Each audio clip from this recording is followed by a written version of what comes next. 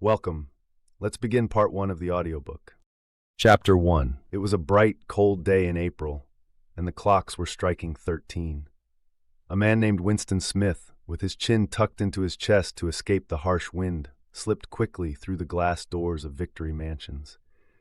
But he wasn't quite quick enough to stop a swirl of gritty dust from following him inside.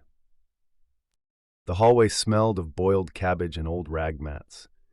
At one end, a colored poster, too large for an indoor space, was tacked to the wall. It showed a huge face, more than a meter wide. It was the face of a man about 45 years old, with a heavy black mustache and ruggedly handsome features. Winston headed for the stairs. There was no point in trying the lift. It rarely worked even in the best of times, and now the electricity was shut off during the day. This was part of an economy drive, a way to save resources in preparation for something called Hate Week. His flat was 7 flights up. Winston, who was 39 and had a varicose ulcer above his right ankle, climbed slowly. He had to rest several times on the way. On each landing, directly opposite the lift shaft, the same poster with the enormous face stared down from the wall. It was one of those pictures designed so that the eyes seem to follow you as you move. Below it, the caption read, "Big Brother is watching you." Inside his flat, a rich, fruity voice was reading a list of figures about the production of pig iron. The voice came from an oblong metal plaque, like a dull mirror, set into the right-hand wall. This was the telescreen. Winston turned a switch, and the voice became quieter, but the words were still easy to understand. You could dim the instrument, but you couldn't shut it off completely. He walked over to the window. He was a small, frail man, and the blue overalls that were the uniform of the party only emphasized how thin his body was. His hair was very fair, his face was naturally reddish, and his skin was roughened by coarse soap, blunt razor blades, and the cold of the winter that had just ended. Outside, even through the closed window, the world looked cold. Down in the street, little whirlwinds were spinning dust and torn paper into spirals. Although the sun was shining and the sky was a harsh blue, everything seemed colorless, except for the posters plastered everywhere. The face with the black mustache gazed down from every corner. There was one on the house directly opposite. "Big Brother is watching you," the caption said, while the dark eyes looked deep into Winston's own. Down at street level, another poster, torn at one corner, flapped in the wind. It alternately covered and uncovered the single word sock. In the distance, a helicopter skimmed down between the roofs. It hovered for a moment like a blue-bottle fly, then darted away in a curving flight. It was the police patrol, snooping into people's windows. But the patrols didn't really matter. Only the thought police mattered. Behind Winston, the voice from the telescreen was still babbling about pig iron and the overfulfillment of the 9th three-year plan. The telescreen received and transmitted at the same time. Any sound Winston made, louder than a very low whisper, would be picked up by it. What's more, as long as he was in the field of vision of the metal plaque, he could be seen as well as heard. Of course, there was no way of knowing if you were being watched at any given moment. How often, or on what schedule, the thought police plugged into any individual wire was pure guesswork. It was even possible that they watched everyone all the time. But at any rate, they could plug into your wire whenever they wanted to. You had to live, and you did live, out of a habit that became instinct, with the assumption that every sound you made was overheard, and, except in darkness, every movement was scrutinized. Winston kept his back to the telescreen. It was safer, though he knew very well that even a back can be revealing. A kilometer away, the Ministry of Truth, his workplace, towered vast and white above the grimy landscape. This, he thought with a vague sense of distaste, was London. It was the chief city of Airstrip 1, which was the third most populous province of Oceania. He tried to recall a childhood memory that might tell him if London had always been like this. Were there always these views of rotting 19th century houses, their sides propped up with timber beams? Were their windows always patched with cardboard, their roofs with corrugated iron, and their garden walls sagging in every direction? And what about the bombed sites, where plaster dust swirled in the air and willow herb grew over heaps of rubble? or the places where bombs had cleared a larger patch, only for shabby colonies of wooden dwellings like chicken houses to spring up. But it was no use. He couldn't remember. Nothing remained of his childhood except a series of brightly lit scenes that occurred against no background and were mostly impossible to understand. The Ministry of Truth, or Mini-True in Newspeak, was startlingly different from any other building in sight. Newspeak was the official language of Oceania. The ministry was an enormous pyramidal structure of glittering white concrete, soaring up, terrace after terrace, 300 meters into the air. From where Winston stood, he could just read the three slogans of the party, picked out in elegant lettering on its white face. War is peace. Freedom is slavery. Ignorance is strength. The Ministry of Truth was said to have 3,000 rooms above ground and a corresponding network of rooms below. Scattered around London were three other buildings of similar size and appearance. They dwarfed the surrounding architecture so completely that from the roof of Victory Mansions, you could see all four of them at once. These were the homes of the four ministries that controlled the entire government. First, the Ministry of Truth, which dealt with news, entertainment, education, and the fine arts. Second, the Ministry of Peace, which dealt with war. Third, the Ministry of Love, which maintained law and order. And finally, the Ministry of Plenty, which was responsible for economic affairs. In Newspeak, their names were Mini-True, Mini-Pax, Mini-Love, and Mini-Plenty. The Ministry of Love was the truly frightening one. It had no windows at all. Winston had never been inside it, nor had he ever been within half a kilometer of it. It was a place you couldn't enter except on official business, and even then you had to navigate a maze of barbed wire entanglements, steel doors, and hidden machine gun nests. The streets leading up to its outer barriers were patrolled by gorilla-faced guards in black uniforms, armed with jointed truncheons. Winston turned around abruptly. He composed his features into an expression of quiet optimism, which was the wise thing to do when facing the telescreen. He crossed the room into the tiny kitchen. By leaving the ministry at this time of day, he had missed his lunch in the canteen. He knew there was no food in the kitchen except for a piece of dark-colored bread, which had to be saved for tomorrow's breakfast. He took a bottle of colorless liquid from the shelf. It had a plain white label that read Victory Gin. It gave off a sickly, oily smell, like Chinese rice spirit. Winston poured out nearly a teacupful, braced himself for the shock, and gulped it down like a dose of medicine. Instantly, his face turned scarlet, and tears streamed from his eyes. The stuff was like nitric acid. Swallowing it felt like being hit on the back of the head with a rubber club. But a moment later, the burning in his stomach subsided, and the world began to look more cheerful. He took a cigarette from a crumpled packet marked Victory Cigarettes and carelessly held it upright. The tobacco immediately fell out onto the floor. With the next one, he was more successful. He went back to the living room and sat at a small table to the left of the telescreen. From a drawer, he took out a pen holder, a bottle of ink, and a thick, blank book with a red back and a marbled cover. For some reason, the telescreen in the living room was in an unusual position. Normally, it would be in the end wall, where it could see the whole room. But here, it was on the longer wall, opposite the window. To one side of it was a shallow alcove where Winston was now sitting. When the flats were built, this alcove was probably meant for bookshelves. By sitting well back in the alcove, Winston could stay out of the telescreen's line of sight. He could be heard, of course, but as long as he stayed in his current position, he could not be seen. It was partly the room's unusual layout that had given him the idea for what he was about to do. But the idea had also been inspired by the book he had just taken from the drawer. It was a beautiful book. Its smooth, creamy paper, slightly yellowed with age, was a kind that hadn't been made for at least 40 years. He guessed, however, that the book was much older than that. He had seen it in the window of a shabby little junk shop in a slummy part of town. He didn't remember which quarter it was, but he had been struck by an overwhelming desire to own it. Party members were not supposed to go into ordinary shops, what they called dealing on the free market. But the rule wasn't strictly kept, because some things like shoelaces and razor blades were impossible to get in any other way.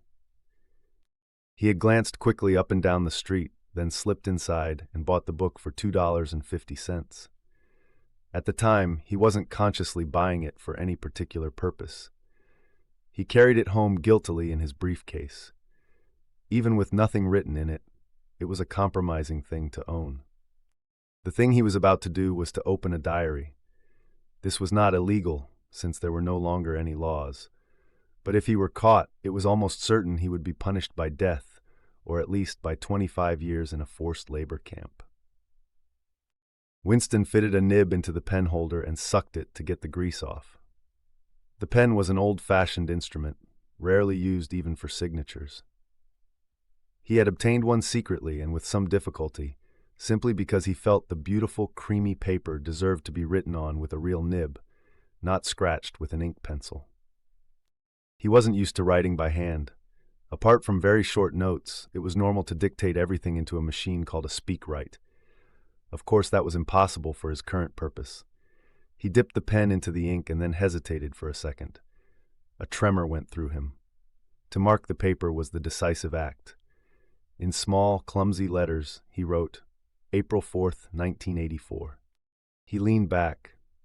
A sense of complete helplessness washed over him. To start with, he wasn't even certain that this was 1984. It had to be around that date, since he was fairly sure he was 39 and believed he was born in 1944 or 1945. But nowadays, it was impossible to pin down any date within a year or two. He suddenly wondered who he was writing this diary for the future, for the unborn. His mind drifted for a moment around the doubtful date on the page, and then landed with a bump on the newspeak word, doublethink. For the first time, he grasped the scale of what he had undertaken. How could you communicate with the future? It was impossible by its very nature. Either the future would be like the present, in which case it would not listen to him, or it would be different, and his situation would be meaningless. For some time, he sat staring stupidly at the paper. The telescreen had switched to loud, military music. It was strange. He seemed not only to have lost the power to express himself, but even to have forgotten what he had originally meant to say. For weeks, he had been preparing for this moment, and it had never occurred to him that he would need anything but courage. The actual writing would be easy. All he had to do was transfer to paper the endless, restless monologue that had been running in his head for years. But at this moment, even the monologue had dried up.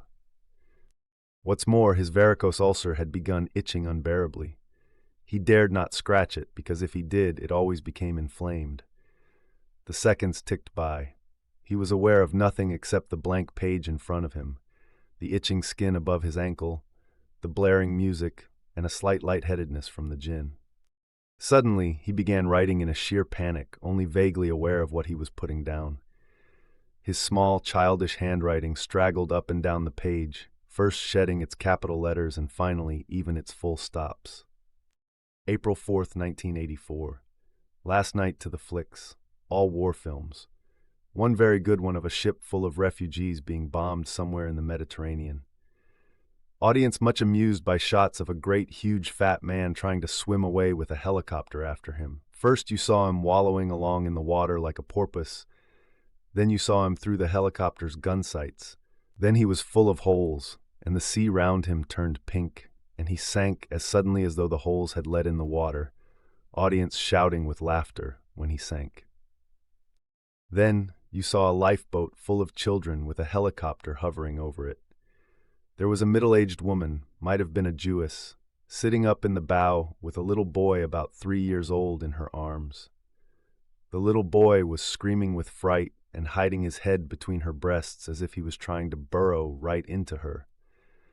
And the woman was putting her arms round him and comforting him, although she was blue with fright herself, all the time covering him up as much as possible, as if she thought her arms could keep the bullets off him.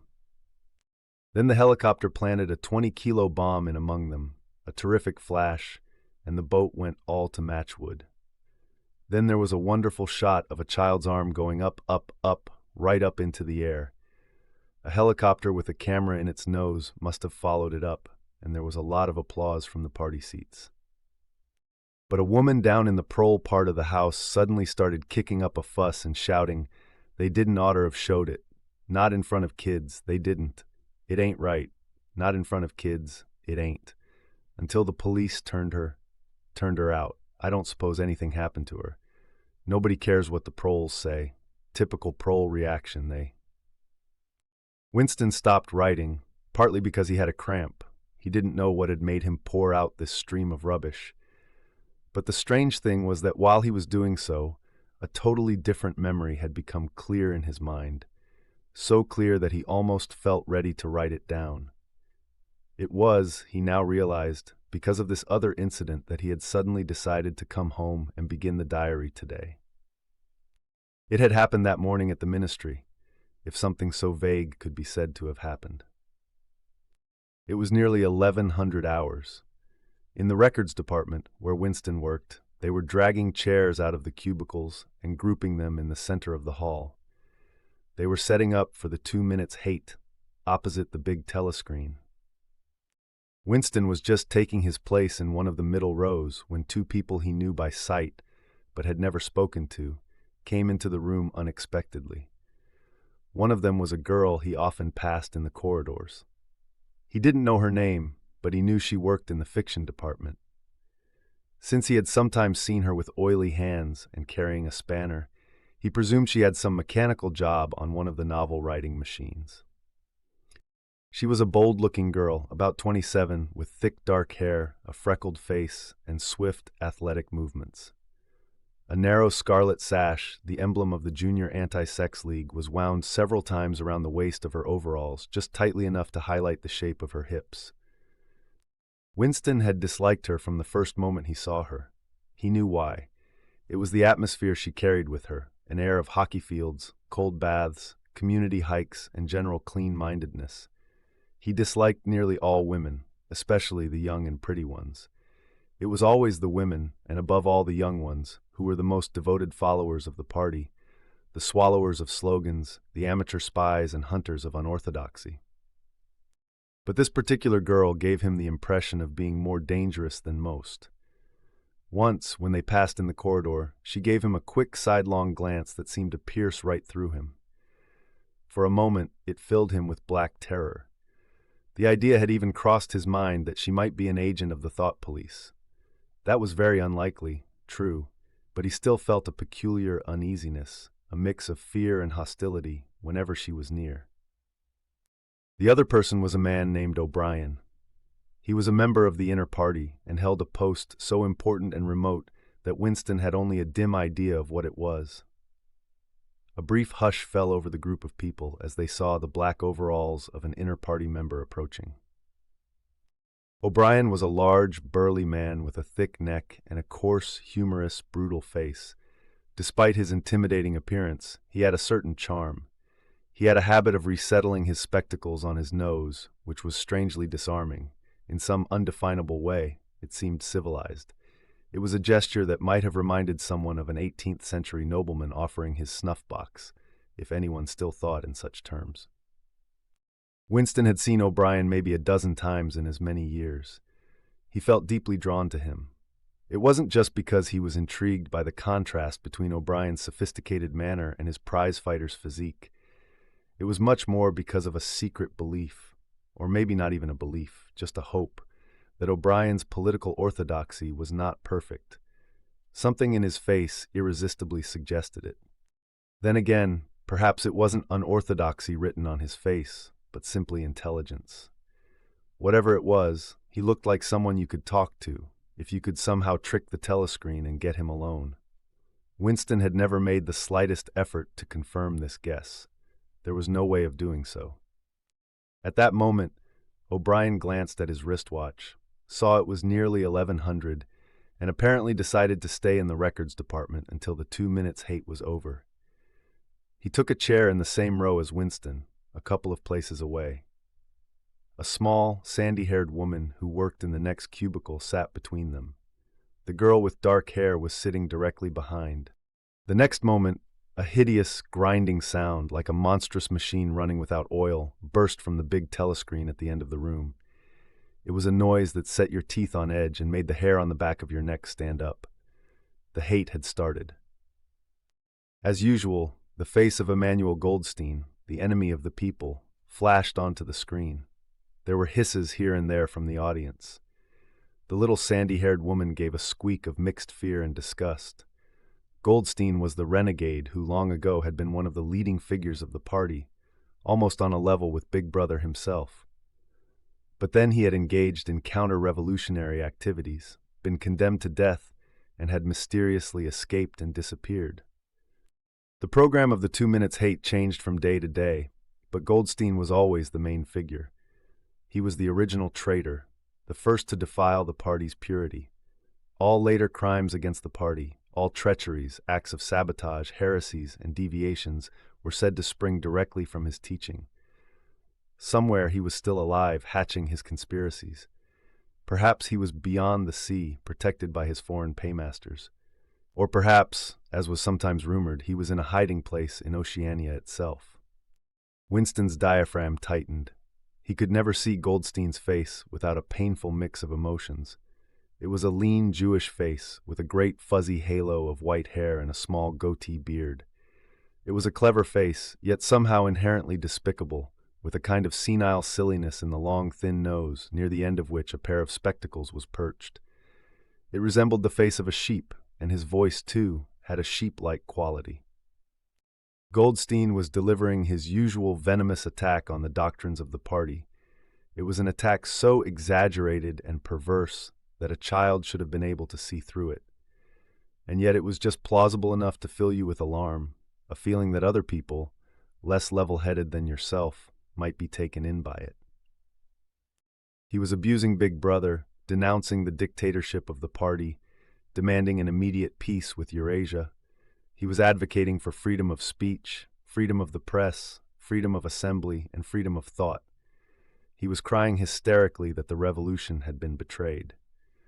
And he did all this in rapid, polysyllabic speech that was a sort of parody of the party's own orators, and even used newspeak words, in fact, more newspeak words than any party member would normally use in real life.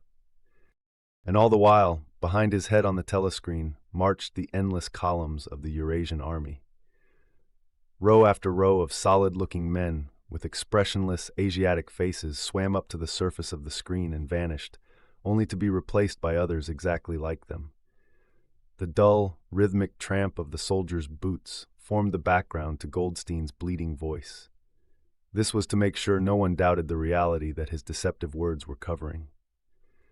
Before the hate had gone on for 30 seconds, uncontrollable shouts of rage were breaking out from half the people in the room. The self-satisfied sheep-like face on the screen and the terrifying power of the Eurasian army behind it were too much to bear. Besides, the sight or even the thought of Goldstein automatically produced fear and anger. He was a more constant object of hatred than either Eurasia or East Asia. After all, when Oceania was at war with one of these powers, it was generally at peace with the other. But the strange thing was that although Goldstein was hated and despised by everyone, and although his theories were refuted, smashed, and ridiculed 1,000 times a day, on platforms, telescreens, newspapers, and in books, his influence never seemed to lessen. There were always new fools waiting to be seduced by him. A day never passed when spies and saboteurs acting under his directions were not unmasked by the thought police. He was the commander of a vast, shadowy army, an underground network of conspirators dedicated to overthrowing the state. The Brotherhood, its name was supposed to be. There were also whispered stories of a terrible book, a collection of all the heresies of which Goldstein was the author. It was said to circulate secretly here and there. It was a book without a title. People referred to it, if at all, simply as the book. But you only knew of such things through vague rumors. Neither the Brotherhood nor the book was a subject that any ordinary party member would mention if they could avoid it. In its second minute, the hate rose to a frenzy. People were leaping up and down, shouting at the tops of their voices to drown out the maddening, bleeding voice from the screen. The little sandy-haired woman had turned bright pink, and her mouth was opening and shutting like a landed fish. Even O'Brien's heavy face was flushed. He was sitting very straight, his powerful chest swelling and quivering as if he were facing the assault of a wave. The dark-haired girl behind Winston had begun crying out, "Swine! Swine! Swine!" And suddenly she picked up a heavy Newspeak dictionary and threw it at the screen. It struck Goldstein's nose and bounced off. The voice continued without pause. In a moment of clarity, Winston found that he was shouting with the others and kicking his heel violently against the rung of his chair. The horrible thing about the 2 minutes hate was not that you were forced to act a part, but that it was impossible to avoid joining in. Within 30 seconds, any pretense was unnecessary. A hideous ecstasy of fear and vindictiveness, a desire to kill, to torture, to smash faces in with a sledgehammer, seemed to flow through the whole group like an electric current, turning you, even against your will, into a grimacing, screaming lunatic. And yet, the rage you felt was an abstract, undirected emotion that could be switched from one target to another like the flame of a blow lamp. At one moment, Winston's hatred was not directed at Goldstein at all, but at Big Brother, the party, and the thought police. In those moments, his heart went out to the lonely, ridiculed heretic on the screen, the sole guardian of truth and sanity in a world of lies. And yet, the very next instant, he was one with the people around him, and everything said about Goldstein seemed true. In those moments, his secret loathing of Big Brother changed into adoration. Big Brother seemed to tower up, an invincible, fearless protector, standing like a rock against the hordes of Asia. And Goldstein, despite his isolation and helplessness, seemed like some sinister enchanter, capable of wrecking civilization with the mere power of his voice. It was even possible at times to switch your hatred this way or that by a voluntary act. Suddenly, with the sort of violent effort you might use to wrench your head from a pillow in a nightmare, Winston succeeded in transferring his hatred from the face on the screen to the dark-haired girl behind him. Vivid, beautiful hallucinations flashed through his mind. He would flog her to death with a rubber truncheon. He would tie her naked to a stake and shoot her full of arrows like Saint Sebastian. He would ravish her and cut her throat at the moment of climax. And better than before, he realized why he hated her. He hated her because she was young and pretty and sexless, because he wanted to go to bed with her and never would. He hated her because around her sweet, supple waist, which seemed to ask to be encircled with an arm, there was only the odious scarlet sash, an aggressive symbol of chastity. The hate rose to its climax. Goldstein's voice had become an actual sheep's bleat, and for an instant his face changed into that of a sheep. Then the sheep face melted into the figure of a Eurasian soldier who seemed to be advancing, huge and terrible, his submachine gun roaring. He seemed to spring out of the surface of the screen so that some people in the front row actually flinched backwards. But in the same moment, drawing a deep sigh of relief from everyone, the hostile figure melted into the face of Big Brother. His face was black-haired, black-mustached, full of power and mysterious calm, and so vast that it almost filled the screen. Nobody heard what Big Brother was saying. It was just a few words of encouragement, the sort of words you hear in the din of battle, not understandable individually, but restoring confidence just by being spoken. Then the face of Big Brother faded away, and in its place, the 3 slogans of the party stood out in bold capitals. War is peace. Freedom is slavery. Ignorance is strength. But the face of Big Brother seemed to linger for several seconds on the screen, as though the impact it had made on everyone's eyes was too vivid to wear off immediately. The little sandy-haired woman had thrown herself forward over the back of the chair in front of her. With a trembling murmur that sounded like, "My savior," she extended her arms towards the screen. Then she buried her face in her hands. It was clear she was uttering a prayer. At this moment, the entire group of people broke into a deep, slow, rhythmical chant of "Pfft." They repeated it over and over again, very slowly, with a long pause between the first B and the second. It was a heavy, murmuring sound, somehow curiously savage. In the background, you could almost hear the stamp of naked feet and the throbbing of tom-toms. They kept it up for perhaps as long as 30 seconds. It was a refrain often heard in moments of overwhelming emotion. Partly it was a sort of hymn to the wisdom and majesty of Big Brother, but it was also an act of self-hypnosis, a deliberate drowning of consciousness by means of rhythmic noise. Winston's insides seemed to grow cold. In the 2 minutes hate, he couldn't help sharing in the general delirium, but this subhuman chanting of "B" always filled him with horror. Of course, he chanted with the rest. It was impossible to do otherwise. To hide your feelings, to control your face, to do what everyone else was doing was an instinctive reaction. But there was a space of a couple of seconds, during which the expression in his eyes might have betrayed him. And it was exactly at this moment that the significant thing happened, if, indeed, it did happen. Momentarily, he caught O'Brien's eye. O'Brien had stood up. He had taken off his spectacles and was in the act of resettling them on his nose with his characteristic gesture. But for a fraction of a second, their eyes met. And in that instant, Winston knew. Yes, he knew that O'Brien was thinking the same thing as himself. An unmistakable message had passed. It was as though their two minds had opened and the thoughts were flowing from one to the other through their eyes. "I am with you," O'Brien seemed to be saying to him. "I know precisely what you are feeling. I know all about your contempt, your hatred, your disgust. But don't worry, I am on your side." And then the flash of intelligence was gone, and O'Brien's face was as unreadable as everyone else's. That was all, and he was already uncertain whether it had happened. Such incidents never had any follow-up. All they did was to keep alive in him the belief, or hope, that others besides himself were enemies of the party. Perhaps the rumors of vast underground conspiracies were true after all. Perhaps the Brotherhood really existed. In spite of the endless arrests, confessions, and executions, it was impossible to be sure that the Brotherhood was not simply a myth. Some days he believed in it, some days not. There was no evidence, only fleeting glimpses that might mean anything or nothing. Snatches of overheard conversation, faint scribbles on lavatory walls. Once, he even saw two strangers meet and make a small movement of the hand which looked as though it might be a signal of recognition. It was all guesswork. It was very likely he had imagined everything. He had gone back to his cubicle without looking at O'Brien again.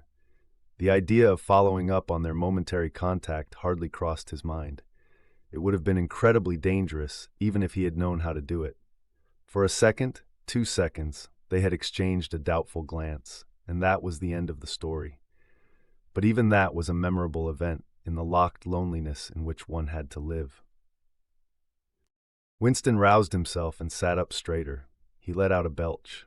The gin was rising from his stomach. His eyes refocused on the page.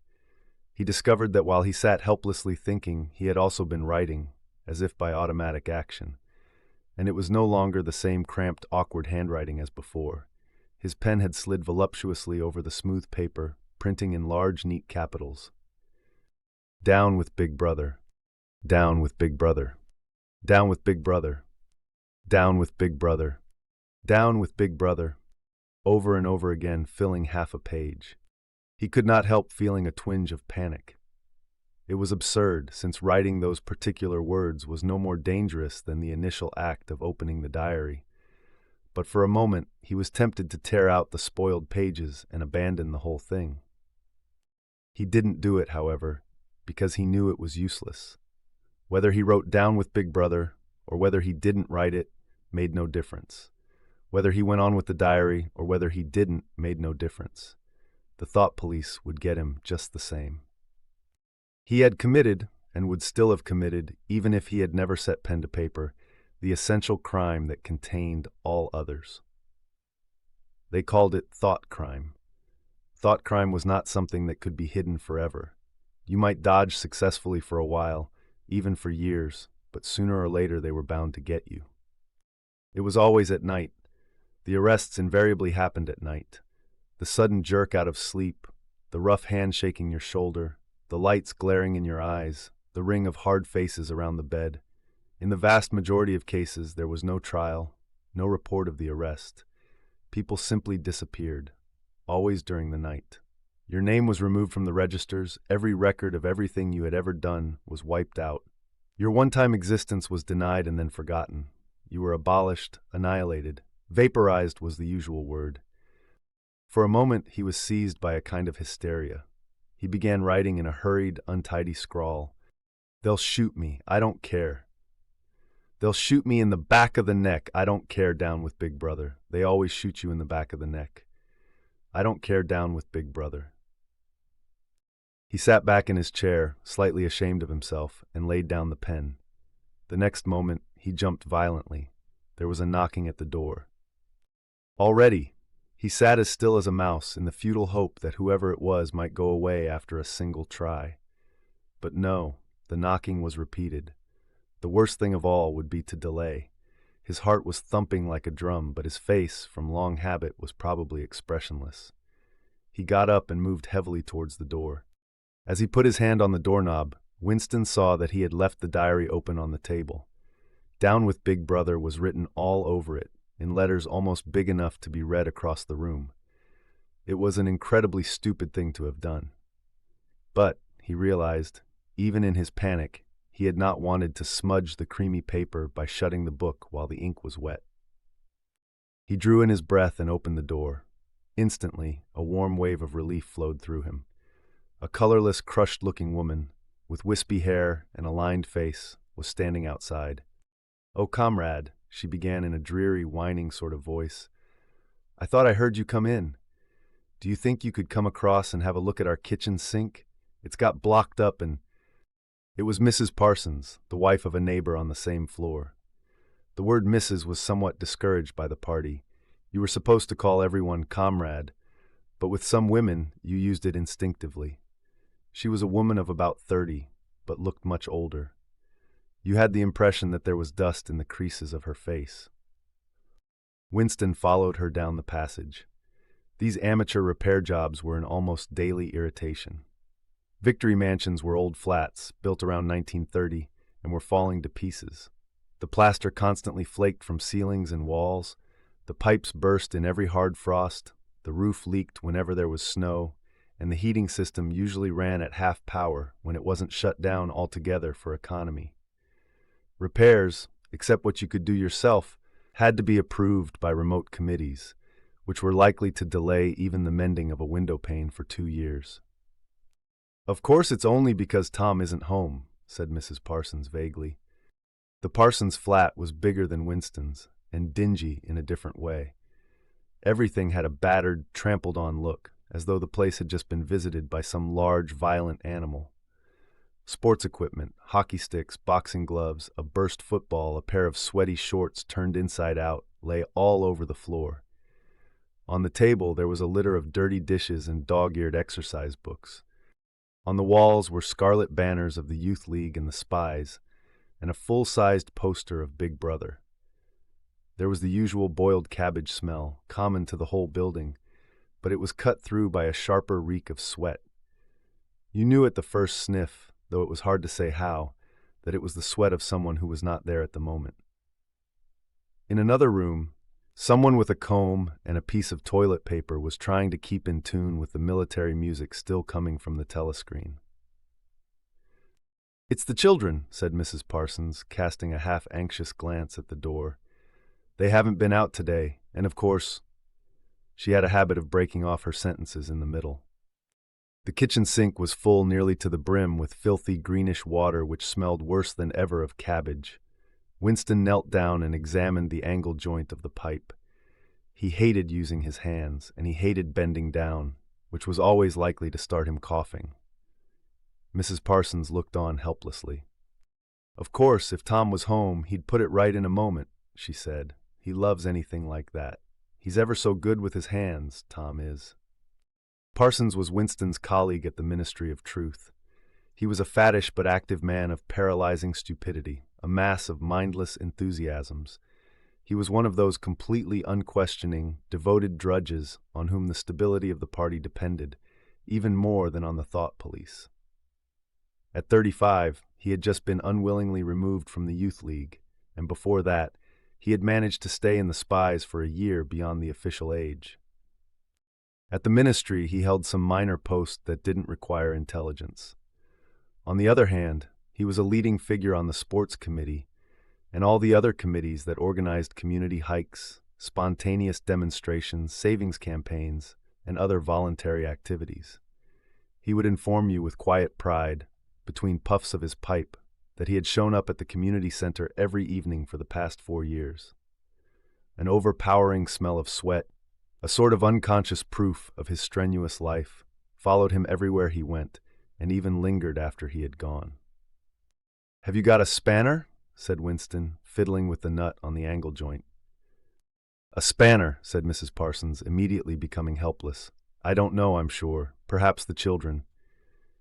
There was a trampling of boots and another blast on the comb as the children charged into the living room. Mrs. Parsons brought the spanner. Winston let out the water and disgustedly removed the clod of human hair that had blocked the pipe. He cleaned his fingers as best he could in the cold water from the tap and went back into the other room. "Up with your hands," yelled a savage voice. A handsome, tough-looking boy of 9 had popped up from behind the table. He was menacing Winston with a toy automatic pistol, while his smaller sister, about 2 years younger, made the same gesture with a piece of wood. Both of them were dressed in the blue shorts, gray shirts, and red neckerchiefs, which were the uniform of the spies. Winston raised his hands above his head, but with an uneasy feeling. The boy's manner was so vicious that it didn't feel like a game at all. "You're a traitor," yelled the boy. "You're a thought criminal. You're a Eurasian spy. I'll shoot you. I'll vaporize you. I'll send you to the salt mines." Suddenly, they were both leaping around him, shouting, "Traitor!" and "Thought criminal!" The little girl was imitating her brother in every movement. It was somehow slightly frightening, like the playing of tiger cubs, which will soon grow up into man-eaters. There was a sort of calculating ferocity in the boy's eye, a clear desire to hit or kick Winston, and an awareness of being very nearly big enough to do so. It was a good thing it wasn't a real pistol he was holding. Winston thought. Mrs. Parsons' eyes flitted nervously from Winston to the children, and back again. In the better light of the living room, he noticed with interest that there really was dust in the creases of her face. "They do get so noisy," she said. "They're disappointed because they couldn't go to see the hanging, that's what it is. I'm too busy to take them, and Tom won't be back from work in time." "Why can't we go and see the hanging?" roared the boy in his huge voice. "Want to see the hanging! Want to see the hanging!" chanted the little girl, still skipping around. Winston remembered that some Eurasian prisoners, guilty of war crimes, were to be hanged in the park that evening. This happened about once a month and was a popular spectacle. Children always clamored to be taken to see it. He took his leave of Mrs. Parsons and headed for the door.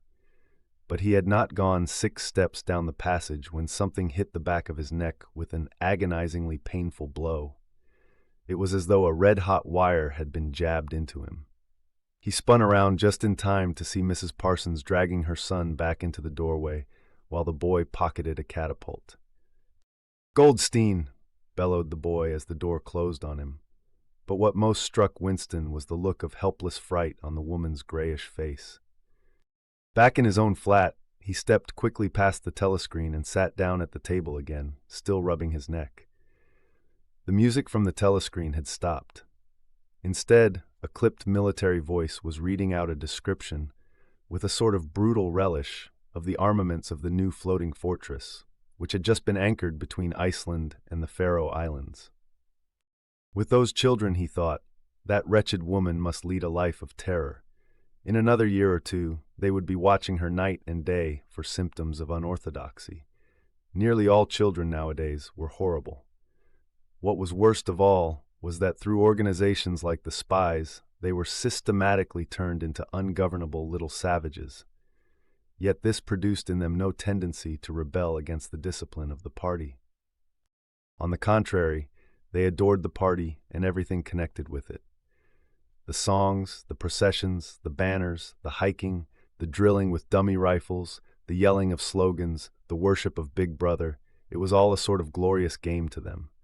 All their ferocity was turned outwards against the enemies of the state, against foreigners, traitors, saboteurs, and thought criminals. It was almost normal for people over 30 to be frightened of their own children. And with good reason. Hardly a week passed without the Times carrying a paragraph describing how some eavesdropping little sneak, a child hero was the usual phrase, had overheard a compromising remark and denounced its parents to the thought police. The sting of the catapult bullet had worn off. He picked up his pen half-heartedly, wondering if he could find something more to write in the diary. Suddenly, he began thinking of O'Brien again. Years ago, how long was it? 7 years, it must be.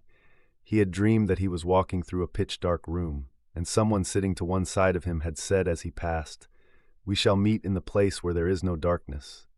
It was said very quietly, almost casually, a statement, not a command. He had walked on without pausing. What was strange was that at the time, in the dream, the words had not made much of an impression on him. It was only later, and gradually, that they had seemed to take on significance. He could not now remember whether it was before or after having the dream that he had seen O'Brien for the first time. Nor could he remember when he had first identified the voice as O'Brien's. But at any rate, the identification existed. It was O'Brien who had spoken to him out of the dark. Winston had never been able to feel sure. Even after this morning's flash of the eyes, it was still impossible to be sure whether O'Brien was a friend or an enemy. Nor did it even seem to matter greatly. There was a link of understanding between them, more important than affection or partisanship. "We shall meet in the place where there is no darkness," he had said. Winston did not know what it meant, only that in some way or another it would come true. The voice from the telescreen paused. A trumpet call, clear and beautiful, floated into the stagnant air. The voice continued raspingly. "Attention! Your attention, please. A news flash has this moment arrived from the Malabar front. Our forces in South India have won a glorious victory. I am authorized to say that the action we are now reporting may well bring the war within measurable distance of its end. Here is the news flash." Bad news coming, thought Winston. And sure enough, following a gory description of the annihilation of a Eurasian army, with huge figures of killed and captured soldiers, came the announcement. As from next week, the chocolate ration would be reduced from 30 grams to 20. Winston belched again. The gin was wearing off, leaving a deflated feeling. The telescreen, perhaps to celebrate the victory, perhaps to drown the memory of the lost chocolate, crashed into Oceania, 'tis for thee. You were supposed to stand to attention. However, in his present position, he was invisible. Oceania, 'tis for thee gave way to lighter music. Winston walked over to the window, keeping his back to the telescreen. The day was still cold and clear. Somewhere far away, a rocket bomb exploded with a dull, reverberating roar. About 20 or 30 of them a week were falling on London at present. Down in the street, the wind flapped the torn poster to and fro, and the word Ingsoc fitfully appeared and vanished. Ingsoc, the sacred principles of Ingsoc, newspeak, doublethink, the mutability of the past. He felt as though he were wandering in the forests of the sea bottom, lost in a monstrous world where he himself was the monster. He was alone. The past was dead. The future was unimaginable. What certainty had he that a single human being now living was on his side? And what way of knowing that the rule of the party would not endure forever? Like an answer, the 3 slogans on the white face of the Ministry of Truth came back to him. War is peace. Freedom is slavery. Ignorance is strength. He took a 25-cent piece out of his pocket. There, too, in tiny clear lettering, the same slogans were inscribed. And on the other side of the coin was the head of Big Brother. Even from the coin, the eyes pursued you. On coins, on stamps, on the covers of books, on banners, on posters, and on the wrappings of a cigarette packet. Everywhere. Always the eyes watching you and the voice enveloping you. Asleep or awake, working or eating, indoors or out of doors, in the bath or in bed. No escape. Nothing was your own except the few cubic centimeters inside your skull. The sun had shifted, and the countless windows of the Ministry of Truth, with the light no longer shining on them, looked as grim as the openings of a fortress. His heart quailed before the enormous pyramidal shape. It was too strong. It could not be stormed. 1,000 rocket bombs would not batter it down. He wondered again for whom he was writing the diary. For the future, for the past, for an age that might be imaginary. And in front of him lay not death, but annihilation. The diary would be reduced to ashes and himself to vapor. Only the thought police would read what he had written before they wiped it out of existence and out of memory. How could you appeal to the future when not a trace of you, not even an anonymous word scribbled on a piece of paper that could physically survive? The telescreen struck 14. He must leave in 10 minutes. He had to be back at work by 14:30. Curiously, the chiming of the hour seemed to have put new heart into him. He was a lonely ghost, uttering a truth that nobody would ever hear. But so long as he uttered it, in some obscure way the continuity was not broken. It was not by making yourself heard, but by staying sane that you carried on the human heritage. He went back to the table, dipped his pen, and wrote, "To the future or to the past, to a time when thought is free, when men are different from one another and do not live alone, to a time when truth exists and what is done cannot be undone, from the age of uniformity, from the age of solitude, from the age of Big Brother, from the age of doublethink, greetings." He was already dead, he reflected. It seemed to him that it was only now, when he had begun to be able to formulate his thoughts, that he had taken the decisive step. The consequences of every act are included in the act itself. He wrote, "Thought crime does not entail death. Thought crime is death."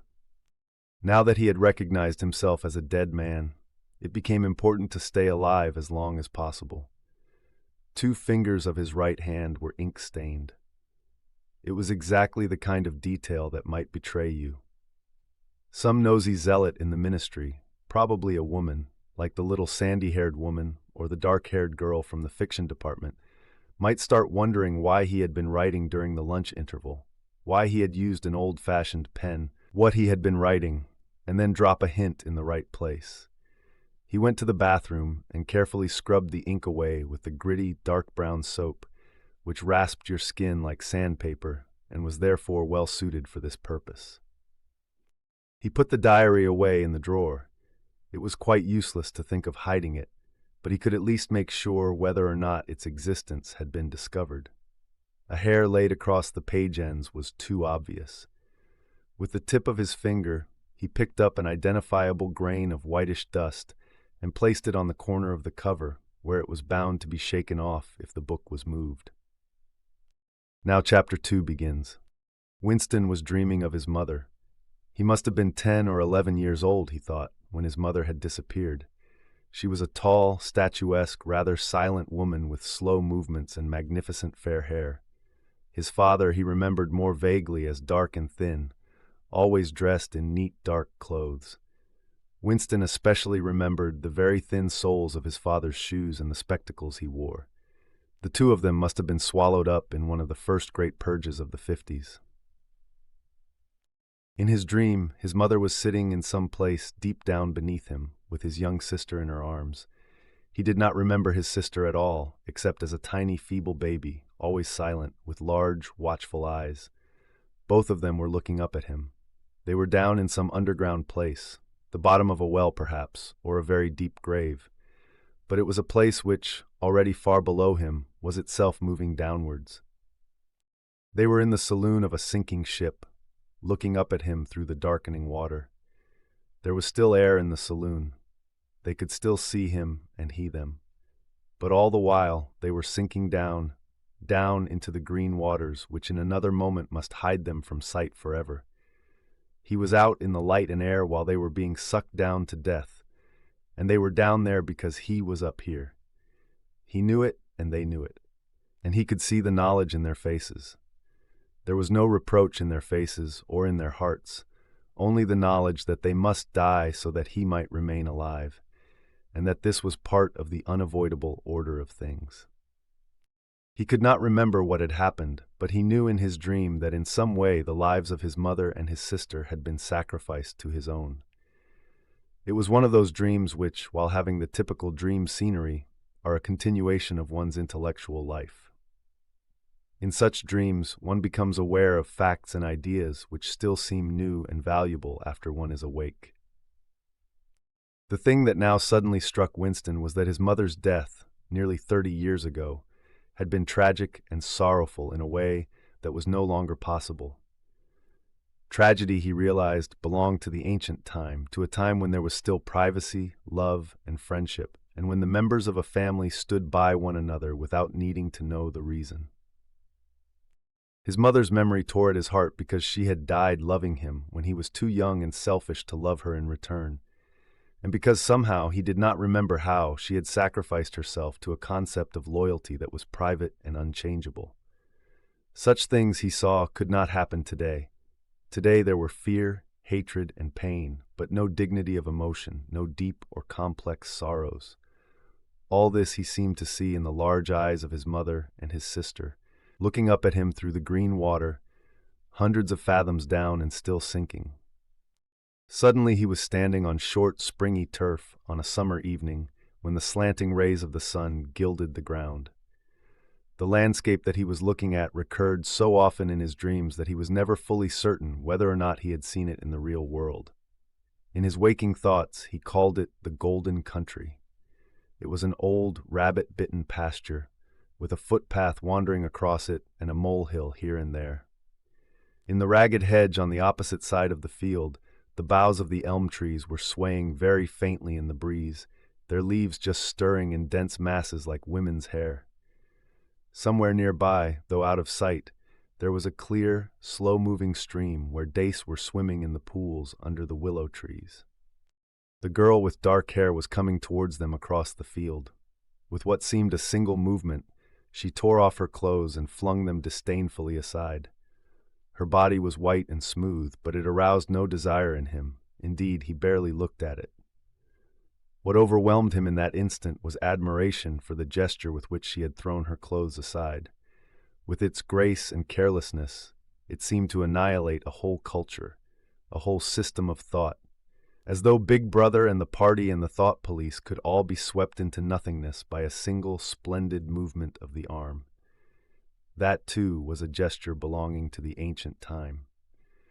Winston woke up with the word Shakespeare on his lips. We will now begin Chapter 3. The telescreen was giving out an ear-splitting whistle, which continued on the same note for 30 seconds. It was 7:15, getting up time for office workers. Winston wrenched his naked body out of bed.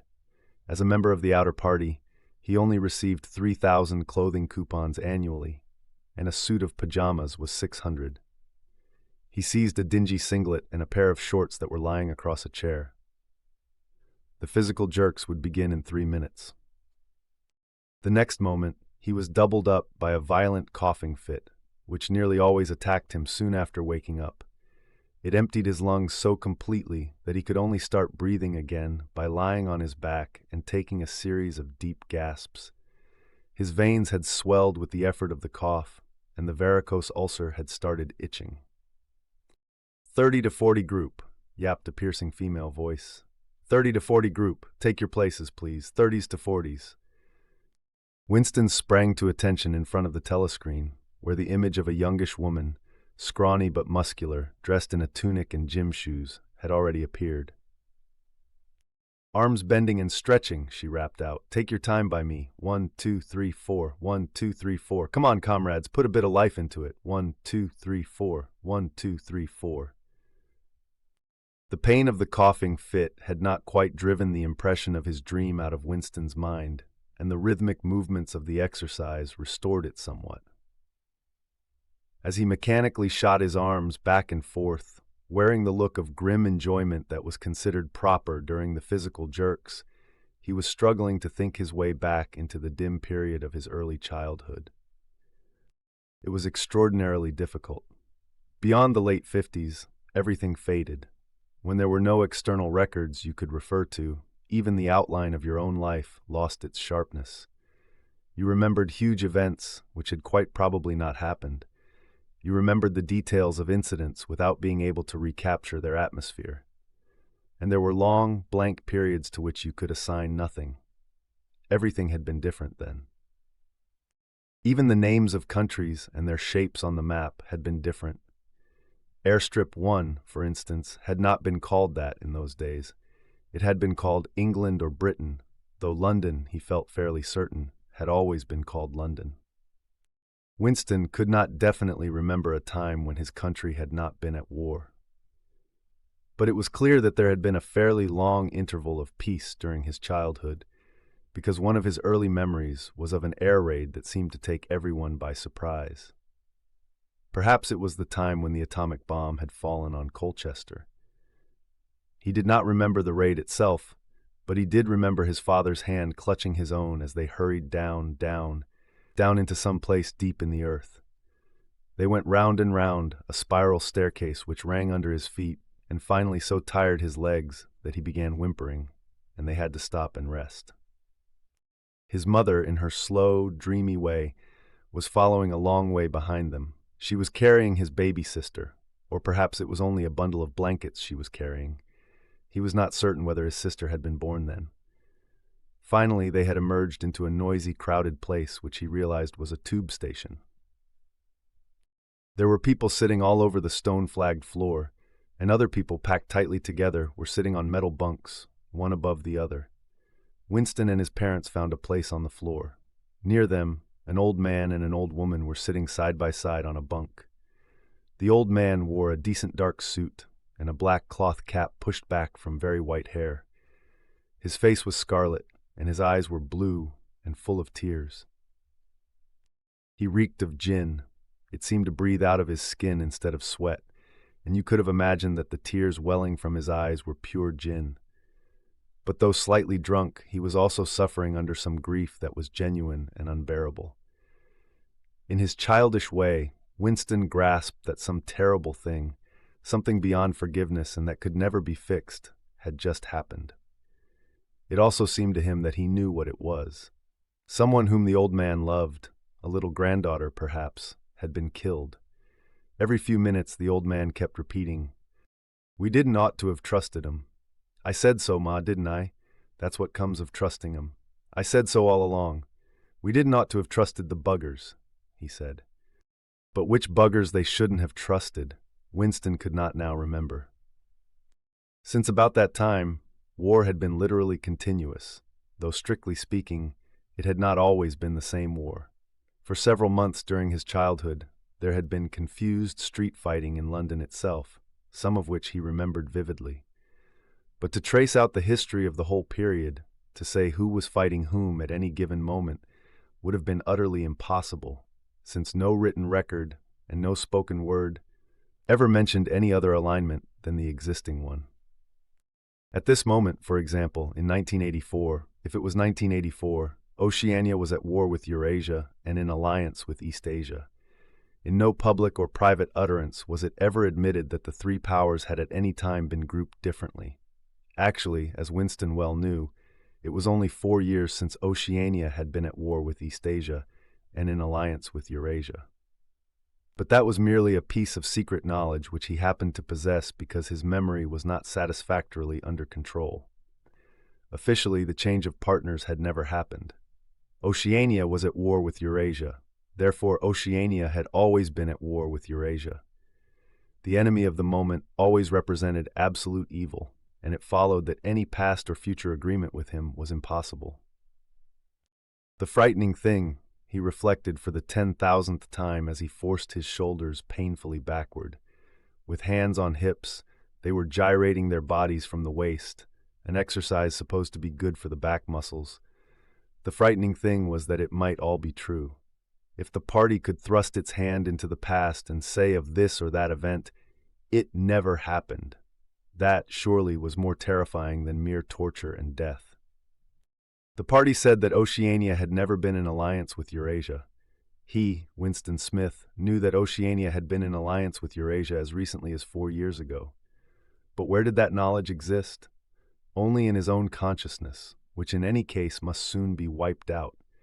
And if all others accepted the lie which the party imposed, if all records told the same tale, then the lie passed into history and became truth. "Who controls the past?" ran the party slogan. "Controls the future. Who controls the present controls the past."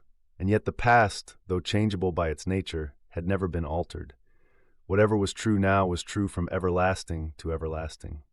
It was quite simple. All that was needed was an unending series of victories over your own memory. Reality control, they called it. In newspeak, doublethink. Stand easy, barked the instructress, a little more cheerfully. Winston sank his arms to his sides and slowly refilled his lungs with air. His mind slid away into the labyrinthine world of doublethink. To know and not to know. To be conscious of complete truthfulness while telling carefully constructed lies. To hold simultaneously two opinions which canceled out, knowing them to be contradictory and believing in both of them. To use logic against logic, to reject morality while laying claim to it. To believe that democracy was impossible and that the party was the guardian of democracy. To forget whatever it was necessary to forget, then to draw it back into memory again at the moment when it was needed, and then promptly to forget it again. And above all, to apply the same process to the process itself. That was the ultimate subtlety, consciously to induce unconsciousness, and then, once again, to become unconscious of the act of hypnosis you had just performed. Even to understand the word doublethink involved the use of doublethink. The instructress had called them to attention again. And now let's see which of us can touch our toes, she said enthusiastically. Right over from the hips, please, comrades. 1, 2, 1, 2. Winston loathed this exercise, which sent shooting pains all the way from his heels to his buttocks, and often ended by bringing on another coughing fit. The half-pleasant quality went out of his meditations. The past, he reflected, had not merely been altered, it had been actually destroyed.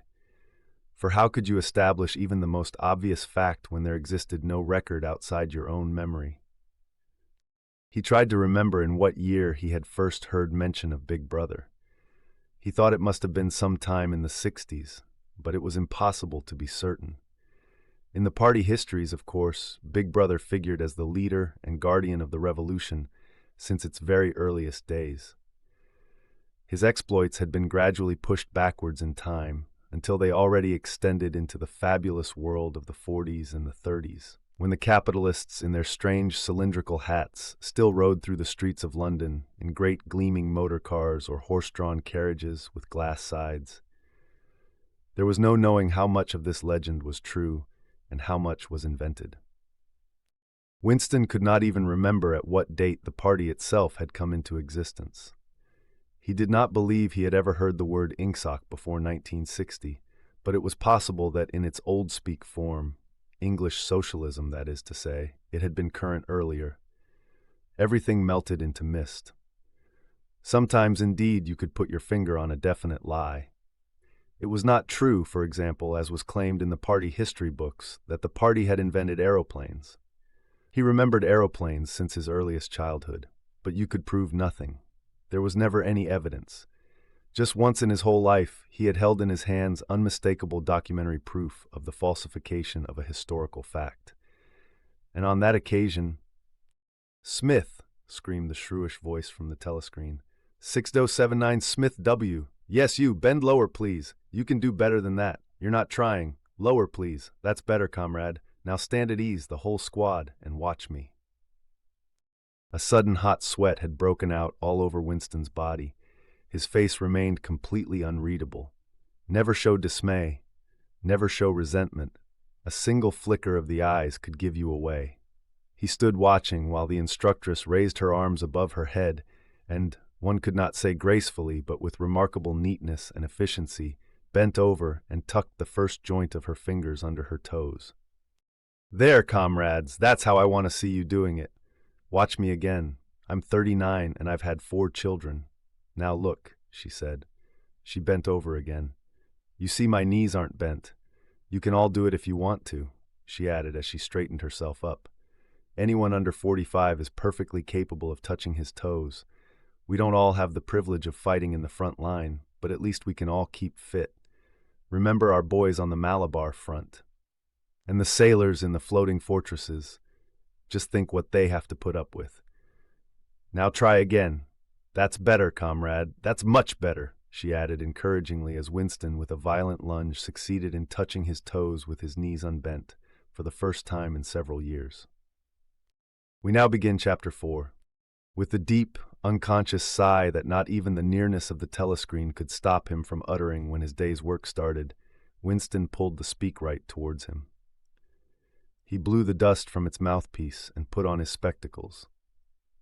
Then he unrolled and clipped together 4 small cylinders of paper, which had already flopped out of the pneumatic tube on the right-hand side of his desk. In the walls of his cubicle, there were 3 openings. To the right of the speak right, a small pneumatic tube for written messages. To the left, a larger one for newspapers. And in the side wall, within easy reach of Winston's arm, a large oblong slit protected by a wire grating. This last one was for disposing of waste paper. Similar slits existed in thousands or tens of thousands throughout the building, not only in every room but at short intervals in every corridor. For some reason, they were nicknamed memory holes. When you knew that any document was due for destruction, or even when you saw a scrap of waste paper lying about, it was an automatic action to lift the flap of the nearest memory hole and drop it in. It would then be whirled away on a current of warm air to the enormous furnaces hidden somewhere in the recesses of the building.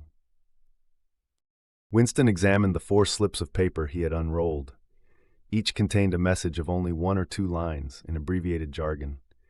It wasn't actually newspeak, but consisted largely of newspeak words, which was used in the ministry for internal purposes. They read, Times 17 384 BB speech mal-reported Africa rectify. Times 19.12 but 83 forecast 3YP, 4th quarter 83 misprints verify current issue. Times 14.2.84 mini plenty mal-quoted chocolate rectify. Times 3.283 reporting BB day order double plus and good refs unpersons rewrite full-wise upsub antifiling. With a faint feeling of satisfaction, Winston laid the 4th message aside. It was an intricate and responsible job and was better dealt with last. The other 3 were routine matters, though the second one would probably mean some tedious wading through lists of figures. Winston dialed back numbers on the telescreen and called for the appropriate issues of the Times, which slid out of the pneumatic tube after only a few minutes' delay. The messages he had received referred to articles or news items which, for one reason or another, it was thought necessary to alter, or, as the official phrase had it, to rectify. For example, it appeared from the Times of the 17th of March that Big Brother, in his speech the previous day, had predicted that the South Indian front would remain quiet, but that a Eurasian offensive would shortly be launched in North Africa. As it happened, the Eurasian High Command had launched its offensive in South India and left North Africa alone. It was therefore necessary to rewrite a paragraph of Big Brother's speech in such a way as to make him predict the thing that had actually happened. Or again, the Times of the 19th of December had published the official forecasts of the output of various consumer goods in the 4th quarter of 1983, which was also the 6th quarter of the 9th 3-year plan. Today's issue contained a statement of the actual output, from which it appeared that the forecasts were in every instance grossly wrong. Winston's job was to rectify the original figures by making them agree with the later ones. As for the 3rd message, it referred to a very simple error which could be set right in a couple of minutes. As recently as February, the Ministry of Plenty had issued a promise, a categorical pledge were the official words, that there would be no reduction of the chocolate ration during 1984. Actually, as Winston was aware, the chocolate ration was to be reduced from 30 grams to 20 at the end of the present week. All that was needed was to substitute for the original promise a warning that it would probably be necessary to reduce the ration at some time in April. As soon as Winston had dealt with each of the messages, he clipped his speak-written corrections to the appropriate copy of the Times and pushed them into the pneumatic tube. Then, with a movement that was as nearly unconscious as possible, he crumpled up the original message and any notes he himself had made, and dropped them into the memory hole to be devoured by the flames. What happened in the unseen labyrinth to which the pneumatic tubes led, he did not know in detail, but he did know in general terms. As soon as all the necessary corrections for any particular issue of the Times had been assembled and collated, that issue would be reprinted. The original copy would be destroyed, and the corrected copy would be placed on the files in its place. This process of continuous alteration was applied not only to newspapers, but to books, periodicals, pamphlets, posters, leaflets, films, soundtracks, cartoons, photographs, to every kind of literature or documentation which might conceivably hold any political or ideological significance. Day by day and almost minute by minute, the past was brought up to date. In this way, every prediction made by the party could be shown by documentary evidence to have been correct.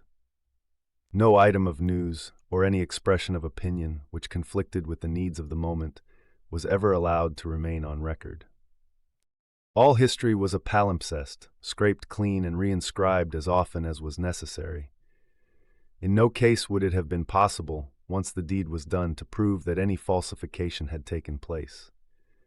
The largest section of the records department, far larger than the one where Winston worked, consisted simply of people whose duty it was to track down and collect all copies of books, newspapers, and other documents which had been superseded and were due for destruction.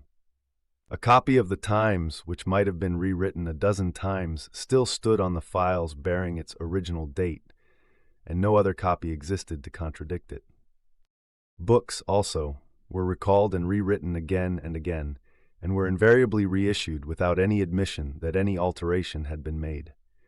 Even the written instructions which Winston received, and which he invariably got rid of as soon as he had dealt with them, never stated or implied that an act of forgery was to be committed. The reference was always to slips, errors, misprints, or misquotations, which it was necessary to put right in the interests of accuracy. But actually, he thought as he readjusted the Ministry of Plenty's figures, it was not even forgery. It was merely the substitution of one piece of nonsense for another. Most of the material you were dealing with had no connection with anything in the real world, not even the kind of connection that is contained in a direct lie. Statistics were just as much a fantasy in their original version as in their rectified version. A great deal of the time, you were expected to make them up out of your head. For example, the Ministry of Plenty's forecast had estimated the output of boots for the quarter at 145 million pairs. The actual output was given as 62 million. Winston, however, in rewriting the forecast, marked the figure down to 57 million, so as to allow for the usual claim that the quota had been overfulfilled. In any case, 62 million was no nearer the truth than 57 million, or than 145 million. Very likely, no boots had been produced at all. More likely still, nobody knew how many had been produced, much less cared.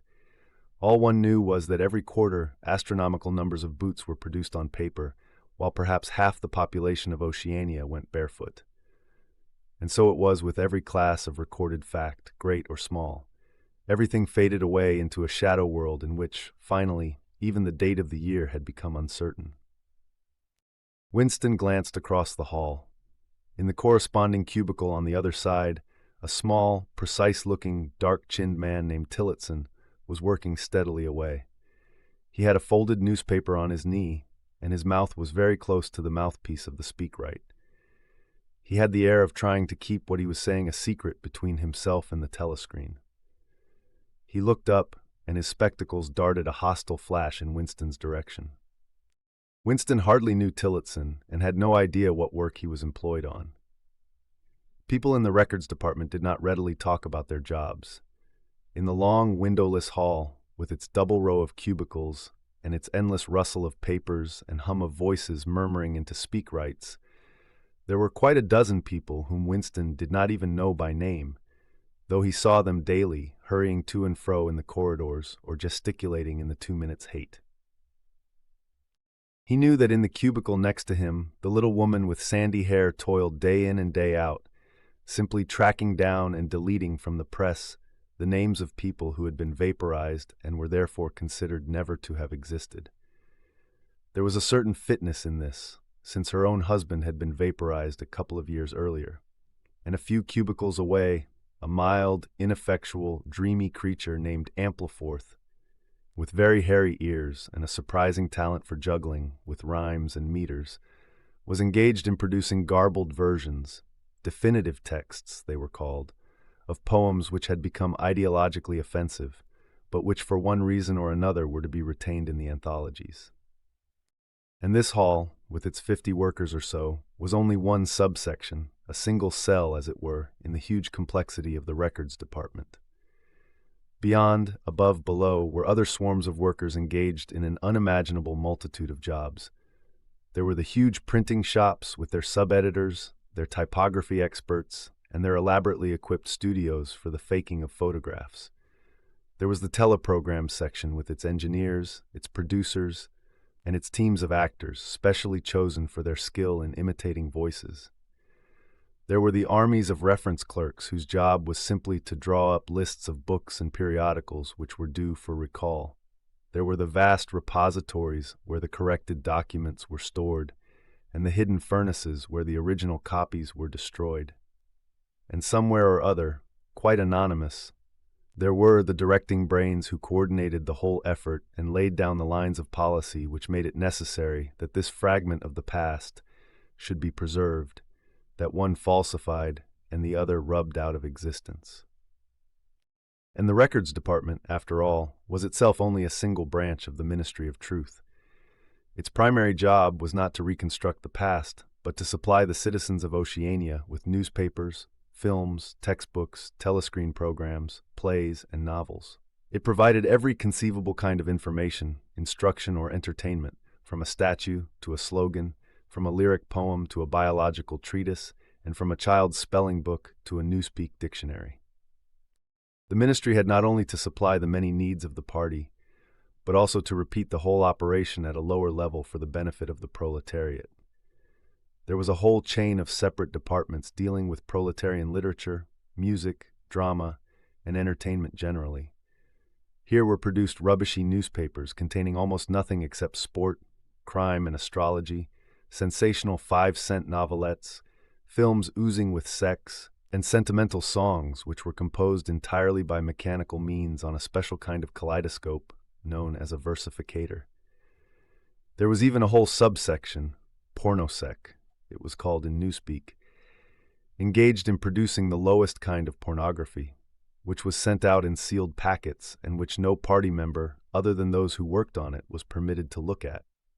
3 messages had slid out of the pneumatic tube while Winston was working, but they were simple matters, and he had disposed of them before the 2 minutes' hate interrupted him. When the hate was over, he returned to his cubicle, took the newspeak dictionary from the shelf, pushed the speak right to one side, cleaned his spectacles, and settled down to his main job of the morning. Winston's greatest pleasure in life was in his work. Most of it was a tedious routine, but it also included jobs so difficult and intricate that you could lose yourself in them, as in the depths of a mathematical problem. These were delicate pieces of forgery in which you had nothing to guide you except your knowledge of the principles of Ingsoc and your estimate of what the party wanted you to say. Winston was good at this kind of thing. On occasion, he had even been entrusted with the rectification of the Times' leading articles, which were written entirely in newspeak. He unrolled the message that he had set aside earlier. It read, Times 3.283 reporting BB day order double plus ungood refs unpersons rewrite full wise up sub anti-feeling. In Old Speak or Standard English, this might be translated as, the reporting of Big Brother's order for the day in the Times of December 3rd, 1983 is extremely unsatisfactory and makes references to non-existent persons. Rewrite it in full and submit your draft to higher authority before filing. Winston read through the offending article. Big Brother's order for the day, it seemed, had been chiefly devoted to praising the work of an organization known as FFCC, which supplied cigarettes and other comforts to the sailors in the floating fortresses. A certain Comrade Withers, a prominent member of the inner party, had been singled out for special mention and awarded a decoration, the Order of Conspicuous Merit, 2nd Class. 3 months later, FFCC had suddenly been dissolved with no reasons given. One could assume that Withers and his associates were now in disgrace, but there had been no report of the matter in the press or on the telescreen. That was to be expected, since it was unusual for political offenders to be put on trial or even publicly denounced. The great purges involving thousands of people, with public trials of traitors and thought criminals who made abject confession of their crimes and were afterwards executed, were special showpieces not occurring more than once in a couple of years. More commonly, people who had incurred the displeasure of the party simply disappeared and were never heard of again. One never had the smallest clue as to what had happened to them. In some cases, they might not even be dead. Perhaps 30 people personally known to Winston, not counting his parents, had disappeared at one time or another. Winston stroked his nose gently with a paperclip. In the cubicle across the way, Comrade Tillotson was still crouching secretively over his speakwrite. He raised his head for a moment. Again, the hostile spectacle flash. Winston wondered whether Comrade Tillotson was engaged on the same job as himself. It was perfectly possible. So tricky a piece of work would never be entrusted to a single person. On the other hand, to turn it over to a committee would be to admit openly that an act of fabrication was taking place. Very likely, as many as a dozen people were now working away on rival versions of what Big Brother had actually said. And presently, some master brain in the inner party would select this version or that, would re-edit it, and set in motion the complex processes of cross-referencing that would be required. Then the chosen lie would pass into the permanent records and become truth.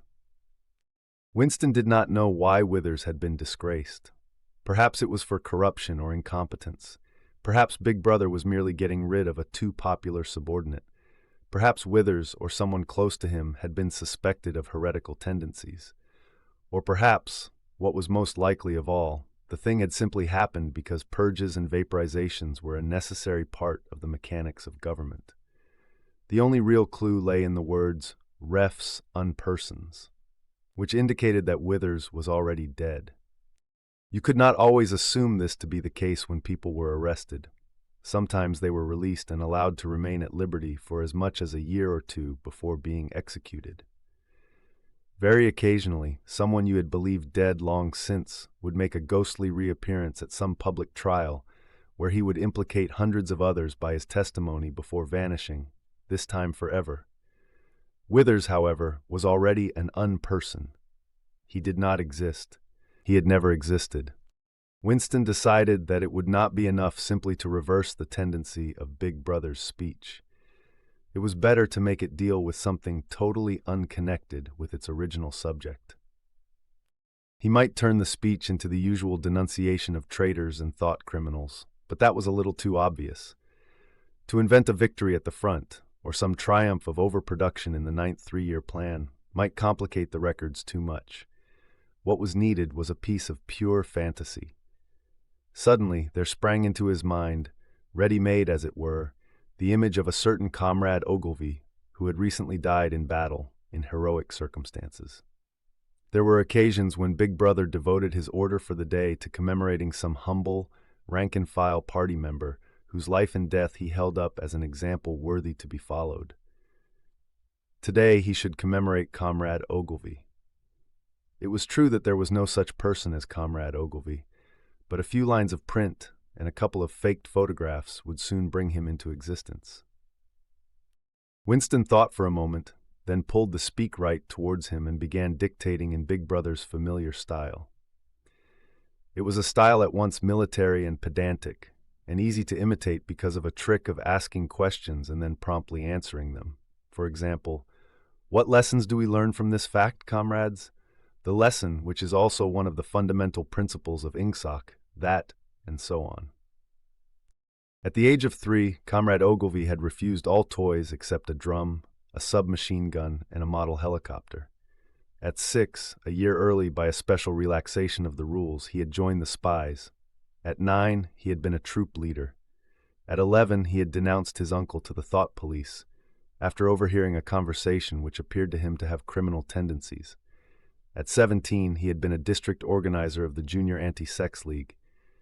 At 19, he had designed a hand grenade which had been adopted by the Ministry of Peace and which at its first trial had killed 31 Eurasian prisoners in one burst.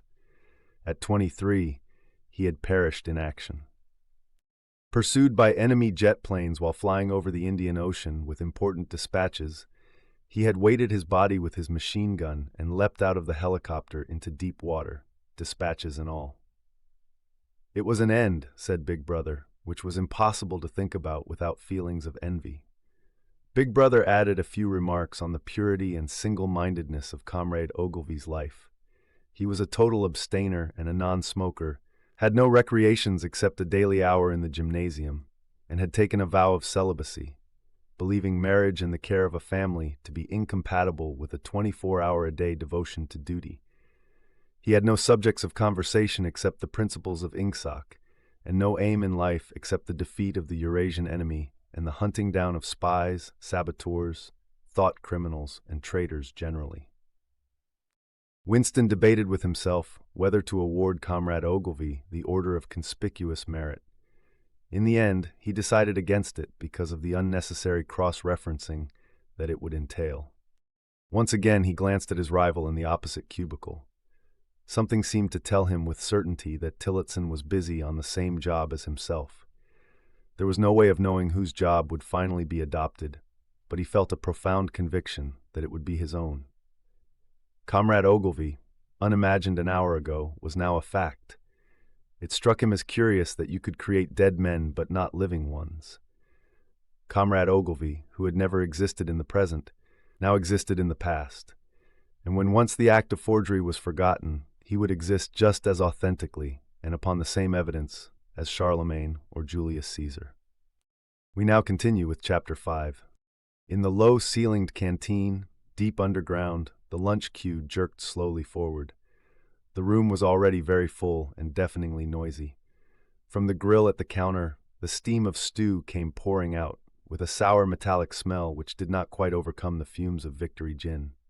On the far side of the room, there was a small bar, a mere hole in the wall, where gin could be bought at 10 cents for a large measure.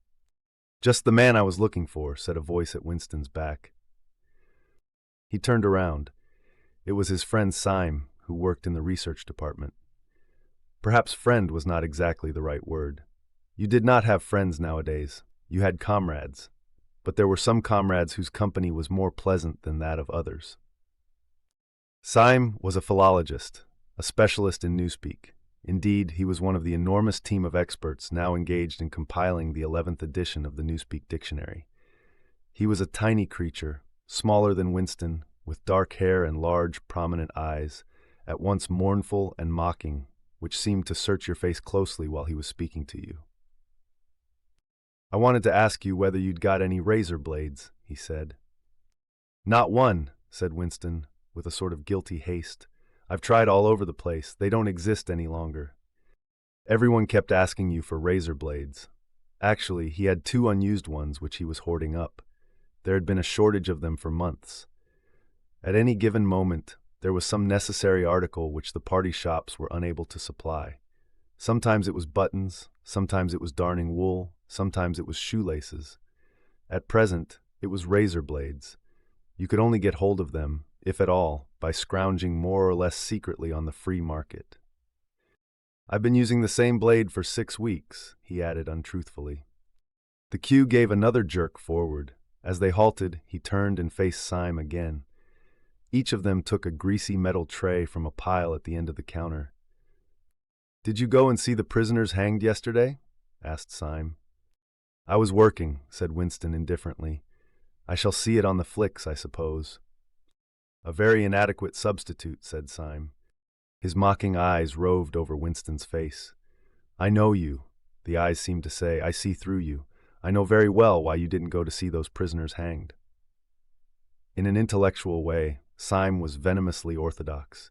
He would talk with a disagreeable, gloating satisfaction of helicopter raids on enemy villages and trials and confessions of thought criminals, the executions in the cellars of the Ministry of Love. Talking to him was largely a matter of getting him away from such subjects and involving him, if possible, in the technicalities of newspeak, on which he was authoritative and interesting. Winston turned his head a little aside to avoid the scrutiny of the large, dark eyes. "It was a good hanging," said Syme reminiscently. "I think it spoils it when they tie their feet together. I like to see them kicking, and above all, at the end, the tongue sticking right out, and blue, a quite bright blue. That's the detail that appeals to me." "Next, please," yelled the white-aproned prole with the ladle. Winston and Syme pushed their trays beneath the grill. Onto each was dumped swiftly the regulation lunch, a metal pannikin of pinkish-gray stew, a hunk of bread, a cube of cheese, a mug of milkless Victory coffee, and one saccharin tablet. "There's a table over there, under that telescreen," said Syme. "Let's pick up a gin on the way." The gin was served out to them in handleless china mugs. They threaded their way across the crowded room and unpacked their trays onto the metal-topped table, on one corner of which someone had left a pool of stew, a filthy liquid mess that had the appearance of vomit. Winston took up his mug of gin, paused for an instant to collect his nerve, and gulped the oily-tasting stuff down. When he had winked the tears out of his eyes, he suddenly discovered that he was hungry. He began swallowing spoonfuls of the stew, which, in among its general sloppiness, had cubes of spongy pinkish stuff which was probably a preparation of meat. Neither of them spoke again until they had emptied their pannikins. From the table at Winston's left, a little behind his back, someone was talking rapidly and continuously. It was a harsh gabble, almost like the quacking of a duck, which pierced the general uproar of the room. "How is the dictionary getting on?" said Winston, raising his voice to overcome the noise. "Slowly," said Syme. "I'm on the adjectives. It's fascinating." He had brightened up immediately at the mention of newspeak. He pushed his pannikin aside, took up his hunk of bread in one delicate hand and his cheese in the other, and leaned across the table so as to be able to speak without shouting. "The 11th edition is the definitive edition," he said. "We're getting the language into its final shape, the shape it's going to have when nobody speaks anything else. When we've finished with it, people like you will have to learn it all over again. You think, I dare say, that our chief job is inventing new words, but not a bit of it. We're destroying words, scores of them, hundreds of them, every day. We're cutting the language down to the bone. The 11th edition won't contain a single word that will become obsolete before the year 2050. He bit hungrily into his bread and swallowed a couple of mouthfuls, then continued speaking with a sort of pedant's passion. His thin, dark face had become animated, his eyes had lost their mocking expression and grown almost dreamy. It's a beautiful thing, the destruction of words. Of course, the great wastage is in the verbs and adjectives, but there are hundreds of nouns that can be got rid of as well. It isn't only the synonyms, there are also the antonyms. After all, what justification is there for a word which is simply the opposite of some other word? A word contains its opposite in itself. Take good, for instance. If you have a word like good, what need is there for a word like bad? Ungood will do just as well. Better, because it's an exact opposite, which the other is not. Or again, if you want a stronger version of good, what sense is there in having a whole string of vague, useless words like excellent and splendid and all the rest of them? Plus good covers the meaning, or double plus good if you want something stronger still. Of course, we use those forms already, but in the final version of Newspeak, there'll be nothing else. In the end, the whole notion of goodness and badness will be covered by only 6 words. In reality, only 1 word. Don't you see the beauty of that, Winston? It was BB's idea originally, of course, he added as an afterthought. A sort of vapid eagerness flitted across Winston's face at the mention of Big Brother. Nevertheless, Syme immediately detected a certain lack of enthusiasm. "You haven't a real appreciation of Newspeak, Winston," he said almost sadly. "Even when you write it, you're still thinking in old speak. I've read some of those pieces that you write in the Times occasionally. They're good enough, but they're translations. In your heart, you'd prefer to stick to old speak, with all its vagueness and its useless shades of meaning. You don't grasp the beauty of the destruction of words. Do you know that Newspeak is the only language in the world whose vocabulary gets smaller every year?" Winston did know that, of course. He smiled, sympathetically he hoped, not trusting himself to speak. Syme bit off another fragment of the dark-colored bread, chewed it briefly, and went on. "Don't you see that the whole aim of Newspeak is to narrow the range of thought? In the end, we shall make thought crime literally impossible, because there will be no words in which to express it. Every concept that can ever be needed will be expressed by exactly 1 word, with its meaning rigidly defined and all its subsidiary meanings rubbed out and forgotten. Already, in the 11th edition, we're not far from that point. But the process will still be continuing long after you and I are dead. Every year, fewer and fewer words, and the range of consciousness always a little smaller. Even now, of course, there's no reason or excuse for committing thought crime. It's merely a question of self-discipline, reality control. But in the end, there won't be any need even for that. The revolution will be complete when the language is perfect. Newspeak is Ingsoc, and Ingsoc is Newspeak. He added with a sort of mystical satisfaction. Has it ever occurred to you, Winston, that by the year 2050, at the very latest, not a single human being will be alive who could understand such a conversation as we are having now? Except, began Winston doubtfully, and he stopped. It had been on the tip of his tongue to say except the proles, but he checked himself, not feeling fully certain that this remark was not in some way unorthodox. Syme, however, had guessed what he was about to say. The proles are not human beings, he said carelessly.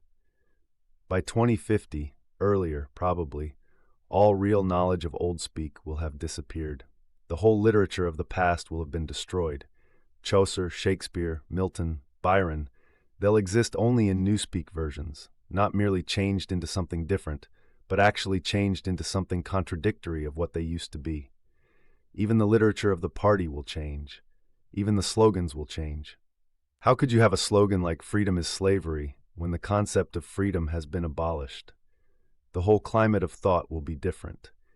In fact, there will be no thought as we understand it now. Orthodoxy means not thinking, not needing to think. Orthodoxy is unconsciousness. One of these days, thought Winston with sudden deep conviction, Syme will be vaporized. He is too intelligent, he sees too clearly and speaks too plainly. The party does not like such people. One day he will disappear, it is written in his face. Winston had finished his bread and cheese. He turned a little sideways in his chair to drink his mug of coffee. At the table on his left, the man with the strident voice was still talking remorselessly away. A young woman who was perhaps his secretary, and who was sitting with her back to Winston, was listening to him and seemed to be eagerly agreeing with everything that he said. From time to time, Winston caught some such remark as, "I think you're so right.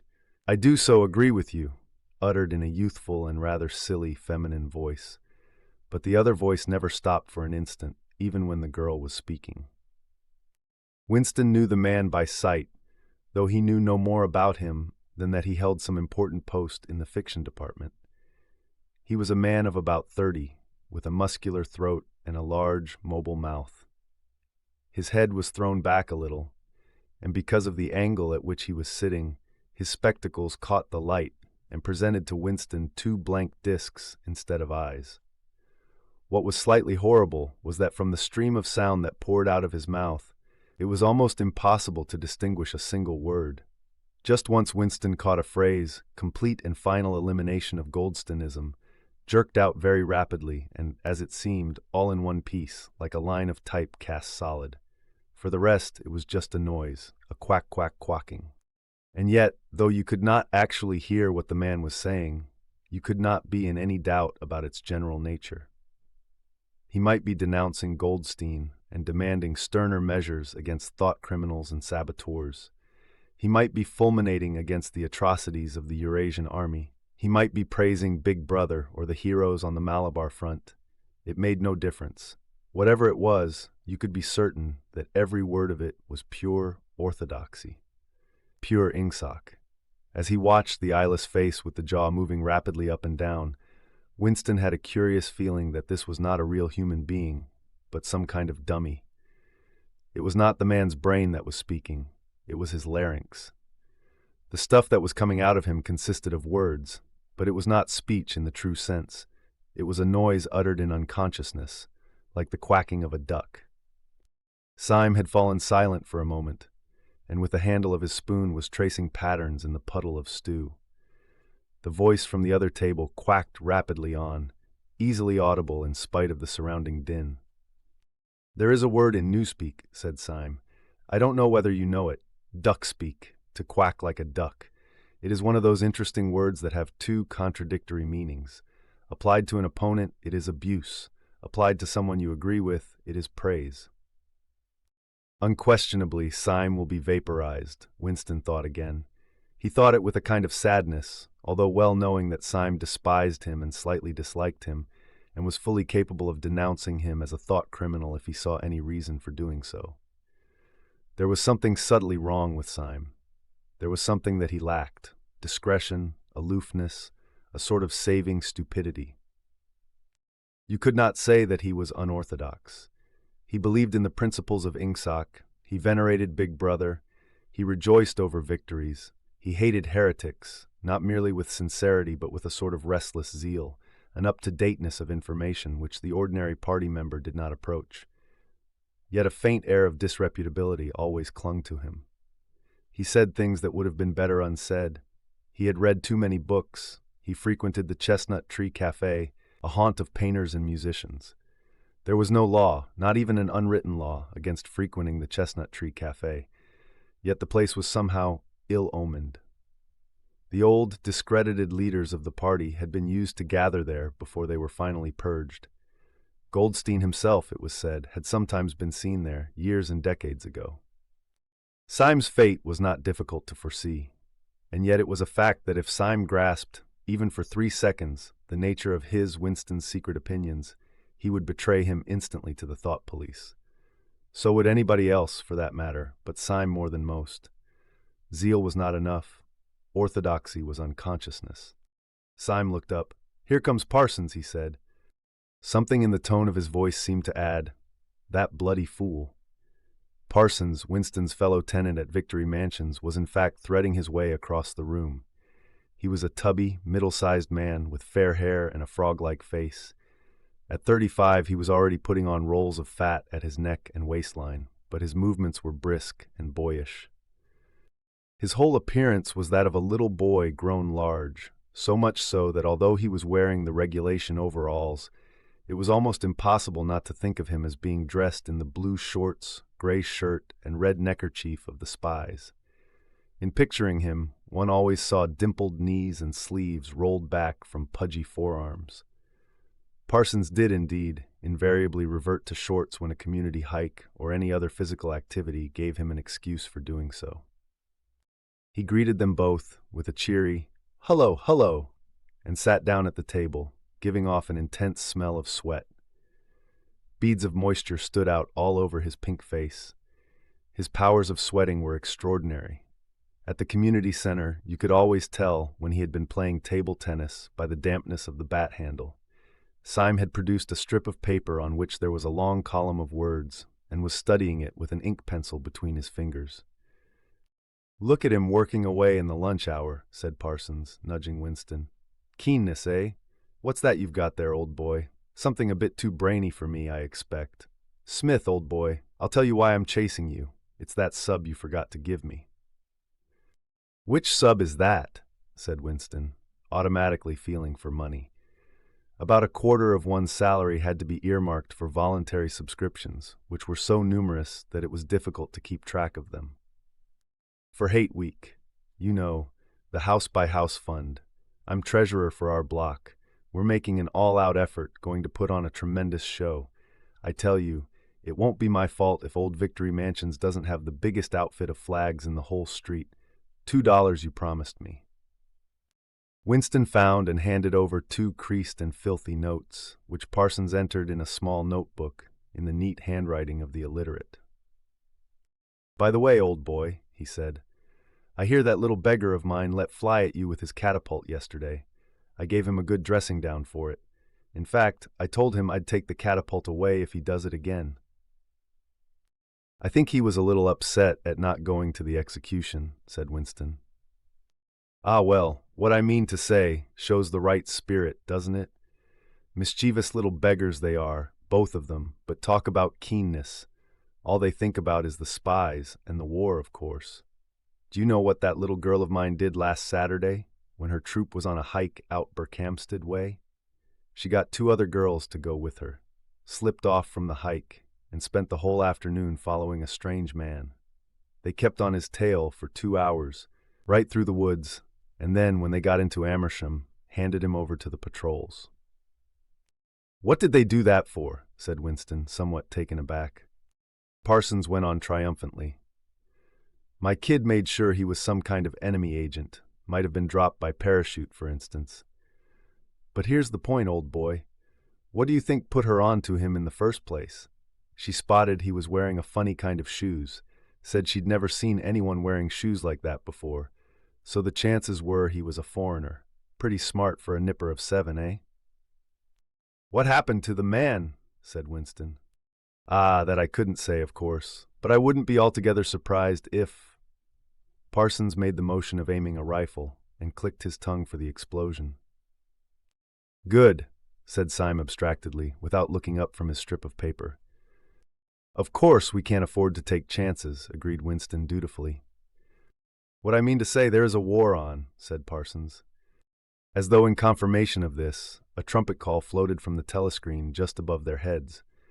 However, it was not the proclamation of a military victory this time, but merely an announcement from the Ministry of Plenty. "Comrades!" cried an eager, youthful voice. "Attention, comrades! We have glorious news for you. We have won the battle for production. Returns now completed of the output of all classes of consumption goods show that the standard of living has risen by no less than 20% over the past year. All over Oceania this morning there were irrepressible, spontaneous demonstrations when workers marched out of factories and offices and paraded through the streets with banners voicing their gratitude to Big Brother for the new, happy life which his wise leadership has bestowed upon us. Here are some of the completed figures. Foodstuffs. The phrase, "our new, happy life," recurred several times. It had been a favorite of late with the Ministry of Plenty. Parsons, his attention caught by the trumpet call, sat listening with a sort of gaping solemnity, a sort of edified boredom. He could not follow the figures, but he was aware that they were in some way a cause for satisfaction. He had pulled out a huge and filthy pipe, which was already half full of charred tobacco. With the tobacco ration at 100 grams a week, it was seldom possible to fill a pipe to the top. Winston was smoking a Victory cigarette, which he held carefully horizontal. The new ration did not start till tomorrow, and he had only 4 cigarettes left. For the moment, he had shut his ears to the more distant noises and was listening to the stuff that streamed out of the telescreen. It appeared that there had even been demonstrations to thank Big Brother for raising the chocolate ration to 20 grams a week. And only yesterday, he reflected, it had been announced that the ration was to be reduced to 20 grams a week. Was it possible that they could swallow that after only 24 hours? Yes, they swallowed it. Parsons swallowed it easily, with the stupidity of an animal. The eyeless creature at the other table swallowed it fanatically, passionately, with a furious desire to track down, denounce, and vaporize anyone who should suggest that last week the ration had been 30 grams. Syme, too, in some more complex way, involving doublethink, Syme swallowed it. Was he then alone in the possession of a memory? The fabulous statistics continued to pour out of the telescreen. As compared with last year, there was more food, more clothes, more houses, more furniture, more cooking pots, more fuel, more ships, more helicopters, more books, more babies, more of everything except disease, crime, and insanity. Year by year and minute by minute, everybody and everything was whizzing rapidly upwards. As Syme had done earlier, Winston had taken up his spoon and was dabbling in the pale-colored gravy that dribbled across the table, drawing a long streak of it out into a pattern. He meditated resentfully on the physical texture of life. Had it always been like this? Had food always tasted like this?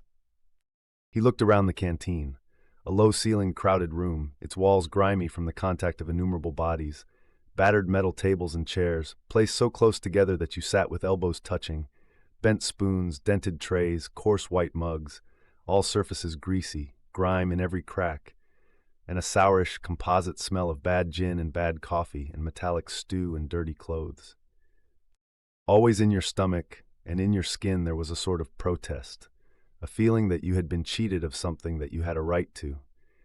It was true that he had no memories of anything greatly different. In any time that he could accurately remember, there had never been quite enough to eat. One had never had socks or underclothes that were not full of holes. Furniture had always been battered and rickety, rooms underheated, tube trains crowded, houses falling to pieces, bread dark-colored, tea a rarity, coffee filthy tasting, cigarettes insufficient.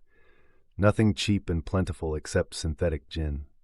And though, of course, it grew worse as one's body aged, was it not a sign that this was not the natural order of things? If one's heart sickened at the discomfort and dirt and scarcity, the endless winters, the stickiness of one's socks, the lifts that never worked, the cold water, the gritty soap, the cigarettes that came to pieces, the food with its strange evil tastes. Why should one feel it to be intolerable unless one had some kind of ancestral memory that things had once been different? He looked around the canteen again. Nearly everyone was ugly, and would still have been ugly, even if dressed otherwise than in the uniform blue overalls. On the far side of the room, sitting at a table alone, a small, curiously beetle-like man was drinking a cup of coffee, his little eyes darting suspicious glances from side to side. How easy it was, thought Winston, if you did not look about you, to believe that the physical type set up by the party as an ideal, tall, muscular youths and deep-bosomed maidens, blonde-haired, vital, sunburnt, carefree, existed and even predominated. Actually, so far as he could judge, the majority of people in Airstrip 1 were small, dark, and ill-favored. It was curious how that beetle-like type proliferated in the ministries. Little dumpy men, growing stout very early in life, with short legs, swift scuttling movements, and fat, unreadable faces with very small eyes. It was the type that seemed to flourish best under the rule of the party. The announcement from the Ministry of Plenty ended on another trumpet call and gave way to tinny music. Parsons, stirred to vague enthusiasm by the bombardment of figures, took his pipe out of his mouth. "The Ministry of Plenty's certainly done a good job this year," he said with a knowing shake of his head. "By the way, Smith, old boy, I suppose you haven't got any razor blades you can let me have?" "Not one," said Winston. "I've been using the same blade for 6 weeks myself." "Ah, well, just thought I'd ask you, old boy." "Sorry," said Winston. The quacking voice from the next table, temporarily silenced during the ministry's announcement, had started up again, as loud as ever.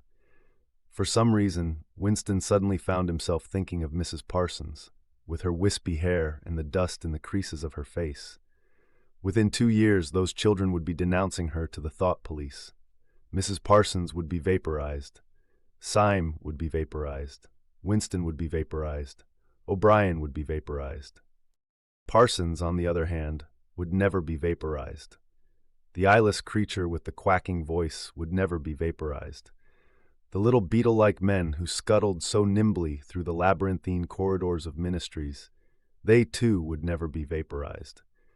And the girl with dark hair, the girl from the fiction department, she would never be vaporized either. It seemed to him that he knew instinctively who would survive and who would perish. Though just what it was that made for survival, it was not easy to say.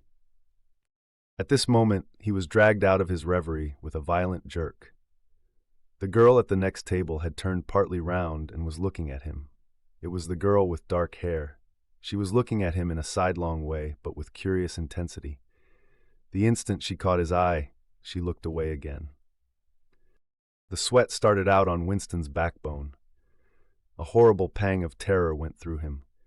It was gone almost at once, but it left a sort of nagging uneasiness behind. Why was she watching him? Why did she keep following him about? Unfortunately, he could not remember whether she had already been at the table when he arrived or had come there afterwards. But yesterday, at any rate, during the 2 minutes' hate, she had sat immediately behind him when there was no apparent need to do so. Quite likely, her real object had been to listen to him and make sure whether he was shouting loudly enough. His earlier thought returned to him.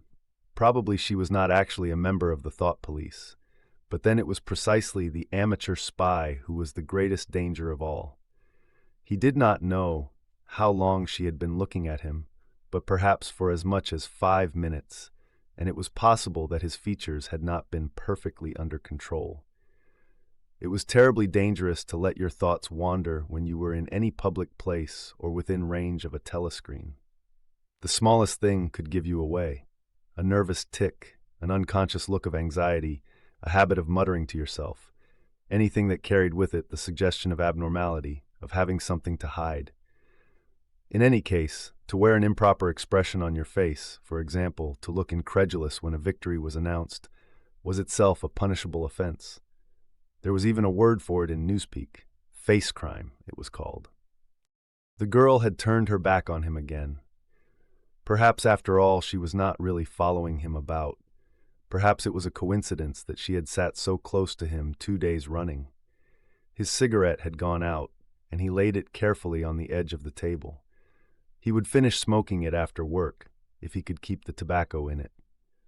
Quite likely the person at the next table was a spy of the thought police, and quite likely he would be in the cellars of the Ministry of Love within 3 days. But a cigarette end must not be wasted. Syme had folded up his strip of paper and stowed it away in his pocket. Parsons had begun talking again. "Did I ever tell you, old boy," he said, chuckling round the stem of his pipe, "about the time when those 2 nippers of mine set fire to the old market woman's skirt because they saw her wrapping up sausages in a poster of BB? Sneaked up behind her and set fire to it with a box of matches. Burned her quite badly, I believe. Little beggars, eh? But keen as mustard. That's a first-rate training they give them in the spies nowadays. Better than in my day, even. What you think's the latest thing they've served them out with? Ear trumpets for listening through keyholes. My little girl brought one home the other night. Tried it out on our sitting room door, and reckoned she could hear twice as much as with her ear to the hole. Of course, it's only a toy, mind you. Still, gives 'em the right idea, eh?" At this moment, the telescreen let out a piercing whistle. It was the signal to return to work. All 3 men sprang to their feet to join in the struggle round the lifts, and the remaining tobacco fell out of Winston's cigarette. If you're finding this exploration of language, control, and thought crime compelling, consider supporting the project. You can try a free 30-day Audible trial or purchase the book through the Amazon link in the description. As an Amazon associate, we earn from qualifying purchases, which helps us bring more stories like this to you. Your support is greatly appreciated. Now let's return to the story. We now begin Chapter 6. Winston was writing in his diary. It was 3 years ago. It was on a dark evening in a narrow side street near one of the big railway stations.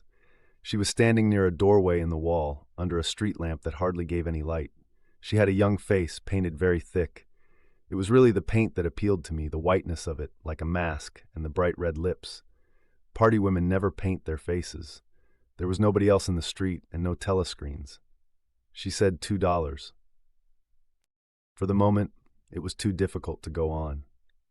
He shut his eyes and pressed his fingers against them, trying to squeeze out the vision that kept recurring.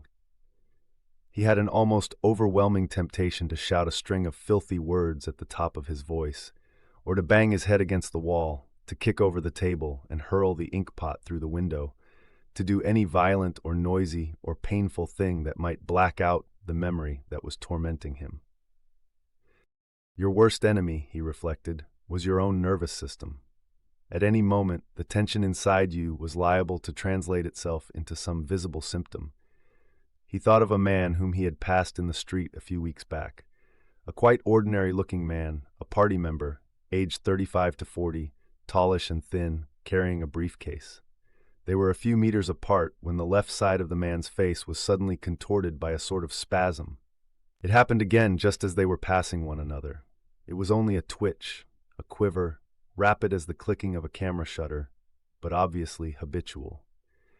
He remembered thinking at the time, "That poor devil is done for." And what was frightening was that the action was quite possibly unconscious. The most deadly danger of all was talking in your sleep.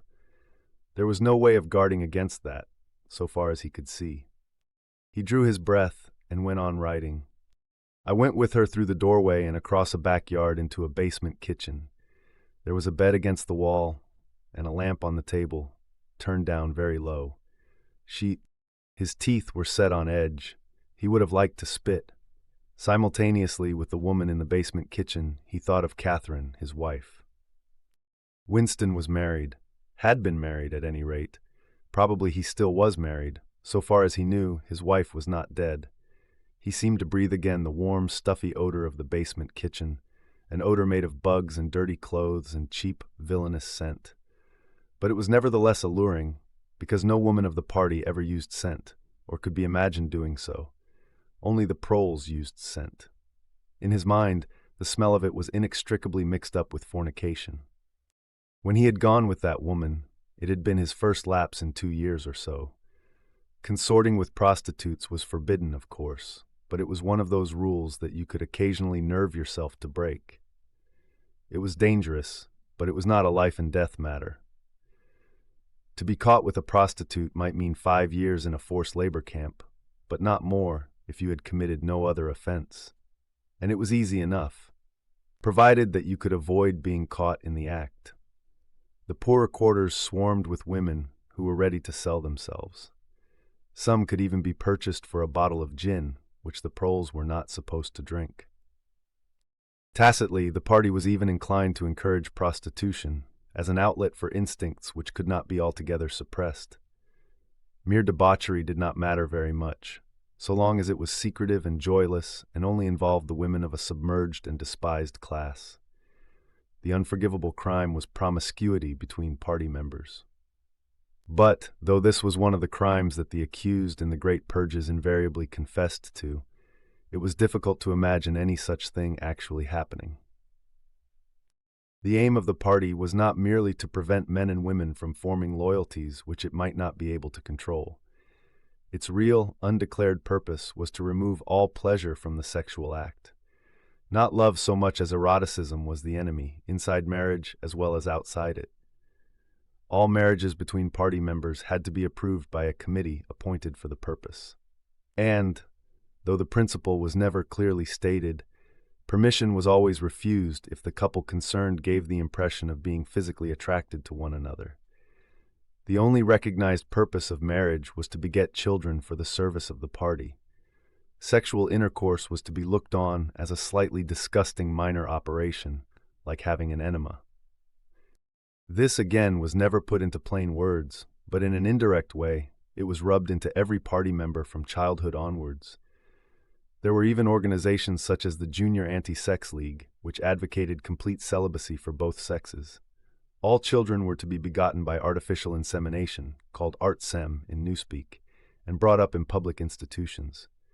This, Winston was aware, was not meant altogether seriously, but somehow it fitted in with the general ideology of the party. The party was trying to kill the sex instinct, or, if it could not be killed, then to distort it and dirty it. He did not know why this was so, but it seemed natural that it should be so. And as far as the women were concerned, the party's efforts were largely successful. He thought again of Catherine. It must be 9, 10, nearly 11 years since they had parted. It was curious how seldom he thought of her. For days at a time, he was capable of forgetting that he had ever been married.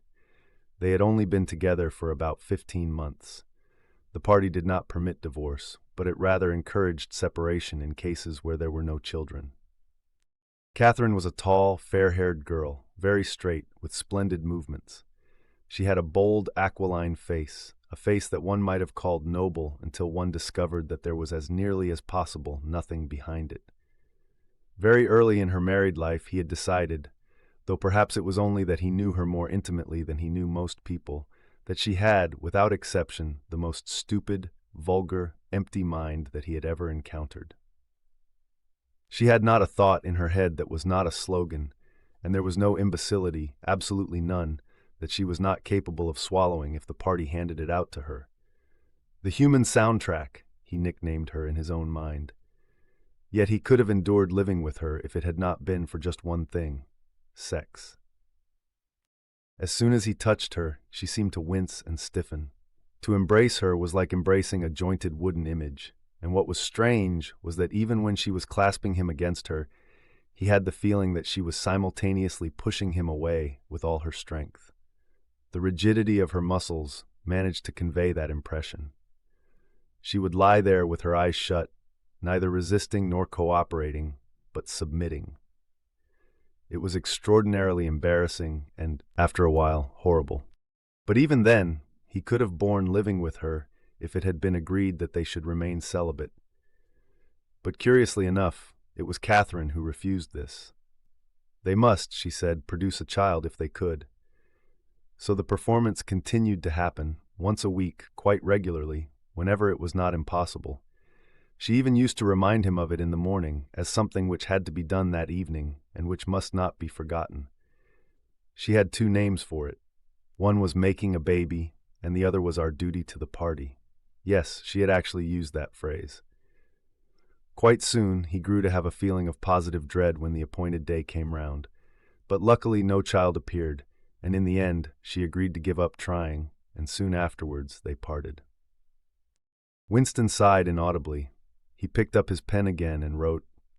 She threw herself down on the bed and at once, without any kind of preliminary, in the most coarse, horrible way you can imagine, pulled up her skirt. He saw himself standing there in the dim lamplight, with the smell of bugs and cheap scent in his nostrils, and in his heart a feeling of defeat and resentment.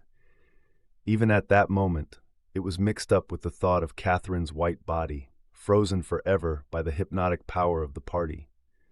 Why did it always have to be like this? Why could he not have a woman of his own, instead of these filthy scuffles at intervals of years? But a real love affair was an almost unthinkable event. The women of the party were all alike. Chastity was as deeply ingrained in them as party loyalty. By careful early conditioning, by games and cold water, by the rubbish that was dinned into them at school and in the spies in the youth league, by lectures, parades, songs, slogans, and martial music, the natural feeling had been driven out of them. His reason told him that there must be exceptions, but his heart did not believe it. They were all impregnable, as the party intended that they should be. And what he wanted, more even than to be loved, was to break down that wall of virtue, even if it were only once in his whole life. The sexual act successfully performed was rebellion. Desire was thought crime. Even to have awakened Catherine, if he could have achieved it, would have been like a seduction, although she was his wife. But the rest of the story had to be written down. He wrote, I turned up the lamp. When I saw her in the light, after the darkness, the feeble light of the paraffin lamp had seemed very bright. For the first time he could see the woman properly. He had taken a step towards her and then halted, full of lust and terror. He was painfully conscious of the risk he had taken in coming here. It was perfectly possible that the patrols would catch him on the way out. For that matter, they might be waiting outside the door at this moment. If he went away without even doing what he had come here to do. It had to be written down, it had to be confessed. What he had suddenly seen in the lamplight was that the woman was old. The paint was plastered so thick on her face that it looked as though it might crack like a cardboard mask. There were streaks of white in her hair, but the truly dreadful detail was that her mouth had fallen a little open, revealing nothing except a cavernous blackness. She had no teeth at all. He wrote hurriedly, in scrabbling handwriting. When I saw her in the light, she was quite an old woman, 50 years old at least. But I went ahead and did it just the same. He pressed his fingers against his eyelids again. He had written it down at last, but it made no difference. The therapy had not worked. The urge to shout filthy words at the top of his voice was as strong as ever. Here begins Chapter 7. If there is hope, wrote Winston, it lies in the proles.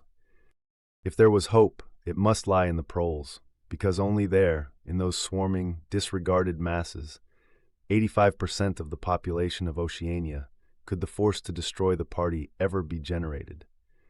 The party could not be overthrown from within. Its enemies, if it had any, had no way of coming together or even of identifying one another.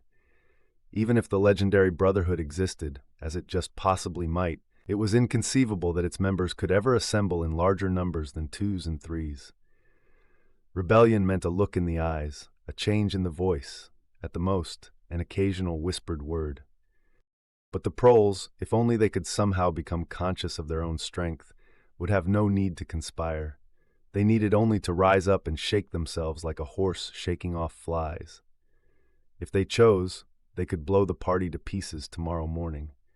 Surely sooner or later it must occur to them to do it.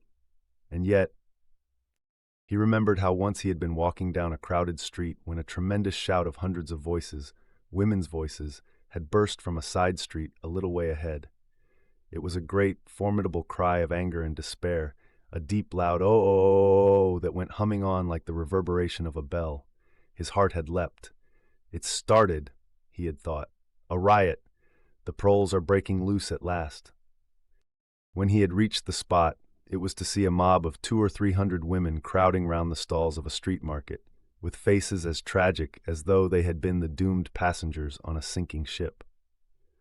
But at this moment, the general despair broke down into a multitude of individual quarrels.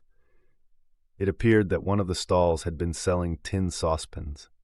They were wretched, flimsy things, but cooking pots of any kind were always difficult to get. Now the supply had unexpectedly given out. The successful women, bumped and jostled by the rest, were trying to make off with their saucepans, while dozens of others clamored round the stall, accusing the stall-keeper of favoritism and of having more saucepans somewhere in reserve. There was a fresh outburst of yells. 2 bloated women, one of them with her hair coming down, had got hold of the same saucepan and were trying to tear it out of one another's hands. For a moment they were both tugging, and then the handle came off. Winston watched them disgustedly. And yet, just for a moment, what almost frightening power had sounded in that cry from only a few hundred throats? Why was it that they could never shout like that about anything that mattered? He wrote, "Until they become conscious, they will never rebel, and until after they have rebelled, they cannot become conscious." That, he reflected, might almost have been a transcription from one of the party textbooks. The party claimed, of course, to have liberated the proles from bondage. Before the revolution, they had been hideously oppressed by the capitalists. They had been starved and flogged, women had been forced to work in the coal mines, women still did work in the coal mines as a matter of fact, and children had been sold into the factories at the age of 6. But simultaneously, true to the principles of doublethink, the party taught that the proles were natural inferiors who must be kept in subjection, like animals, by the application of a few simple rules. In reality, very little was known about the proles. It was not necessary to know much. So long as they continued to work and breed, their other activities were of no importance. Left to themselves, like cattle turned loose upon the plains of Argentina, they had reverted to a style of life that appeared to be natural to them, a sort of ancestral pattern. They were born, they grew up in the gutters, they went to work at 12. They passed through a brief blossoming period of beauty and sexual desire. They married at 20, they were middle-aged at 30, they died, for the most part, at 60. Heavy physical work, the care of home and children, petty quarrels with neighbors, films, football, beer, and above all, gambling, filled up the horizon of their minds. To keep them in control was not difficult. A few agents of the thought police always moved among them, spreading false rumors and marking down and eliminating the few individuals who were judged capable of becoming dangerous. But no attempt was made to indoctrinate them with the ideology of the party. It was not desirable that the proles should have strong political feelings. All that was required of them was a primitive patriotism which could be appealed to whenever it was necessary to make them accept longer working hours or shorter rations. And even when they became discontented, as they sometimes did, their discontent led nowhere. Because they lacked general ideas, they could only focus it on petty, specific grievances. The larger evils invariably escaped their notice.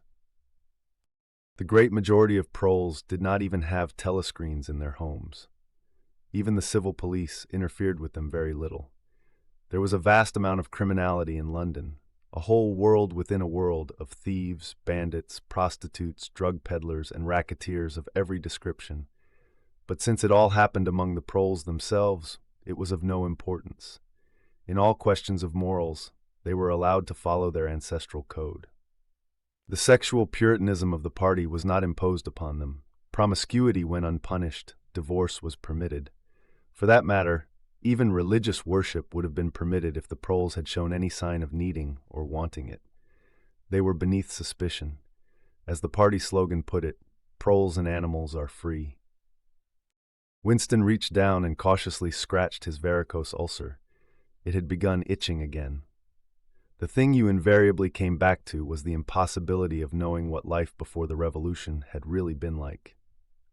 He took out of the drawer a copy of a children's history textbook which he had borrowed from Mrs. Parsons and began copying a passage into his diary.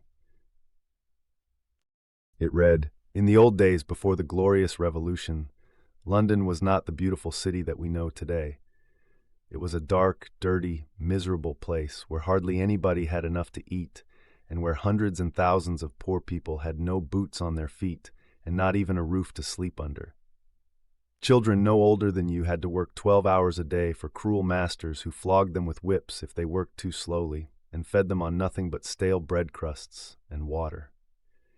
But in among all this terrible poverty, there were just a few great, big, beautiful houses that were lived in by rich men who had as many as 30 servants to look after them. These rich men were called capitalists. They were fat, ugly men with wicked faces. They dressed in long black coats which were called frock coats, and queer, shiny hats shaped like stovepipes which were called top hats. This was the uniform of the capitalists, and no one else was allowed to wear it.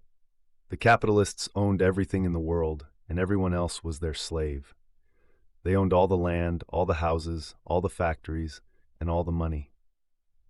If anyone disobeyed them, they could throw them into prison, or they could take his job away and starve him to death. When any ordinary person spoke to a capitalist, he had to cringe and bow to him, and take off his cap and address him as Sir. The chief of all the capitalists was called the king. But he knew the rest of the list. There would be mention of the bishops in their lawn sleeves, the judges in their ermine robes, the pillory, the stocks, the treadmill, the cat o' nine tails, the Lord Mayor's banquet, and the practice of kissing the Pope's toe. There was also something called the jus primae noctis, which would probably not be mentioned in a textbook for children. It was the law by which every capitalist had the right to sleep with any woman working in one of his factories. How could you tell how much of it was lies?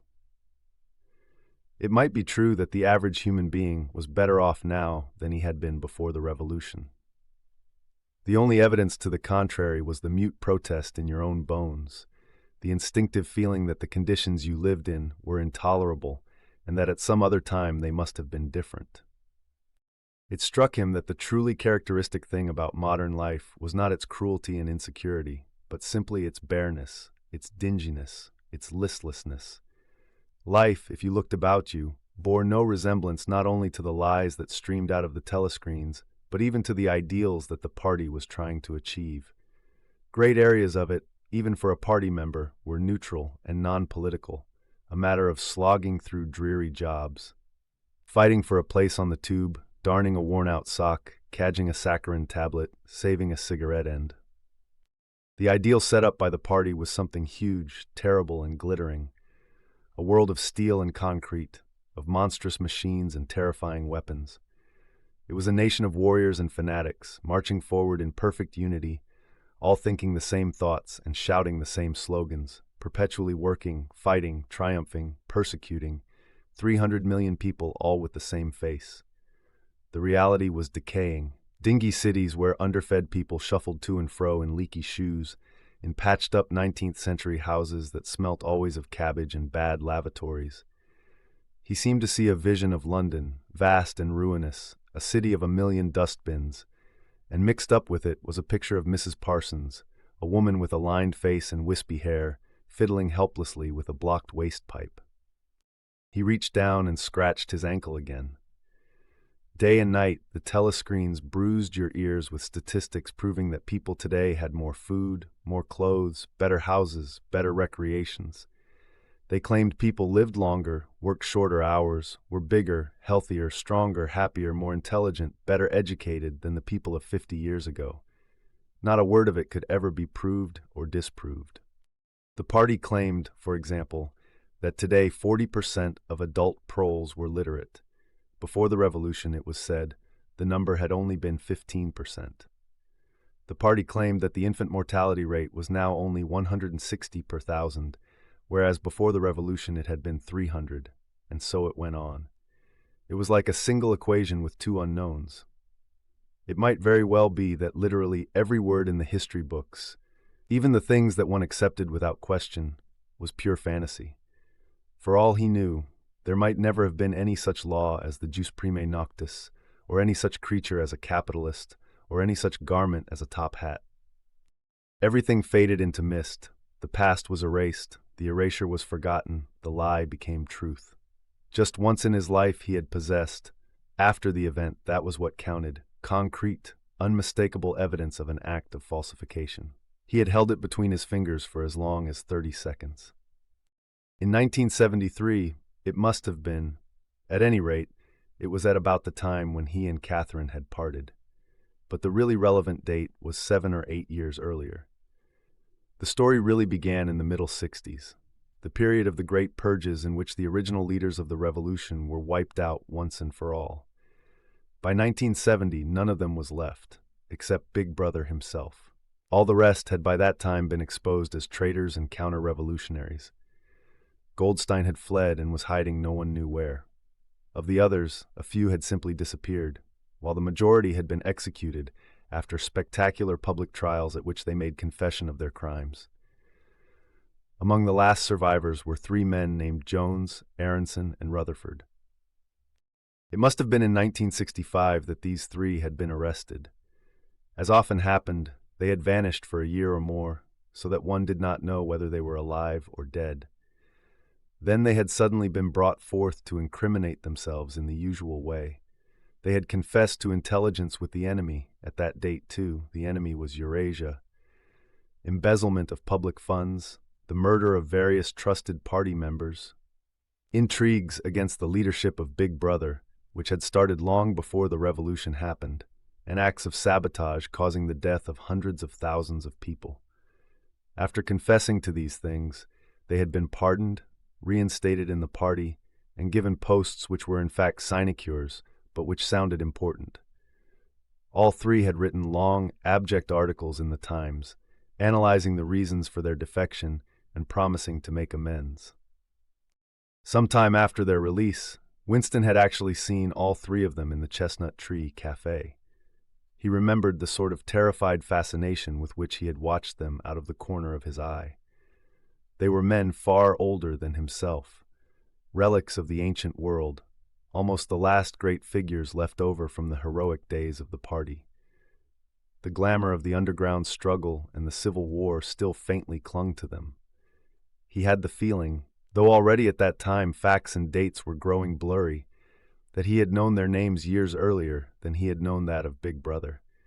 But also they were outlaws, enemies, untouchables, doomed with absolute certainty to extinction within a year or 2. No one who had once fallen into the hands of the thought police ever escaped in the end. They were corpses waiting to be sent back to the grave. There was no one at any of the tables nearest to them. It was not wise even to be seen in the neighborhood of such people. They were sitting in silence before glasses of the gin flavored with cloves, which was the speciality of the cafe. Of the 3, it was Rutherford whose appearance had most impressed Winston. Rutherford had once been a famous caricaturist whose brutal cartoons had helped to inflame popular opinion before and during the Revolution. Even now, at long intervals, his cartoons were appearing in the Times. They were simply an imitation of his earlier manner, and curiously lifeless and unconvincing. Always they were a rehashing of the ancient themes: slum tenements, starving children, street battles, capitalists in top hats. Even on the barricades, the capitalists still seemed to cling to their top hats, an endless, hopeless effort to get back into the past. He was a monstrous man, with a mane of greasy gray hair, his face pouched and seamed, with thick negroid lips. At one time he must have been immensely strong. Now his great body was sagging, sloping, bulging, falling away in every direction. He seemed to be breaking up before one's eyes like a mountain crumbling. It was the lonely hour of 15. Winston could not now remember how he had come to be in the cafe at such a time. The place was almost empty. A tinny music was trickling from the telescreens. The three men sat in their corner, almost motionless, never speaking. Uncommanded, the waiter brought fresh glasses of gin. There was a chessboard on the table beside them, with the pieces set out, but no game started. And then, for perhaps half a minute in all, something happened to the telescreens. The tune that they were playing changed, and the tone of the music changed too. There came into it, but it was something hard to describe. It was a peculiar, cracked, braying, jeering note. In his mind, Winston called it a yellow note. And then a voice from the telescreen was singing, "Under the spreading chestnut tree, I sold you and you sold me. There lie they and here lie we, under the spreading chestnut tree." The three men never stirred, but when Winston glanced again at Rutherford's ruinous face, he saw that his eyes were full of tears. And for the first time he noticed, with a kind of inward shudder, and yet not knowing at what he shuddered, that both Aronson and Rutherford had broken noses. A little later, all three were rearrested. It appeared that they had engaged in fresh conspiracies from the very moment of their release. At their second trial, they confessed to all their old crimes over again, with a whole string of new ones. They were executed, and their fate was recorded in the party histories, a warning to posterity. About 5 years after this, in 1973, Winston was unrolling a wad of documents which had just flopped out of the pneumatic tube onto his desk when he came on a fragment of paper which had evidently been slipped in among the others and then forgotten. The instant he had flattened it out, he saw its significance. It was a half-page torn out of the Times of about 10 years earlier. The top half of the page, so that it included the date, and it contained a photograph of the delegates at some party function in New York. Prominent in the middle of the group were Jones, Aronson, and Rutherford. There was no mistaking them. In any case, their names were in the caption at the bottom. The point was that at both trials, all three men had confessed that on that date they had been on Eurasian soil. They had flown from a secret airfield in Canada to a rendezvous somewhere in Siberia and had conferred with members of the Eurasian General Staff, to whom they had betrayed important military secrets. The date had stuck in Winston's memory because it chanced to be Midsummer Day, but the whole story must be on record in countless other places as well. There was only one possible conclusion: the confessions were lies. Of course, this was not in itself a discovery. Even at that time, Winston had not imagined that the people who were wiped out in the purges had actually committed the crimes that they were accused of. But this was concrete evidence. It was a fragment of the abolished past, like a fossil bone which turns up in the wrong stratum and destroys a geological theory. It was enough to blow the party to atoms, if in some way it could have been published to the world and its significance made known. He had gone straight on working. As soon as he saw what the photograph was and what it meant, he had covered it up with another sheet of paper. Luckily, when he unrolled it, it had been upside down from the point of view of the telescreen. He took his scribbling pad on his knee and pushed back his chair so as to get as far away from the telescreen as possible. To keep your face expressionless was not difficult, and even your breathing could be controlled with an effort. But you could not control the beating of your heart, and the telescreen was quite delicate enough to pick it up. He let what he judged to be 10 minutes go by, tormented all the while by the fear that some accident, a sudden drought blowing across his desk, for instance, would betray him. Then, without uncovering it again, he dropped the photograph into the memory hole, along with some other waste papers. Within another minute, perhaps, it would have crumbled into ashes. That was 10, 11 years ago. Today, probably, he would have kept that photograph. It was curious that the fact of having held it in his fingers seemed to him to make a difference even now, when the photograph itself, as well as the event it recorded, was only a memory.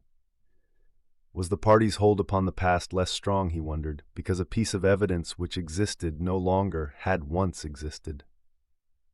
But today, supposing that it could be somehow resurrected from its ashes, the photograph might not even be evidence. Already, at the time when he made his discovery, Oceania was no longer at war with Eurasia, and it must have been to the agents of Eastasia that the three dead men had betrayed their country. Since then, there had been other changes. 2, 3. he could not remember how many. Very likely the confessions had been rewritten and rewritten until the original facts and dates no longer had the smallest significance. The past not only changed, but changed continuously.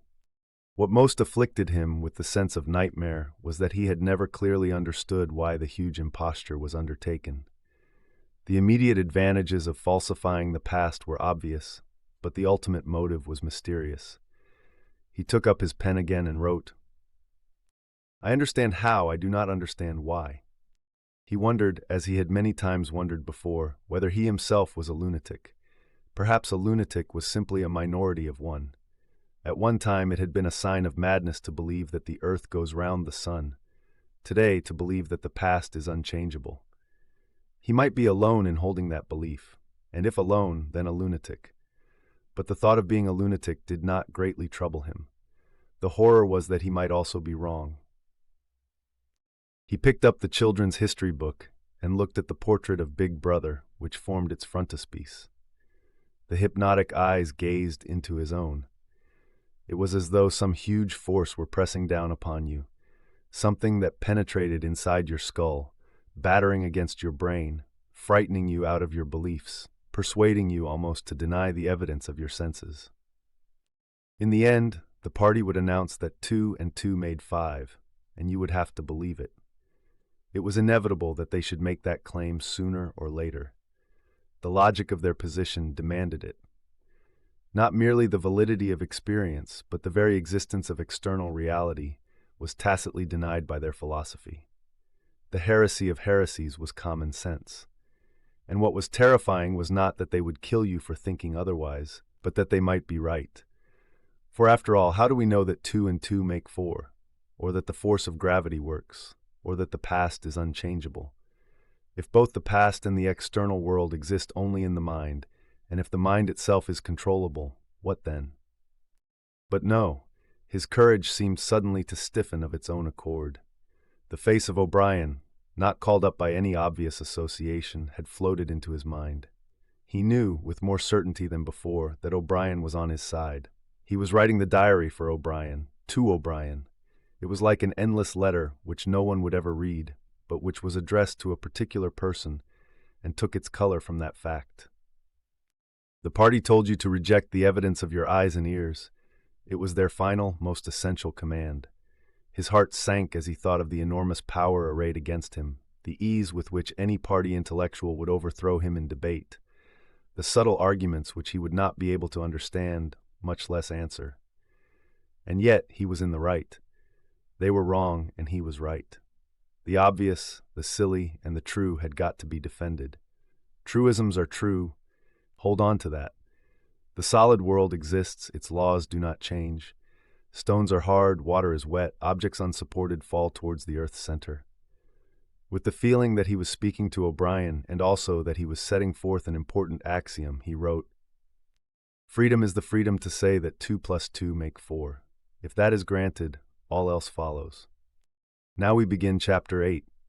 From somewhere at the bottom of a passage, the smell of roasting coffee, real coffee, not victory coffee, came floating out into the street. Winston paused involuntarily.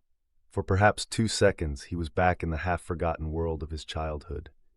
Then a door banged, seeming to cut off the smell as abruptly as though it had been a sound.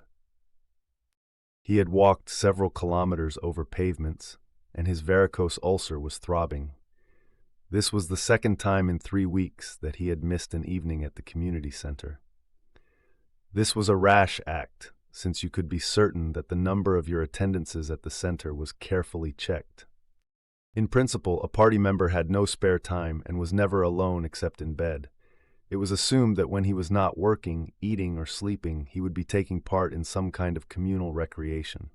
To do anything that suggested a taste for solitude, even to go for a walk by yourself, was always slightly dangerous. There was a word for it in Newspeak. Own life, it was called, meaning individualism and eccentricity. But this evening, as he came out of the ministry, the balminess of the April air had tempted him. The sky was a warmer blue than he had seen it that year, and suddenly the long, noisy evening at the center, the boring, exhausting games, the lectures, the creaking camaraderie oiled by gin, had seemed intolerable. On impulse, he had turned away from the bus stop and wandered off into the labyrinth of London, first south, then east, then north again, losing himself among unknown streets and hardly bothering in which direction he was going. "If there is hope," he had written in the diary, "it lies in the proles." The words kept coming back to him, a statement of a mystical truth and a palpable absurdity. He was somewhere in the vague, brown-colored slums to the north and east of what had once been St. Pancras Station. He was walking up a cobbled street of little two-story houses with battered doorways, which gave straight on the pavement and which were somehow curiously suggestive of rathholes. There were puddles of filthy water here and there among the cobbles. In and out of the dark doorways, and down narrow alleyways that branched off on either side, people swarmed in astonishing numbers. There were girls in full bloom with crudely lipsticked mouths, and youths who chased the girls. There were swollen, waddling women who showed you what the girls would be like in 10 years' time, and old, bent creatures shuffling along on splayed feet. And there were ragged, barefooted children who played in the puddles and then scattered at angry yells from their mothers. Perhaps a quarter of the windows in the street were broken and boarded up. Most of the people paid no attention to Winston. A few eyed him with a sort of guarded curiosity. Two monstrous women with brick-red forearms folded across their aprons were talking outside a doorway. Winston caught scraps of conversation as he approached. "Yes," I says to her. "That's all very well," I says. "But if you'd have been in my place, you'd have done the same as what I done. It's easy to criticize," I says, "but you ain't got the same problems as what I got." "Ah," said the other, "that's just it. That's just where it is." The strident voices stopped abruptly. The women studied him in hostile silence as he went past. But it was not hostility exactly, merely a kind of wariness, a momentary stiffening as at the passing of some unfamiliar animal. The blue overalls of the party could not be a common sight in a street like this. Indeed, it was unwise to be seen in such places unless you had definite business there. The patrols might stop you if you happened to run into them. "May I see your papers, comrade? What are you doing here? What time did you leave work? Is this your usual way home?" And so on and so forth. Not that there was any rule against walking home by an unusual route, but it was enough to draw attention to you if the thought police heard about it. Suddenly, the whole street was in commotion. There were yells of warning from all sides. People were shooting into the doorways like rabbits. A young woman leapt out of a doorway a little ahead of Winston, grabbed up a tiny child playing in a puddle, whipped her apron round it, and leapt back again, all in one movement. At the same instant, a man in a concertina-like black suit who had emerged from a side alley ran towards Winston, pointing excitedly to the sky. "Steamer!" he yelled. "Look out, governor! Bang overhead! Lay down quick!" Steamer was a nickname which, for some reason, the proles applied to rocket bombs. Winston promptly flung himself on his face. The proles were nearly always right when they gave you a warning of this kind. They seemed to possess some kind of instinct which told them several seconds in advance when a rocket was coming, although the rockets supposedly traveled faster than sound. Winston clasped his forearms above his head. There was a roar that seemed to make the pavement heave. A shower of light objects pattered onto his back. When he stood up, he found that he was covered with fragments of glass from the nearest window. He walked on. The bomb had demolished a group of houses 200 meters up the street. A black plume of smoke hung in the sky, and below it a cloud of plaster dust in which a crowd was already forming around the ruins. There was a little pile of plaster lying on the pavement ahead of him, and in the middle of it he could see a bright red streak. When he got up to it, he saw that it was a human hand severed at the wrist. Apart from the bloody stump, the hand was so completely whitened as to resemble a plaster cast. He kicked the thing into the gutter, and then, to avoid the crowd, turned down a side street to the right. Within 3 or 4 minutes he was out of the area which the bomb had affected, and the sordid, swarming life of the streets was going on as though nothing had happened. It was nearly 20 hours, and the drinking shops which the proles frequented, pubs, they called them, were choked with customers. From their grimy swing doors, endlessly opening and shutting, there came forth a smell of urine, sawdust, and sour beer. In an angle formed by a projecting house front, 3 men were standing very close together. The middle one was holding a folded-up newspaper, which the other 2 were studying over his shoulder. Even before he was near enough to make out the expression on their faces, Winston could see absorption in every line of their bodies. It was obviously some serious piece of news that they were reading. He was a few paces away from them when suddenly the group broke up, and 2 of the men were in a violent argument. For a moment, they seemed almost on the point of blows. "Can't you bleeding well listen to what I say? I tell you no number ending in 7 ain't won for over 14 months, one man yelled. "Yes, it has then," the other replied. "No, it has not. Back home I got the 'ole lot of 'em for over 2 years wrote down on a piece of paper. I takes 'em down regular as the clock. And I tell you, no number ending in 7. Yes, a 7A has won. I could pretty near tell you the bleeding number. 407 it ended in. It were in February, 2nd week in February. February, your grandmother. I got it all down in black and white, and I tell you no number." "Oh, pack it in," said the third man. They were talking about the lottery. Winston looked back when he had gone 30 meters. They were still arguing, with vivid, passionate faces. The lottery, with its weekly payout of enormous prizes, was the one public event to which the proles paid serious attention. It was probable that there were some millions of proles for whom the lottery was the principal, if not the only, reason for remaining alive. It was their delight, their folly, their painkiller, their intellectual stimulant. Where the lottery was concerned, even people who could barely read and write seemed capable of intricate calculations and staggering feats of memory. There was a whole tribe of men who made a living simply by selling systems, forecasts, and lucky amulets. Winston had nothing to do with the running of the lottery, which was managed by the Ministry of Plenty, but he was aware, as everyone in the party was, that the prizes were largely imaginary. Only small sums were actually paid out. The winners of the big prizes were non-existent persons. In the absence of any real communication between one part of Oceania and another, this was not difficult to arrange. But if there was hope, it lay in the proles. You had to cling on to that. When you put it in words, it sounded reasonable. It was when you looked at the human beings passing you on the pavement that it became an act of faith. The street into which he had turned ran downhill. He had a feeling that he had been in this neighborhood before, and that there was a main thoroughfare not far away. From somewhere ahead, there came a din of shouting voices. The street took a sharp turn, and then ended in a flight of steps which led down into a sunken alley, where a few stall keepers were selling tired-looking vegetables. At this moment, Winston remembered where he was. The alley led out into the main street, and down the next turning, not 5 minutes away, was the junk shop where he had bought the blank book which was now his diary. And in a small stationer's shop not far away, he had bought his penholder and his bottle of ink. He paused for a moment at the top of the steps. On the opposite side of the alley, there was a dingy little pub whose windows appeared to be frosted over, but in reality were merely coated with dust. A very old man, bent but active, with white mustaches that bristled forward like those of a prawn, pushed open the swing door and went in. As Winston stood watching, it occurred to him that the old man, who must be 80 at the least, had already been middle-aged when the revolution happened. He and a few others like him were the last links that now existed with the vanished world of capitalism.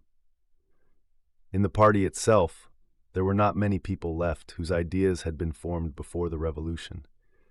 The older generation had mostly been wiped out in the great purges of the 50s and 60s, and the few who survived had long ago been terrified into complete intellectual surrender.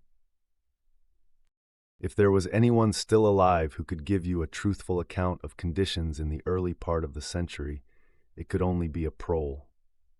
Suddenly, the passage from the history book that he had copied into his diary came back into Winston's mind, and a lunatic impulse took hold of him. He would go into the pub. He would make the acquaintance of that old man and question him. He would say to him, "Tell me about your life when you were a boy. What was it like in those days? Were things better than they are now, or were they worse? Hurriedly, lest he should have time to become frightened, he descended the steps and crossed the narrow street. It was madness, of course. As usual, there was no definite rule against talking to proles and frequenting their pubs, but it was far too unusual an action to pass unnoticed. If the patrols appeared, he might plead an attack of faintness, but it was not likely that they would believe him. He pushed open the door, and a hideous, cheesy smell of sour beer hit him in the face. As he entered, the din of voices dropped to about half its volume. Behind his back, he could feel everyone eyeing his blue overalls. A game of darts, which was going on at the other end of the room, interrupted itself for perhaps as much as 30 seconds. The old man whom he had followed was standing at the bar, having some kind of argument with the barman, a large, stout, hook-nosed young man with enormous forearms. A knot of others, standing around with glasses in their hands, were watching the scene. "I arst you civil enough, didn't I?" said the old man, straightening his shoulders pugnaciously. "You telling me you ain't got a pint mug in the old bleedin' boozer?" "And what in hell's name is a pint?" said the barman, leaning forward with the tips of his fingers on the counter. "Ark at him! Calls hisself a barman and don't know what a pint is. Why, a pint's the alf of a quart, and there's 4 quarts to the gallon. I have to teach you the ABC next." "Never heard of 'em," said the barman shortly. "Liter and half-liter, that's all we serve. There's the glasses on the shelf in front of you." "I likes a pint," persisted the old man. "You could 'a' drawed me off a pint easy enough. We didn't have these bleeding liters when I was a young man." "When you were a young man, we were all living in the treetops," said the barman, with a glance at the other customers. There was a shout of laughter, and the uneasiness caused by Winston's entry seemed to disappear. The old man's white stubbled face had flushed pink. He turned away, muttering to himself, and bumped into Winston. Winston caught him gently by the arm. "May I offer you a drink?" he said. "You're a gent," said the other, straightening his shoulders again. He appeared not to have noticed Winston's blue overalls.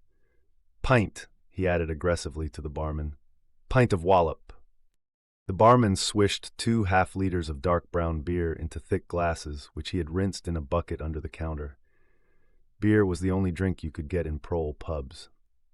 The proles were supposed not to drink gin, though in practice they could get hold of it easily enough. The game of darts was in full swing again, and the knot of men at the bar had begun talking about lottery tickets. Winston's presence was forgotten for a moment.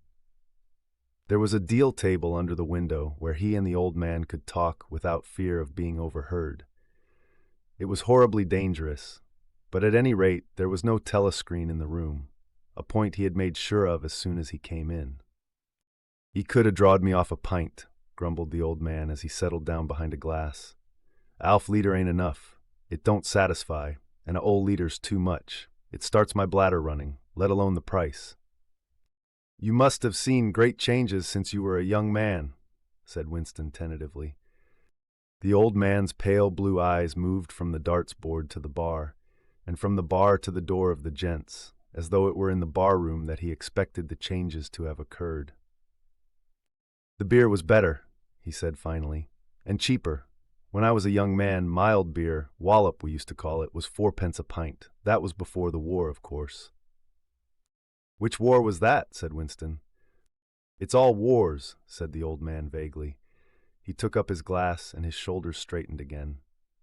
"'Ere's wishing you the very best of 'ealth." In his lean throat, the sharp-pointed Adam's apple made a surprisingly rapid up-and-down movement, and the beer vanished.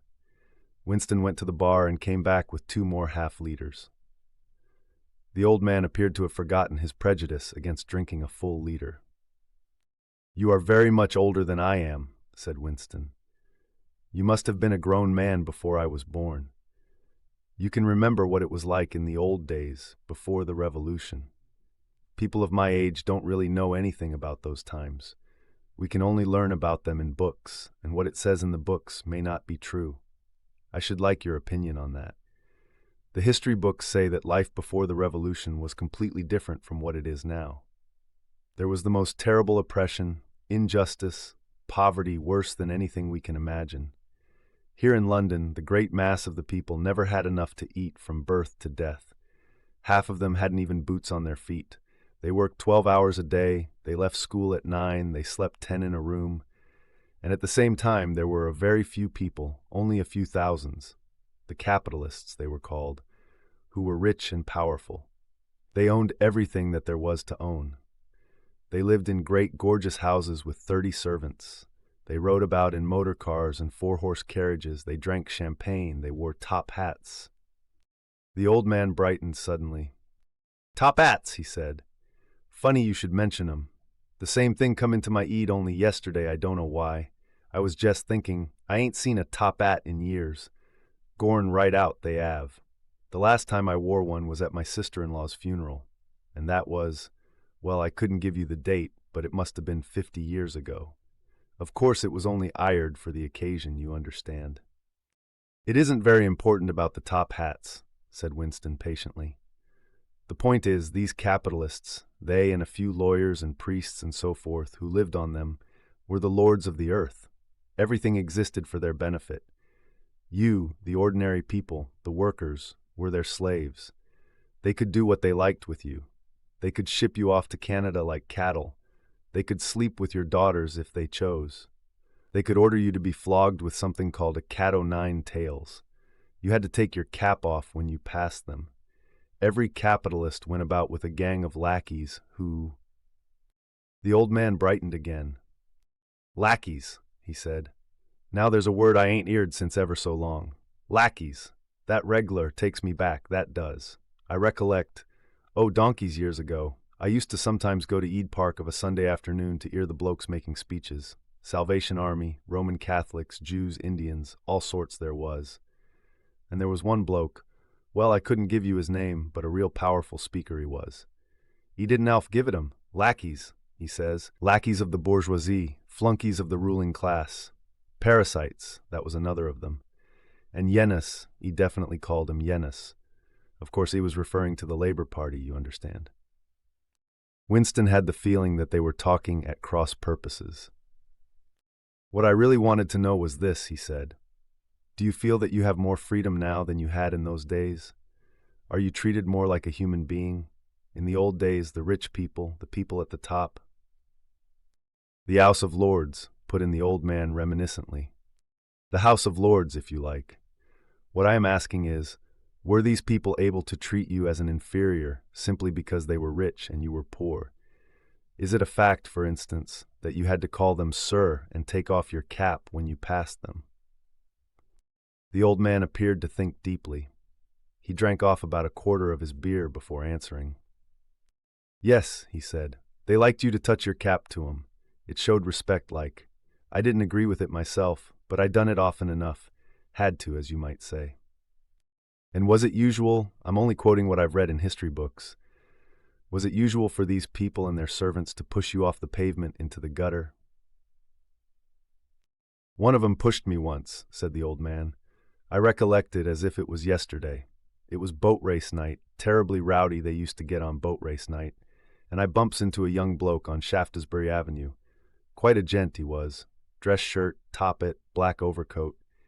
He was kind of zigzagging across the pavement, and I bumps into him accidental-like. He says, 'Why can't you look where you're going?' he says. I say, 'Do you think you've bought the bleeding pavement?' He says, 'I'll twist your bloody eat off if you get fresh with me.' I says, 'You're drunk. I'll give you in charge in half a minute,' I says.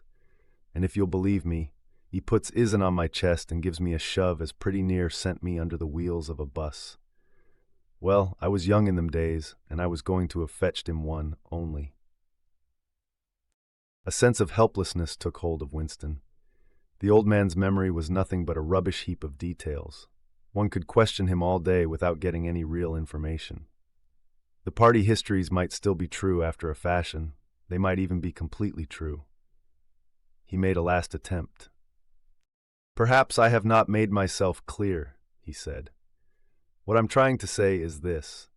You have been alive a very long time. You lived half your life before the Revolution. In 1925, for instance, you were already grown up.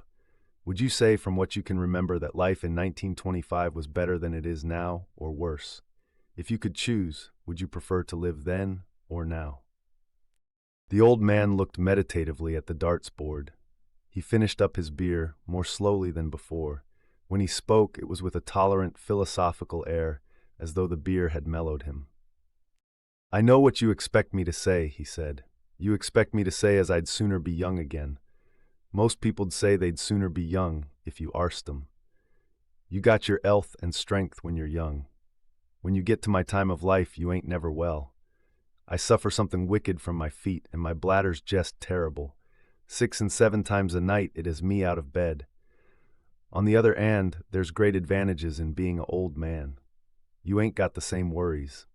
No truck with women, and that's a great thing. I ain't 'ad a woman for near on 30 year, if you'd credit it. Nor wanted to, what's more." Winston sat back against the windowsill. It was no use going on. He was about to buy some more beer when the old man suddenly got up and shuffled rapidly into the stinking urinal at the side of the room. The extra half-liter was already working on him. Winston sat for a minute or two gazing at his empty glass and hardly noticed when his feet carried him out into the street again. Within 20 years at the most, he reflected, the huge and simple question, was life better before the revolution than it is now, would have ceased once and for all to be answerable. But in effect, it was unanswerable even now, since the few scattered survivors from the ancient world were incapable of comparing one age with another. They remembered a million useless things: a quarrel with a workmate, a hunt for a lost bicycle pump, the expression on a long-dead sister's face, the swirls of dust on a windy morning 70 years ago. But all the relevant facts were outside the range of their vision. They were like the ant, which can see small objects but not large ones. And when memory failed and written records were falsified, when that happened, the claim of the party to have improved the conditions of human life had got to be accepted, because there did not exist, and never again could exist, any standard against which it could be tested. At this moment his train of thought stopped abruptly. He halted and looked up.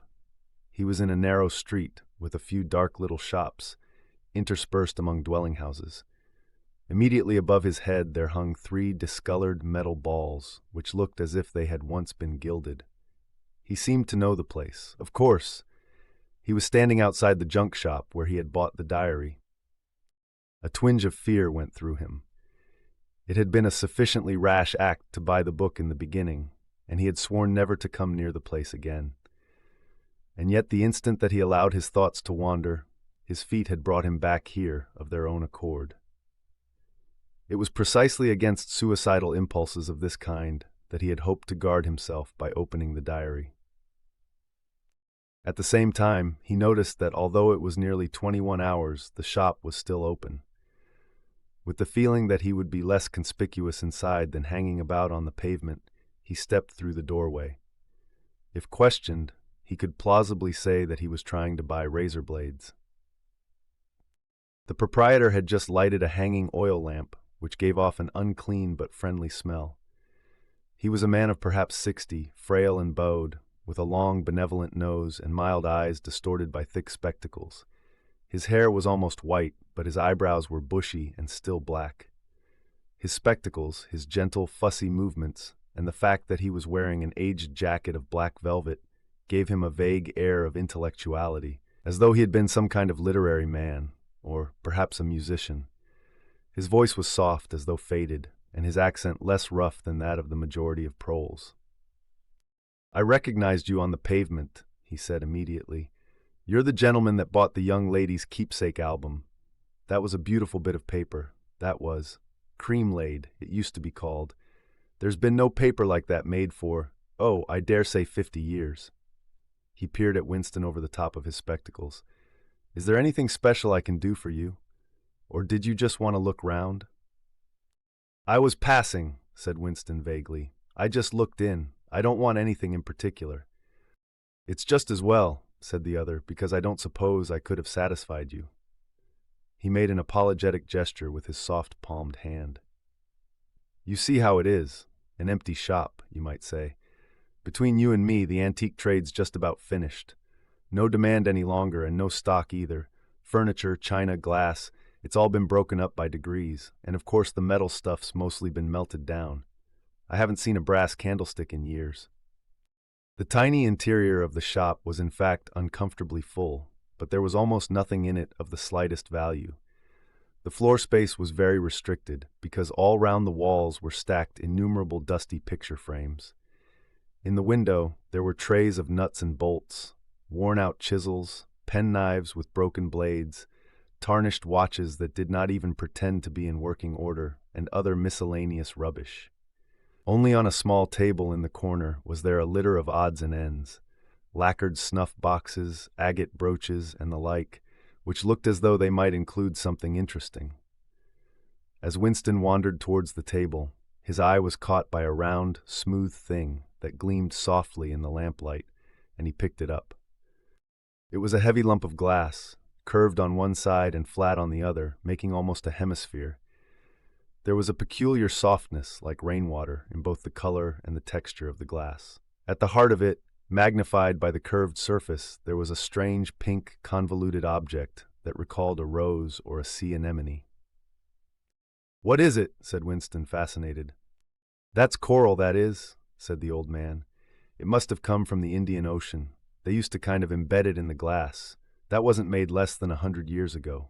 More, by the look of it." "It's a beautiful thing," said Winston. "It is a beautiful thing," said the other appreciatively. "But there's not many that'd say so nowadays." He coughed. "Now, if it so happened that you wanted to buy it, that'd cost you $4. I can remember when a thing like that would have fetched £8, and £8 was, well, I can't work it out, but it was a lot of money. But who cares about genuine antiques nowadays, even the few that's left?" Winston immediately paid the $4 and slid the coveted thing into his pocket.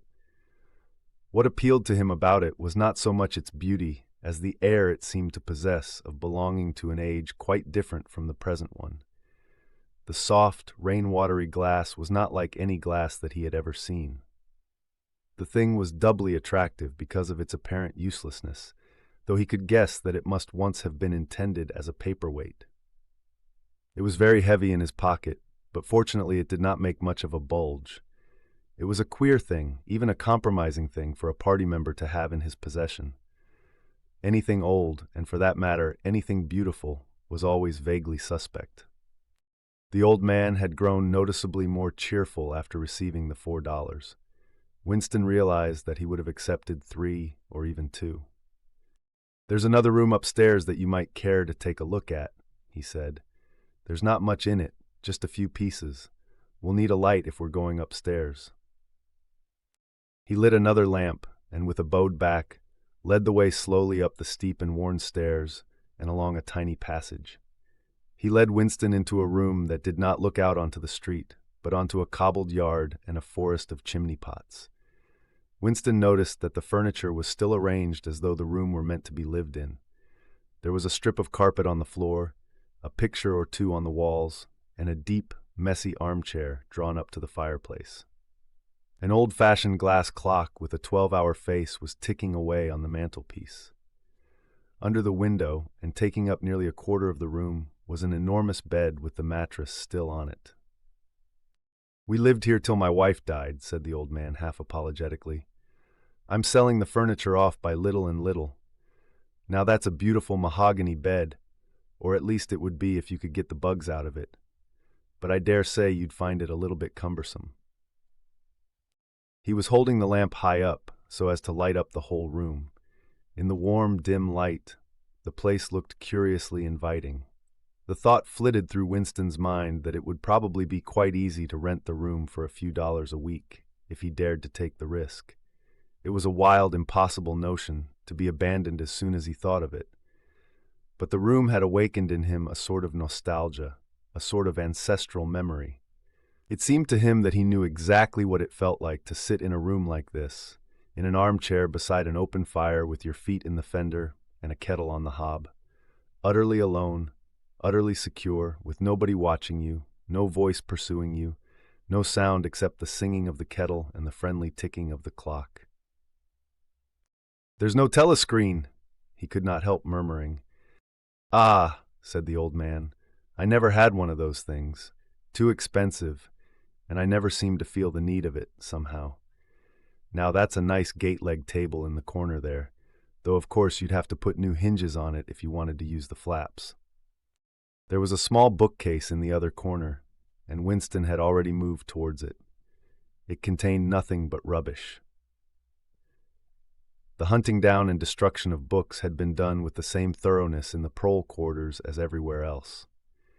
It was very unlikely that there existed anywhere in Oceania a copy of a book printed earlier than 1960. The old man, still carrying the lamp, was standing in front of a picture in a rosewood frame which hung on the other side of the fireplace opposite the bed. "Now, if you happen to be interested in old prints at all," he began delicately. Winston came across to examine the picture. It was a steel engraving of an oval building with rectangular windows and a small tower in front. There was a railing running round the building, and at the rear end there was what appeared to be a statue. Winston gazed at it for some moments. It seemed vaguely familiar, though he did not remember the statue. "The frame's fixed to the wall," said the old man, "but I could unscrew it for you, I dare say." "I know that building," said Winston finally. "It's a ruin now. It's in the middle of the street outside the Palace of Justice." "That's right, outside the law courts. It was bombed many years ago. It was a church at one time, St. Clement Danes, its name was," he said. He smiled apologetically, as though conscious of saying something slightly ridiculous, and added, "Oranges and lemons, say the bells of St. Clement's." "What's that?" said Winston. "Oh, oranges and lemons, say the bells of St. Clement's. That was a rhyme we had when I was a little boy. How it goes on I don't remember, but I do know it ended up, 'Here comes a candle to light you to bed. Here comes a chopper to chop off your head.' It was a kind of a dance. They held out their arms for you to pass under, and when they came to 'Here comes a chopper to chop off your head,' they brought their arms down and caught you." It was just names of churches. All the London churches were in it. All the principal ones, that is. Winston wondered vaguely to what century the church belonged. It was always difficult to determine the age of a London building. Anything large and impressive, if it was reasonably new in appearance, was automatically claimed as having been built since the Revolution. Anything that was obviously of an earlier date was ascribed to some dim period called the Middle Ages. The centuries of capitalism were held to have produced nothing of any value. One could not learn history from architecture any more than one could learn it from books. Statues, inscriptions, memorial stones, the names of streets, anything that might throw light upon the past had been systematically altered. "I never knew it had been a church," he said. "There's a lot of them left, really," said the old man, "though they've been put to other uses. Now how did that rhyme go? Ah, I've got it. 'Oranges and lemons, say the bells of St. Clement's. You owe me 3 farthings, say the bells of St. Martin's.' There, now, that's as far as I can get." A farthing, that was a small copper coin, looked something like a cent. "Where was St. Martin's?" asked Winston. "St. Martin's? That's still standing. It's in Victory Square, alongside the picture gallery, a building with a kind of a triangular porch and pillars in front and a big flight of steps." Winston knew the place well.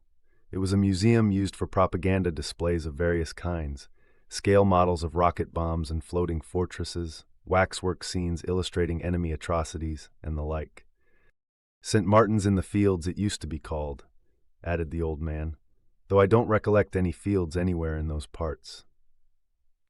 Winston did not buy the picture. It would have been an even more out-of-place possession than the glass paperweight, and impossible to carry home unless it were taken out of its frame. But he lingered for some minutes more, talking to the old man. He discovered his name was not Weeks, as you might have gathered from the sign over the shop front, but Charrington. Mr. Charrington, it seemed, was a widower aged 63 and had lived in this shop for 30 years. Throughout that time, he had been intending to change the name over the window, but had never quite got around to it. All the while that they were talking, the half-remembered rhyme kept running through Winston's head. "Oranges and lemons, say the bells of St. Clement's. You owe me 3 farthings, say the bells of St. Martin's. It was curious, but when you said it to yourself, you had the illusion of actually hearing bells, the bells of a lost London that still existed somewhere, disguised and forgotten. From one ghostly steeple after another, he seemed to hear them pealing out. Yet as far as he could remember, he had never in real life heard church bells ringing. He got away from Mr. Charrington and went down the stairs alone, so as not to let the old man see him checking the street before stepping out of the door. He had already made up his mind that after a suitable interval, a month, say, he would take the risk of visiting the shop again. It was perhaps not more dangerous than skipping an evening at the center. The serious piece of folly had been to come back here in the first place, after buying the diary and without knowing whether the proprietor of the shop could be trusted. However, yes, he thought again, he would come back. He would buy more scraps of beautiful rubbish. He would buy the engraving of St. Clement Danes, take it out of its frame, and carry it home concealed under the jacket of his overalls. He would drag the rest of that poem out of Mr. Charrington's memory. Even the lunatic project of renting the room upstairs flashed momentarily through his mind again. For perhaps 5 seconds, his excitement made him careless, and he stepped out onto the pavement without so much as a preliminary glance through the window. He had even started humming to an improvised tune. Oranges and lemons, say the bells of St. Clement's. You owe me 3 farthings, say the... Suddenly his heart seemed to turn to ice and his bowels to water. A figure in blue overalls was coming down the pavement, not 10 meters away. It was the girl from the fiction department, the girl with dark hair. The light was failing, but there was no difficulty in recognizing her. She looked him straight in the face, then walked quickly on as though she had not seen him. For a few seconds, Winston was too paralyzed to move. Then he turned to the right and walked heavily away, not noticing for the moment that he was going in the wrong direction. At any rate, one question was settled. There was no doubting any longer that the girl was spying on him. She must have followed him here, because it was not credible that by pure chance she should have happened to be walking on the same evening up the same obscure back street, kilometers distant from any quarter where party members lived. It was too great a coincidence. Whether she was really an agent of the thought police, or simply an amateur spy driven by officiousness, hardly mattered. It was enough that she was watching him. Probably she had seen him go into the pub as well. It was an effort to walk. The lump of glass in his pocket banged against his thigh at each step, and he was half-minded to take it out and throw it away. The worst thing was the pain in his belly. For a couple of minutes, he had the feeling that he would die if he did not reach a lavatory soon. But there would be no public lavatories in a quarter like this. Then the spasm passed, leaving a dull ache behind. The street was a blind alley. Winston halted, stood for several seconds wondering vaguely what to do, then turned round and began to retrace his steps. As he turned, it occurred to him that the girl had only passed him 3 minutes ago, and that by running he could probably catch up with her. He could keep on her track until they were in some quiet place, and then smash her skull in with a cobblestone. The piece of glass in his pocket would be heavy enough for the job. But he abandoned the idea immediately, because even the thought of making any physical effort was unbearable. He could not run, he could not strike a blow. Besides, she was young and strong and would defend herself. He thought also of hurrying to the community center and staying there until the place closed so as to establish a partial alibi for the evening. But that too was impossible. A deadly exhaustion had taken hold of him. All he wanted was to get home quickly and then sit down and be quiet. It was after 22 hours when he got back to the flat. The lights would be switched off at the main at 23:30. He went into the kitchen and swallowed nearly a teacupful of Victory gin. Then he went to the table in the alcove, sat down, and took the diary out of the drawer. But he did not open it at once. From the telescreen, a brassy female voice was squalling a patriotic song. He sat staring at the marbled cover of the book, trying without success to shut the voice out of his consciousness. It was at night that they came for you, always at night. The proper thing was to kill yourself before they got you. Undoubtedly, some people did so. Many of the disappearances were actually suicides. But it needed desperate courage to kill yourself in a world where firearms or any quick and certain poison were completely unobtainable. He thought with a kind of astonishment of the biological uselessness of pain and fear, the treachery of the human body, which always freezes into inaction at exactly the moment when a special effort is needed. He might have silenced the dark-haired girl if only he had acted quickly enough. But precisely because of the extremity of his danger, he had lost the power to act. It struck him that in moments of crisis, one is never fighting against an external enemy, but always against one's own body. Even now, in spite of the gin, the dull ache in his belly made consecutive thought impossible. And it is the same, he realized, in all seemingly heroic or tragic situations. On the battlefield, in the torture chamber, on a sinking ship, the issues that you are fighting for are always forgotten, because the body swells up until it fills the universe. And even when you are not paralyzed by fright or screaming with pain, life is a moment-to-moment struggle against hunger or cold or sleeplessness, against a sour stomach or an aching tooth. He opened the diary. It was important to write something down. The woman on the telescreen had started a new song. Her voice seemed to stick into his brain like jagged splinters of glass. He tried to think of O'Brien, for whom, or to whom, the diary was written, but instead, he began thinking of the things that would happen to him after the thought police took him away. It would not matter if they killed you at once. To be killed was what you expected. But before death, and nobody spoke of such things, yet everybody knew of them, there was the routine of confession that had to be gone through, the groveling on the floor and screaming for mercy, the crack of broken bones, the smashed teeth, and bloody clots of hair. Why did you have to endure it, since the end was always the same? Why was it not possible to cut a few days or weeks out of your life?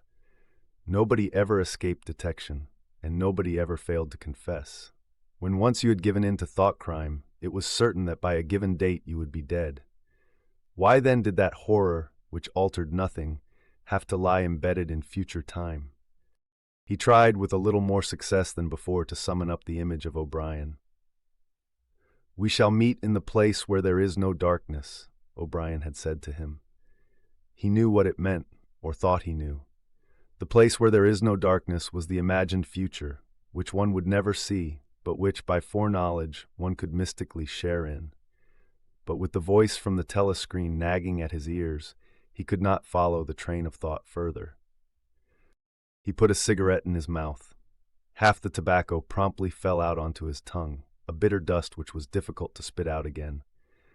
The face of Big Brother swam into his mind, displacing that of O'Brien. Just as he had done a few days earlier, he slid a coin out of his pocket and looked at it. The face gazed up at him, heavy, calm, protecting. But what kind of smile was hidden beneath the dark mustache? Like a leaden bell, the words came back at him. War is peace. Freedom is slavery. Ignorance is strength. This is the end of part 1. We will now begin part 2 of the audiobook. Chapter 1. It was the middle of the morning, and Winston had left his cubicle to go to the lavatory. A solitary figure was coming towards him from the other end of the long, brightly lit corridor. It was the girl with dark hair. 4 days had passed since the evening when he had run into her outside the junk shop. As she came nearer, he saw that her right arm was in a sling, not noticeable at a distance because it was the same color as her overalls. She had probably crushed her hand while swinging round one of the big kaleidoscopes on which the plots of novels were roughed in. It was a common accident in the fiction department. They were perhaps 4 meters apart when the girl stumbled and fell almost flat on her face. A sharp cry of pain was wrung out of her. She must have fallen right on the injured arm. Winston stopped short. The girl had risen to her knees. Her face had turned a milky yellow color against which her mouth stood out redder than ever. Her eyes were fixed on his, with an appealing expression that looked more like fear than pain. A curious emotion stirred in Winston's heart. In front of him was an enemy who was trying to kill him. In front of him also was a human creature, in pain, and perhaps with a broken bone. Already he had instinctively started forward to help her. In the moment when he had seen her fall on the bandaged arm, it had been as though he felt the pain in his own body. "You're hurt," he said.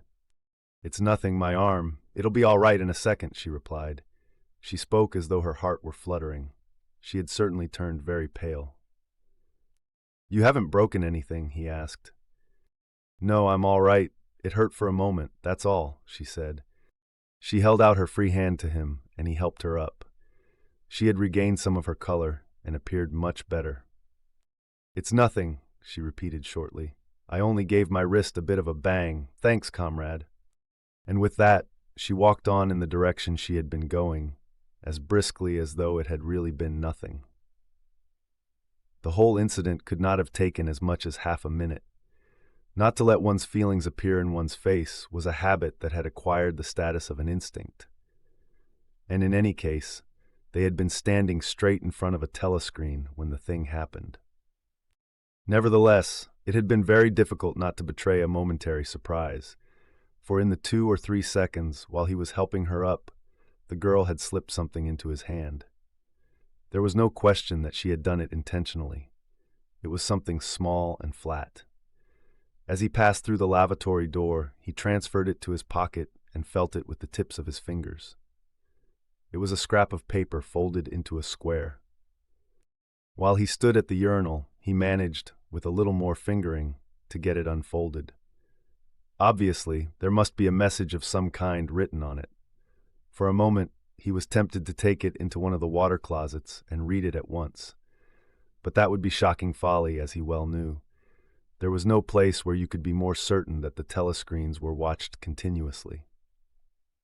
He went back to his cubicle, sat down, threw the fragment of paper casually among the other papers on the desk, put on his spectacles, and hitched the speakwrite towards him. 5 minutes, he told himself. 5 minutes at the very least. His heart bumped in his breast with frightening loudness. Fortunately, the piece of work he was engaged on was mere routine, the rectification of a long list of figures, not needing close attention. Whatever was written on the paper, it must have some kind of political meaning. So far as he could see, there were 2 possibilities. One, much the more likely, was that the girl was an agent of the thought police, just as he had feared. He did not know why the thought police should choose to deliver their messages in such a fashion, but perhaps they had their reasons. The thing that was written on the paper might be a threat, a summons, an order to commit suicide, a trap of some description. But there was another, wilder possibility that kept raising its head, though he tried vainly to suppress it.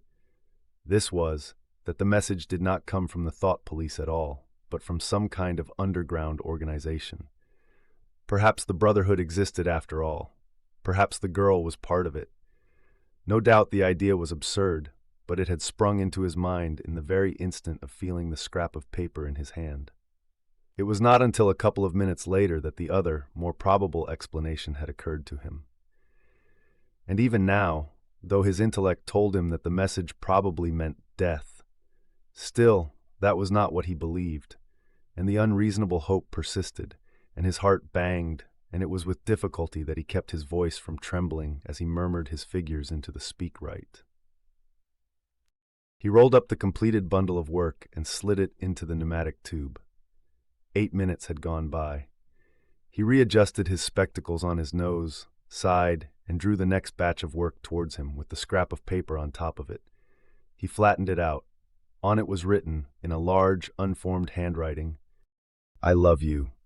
For several seconds, he was too stunned even to throw the incriminating thing into the memory hole. When he did so, although he knew very well the danger of showing too much interest, he could not resist reading it once again, just to make sure that the words were really there. For the rest of the morning, it was very difficult to work. What was even worse than having to focus his mind on a series of small jobs was the need to conceal his agitation from the telescreen. He felt as though a fire were burning in his belly. Lunch in the hot, crowded, noise-filled canteen was torment. He had hoped to be alone for a little while during the lunch hour, but as bad luck would have it, the imbecile Parsons flopped down beside him. The tang of his sweat almost defeated the tinny smell of stew, and he kept up a stream of talk about the preparations for Hate Week. He was particularly enthusiastic about a papier-mâché model of Big Brother's head, 2 meters wide, which was being made for the occasion by his daughter's troop of spies. The irritating thing was that in the racket of voices, Winston could hardly hear what Parsons was saying and was constantly having to ask for some fatuous remark to be repeated. Just once he caught a glimpse of the girl at a table with 2 other girls at the far end of the room. She appeared not to have seen him, and he did not look in that direction again. The afternoon was more bearable. Immediately after lunch, there arrived a delicate, difficult piece of work which would take several hours and required putting everything else aside. It consisted in falsifying a series of production reports of 2 years ago, in such a way as to cast discredit on a prominent member of the inner party, who was now under a cloud. This was the kind of thing that Winston was good at. And for more than 2 hours he succeeded in shutting the girl out of his mind altogether. Then the memory of her face came back, and with it a raging, intolerable desire to be alone. Until he could be alone, it was impossible to think this new development out. Tonight was one of his nights at the community center. He wolfed down another tasteless meal in the canteen, hurried off to the center, took part in the solemn foolery of a discussion group, played 2 games of table tennis, swallowed several glasses of gin, and sat for half an hour through a lecture entitled Ingsoc in Relation to Chess. His soul writhed with boredom, but for once he had had no impulse to shirk his evening at the center. At the sight of the words "I love you," the desire to stay alive had welled up in him, and the taking of minor risks suddenly seemed stupid. It was not until 23 hours when he was home and in bed, in the darkness, where you were safe even from the telescreen so long as you kept silent, that he was able to think continuously. It was a physical problem that had to be solved: how to get in touch with the girl and arrange a meeting. He did not consider any longer the possibility that she might be laying some kind of trap for him. He knew that it was not so because of her unmistakable agitation when she handed him the note. Obviously, she had been frightened out of her wits, as well she might be. Nor did the idea of refusing her advances even cross his mind. Only 5 nights ago, he had contemplated smashing her skull in with a cobblestone, but that was of no importance. He thought of her naked, youthful body as he had seen it in his dream. He had imagined her a fool like all the rest of them, her head stuffed with lies and hatred, her belly full of ice. A kind of fever seized him at the thought that he might lose her, that the white, youthful body might slip away from him. What he feared more than anything else was that she would simply change her mind if he did not get in touch with her quickly. But the physical difficulty of meeting was enormous. It was like trying to make a move at chess when you were already mated. Whichever way you turned, the telescreen faced you. Actually, all the possible ways of communicating with her had occurred to him within 5 minutes of reading the note.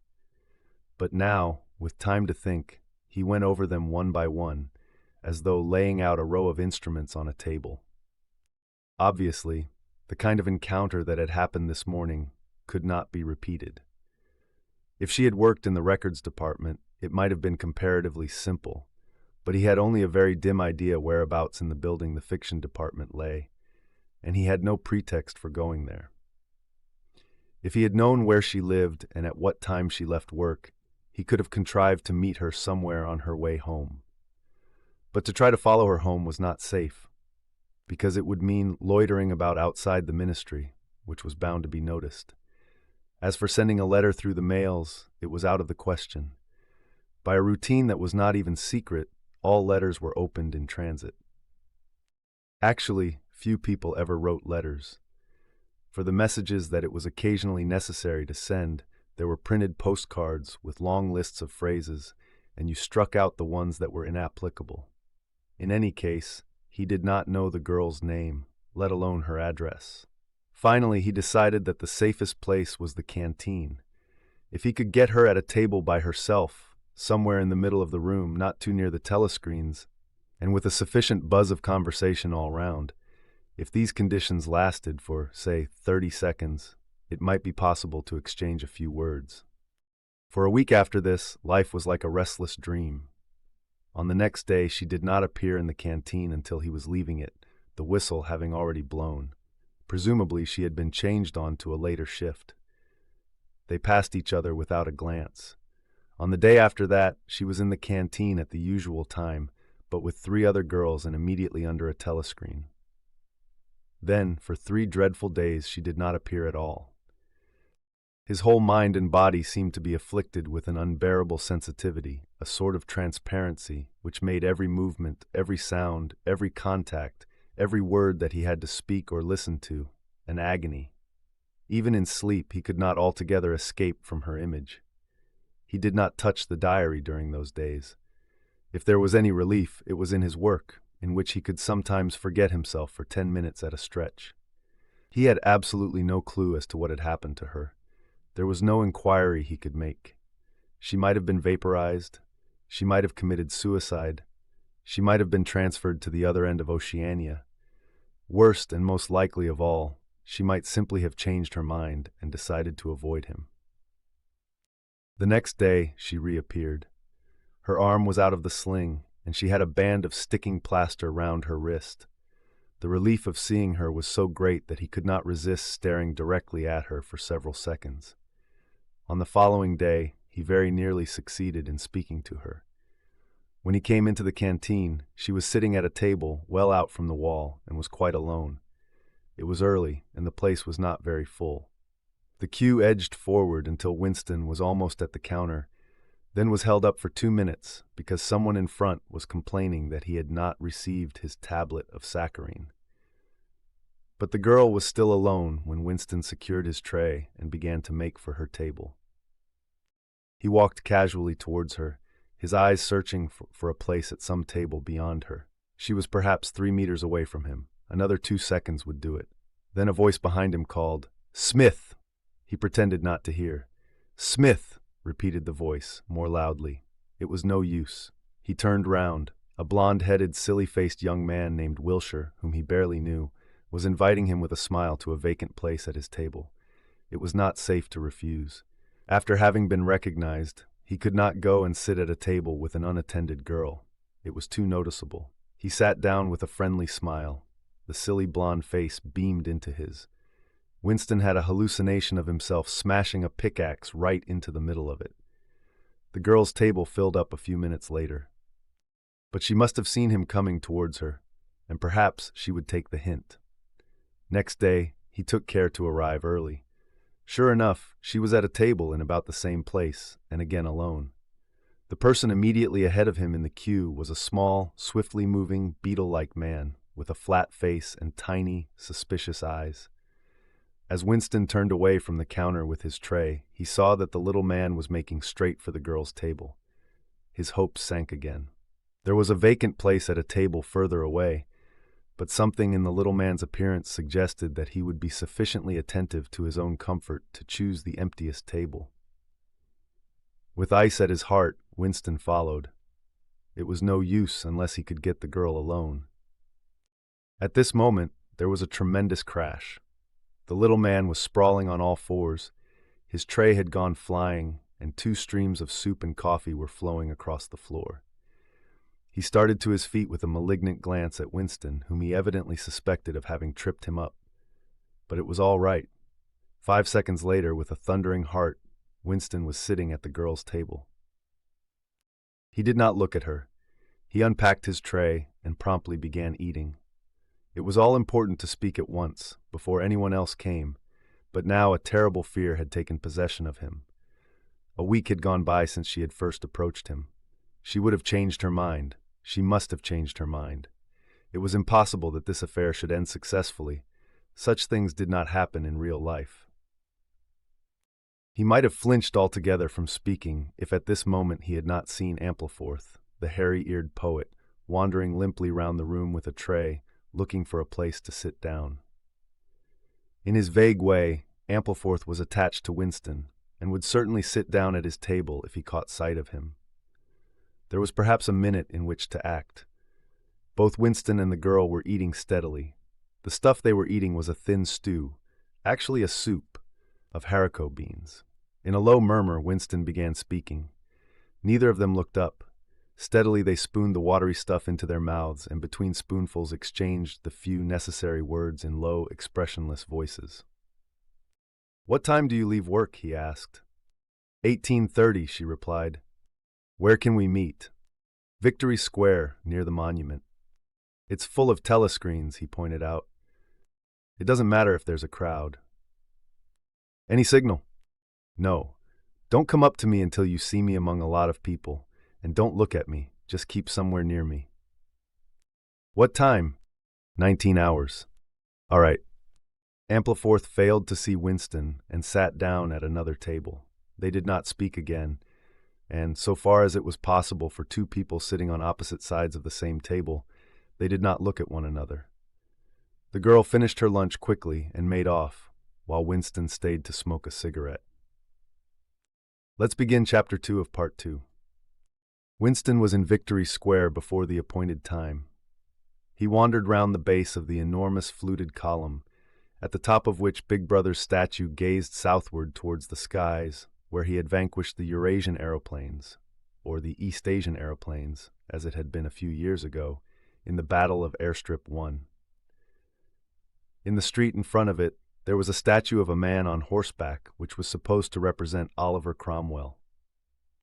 At 5 minutes past the hour, the girl had still not appeared. Again, the terrible fear seized upon Winston. She was not coming. She had changed her mind. He walked slowly up to the north side of the square and got a sort of pale-colored pleasure from identifying St. Martin's Church, whose bells, when it had bells, had chimed, "You owe me 3 farthings." Then he saw the girl standing at the base of the monument, reading or pretending to read a poster which ran spirally up the column. It was not safe to go near her until some more people had gathered. There were telescreens all round the base. But at this moment, there was a din of shouting and a zoom of heavy vehicles from somewhere to the left. Suddenly, everyone seemed to be running across the square. The girl nipped nimbly round the lions at the base of the monument and joined in the rush. Winston followed. As he ran, he gathered from some shouted remarks that a convoy of Eurasian prisoners was passing. Already a dense mass of people was blocking the south side of the square. Winston, who at normal times would gravitate to the outer edge of any kind of scrimmage, shoved, butted, and squirmed his way forward into the heart of the crowd. Soon he was within arm's length of the girl, but the way was blocked by an enormous prole and an almost equally enormous woman, presumably his wife, who seemed to form an impenetrable wall of flesh. Winston wriggled himself sideways, and with a violent lunge managed to drive his shoulder between them. For a moment it felt as though his insides were being ground to pulp between the two muscular hips. Then he had broken through, sweating a little. He was next to the girl. They were shoulder to shoulder, both staring fixedly in front of them. A long line of trucks, with wooden-faced guards armed with submachine guns standing upright in each corner, was passing slowly down the street.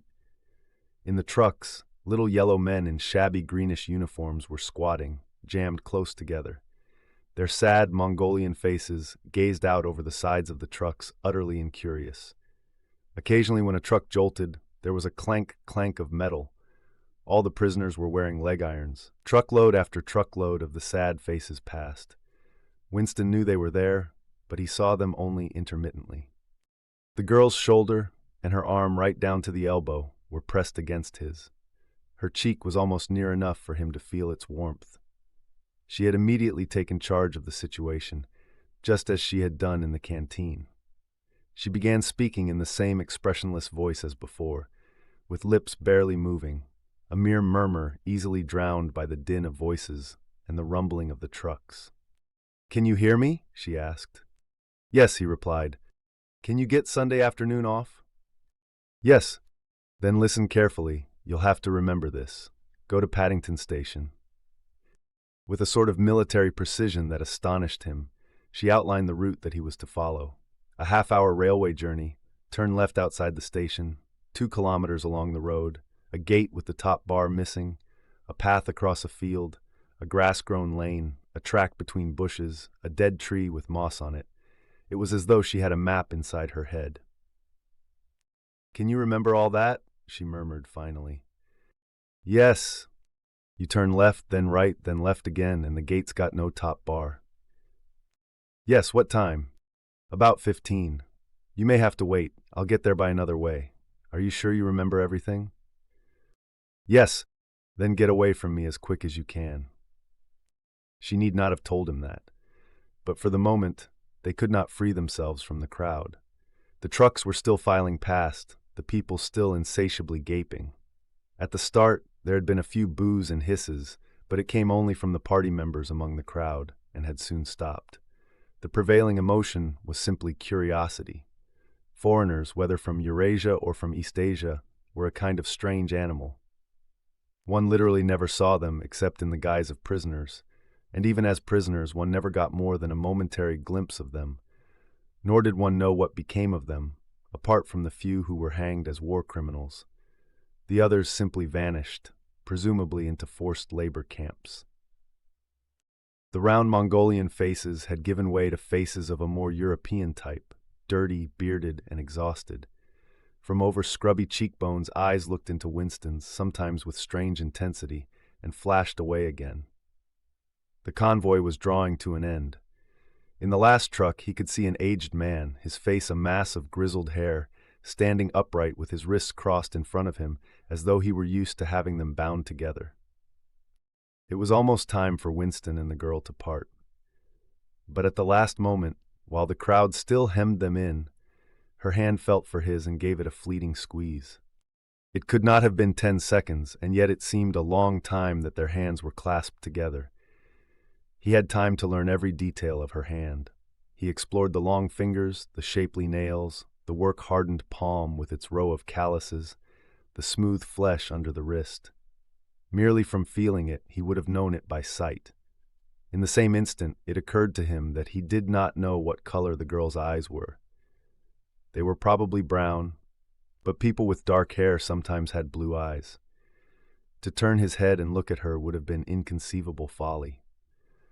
With hands locked together, invisible among the press of bodies, they stared steadily in front of them. And instead of the eyes of the girl, the eyes of the aged prisoner gazed mournfully at Winston out of nests of hair. Now for Chapter 3. Winston picked his way up the lane through dappled light and shade, stepping out into pools of gold wherever the boughs parted. Under the trees to his left, the ground was misty with bluebells. The air seemed to kiss one's skin. It was the 2nd of May. From somewhere deeper in the heart of the wood came the droning of ringdoves. He was a bit early. There had been no difficulties about the journey, and the girl was so evidently experienced that he was less frightened than he would normally have been. Presumably, she could be trusted to find a safe place. In general, you could not assume that you were much safer in the country than in London. There were no telescreens, of course, but there was always the danger of concealed microphones by which your voice might be picked up and recognized.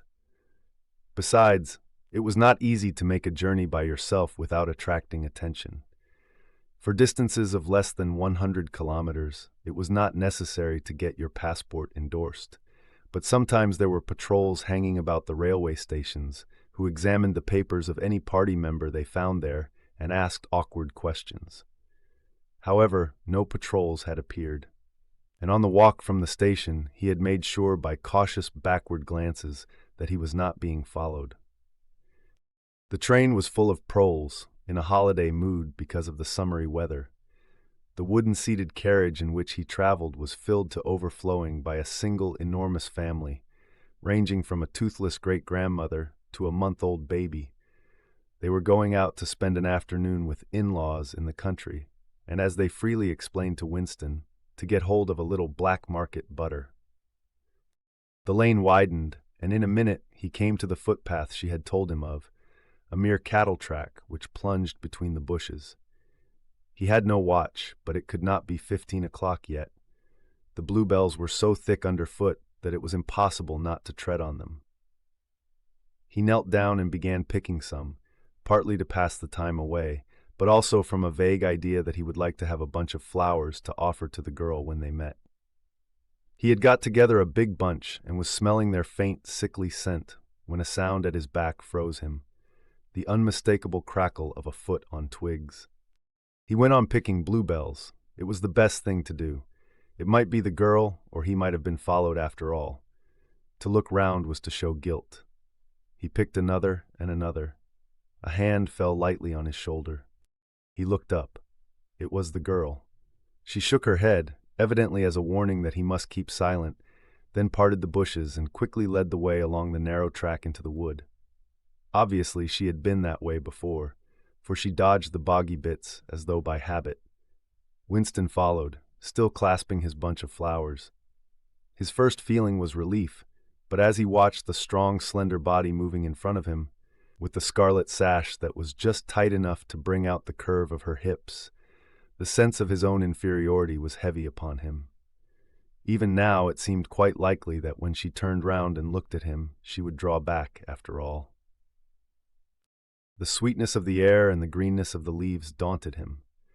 Already on the walk from the station, the May sunshine had made him feel dirty and pale, a creature of indoors, with the sooty dust of London in the pores of his skin. It occurred to him that until now, she had probably never seen him in broad daylight in the open. They came to the fallen tree that she had spoken of. The girl hopped over and forced apart the bushes, in which there did not seem to be an opening. When Winston followed her, he found that they were in a natural clearing, a tiny grassy knoll surrounded by tall saplings that shut it in completely. The girl stopped and turned. "Here we are," she said. He was facing her at several paces' distance. As yet he did not dare move nearer to her. "I didn't want to say anything in the lane," she went on, "in case there's a mic hidden there. I don't suppose there is, but there could be. There's always the chance of one of those swine recognizing your voice. We're all right here." He still had not the courage to approach her. "We're all right here," he repeated stupidly. "Yes, look at the trees." They were small ashes, which at some time had been cut down and had sprouted up again into a forest of poles, none of them thicker than one's wrist. "There's nothing big enough to hide a mic in. Besides, I've been here before." They were only making conversation. He had managed to move closer to her now. She stood before him very upright, with a smile on her face that looked faintly ironical, as though she were wondering why he was so slow to act. The bluebells had cascaded onto the ground. They seemed to have fallen of their own accord. He took her hand. "Would you believe," he said, "that till this moment I didn't know what color your eyes were?" They were brown, he noted, a rather light shade of brown, with dark lashes. "Now that you've seen what I'm really like, can you still bear to look at me?" "Yes, easily," she replied. "I'm 39 years old. I've got a wife that I can't get rid of. I've got varicose veins. I've got 5 false teeth." "I couldn't care less," said the girl. The next moment, it was hard to say by whose act she was in his arms. At the beginning, he had no feeling except sheer disbelief. The youthful body was strained against his own, the mass of dark hair was against his face, and yes, she had actually turned her face up and he was kissing the wide red mouth. She had clasped her arms about his neck. She was calling him darling, precious one, loved one. He had pulled her down onto the ground. She was utterly unresisting. He could do what he liked with her. But the truth was that he had no physical sensation, except that of mere contact. All he felt was incredulity and pride. He was glad that this was happening, but he had no physical desire. It was too soon. Her youth and prettiness had frightened him. He was too much used to living without women. He did not know the reason. The girl picked herself up and pulled a bluebell out of her hair. She sat against him, putting her arm round his waist. "Never mind, dear. There's no hurry. We've got the whole afternoon. Isn't this a splendid hideout? I found it when I got lost once on a community hike. If anyone was coming, you could hear them 100 meters away."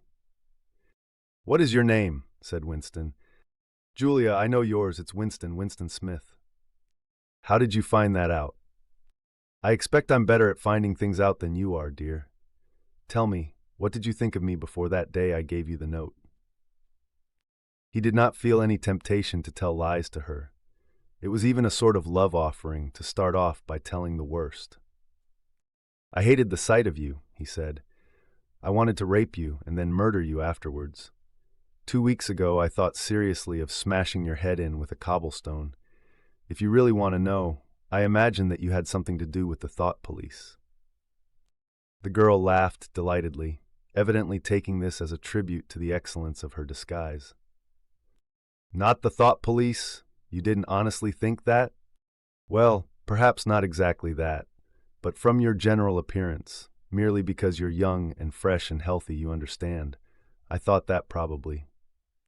You thought I was a good party member, pure in word and deed, banners, processions, slogans, games, community hikes, all that stuff.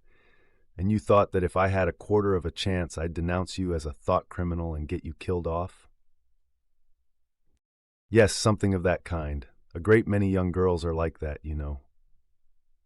It's this bloody thing that does it, she said, ripping off the scarlet sash of the Junior Anti-Sex League and flinging it onto a bough. Then, as though touching her waist had reminded her of something, she felt in the pocket of her overalls and produced a small slab of chocolate. She broke it in half and gave one of the pieces to Winston. Even before he had taken it, he knew by the smell that it was very unusual chocolate. It was dark and shiny and was wrapped in silver paper. Chocolate normally was dull brown, crumbly stuff that tasted, as nearly as one could describe it, like the smoke of a rubbish fire. But at some time or another, he had tasted chocolate like the piece she had given him. The first whiff of its scent had stirred up some memory which he could not pin down, but which was powerful and troubling. "Where did you get this stuff?" he said. "Black market," she said indifferently. "Actually, I am that sort of girl, to look at. I'm good at games. I was a troop leader in the Spies. I do voluntary work 3 evenings a week for the Junior Anti-Sex League. Hours and hours I've spent pasting their bloody rot all over London. I always carry one end of a banner in the processions. I always look cheerful, and I never shirk anything. Always yell with the crowd. That's what I say. It's the only way to be safe." The first fragment of chocolate had melted on Winston's tongue. The taste was delightful. But there was still that memory moving round the edges of his consciousness, something strongly felt but not reducible to a definite shape, like an object seen out of the corner of one's eye. He pushed it away from him, aware only that it was the memory of some action which he would have liked to undo, but could not. "You are very young," he said. "You are 10 or 15 years younger than I am. What could you see to attract you in a man like me?" "It was something in your face. I thought I'd take a chance. I'm good at spotting people who don't belong. As soon as I saw you, I knew you were against them."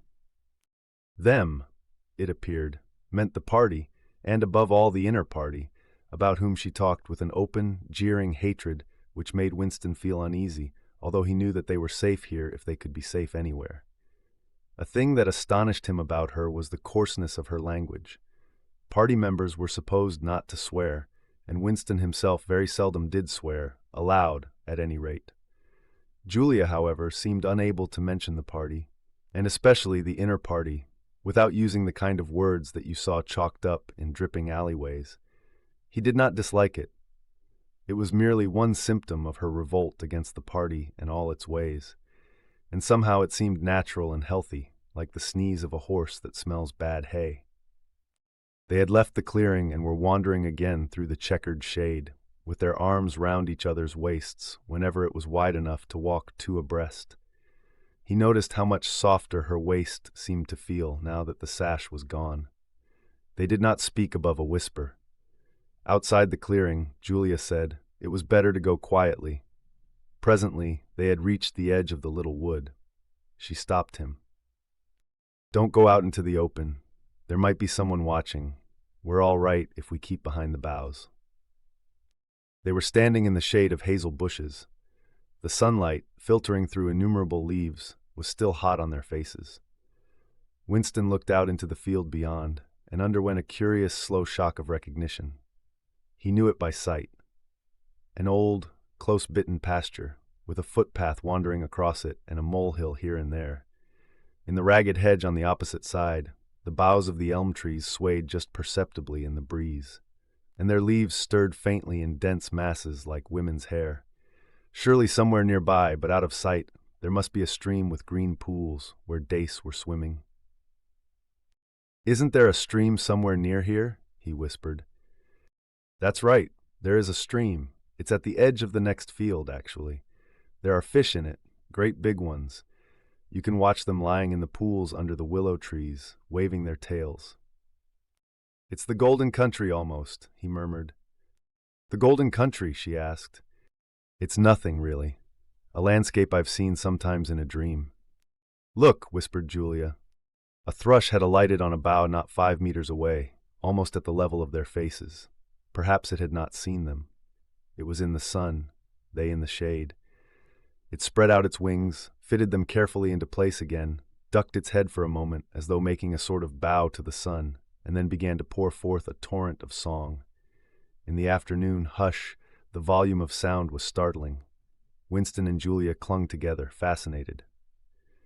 The music went on, minute after minute, with astonishing variations, never once repeating itself, almost as though the bird were deliberately showing off its skill.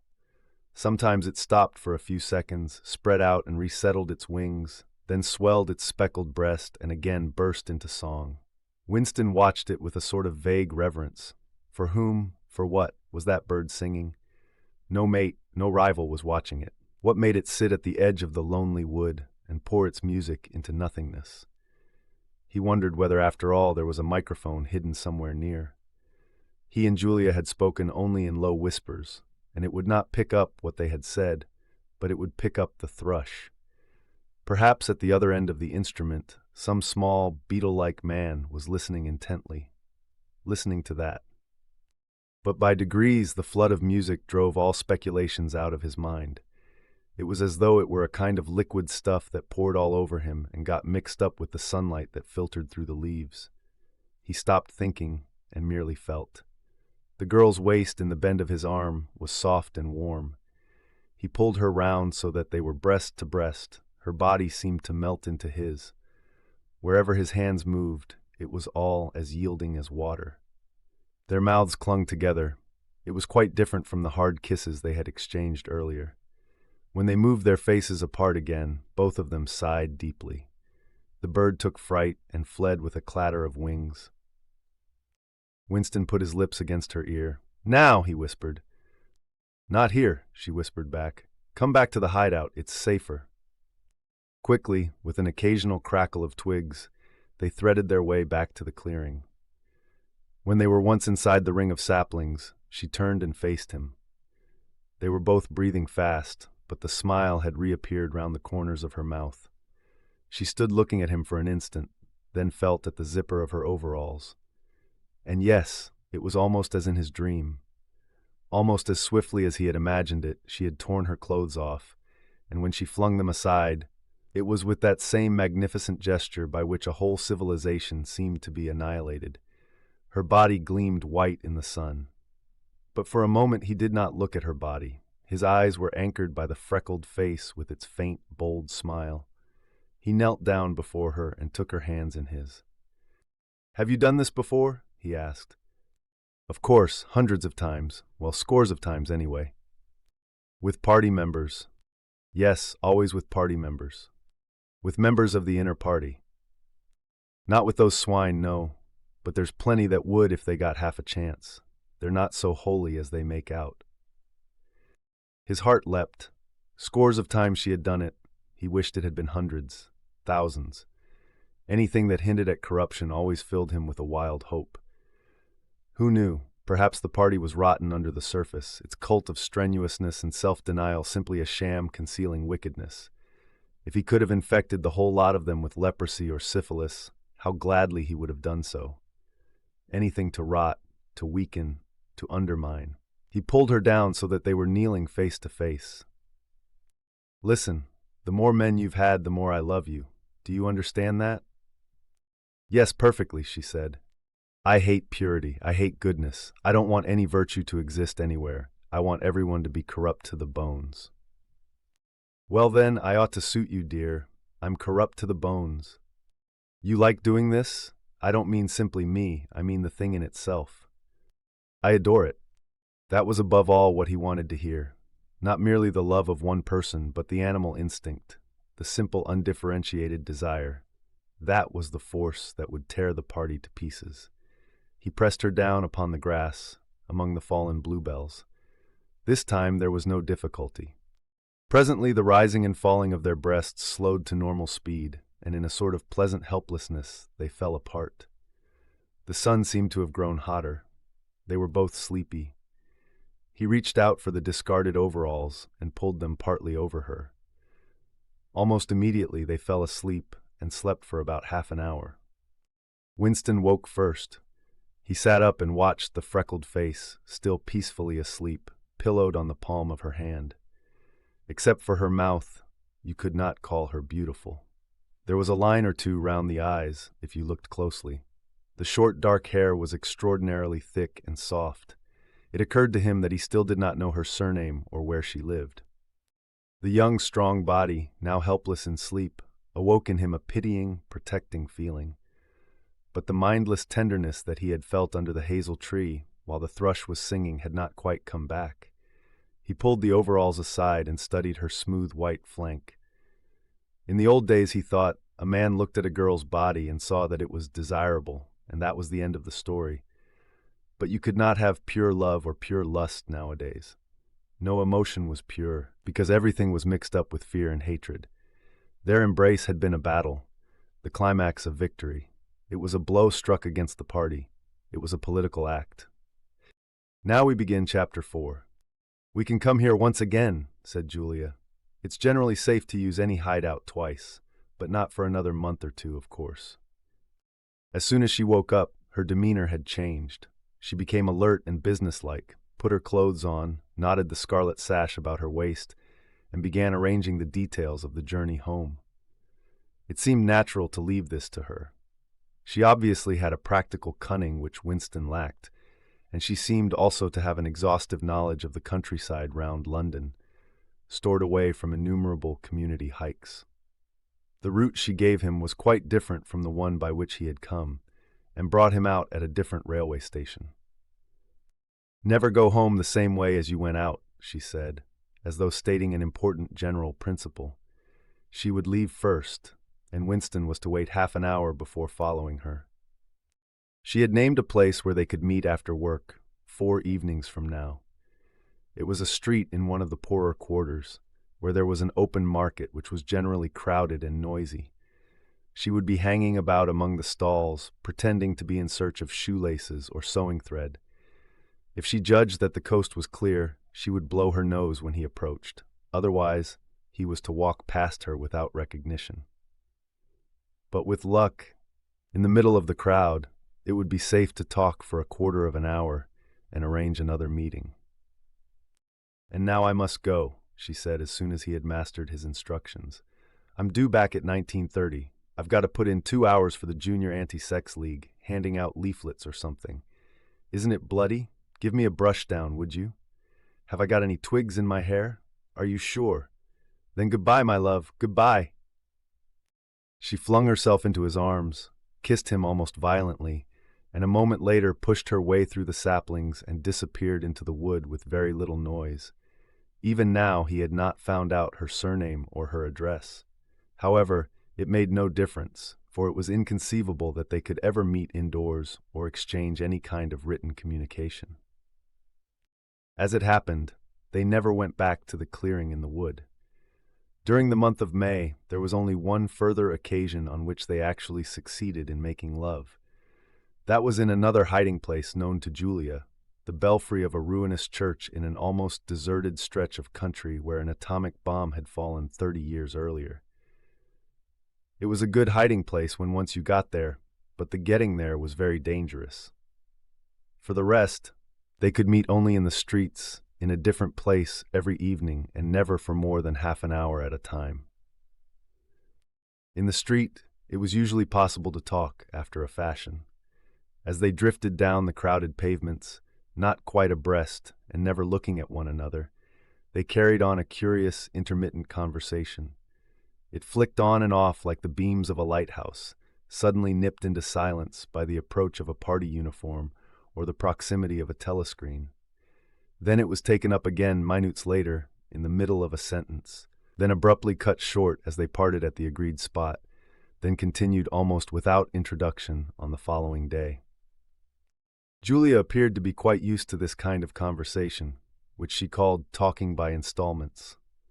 She was also surprisingly adept at speaking without moving her lips. Just once in almost a month of nightly meetings, they managed to exchange a kiss. They were passing in silence down a side street, as Julia would never speak when they were away from the main streets, when there was a deafening roar. The earth heaved and the air darkened, and Winston found himself lying on his side, bruised and terrified. A rocket bomb must have dropped quite near at hand. Suddenly, he became aware of Julia's face a few centimeters from his own, deathly white as chalk. Even her lips were white. She was dead. He clasped her against him and found that he was kissing a live, warm face. But there was some powdery stuff that got in the way of his lips. Both of their faces were thickly coated with plaster. There were evenings when they reached their rendezvous and then had to walk past one another without a sign because a patrol had just come round the corner or a helicopter was hovering overhead. Even if it had been less dangerous, it would still have been difficult to find time to meet. Winston's working week was 60 hours, Julia's was even longer, and their free days varied according to the pressure of work and did not often coincide. Julia, in any case, seldom had an evening completely free. She spent an astonishing amount of time attending lectures and demonstrations, distributing literature for the Junior Anti-Sex League, preparing banners for Hate Week, making collections for the Savings Campaign, and such like activities. It paid, she said. It was camouflage. If you kept the small rules, you could break the big ones. She even induced Winston to mortgage yet another of his evenings by enrolling himself for the part-time munition work, which was done voluntarily by zealous party members. So, one evening every week, Winston spent 4 hours of paralyzing boredom screwing together small bits of metal which were probably parts of bomb fuses, in a draughty, ill-lit workshop where the knocking of hammers mingled drearily with the music of the telescreens. When they met in the church tower, the gaps in their fragmentary conversation were filled up. It was a blazing afternoon. The air in the little square chamber above the bells was hot and stagnant, and smelt overwhelmingly of pigeon dung. They sat talking for hours on the dusty, twig-littered floor, one or other of them getting up from time to cast a glance through the arrow slits and make sure that no one was coming. Julia was 26 years old. She lived in a hostel with 30 other girls. "Always in the stink of women. How I hate women," she said as an aside. She worked, as he had guessed, on the novel writing machines in the fiction department. She enjoyed her work, which consisted chiefly in running and servicing a powerful but tricky electric motor. She was not clever, but was fond of using her hands and felt at home with machinery. She could describe the whole process of composing a novel, from the general directive issued by the planning committee down to the final touching up by the rewrite squad, but she was not interested in the finished product. She didn't much care for reading, she said. Books were just a commodity that had to be produced, like jam or bootlaces. She had no memories of anything before the early 60s, and the only person she had ever known who talked frequently of the days before the revolution was a grandfather who had disappeared when she was 8. At school, she had been captain of the hockey team and had won the gymnastics trophy 2 years running. She had been a troop leader in the Spies and a branch secretary in the Youth League before joining the Junior Anti-Sex League. She had always borne an excellent character. She had even, an infallible mark of good reputation, been picked out to work in Pornosec, the subsection of the fiction department which turned out cheap pornography for distribution among the proles. It was nicknamed Muck House by the people who worked in it, she remarked. There she had remained for a year, helping to produce booklets in sealed packets with titles like Spanking Stories or One Night in a Girls' School, to be bought secretly by proletarian youths who were under the impression that they were buying something illegal. "What are these books like?" said Winston curiously. "Oh, ghastly rubbish. They're boring, really. They only have 6 plots, but they swap them round a bit. Of course, I was only on the kaleidoscopes. I was never in the rewrite squad. I'm not literary, dear.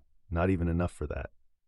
He learned with astonishment that all the workers in Pornosec, except the heads of the departments, were girls. The theory was that men, whose sex instincts were less controllable than those of women, were in greater danger of being corrupted by the filth they handled. They don't even like having married women there, she added. Girls are always supposed to be so pure. Here's one who isn't anyway. She had had her first love affair when she was 16, with a party member of 60 who later committed suicide to avoid arrest. And a good job, too, said Julia. Otherwise they'd have had my name out of him when he confessed. Since then, there had been various others. Life as she saw it was quite simple. You wanted a good time. They, meaning the party, wanted to stop you having it. You broke the rules as best you could. She seemed to think it just as natural that they should want to rob you of your pleasures as that you should want to avoid being caught. She hated the party, and said so in the crudest words, but she made no general criticism of it. Except where it touched upon her own life, she had no interest in party doctrine. He noticed that she never used newspeak words except the ones that had passed into everyday use. She had never heard of the Brotherhood and refused to believe in its existence. Any kind of organized revolt against the party, which was bound to be a failure, struck her as stupid. The clever thing was to break the rules and stay alive all the same. He wondered vaguely how many others like her there might be in the younger generation. People who had grown up in the world of the revolution, knowing nothing else, accepting the party as something unchangeable, like the sky, not rebelling against its authority, but simply evading it, as a rabbit dodges a dog. They did not discuss the possibility of getting married. It was too remote to be worth thinking about. No imaginable committee would ever sanction such a marriage, even if Catherine, Winston's wife, could somehow have been got rid of. It was hopeless, even as a daydream. "What was she like, your wife?" asked Julia. "She was, do you know the newspeak word good thinkful? Meaning naturally orthodox, incapable of thinking a bad thought?" "No, I didn't know the word, but I know the kind of person right enough." He began telling her the story of his married life, but curiously enough, she appeared to know the essential parts of it already. She described to him, almost as though she had seen or felt it, the stiffening of Catherine's body as soon as he touched her, the way in which she still seemed to be pushing him from her with all her strength, even when her arms were clasped tightly round him. With Julia, he felt no difficulty in talking about such things. Catherine, in any case, had long ceased to be a painful memory and become merely a distasteful one. "I could have stood it if it hadn't been for one thing," he said. He told her about the frigid little ceremony that Catherine had forced him to go through on the same night every week. She hated it, but nothing would make her stop doing it. She used to call it, but you'll never guess. "Our duty to the party," said Julia promptly. "How did you know that?" "I've been at school too, dear. Sex talks once a month for the over-16s, and in the youth movement. They rub it into you for years. I dare say it works in a lot of cases, but of course you can never tell. People are such hypocrites." She began to expand upon the subject. With Julia, everything came back to her own sexuality. As soon as this was touched upon in any way, she was capable of great insight. Unlike Winston, she had grasped the inner meaning of the party's sexual puritanism. It was not merely that the sex instinct created a world of its own, which was outside the party's control, and which therefore had to be destroyed if possible. What was more important was that sexual privation induced hysteria, which was desirable because it could be transformed into war fever and leader worship. The way she put it was, when you make love, you're using up energy, and afterwards you feel happy and don't give a damn for anything. They can't bear you to feel like that. They want you to be bursting with energy all the time. All this marching up and down and cheering and waving flags is simply sex gone sour. If you're happy inside yourself, why should you get excited about Big Brother and the 3-year plans and the 2 minutes hate and all the rest of their bloody rot? That was very true, he thought. There was a direct, intimate connection between chastity, and political orthodoxy. For how could the fear, the hatred, and the lunatic credulity which the party needed in its members be kept at the right pitch, except by bottling down some powerful instinct and using it as a driving force? The sex impulse was dangerous to the party, and the party had turned it to account. They had played a similar trick with the instinct of parenthood. The family could not actually be abolished, and, indeed, people were encouraged to be fond of their children, in almost the old-fashioned way. The children, on the other hand, were systematically turned against their parents and taught to spy on them and report their deviations. The family had become, in effect, an extension of the thought police. It was a device by means of which everyone could be surrounded night and day by informers who knew him intimately. Abruptly, his mind went back to Catherine. Catherine would unquestionably have denounced him to the thought police if she had not happened to be too stupid to detect the unorthodoxy of his opinions. But what really recalled her to him at this moment was the stifling heat of the afternoon, which had brought the sweat out on his forehead. He began telling Julia of something that had happened, or rather had failed to happen, on another sweltering summer afternoon, 11 years ago. It was 3 or 4 months after they were married. They had lost their way on a community hike somewhere in Kent. They had only lagged behind the others for a couple of minutes, but they took a wrong turning and presently found themselves pulled up short by the edge of an old chalk quarry. It was a sheer drop of 10 or 20 meters, with boulders at the bottom. There was nobody of whom they could ask the way. As soon as she realized that they were lost, Catherine became very uneasy. To be away from the noisy mob of hikers even for a moment gave her a feeling of wrongdoing. She wanted to hurry back by the way they had come and start searching in the other direction. But at this moment, Winston noticed some tufts of loosestrife growing in the cracks of the cliff beneath them. One tuft was of 2 colors, magenta and brick red, apparently growing on the same root. He had never seen anything of the kind before, and he called to Catherine to come and look at it. "Look, Catherine, look at those flowers, that clump down near the bottom. Do you see they're 2 different colors?"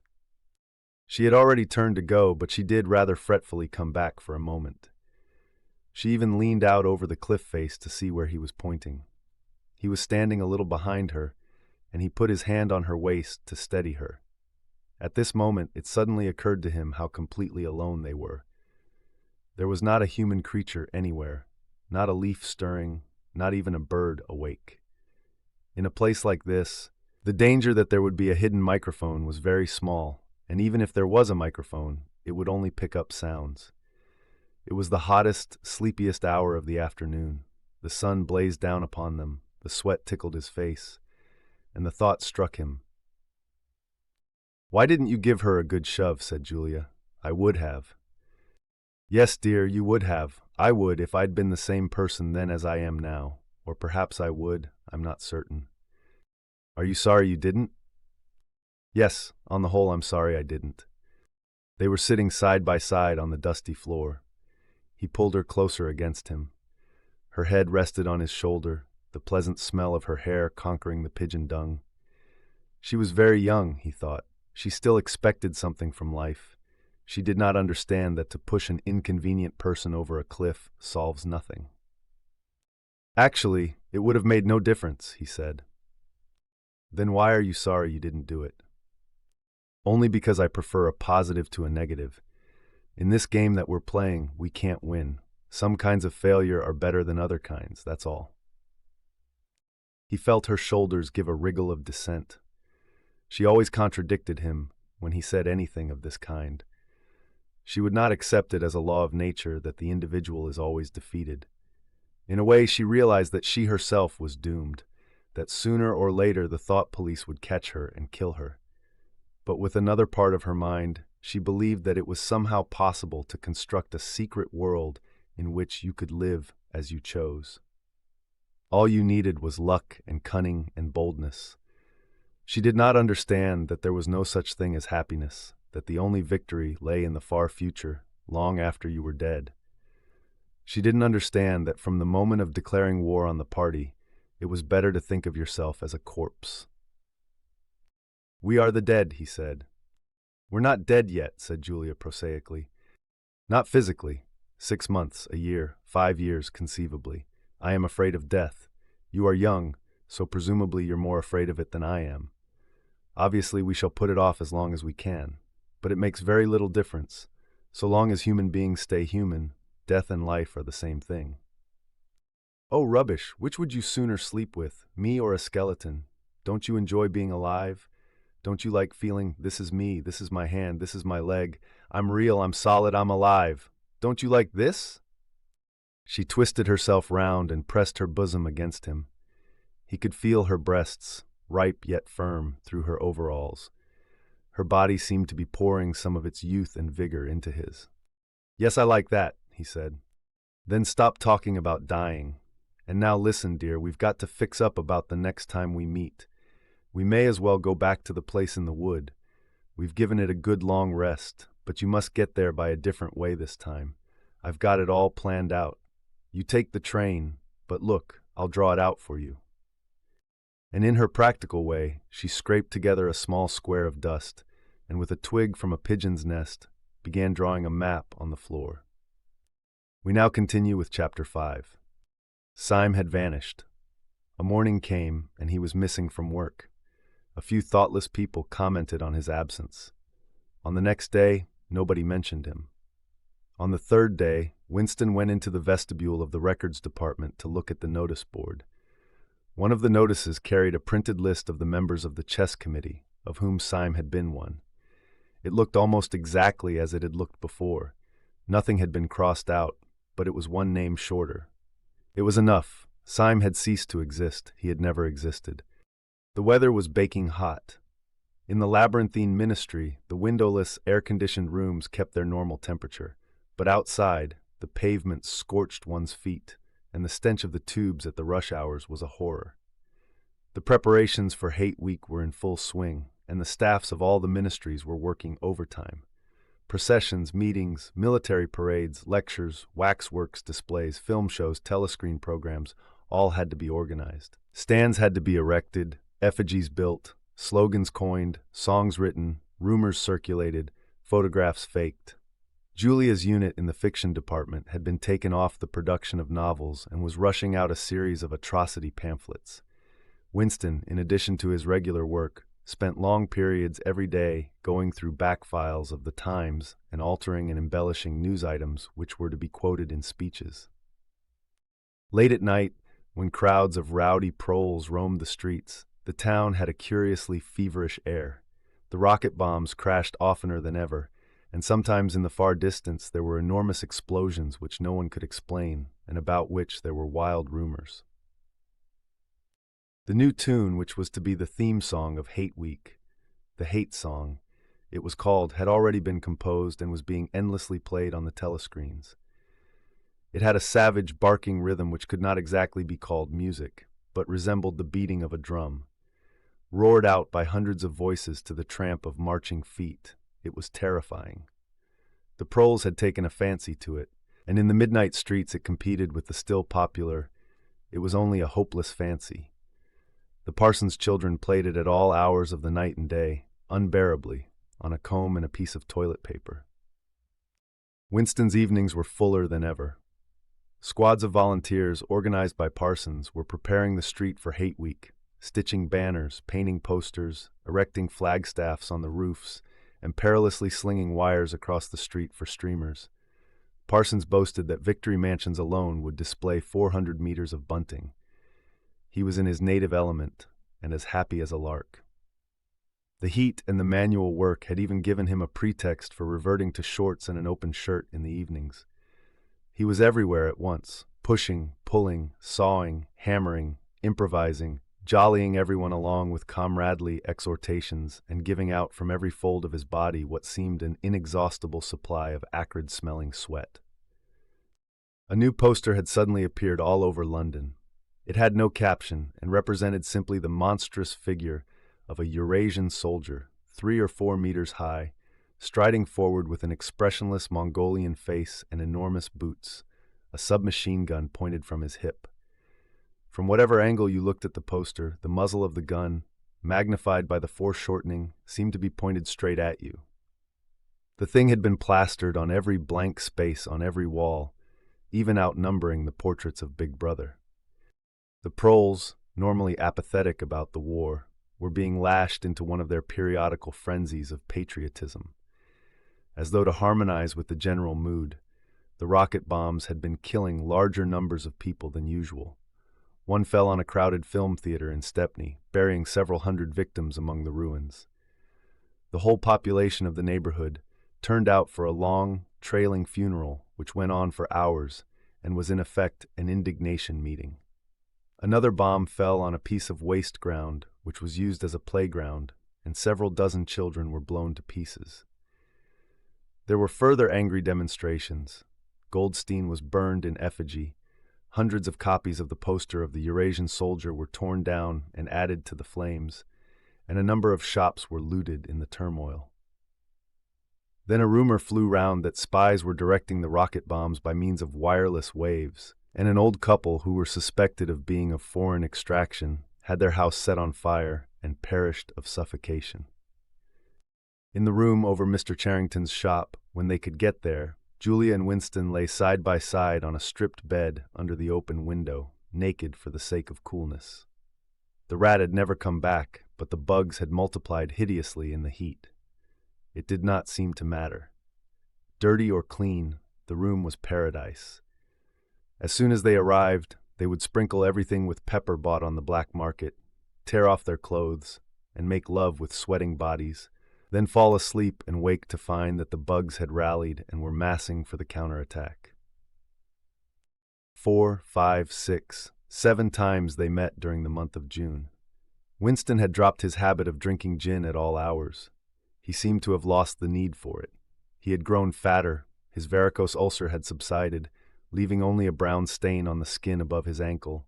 His fits of coughing in the early morning had stopped. The process of life had ceased to be intolerable. He had no longer any impulse to make faces at the telescreen or shout curses at the top of his voice. Now that they had a secure hiding place, almost a home, it did not even seem a hardship that they could only meet infrequently and for a couple of hours at a time. What mattered was that the room over the junk shop should exist. To know that it was there, inviolate, was almost the same as being in it. The room was a world, a pocket of the past where extinct animals could walk. Mr. Charrington, thought Winston, was another extinct animal. He usually stopped to talk with Mr. Charrington for a few minutes on his way upstairs. The old man seemed seldom or never to go out of doors, and on the other hand to have almost no customers.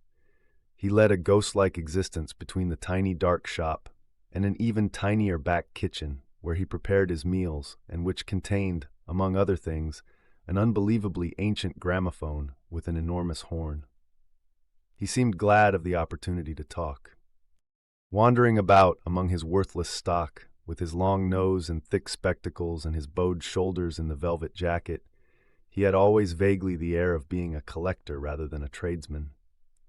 With a sort of faded enthusiasm, he would finger this scrap of rubbish or that, a china bottle stopper, the painted lid of a broken snuff box, a cheap metal locket containing a strand of some long-dead baby's hair, never asking that Winston should buy it, merely that he should admire it.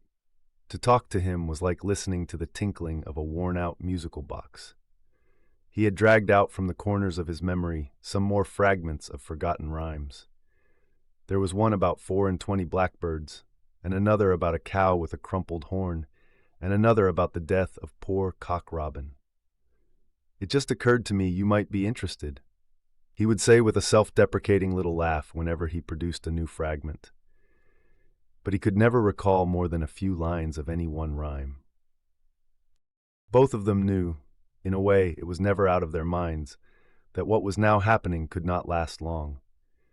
There were times when the fact of impending death seemed as palpable as the bed they lay on, and they would cling together with a sort of despairing sensuality, like a damned soul grasping at his last morsel of pleasure when the clock is within 5 minutes of striking. But there were also times when they had the illusion not only of safety, but of permanence. So long as they were actually in this room, they both felt no harm could come to them. Getting there was difficult and dangerous, but the room itself was a sanctuary. It was as when Winston had gazed into the heart of the paperweight, with the feeling that it would be possible to get inside that glassy world, and that once inside, time could be arrested. Often, they gave themselves up to daydreams of escape. Their luck would hold indefinitely, and they would carry on their intrigue, just like this, for the remainder of their natural lives.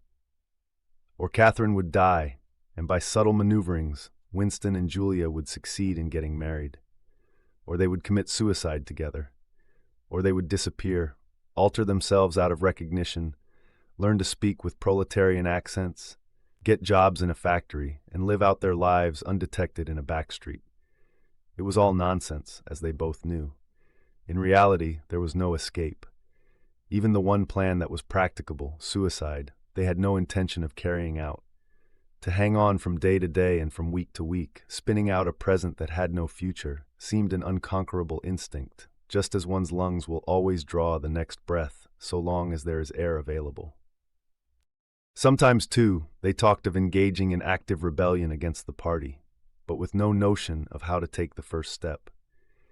Even if the fabulous brotherhood was a reality, there still remained the difficulty of finding one's way into it. He told her of the strange intimacy that existed, or seemed to exist, between himself and O'Brien, and of the impulse he sometimes felt simply to walk into O'Brien's presence, announce that he was the enemy of the party, and demand his help. Curiously enough, this did not strike her as an impossibly rash thing to do. She was used to judging people by their faces, and it seemed natural to her that Winston should believe O'Brien to be trustworthy on the strength of a single flash of the eyes. Moreover, she took it for granted that everyone, or nearly everyone, secretly hated the party and would break the rules if he thought it safe to do so. But she refused to believe that widespread, organized opposition existed or could exist. The tales about Goldstein and his underground army, she said, were simply a lot of rubbish which the party had invented for its own purposes and which you had to pretend to believe in.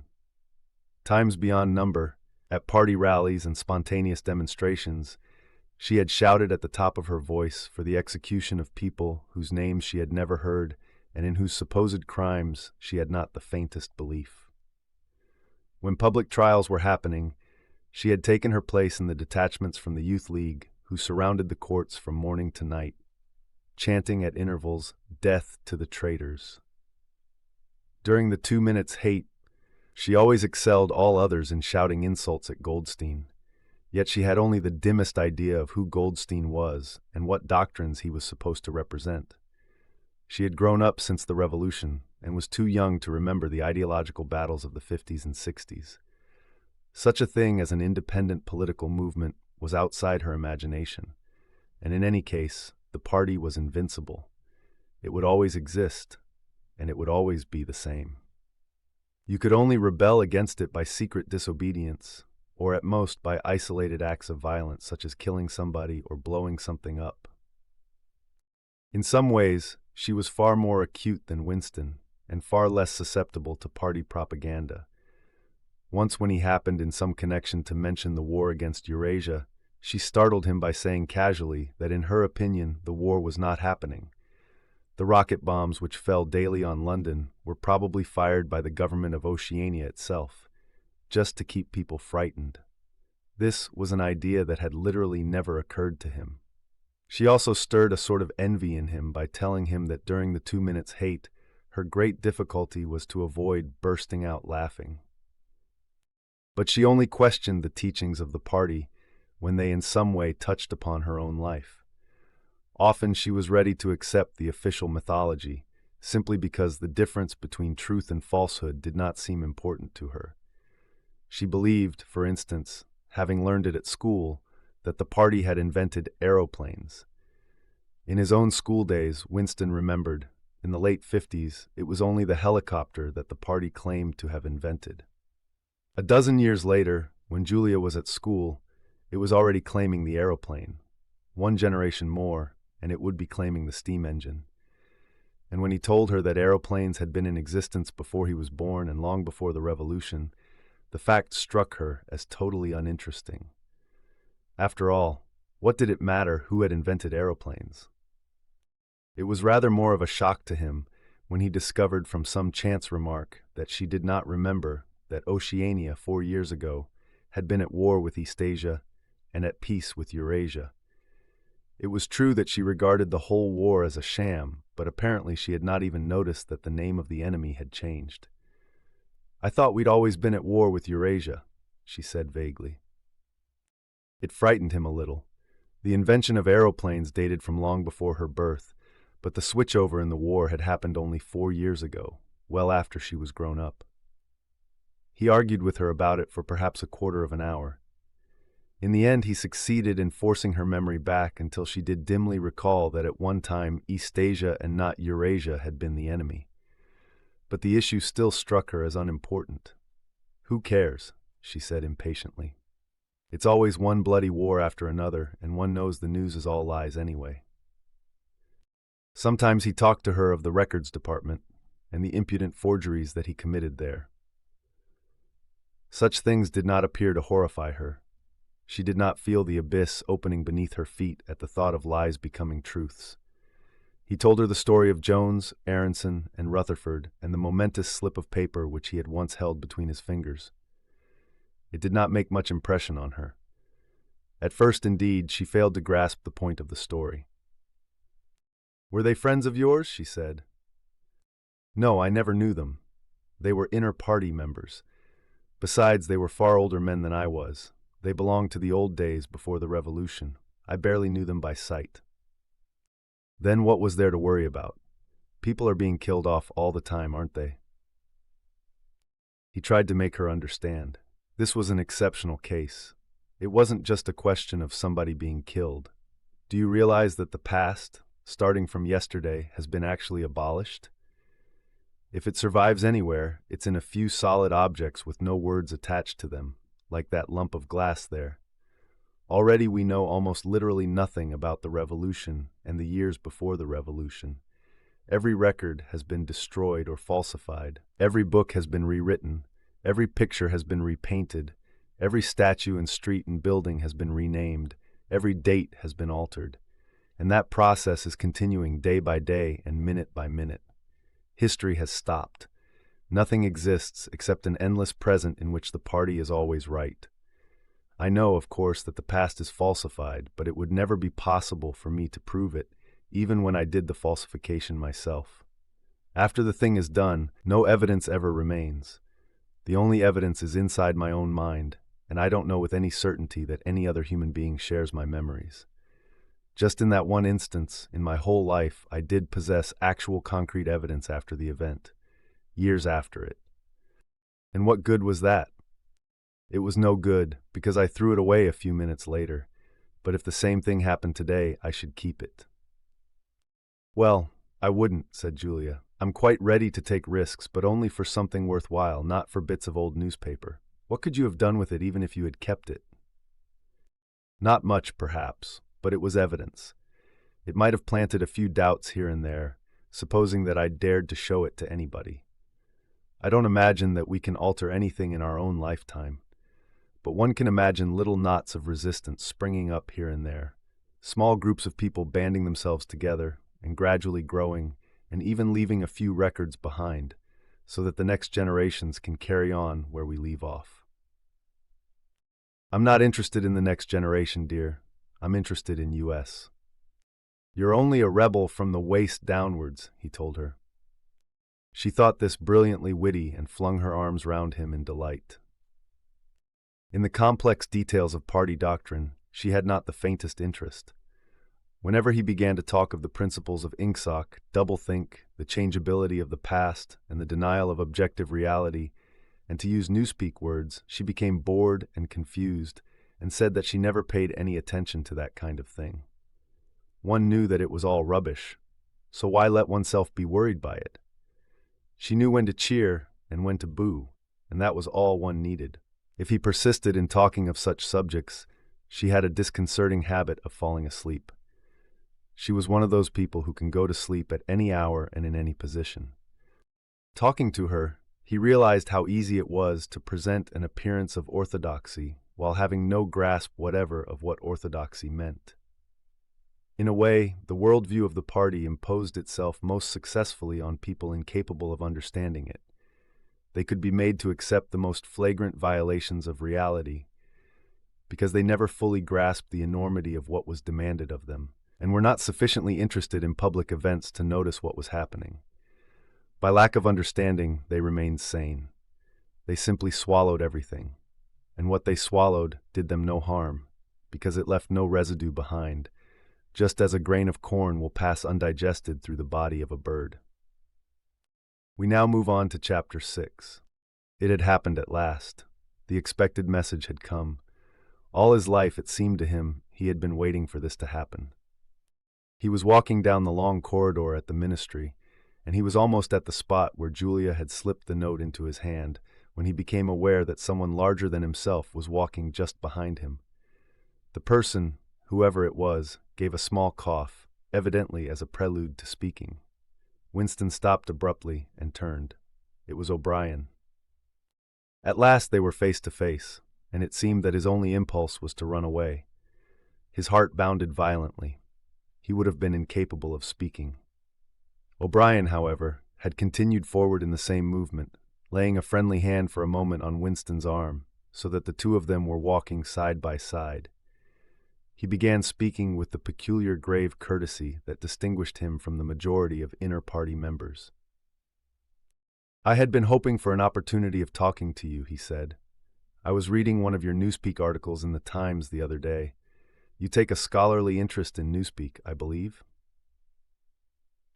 Winston had recovered part of his self-possession. "Hardly scholarly," he said. "I'm only an amateur. It's not my subject. I have never had anything to do with the actual construction of the language." "But you write it very elegantly," said O'Brien. "That is not only my own opinion. I was talking recently to a friend of yours who is certainly an expert. His name has slipped my memory for the moment." Again, Winston's heart stirred painfully. It was inconceivable that this was anything other than a reference to Syme. But Syme was not only dead, he was abolished, an unperson. Any identifiable reference to him would have been mortally dangerous. O'Brien's remark must obviously have been intended as a signal, a code word. By sharing a small act of thought crime, he had turned the two of them into accomplices. They had continued to stroll slowly down the corridor, but now O'Brien halted. With the curious, disarming friendliness that he always managed to put into the gesture, he resettled his spectacles on his nose. Then he went on. "What I had really intended to say was that in your article I noticed you had used two words which have become obsolete. But they have only become so very recently. Have you seen the 10th edition of the Newspeak Dictionary?" "No," said Winston. "I didn't think it had been issued yet. We are still using the 9th in the records department." "The 10th edition is not due to appear for some months, I believe, but a few advance copies have been circulated. I have one myself. It might interest you to look at it, perhaps." "Very much so," said Winston, immediately seeing where this tended. "Some of the new developments are most ingenious. The reduction in the number of verbs, that is the point that will appeal to you, I think. Let me see, shall I send a messenger to you with the dictionary? But I am afraid I invariably forget anything of that kind. Perhaps you could pick it up at my flat at some time that suited you? Wait, let me give you my address." They were standing in front of a telescreen. Somewhat absent-mindedly, O'Brien felt two of his pockets and then produced a small leather-covered notebook and a gold ink pencil. Immediately beneath the telescreen, in such a position that anyone who was watching at the other end could read what he was writing, he scribbled an address, tore out the page, and handed it to Winston. "I am usually at home in the evenings," he said. "If not, my servant will give you the dictionary."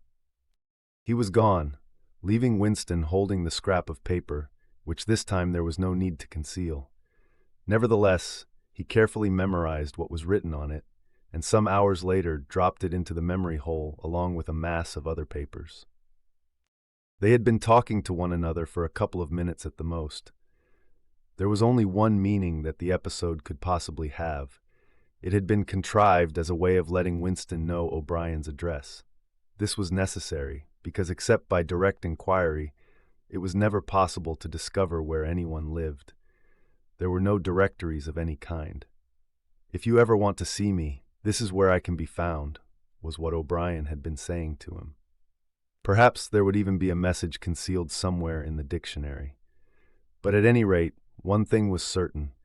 The conspiracy that he had dreamed of did exist, and he had reached the outer edges of it. He knew that sooner or later he would obey O'Brien's summons. Perhaps tomorrow, perhaps after a long delay, he was not certain. What was happening was only the working out of a process that had started years ago. The first step had been a secret, involuntary thought. The second had been the opening of the diary. He had moved from thoughts to words, and now from words to actions. The last step was something that would happen in the ministry of love. He had accepted it. The end was contained in the beginning, but it was frightening. Or more exactly, it was like a foretaste of death, like being a little less alive. Even while he was speaking to O'Brien, when the meaning of the words had sunk in, a chilly, shuddering feeling had taken possession of his body. He had the sensation of stepping into the dampness of a grave, and it was not much better because he had always known that the grave was there and waiting for him. We will now begin Chapter 7. Winston had woken up with his eyes full of tears. Julia rolled sleepily against him, murmuring something that might have been, "What's the matter?" "I dreamt," he began, and stopped short. It was too complex to be put into words. There was the dream itself, and there was a memory connected with it that had swum into his mind in the few seconds after waking. He lay back with his eyes shut, still soaked in the atmosphere of the dream. It was a vast, luminous dream in which his whole life seemed to stretch out before him like a landscape on a summer evening after rain. It had all occurred inside the glass paperweight, but the surface of the glass was the dome of the sky, and inside the dome, everything was flooded with clear, soft light in which one could see into endless distances. The dream had also been understood indeed, in some sense it had consisted in a gesture of the arm made by his mother, and made again 30 years later by the Jewish woman he had seen on the news film, trying to shelter the small boy from the bullets before the helicopter blew them both to pieces. "Do you know," he said, "that until this moment I believed I had murdered my mother?" "Why did you murder her?" asked Julia, almost asleep. "I didn't murder her, not physically." In the dream, he had remembered his last glimpse of his mother, and within a few moments of waking, the cluster of small events surrounding it had all come back. It was a memory that he must have deliberately pushed out of his consciousness over many years. He was not certain of the date, but he could not have been less than 10 years old, possibly 12 when it had happened. His father had disappeared some time earlier. How much earlier he could not remember. He remembered better the rackety, uneasy circumstances of the time, the periodical panics about air raids and the sheltering in tube stations, the piles of rubble everywhere, the unintelligible proclamations posted at street corners, the gangs of youths in shirts all the same color, the enormous queues outside the bakeries, the intermittent machine gun fire in the distance. Above all, the fact that there was never enough to eat. He remembered long afternoons spent with other boys in scrounging round dustbins and rubbish heaps, picking out the ribs of cabbage leaves, potato peelings, sometimes even scraps of stale bread crust, from which they carefully scraped away the cinders. He also remembered waiting for the passing of trucks which traveled over a certain route and were known to carry cattle feed, and which, when they jolted over the bad patches in the road, sometimes spilt a few fragments of oil cake. When his father disappeared, his mother did not show any surprise or any violent grief, but a sudden change came over her. She seemed to have become completely spiritless. It was evident even to Winston that she was waiting for something that she knew must happen. She did everything that was needed, cooked, washed, mended, made the bed, swept the floor, dusted the mantelpiece, always very slowly and with a curious lack of unnecessary motion, like an artist's lay figure moving of its own accord. Her large, shapely body seemed to relapse naturally into stillness. For hours at a time, she would sit almost immobile on the bed, nursing his young sister, a tiny, ailing, very silent child of 2 or 3, with a face made monkey-like by thinness. Very occasionally she would take Winston in her arms and press him against her for a long time without saying anything. He was aware, in spite of his youthfulness and selfishness, that this was somehow connected with the never-mentioned thing that was about to happen. He remembered the room where they lived, a dark, close-smelling room that seemed half-filled by a bed with a white counterpane. There was a gas ring in the fender, and a shelf where food was kept, and on the landing outside there was a brown earthenware sink, common to several rooms. He remembered his mother's statuesque body bending over the gas ring to stir at something in a saucepan. Above all, he remembered his continuous hunger and the fierce, sordid battles at mealtimes. He would ask his mother naggingly, over and over again, why there was not more food. He would shout and storm at her. He even remembered the tones of his voice, which was beginning to break prematurely and sometimes boomed in a peculiar way, or he would attempt a sniveling note of pathos in his efforts to get more than his share. His mother was quite ready to give him more than his share. She took it for granted that he, the boy, should have the biggest portion. But however much she gave him, he invariably demanded more. At every meal, she would beg him not to be selfish and to remember that his little sister was sick and also needed food. But it was no use. He would cry out with rage when she stopped ladling. He would try to wrench the saucepan and spoon out of her hands. He would grab bits from his sister's plate. He knew that he was starving the other two, but he could not help it. He even felt that he had a right to do it. The clamorous hunger in his belly seemed to justify him. Between meals, if his mother did not stand guard, he was constantly stealing from the wretched store of food on the shelf. One day, a chocolate ration was issued. There had been no such issue for weeks or months past. He remembered quite clearly that precious little morsel of chocolate. It was a 2-ounce slab. They still talked about ounces in those days, between the 3 of them. It was obvious that it ought to be divided into 3 equal parts. Suddenly, as though he were listening to somebody else, Winston heard himself demanding in a loud, booming voice that he should be given the whole piece. His mother told him not to be greedy. There was a long, nagging argument that went round and round with shouts, whines, tears, protests, and bargainings. His tiny sister, clinging to her mother with both hands, exactly like a baby monkey, sat looking over her shoulder at him with large, mournful eyes. In the end, his mother broke off 3/4 of the chocolate and gave it to Winston, giving the other quarter to his sister. The little girl took hold of it and looked at it dully, perhaps not knowing what it was. Winston stood watching her for a moment. Then, with a sudden, swift spring, he had snatched the piece of chocolate out of his sister's hand and was fleeing for the door. "Winston, Winston," his mother called after him. "Come back! Give your sister back her chocolate!" He stopped, but did not come back. His mother's anxious eyes were fixed on his face. Even now, thinking about it, he did not know what it was that was on the point of happening. His sister, conscious of having been robbed of something, had set up a feeble wail. His mother drew her arm round the child and pressed its face against her breast. Something in the gesture told him that his sister was dying. He turned and fled down the stairs, with the chocolate growing sticky in his hand.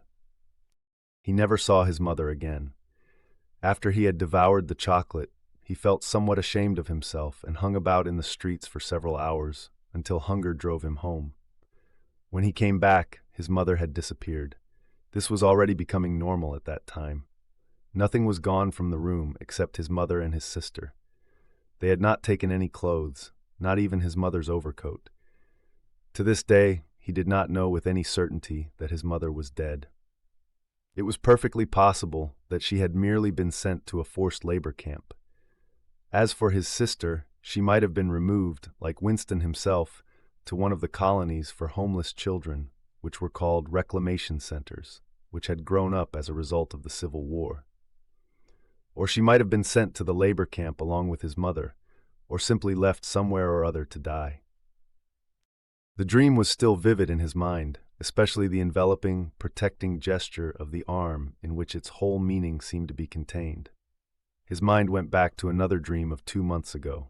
exactly as his mother had sat on the dingy, white-quilted bed, with the child clinging to her, so she had sat in the sunken ship, far underneath him, and drowning deeper every minute, but still looking up at him through the darkening water. He told Julia the story of his mother's disappearance. Without opening her eyes, she rolled over and settled herself into a more comfortable position. "I expect you were a beastly little swine in those days," she said indistinctly. "All children are swine." "Yes, but the real point of the story—" From her breathing, it was evident that she was going off to sleep again. He would have liked to continue talking about his mother. He did not suppose, from what he could remember of her, that she had been an unusual woman, still less an intelligent one. And yet she had possessed a kind of nobility, a kind of purity, simply because the standards that she obeyed were private ones. Her feelings were her own and could not be altered from outside. It would not have occurred to her that an action which is ineffectual thereby becomes meaningless. If you loved someone, you loved him, and when you had nothing else to give, you still gave him love. When the last of the chocolate was gone, his mother had clasped the child in her arms. It was no use, it changed nothing. It did not produce more chocolate. It did not prevent the child's death or her own, but it seemed natural to her to do it. The refugee woman in the boat had also covered the little boy with her arm, which was no more use against the bullets than a sheet of paper. The terrible thing that the party had done was to persuade you that mere impulses, mere feelings, were of no account, while at the same time robbing you of all power over the material world. When once you were in the grip of the party, what you felt or did not feel, what you did or refrained from doing, made literally no difference. Whatever happened, you vanished, and neither you nor your actions were ever heard of again. You were lifted clean out of the stream of history. And yet, to the people of only 2 generations ago, this would not have seemed all important, because they were not attempting to alter history. They were governed by private loyalties, which they did not question. What mattered were individual relationships, and a completely helpless gesture, an embrace, a tear, a word spoken to a dying man, could have value in itself. The proles, it suddenly occurred to him, had remained in this condition. They were not loyal to a party or a country or an idea. They were loyal to one another. For the first time in his life, he did not despise the proles or think of them merely as an inert force which would one day spring to life and regenerate the world. The proles had stayed human. They had not become hardened inside. They had held on to the primitive emotions which he himself had to relearn by conscious effort.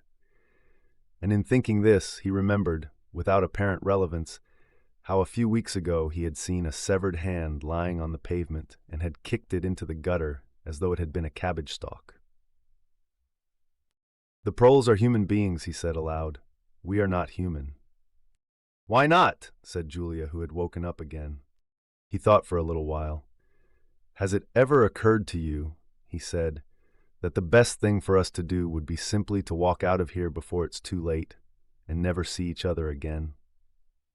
"Yes, dear, it has occurred to me several times, but I'm not going to do it all the same." "We've been lucky," he said, "but it can't last much longer. You're young, you look normal and innocent. If you keep clear of people like me, you might stay alive for another 50 years. "No, I've thought it all out. What you do, I'm going to do, and don't be too downhearted. I'm rather good at staying alive. We may be together for another 6 months, a year. There's no knowing. At the end, we're certain to be apart. Do you realize how utterly alone we shall be? When once they get hold of us, there will be nothing, literally nothing, that either of us can do for the other. If I confess, they'll shoot you, and if I refuse to confess, they'll shoot you just the same. Nothing that I can do or say or stop myself from saying will put off your death for as much as 5 minutes. Neither of us will even know whether the other is alive or dead. We shall be utterly without power of any kind. The one thing that matters is that we shouldn't betray one another, although even that can't make the slightest difference." "If you mean confessing," she said, "we shall do that right enough. Everybody always confesses. You can't help it. They torture you." "I don't mean confessing. Confession is not betrayal. What you say or do doesn't matter. Only feelings matter. If they could make me stop loving you, that would be the real betrayal. She thought it over. They can't do that, she said finally. It's the one thing they can't do. They can make you say anything, anything, but they can't make you believe it. They can't get inside you. No, he said a little more hopefully. No, that's quite true. They can't get inside you. If you can feel that staying human is worthwhile, even when it can't have any result whatever, you've beaten them. He thought of the telescreen with its never-sleeping ear. They could spy upon you night and day, but if you kept your head, you could still outwit them. With all their cleverness, they had never mastered the secret of finding out what another human being was thinking. Perhaps that was less true when you were actually in their hands. One did not know what happened inside the Ministry of Love, but it was possible to guess. Tortures, drugs, delicate instruments that registered your nervous reactions, gradual wearing down by sleeplessness and solitude, and persistent questioning. Facts, at any rate, could not be kept hidden. They could be tracked down by inquiry, they could be squeezed out of you by torture. But if the object was not to stay alive but to stay human, what difference did it ultimately make? They could not alter your feelings. For that matter, you could not alter them yourself, even if you wanted to. They could lay bare in the utmost detail everything that you had done or said or thought, but the inner heart, whose workings were mysterious even to yourself, remained unconquerable. Let's begin Chapter 8. They had done it! They had done it at last! The room they were standing in was long-shaped and softly lit. The telescreen was dimmed to a low murmur. The richness of the dark blue carpet gave one the impression of treading on velvet. At the far end of the room, O'Brien was sitting at a table under a green-shaded lamp, with a mass of papers on either side of him. He had not bothered to look up when the servant showed Julia and Winston in. Winston's heart was thumping so hard that he doubted whether he would be able to speak. They had done it. They had done it at last, was all he could think. It had been a rash act to come here at all, and sheer folly to arrive together, though it was true that they had come by different routes and only met on O'Brien's doorstep. But merely to walk into such a place needed an effort of the nerve. It was only on very rare occasions that one saw inside the dwelling places of the inner party, or even entered the quarter of the town where they lived. The whole atmosphere of the huge block of flats, the richness and spaciousness of everything, the unfamiliar smells of good food and good tobacco, the silent and incredibly rapid lifts sliding up and down, the white-jacketed servants hurrying to and fro, everything was intimidating. Although he had a good pretext for coming here, he was haunted at every step by the fear that a black uniformed guard would suddenly appear from round the corner, demand his papers, and order him to get out. O'Brien's servant, however, had admitted the two of them without hesitation. He was a small, dark-haired man in a white jacket, with a diamond-shaped, completely expressionless face, which might have been that of a Chinese. The passage down which he led them was softly carpeted, with cream-papered walls and white paneling, all exquisitely clean. That, too, was intimidating. Winston could not remember ever to have seen a passageway whose walls were not grimy from the contact of human bodies. O'Brien had a slip of paper between his fingers and seemed to be studying it intently. His heavy face, bent down so that one could see the line of the nose, looked both formidable and intelligent. For perhaps 20 seconds he sat without stirring. Then he pulled the speak right towards him and rapped out a message in the hybrid jargon of the ministries. Items 1,5,7 approved full-wise stop suggestion contained item 6 double plus ridiculous virgin crime think cancel stop unproceed construction-wise Anna getting plus full estimates machinery overhead stop end message. He rose deliberately from his chair and came towards them across the soundless carpet. A little of the official atmosphere seemed to have fallen away from him with the newspeak words, but his expression was grimmer than usual, as though he were not pleased at being disturbed. The terror that Winston already felt was suddenly shot through by a streak of ordinary embarrassment. It seemed to him quite possible that he had simply made a stupid mistake. For what evidence had he in reality that O'Brien was any kind of political conspirator? Nothing but a flash of the eyes and a single ambiguous remark. Beyond that, only his own secret imaginings, founded on a dream. He could not even fall back on the pretense that he had come to borrow the dictionary, because in that case Julia's presence was impossible to explain. As O'Brien passed the telescreen, a thought seemed to strike him. He stopped, turned aside, and pressed a switch on the wall. There was a sharp snap. The voice had stopped. Julia uttered a tiny sound, a sort of squeak of surprise. Even in the midst of his panic, Winston was too much taken aback to be able to hold his tongue. "You can turn it off," he said. "Yes," said O'Brien, "we can turn it off. We have that privilege."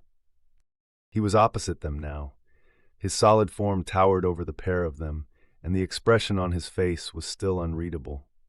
He was waiting, somewhat sternly, for Winston to speak. But about what? Even now it was quite conceivable that he was simply a busy man wondering irritably why he had been interrupted. Nobody spoke. After the stopping of the telescreen, the room seemed deadly silent. The seconds marched past, enormous. With difficulty, Winston continued to keep his eyes fixed on O'Brien's. Then, suddenly, the grim face broke down into what might have been the beginnings of a smile. With his characteristic gesture, O'Brien resettled his spectacles on his nose. "Shall I say it, or will you?" he said. "I will say it," said Winston promptly. "That thing is really turned off?" "Yes, everything is turned off. We are alone. We have come here because—" He paused, realizing for the first time the vagueness of his own motives. Since he did not in fact know what kind of help he expected from O'Brien, it was not easy to say why he had come here. He went on, conscious that what he was saying must sound both feeble and pretentious. "We believe that there is some kind of conspiracy, some kind of secret organization working against the party, and that you are involved in it.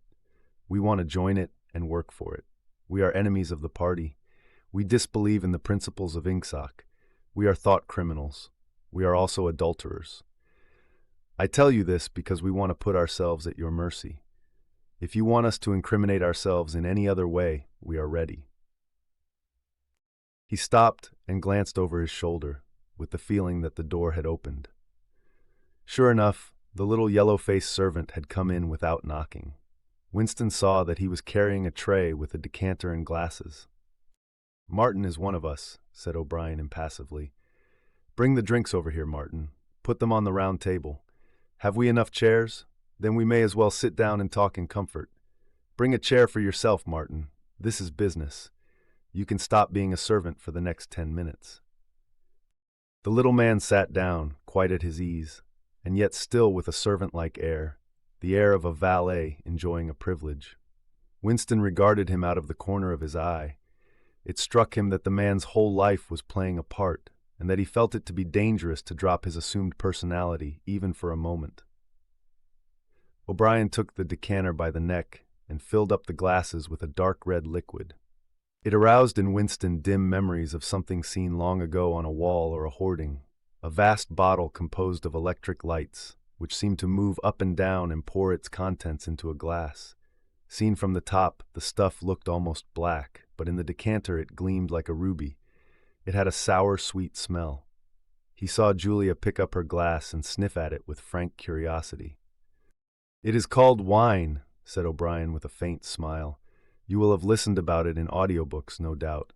Not much of it gets to the outer party, I am afraid." His face grew solemn again, and he raised his glass. "I think it is fitting that we should begin by drinking a health to our leader, to Emmanuel Goldstein." Winston took up his glass with a certain eagerness. Wine was a thing he had read and dreamed about. Like the glass paperweight or Mr. Charrington's half-remembered rhymes, it belonged to the vanished, romantic past, the olden time as he liked to call it in his secret thoughts. For some reason, he had always thought of wine as having an intensely sweet taste, like that of blackberry jam, and an immediate intoxicating effect. Actually, when he came to swallow it, the stuff was distinctly disappointing. The truth was that after years of gin drinking, he could barely taste it. He set down the empty glass. "Then there is such a person as Goldstein?" he asked. "Yes, there is such a person, and he is alive, where I do not know." "And the conspiracy, the organization, is it real? It is not simply an invention of the thought police. No, it is real. The Brotherhood, we call it. You will never learn much more about the Brotherhood than that it exists and that you belong to it. I will come back to that presently. He looked at his wristwatch. It is unwise even for members of the inner party to turn off the telescreen for more than half an hour. You ought not to have come here together, and you will have to leave separately. You, comrade, he bowed his head to Julia, will leave first. We have about 20 minutes at our disposal. You will understand that I must start by asking you certain questions.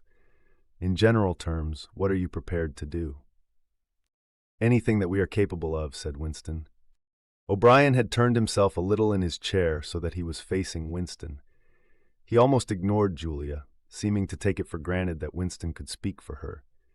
For a moment, the lids flitted down over his eyes.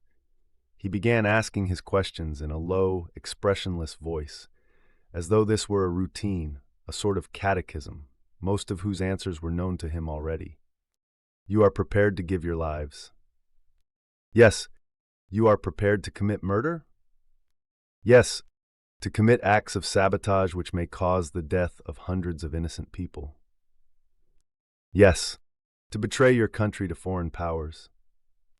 Yes, you are prepared to cheat, to forge, to blackmail, to corrupt the minds of children, to distribute habit-forming drugs, to encourage prostitution, to disseminate venereal diseases, to do anything which is likely to cause demoralization and weaken the power of the party. Yes, if, for example, it would somehow serve our interests to throw sulfuric acid in a child's face. Are you prepared to do that? Yes, you are prepared to lose your identity and live out the rest of your life as a waiter or a dock worker. Yes, you are prepared to commit suicide if and when we order you to do so. Yes, you are prepared, the two of you, to separate and never see one another again. No, broke in Julia. It appeared to Winston that a long time passed before he answered. For a moment he seemed even to have been deprived of the power of speech. His tongue worked soundlessly, forming the opening syllables first of one word, then of the other, over and over again. Until he had said it, he did not know which word he was going to say. No, he said finally. You did well to tell me, said O'Brien. It is necessary for us to know everything. He turned himself toward Julia and added in a voice with somewhat more expression in it. Do you understand that even if he survives, it may be as a different person? We may be obliged to give him a new identity. His face, his movements, the shape of his hands, the color of his hair, even his voice would be different, and you yourself might have become a different person. Our surgeons can alter people beyond recognition. Sometimes it is necessary, sometimes we even amputate a limb. Winston could not help snatching another sidelong glance at Martin's Mongolian face. There were no scars that he could see. Julia had turned a shade paler so that her freckles were showing, but she faced O'Brien boldly. She murmured something that seemed to be assent. Good, then that is settled. There was a silver box of cigarettes on the table. With a rather absent-minded air, O'Brien pushed them towards the others, took one himself, then stood up and began to pace slowly to and fro, as though he could think better standing. They were very good cigarettes, very thick and well packed, with an unfamiliar silkiness in the paper. O'Brien looked at his wristwatch again. You had better go back to your pantry, Martin, he said. I shall switch on in a quarter of an hour. Take a good look at these comrades' faces before you go. You will be seeing them again. I may not. Exactly as they had done at the front door, the little man's dark eyes flickered over their faces. There was not a trace of friendliness in his manner. He was memorizing their appearance, but he felt no interest in them, or appeared to feel none. It occurred to Winston that a synthetic face was perhaps incapable of changing its expression. Without speaking or giving any kind of salutation, Martin went out, closing the door silently behind him. O'Brien was strolling up and down, one hand in the pocket of his black overalls, the other holding his cigarette. You understand, he said, that you will be fighting in the dark. You will always be in the dark. You will receive orders and you will obey them without knowing why. Later, I shall send you a book from which you will learn the true nature of the society we live in and the strategy by which we shall destroy it. When you have listened to the book, you will be full members of the Brotherhood. But between the general aims that we are fighting for and the immediate tasks of the moment, you will never know anything. I tell you that the Brotherhood exists, but I cannot tell you whether it numbers 100 members or 10 million. From your personal knowledge, you will never be able to say that it numbers even as many as a dozen.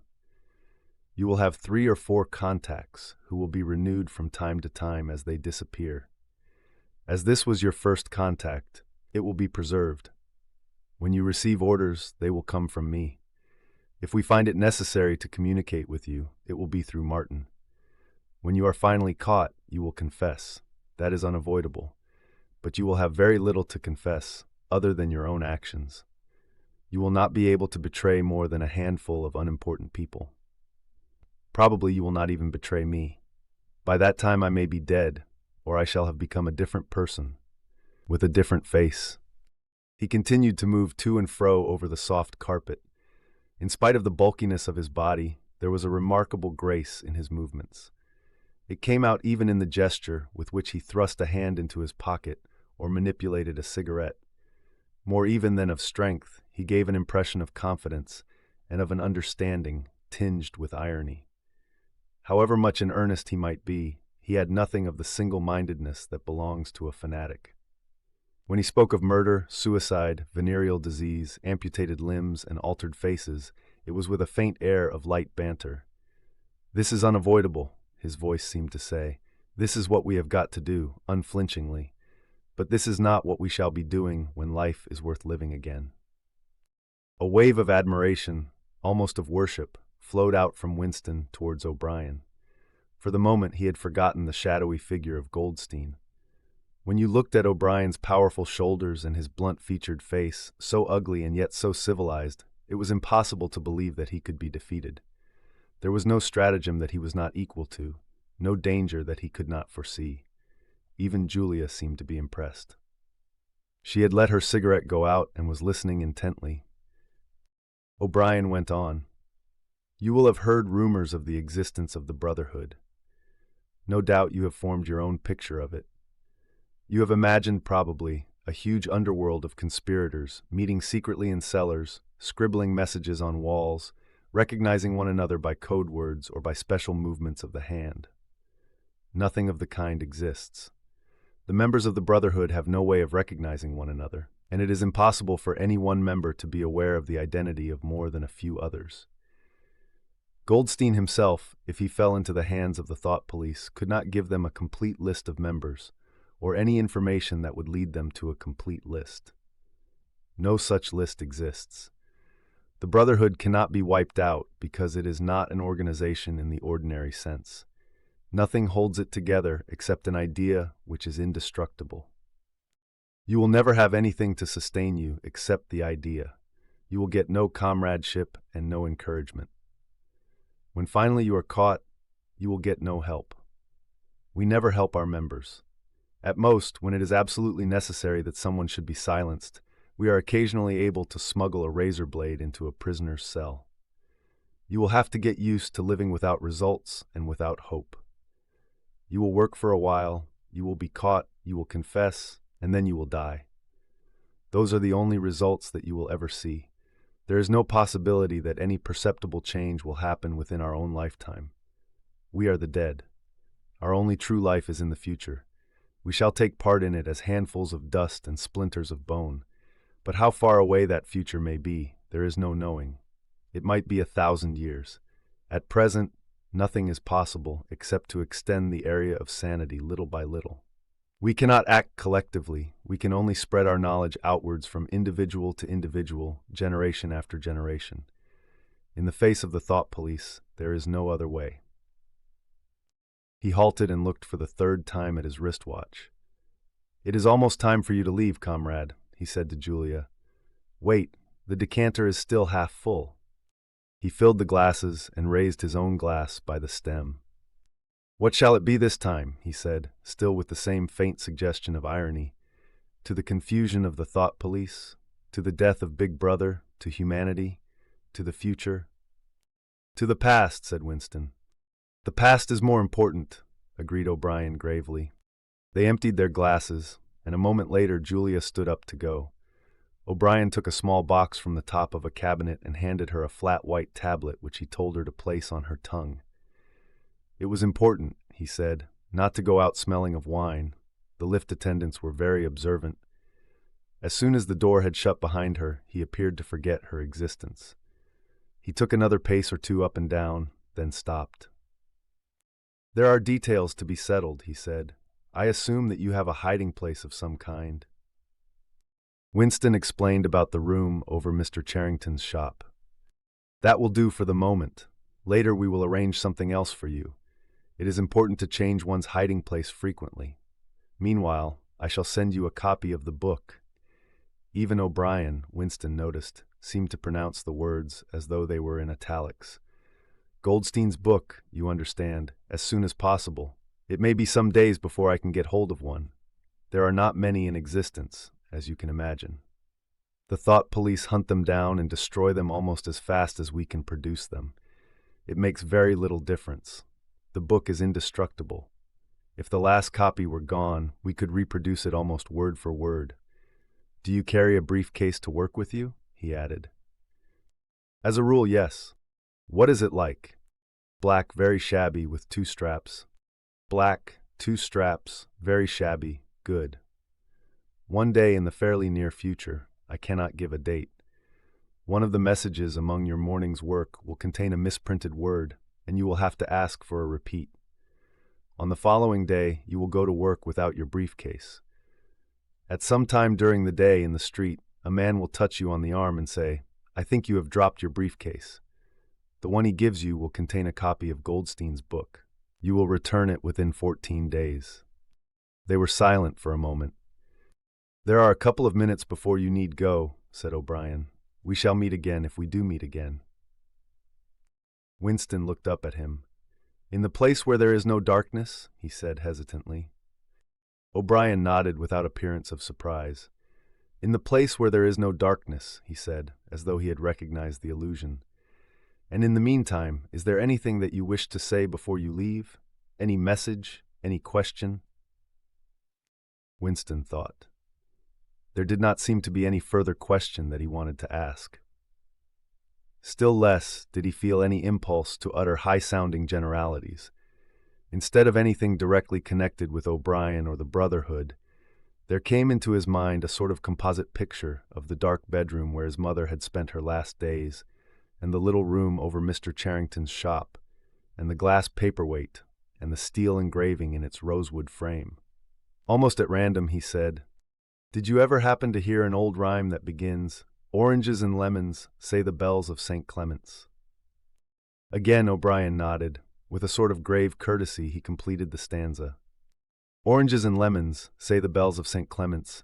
You owe me 3 farthings, say the bells of St. Martin's. When will you pay me? Say the bells of Old Bailey. When I grow rich, say the bells of Shoreditch. You knew the last line, said Winston.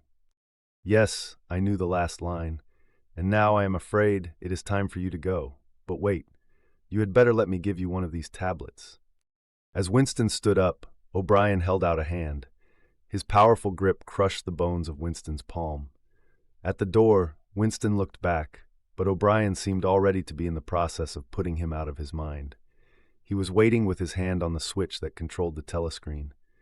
Beyond him, Winston could see the writing table with its green-shaded lamp and the speak-write and the wire baskets deep laden with papers.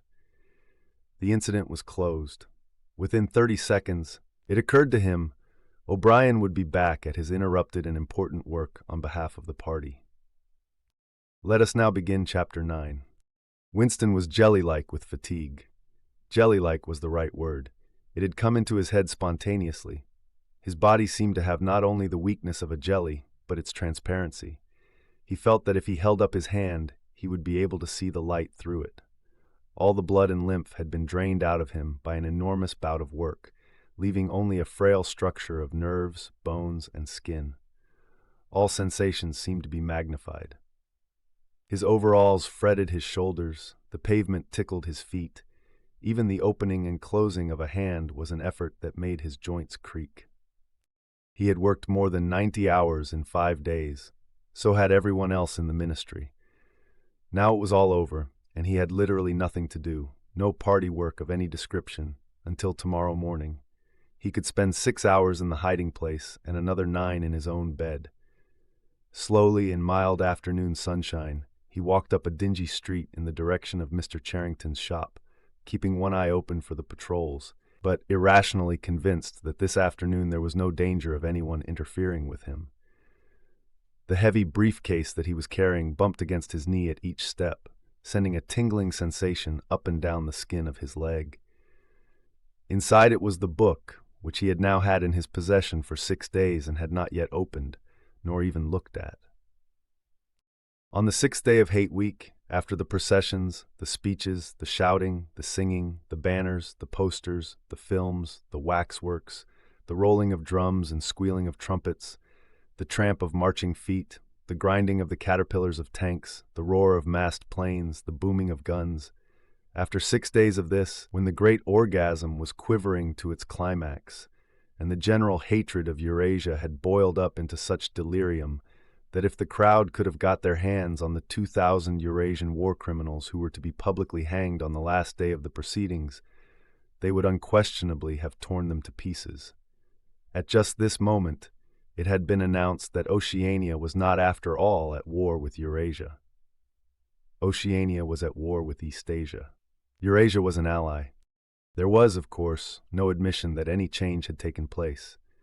Merely it became known, with extreme suddenness and everywhere at once, that Eastasia and not Eurasia was the enemy. Winston was taking part in a demonstration in one of the central London squares at the moment when it happened.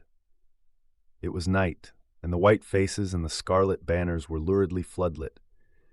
The square was packed with several thousand people, including a block of about 1,000 schoolchildren in the uniform of the spies. On a scarlet-draped platform, an orator of the inner party, a small, lean man with disproportionately long arms and a large, bald skull over which a few lank locks straggled, was haranguing the crowd. A little Rumpelstiltskin figure contorted with hatred, he gripped the neck of the microphone with one hand while the other, enormous at the end of a bony arm, clawed the air menacingly above his head. His voice, made metallic by the amplifiers, boomed forth an endless catalogue of atrocities, massacres, deportations, lootings, rapings, torture of prisoners, bombing of civilians, lying propaganda, unjust aggressions, broken treaties. It was almost impossible to listen to him without being first convinced and then maddened. At every few moments, the fury of the crowd boiled over, and the voice of the speaker was drowned by a wild, beast-like roaring that rose uncontrollably from thousands of throats. The most savage yells of all came from the schoolchildren. The speech had been proceeding for perhaps 20 minutes when a messenger hurried onto the platform, and a scrap of paper was slipped into the speaker's hand. He unrolled and read it without pausing in his speech. Nothing altered in his voice or manner, or in the content of what he was saying, but suddenly the names were different. Without words said, a wave of understanding rippled through the crowd. Oceania was at war with Eastasia. The next moment, there was a tremendous commotion. The banners and posters with which the square was decorated were all wrong. Quite half of them had the wrong faces on them. It was sabotage. The agents of Goldstein had been at work. There was a riotous interlude while posters were ripped from the walls, banners torn to shreds and trampled underfoot. The spies performed amazing feats of activity in clambering over the rooftops and cutting the streamers that fluttered from the chimneys. But within 2 or 3 minutes, it was all over. The orator, still gripping the neck of the microphone, his shoulders hunched forward, his free hand clawing at the air, had gone straight on with his speech. 1 minute more, and the wild roars of rage were again bursting from the crowd. The hate continued exactly as before, except that the target had been changed. The thing that impressed Winston in looking back was that the speaker had switched from one line to the other, actually in mid-sentence, not only without a pause, but without even breaking the syntax. But at the moment he had other things to preoccupy him. It was during the moment of disorder, while the posters were being torn down, that a man whose face he did not see had tapped him on the shoulder and said, "Excuse me, I think you've dropped your briefcase." He took the briefcase abstractedly, without speaking. He knew that it would be days before he had an opportunity to look inside it. The instant that the demonstration was over, he went straight to the Ministry of Truth, though the time was now nearly 23 hours. The entire staff of the ministry had done likewise. The orders already issuing from the telescreen, recalling them to their posts, were hardly necessary. Oceania was at war with East Asia. Oceania had always been at war with East Asia. A large part of the political literature of 5 years was now completely obsolete. Reports and records of all kinds, newspapers, books, pamphlets, films, soundtracks, photographs, all had to be rectified at lightning speed.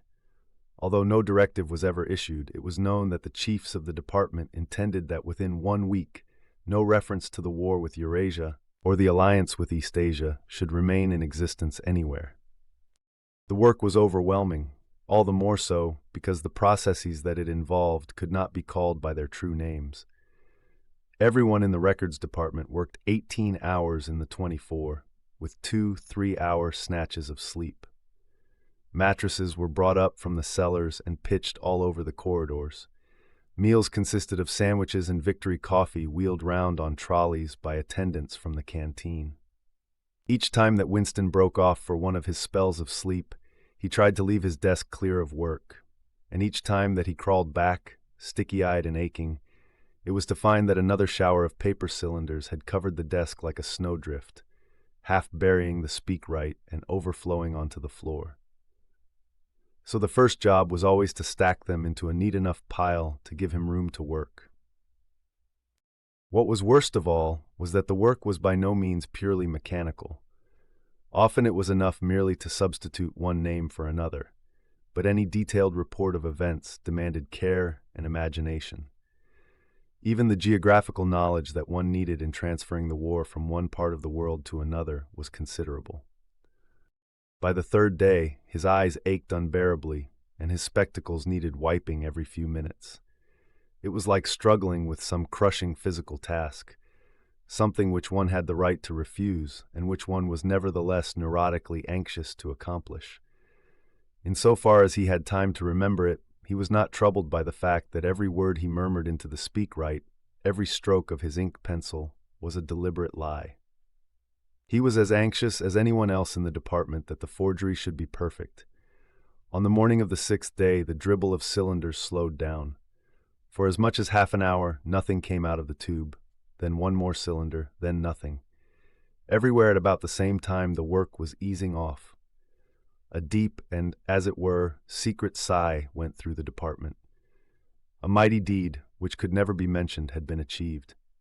It was now impossible for any human being to prove by documentary evidence that the war with Eurasia had ever happened. At 1200, it was unexpectedly announced that all workers in the ministry were free until tomorrow morning. Winston, still carrying the briefcase containing the book, which had remained between his feet while he worked and under his body while he slept, went home, shaved himself, and almost fell asleep in his bath, although the water was barely more than lukewarm. With a sort of voluptuous creaking in his joints, he climbed the stair above Mr. Charrington's shop. He was tired but not sleepy any longer. He opened the window, lit the dirty little oil stove, and put on a pan of water for coffee. Julia would arrive presently. Meanwhile, there was the book. He sat down in the messy armchair and undid the straps of the briefcase. A heavy black volume, amateurishly bound, with no name or title on the cover. The print also looked slightly irregular. The pages were worn at the edges and fell apart easily, as though the book had passed through many hands.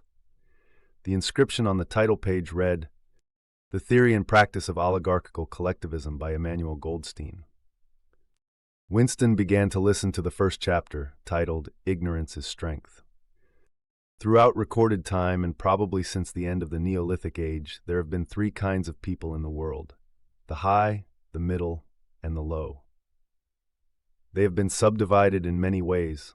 They have borne countless different names, and their relative numbers, as well as their attitude towards one another, have varied from age to age. But the essential structure of society has never altered. Even after enormous upheavals and seemingly irrevocable changes, the same pattern has always reasserted itself, just as a gyroscope will always return to equilibrium, however far it is pushed one way or the other. The aims of these groups are entirely irreconcilable. Winston stopped. He wanted to appreciate the fact that he was listening in comfort and safety. He was alone, no telescreen, no ear at the keyhole, no nervous impulse to glance over his shoulder or cover the page with his hand. The sweet summer air played against his cheek. From somewhere far away, there floated the faint shouts of children.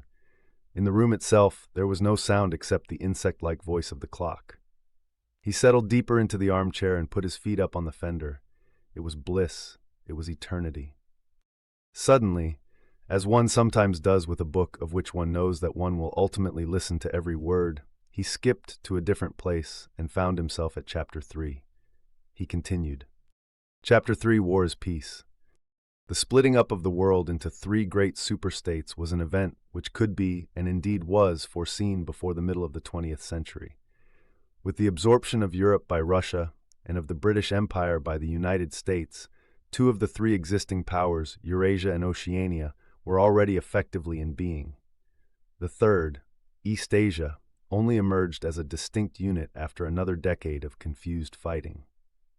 The frontiers between the three superstates are in some places arbitrary, and in others they fluctuate according to the fortunes of war, but in general they follow geographical lines. Eurasia comprises the whole of the northern part of the European and Asiatic landmass, from Portugal to the Bering Strait. Oceania comprises the Americas, the Atlantic Islands including the British Isles, Australasia, and the southern portion of Africa.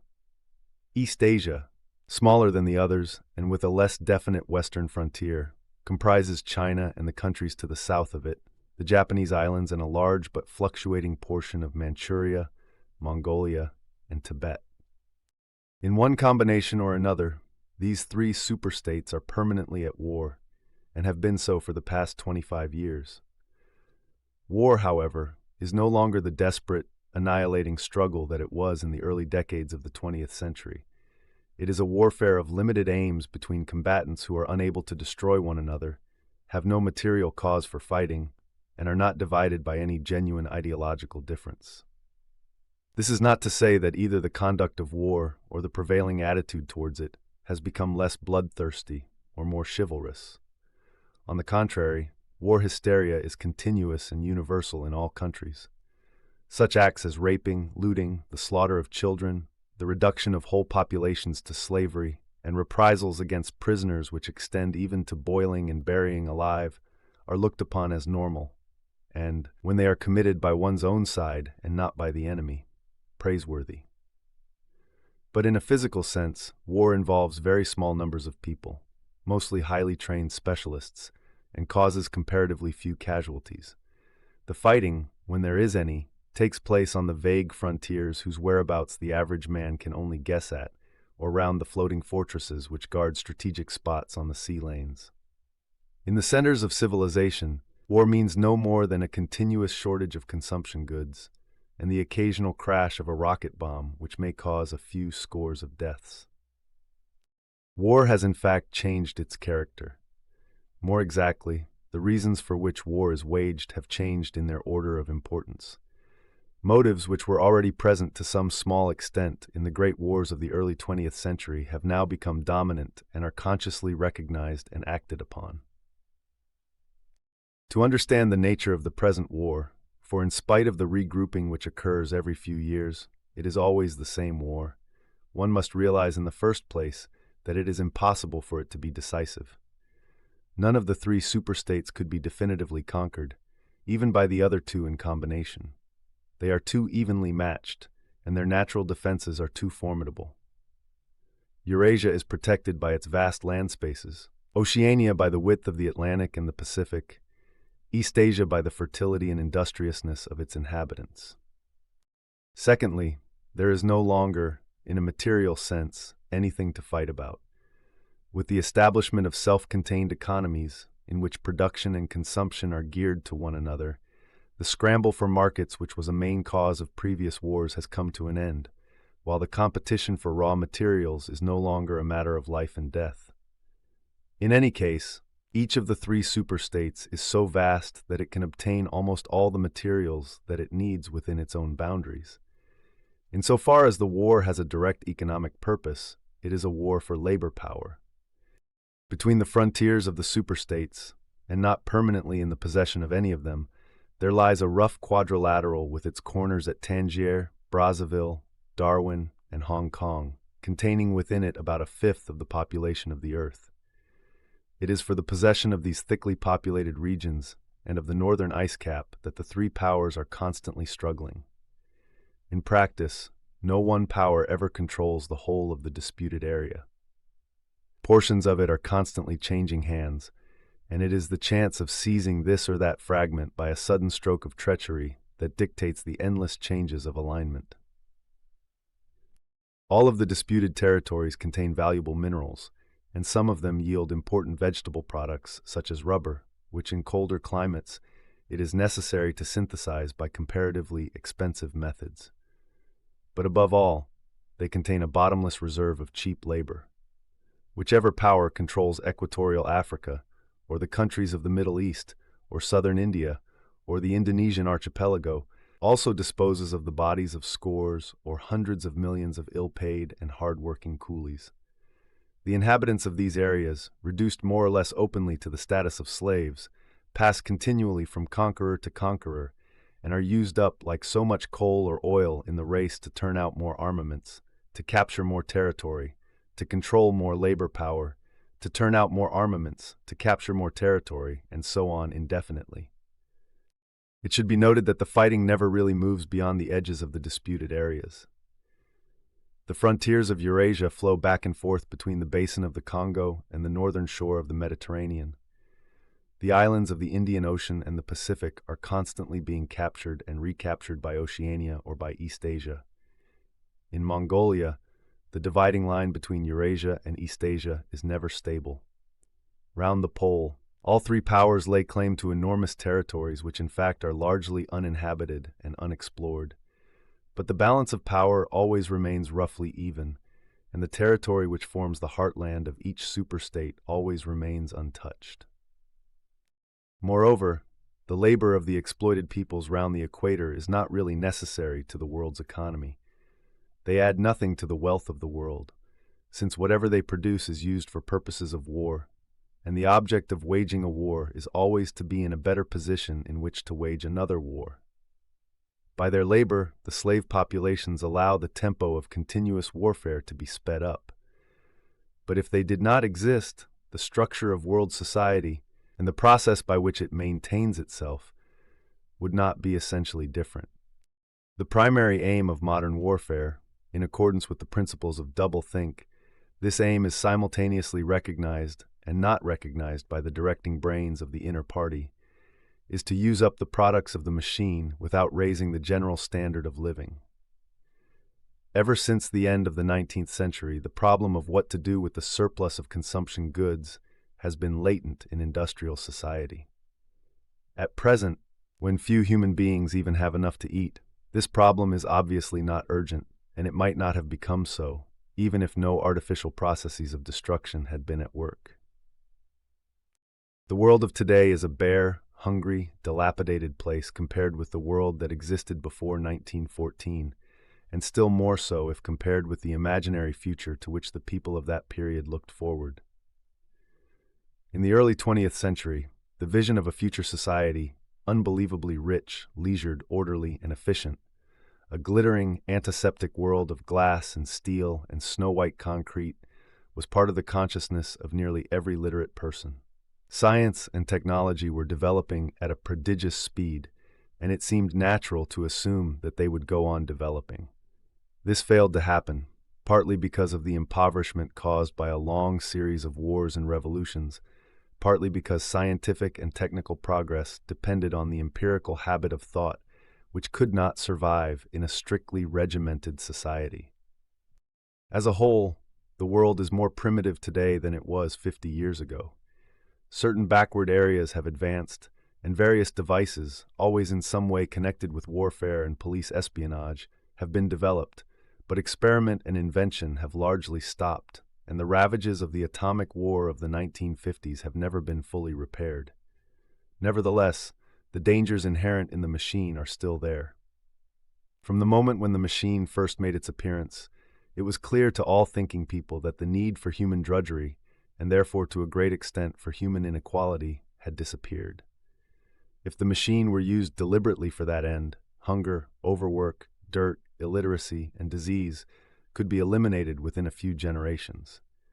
And in fact, without being used for any such purpose, but by a sort of automatic process, by producing wealth which it was sometimes impossible not to distribute, the machine did raise the living standards of the average human being very greatly over a period of about 50 years, at the end of the 19th and the beginning of the 20th centuries.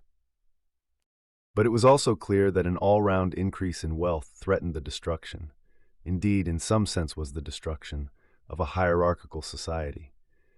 In a world in which everyone worked short hours, had enough to eat, lived in a house with a bathroom and a refrigerator, and possessed a motor car or even an aeroplane, the most obvious and perhaps the most important form of inequality would already have disappeared. If it once became general, wealth would confer no distinction. It was possible, no doubt, to imagine a society in which wealth, in the sense of personal possessions and luxuries, should be evenly distributed, while power remained in the hands of a small, privileged caste. But in practice, such a society could not long remain stable. For if leisure and security were enjoyed by all alike, the great mass of human beings who are normally stupefied by poverty would become literate and would learn to think for themselves.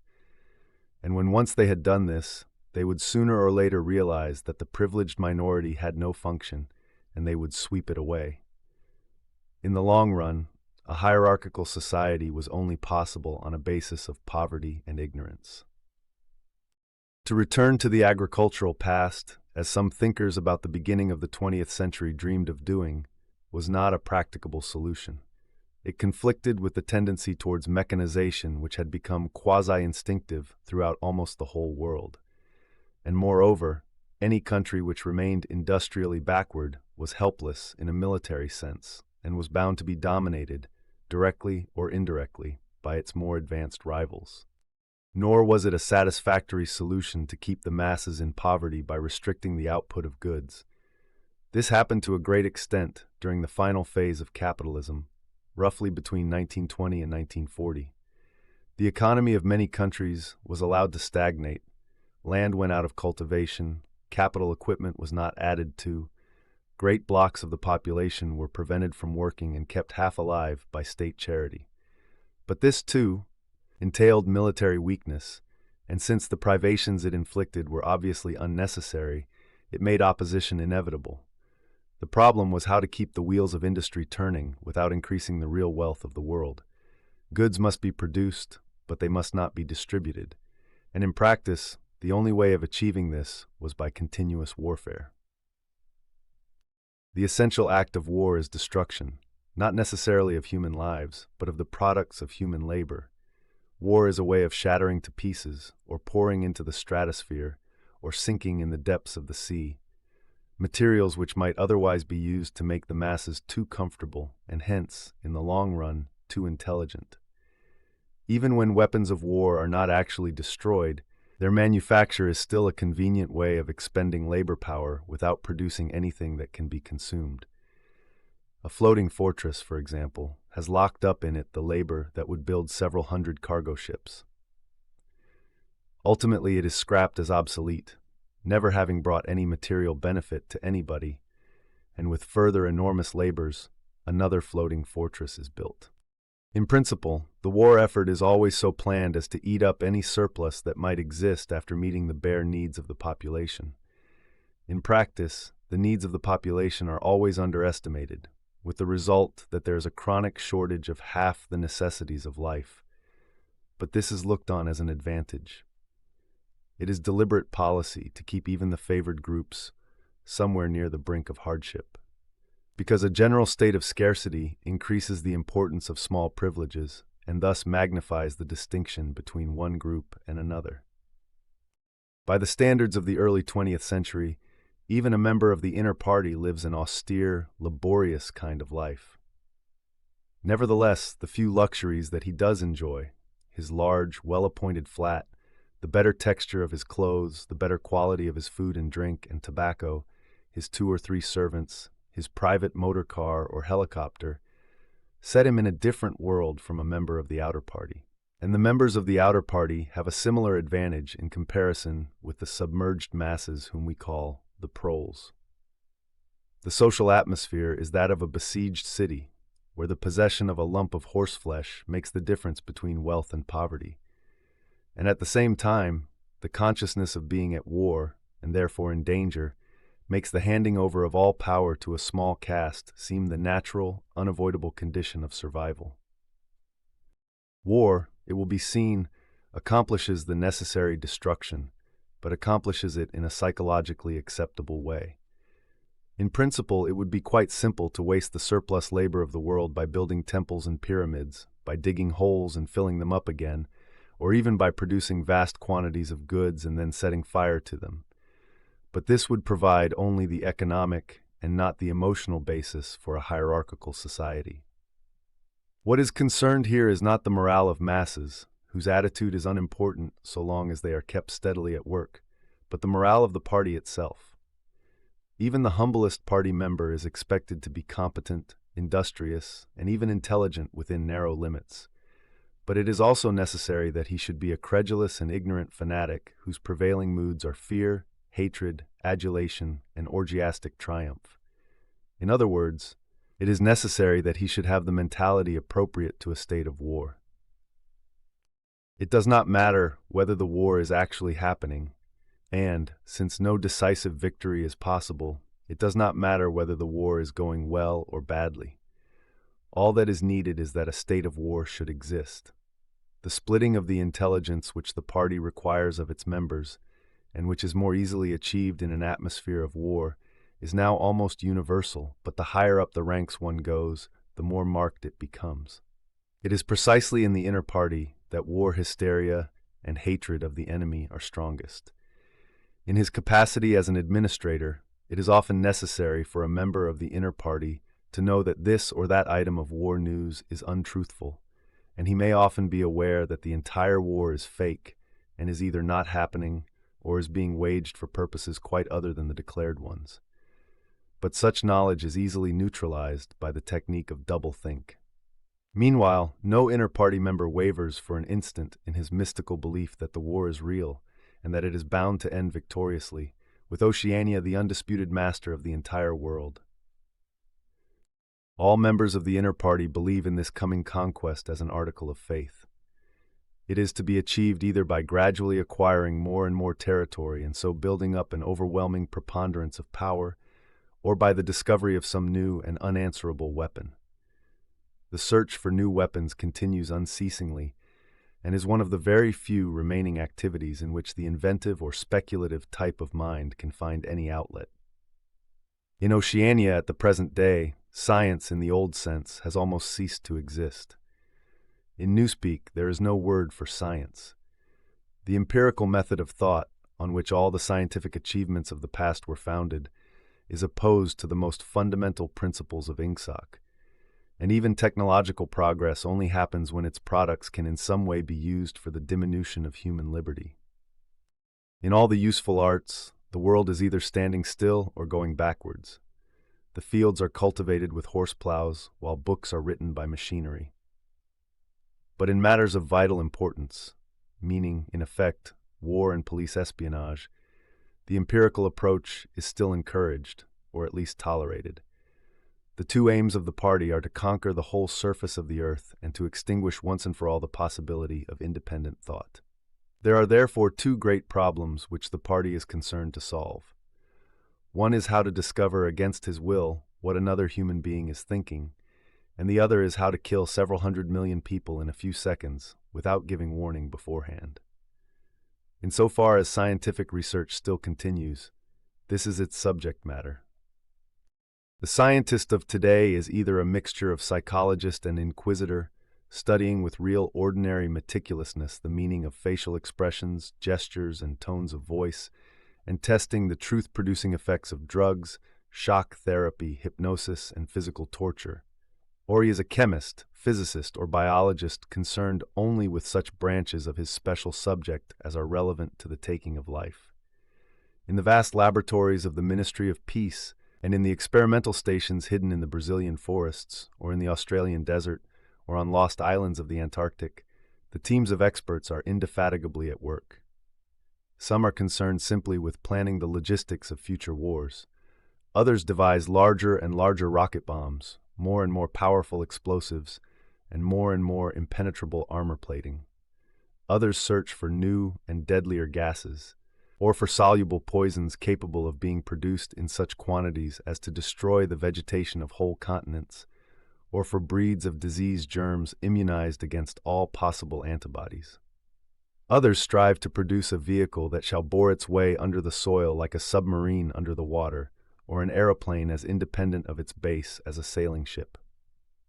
Others explore even remoter possibilities, such as focusing the sun's rays through lenses suspended thousands of kilometers away in space, or producing artificial earthquakes and tidal waves by tapping the heat at the Earth's center.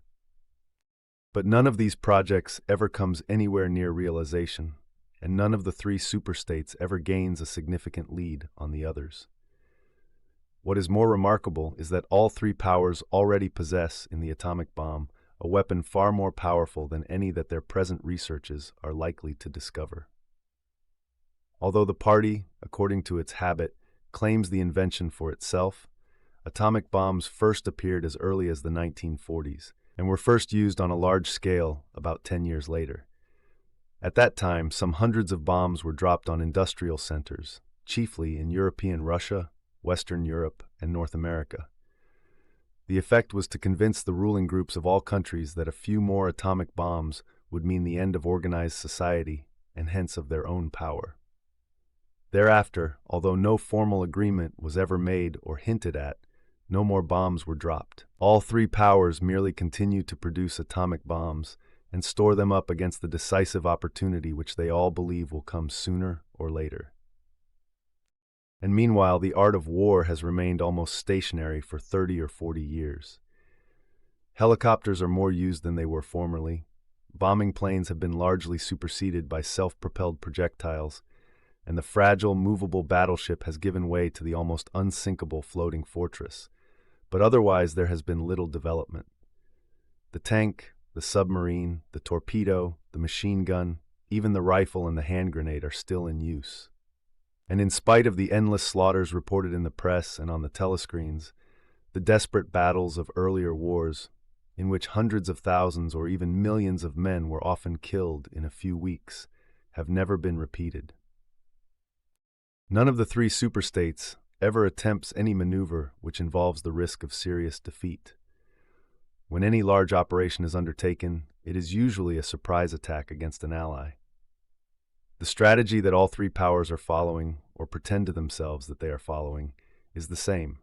The plan is, by a combination of fighting, bargaining, and well-timed strokes of treachery, to acquire a ring of bases completely encircling one or other of the rival states, and then to sign a pact of friendship with that rival and remain on peaceful terms for so many years as to lull suspicion to sleep.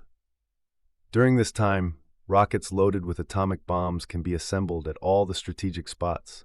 Finally, they will all be fired simultaneously, with effects so devastating as to make retaliation impossible. It will then be time to sign a pact of friendship with the remaining world power, in preparation for another attack. This scheme, it is hardly necessary to say, is a mere daydream, impossible of realization. Moreover, no fighting ever occurs except in the disputed areas round the equator and the pole. No invasion of enemy territory is ever undertaken. This explains the fact that in some places the frontiers between the superstates are arbitrary.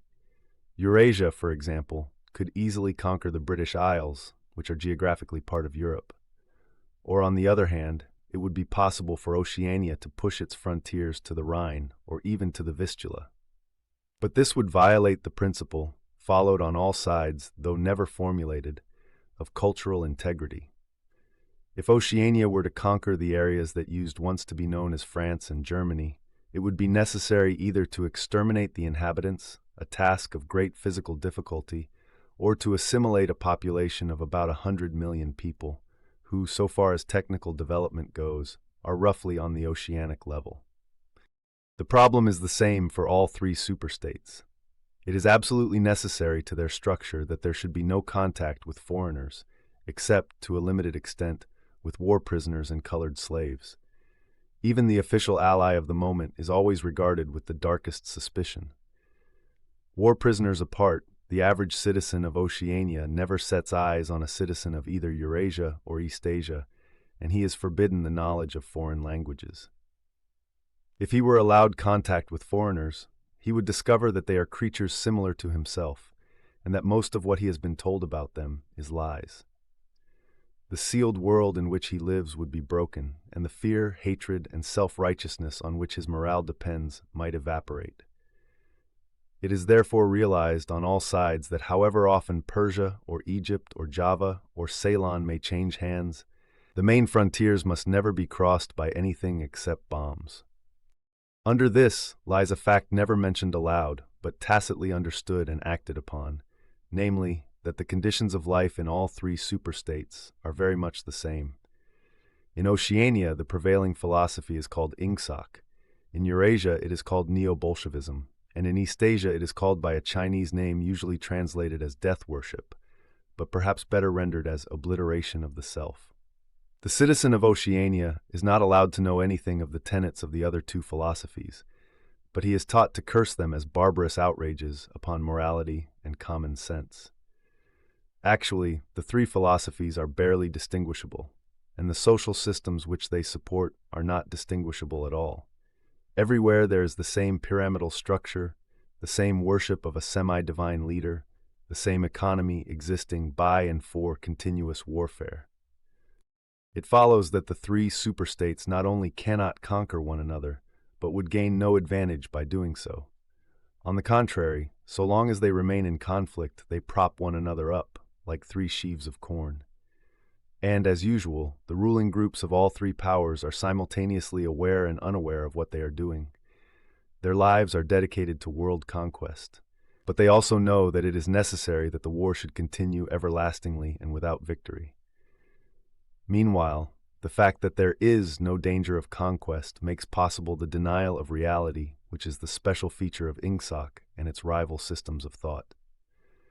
Here it is necessary to repeat what has been said earlier, that by becoming continuous, war has fundamentally changed its character. In past ages, a war, almost by definition, was something that sooner or later came to an end, usually an unmistakable victory or defeat. In the past also, war was one of the main instruments by which human societies were kept in touch with physical reality. All rulers in all ages have tried to impose a false view of the world upon their followers, but they could not afford to encourage any illusion that tended to impair military efficiency. So long as defeat meant the loss of independence or some other result generally held to be undesirable, the precautions against defeat had to be serious. Physical facts could not be ignored. In philosophy or religion or ethics or politics, 2 and 2 might make 5, but when one was designing a gun or an aeroplane, they had to make 4. Inefficient nations were always conquered sooner or later, and the struggle for efficiency was hostile to illusions. Moreover, to be efficient, it was necessary to be able to learn from the past, which meant having a fairly accurate idea of what had happened in the past. Newspapers and history books were, of course, always colored and biased, but falsification of the kind that is practiced today would have been impossible. War was a sure safeguard of sanity, and so far as the ruling classes were concerned, it was probably the most important of all safeguards. While wars could be won or lost, no ruling class could be completely irresponsible. But when war becomes literally continuous, it also ceases to be dangerous. When war is continuous, there is no such thing as military necessity. Technical progress can cease, and the most palpable facts can be denied or disregarded. As we have seen, researches that could be called scientific are still carried out for the purposes of war, but they are essentially a kind of daydreaming, and their failure to show results is not important. Efficiency, even military efficiency, is no longer needed. Nothing is efficient in Oceania except the thought police. Since each of the three superstates is unconquerable, each is in effect a separate universe within which almost any perversion of thought can be safely practiced. Reality only exerts its pressure through the needs of everyday life, the need to eat and drink, to get shelter and clothing, to avoid swallowing poison or stepping out of top-story windows and the like. Between life and death, and between physical pleasure and physical pain, there is still a distinction, but that is all.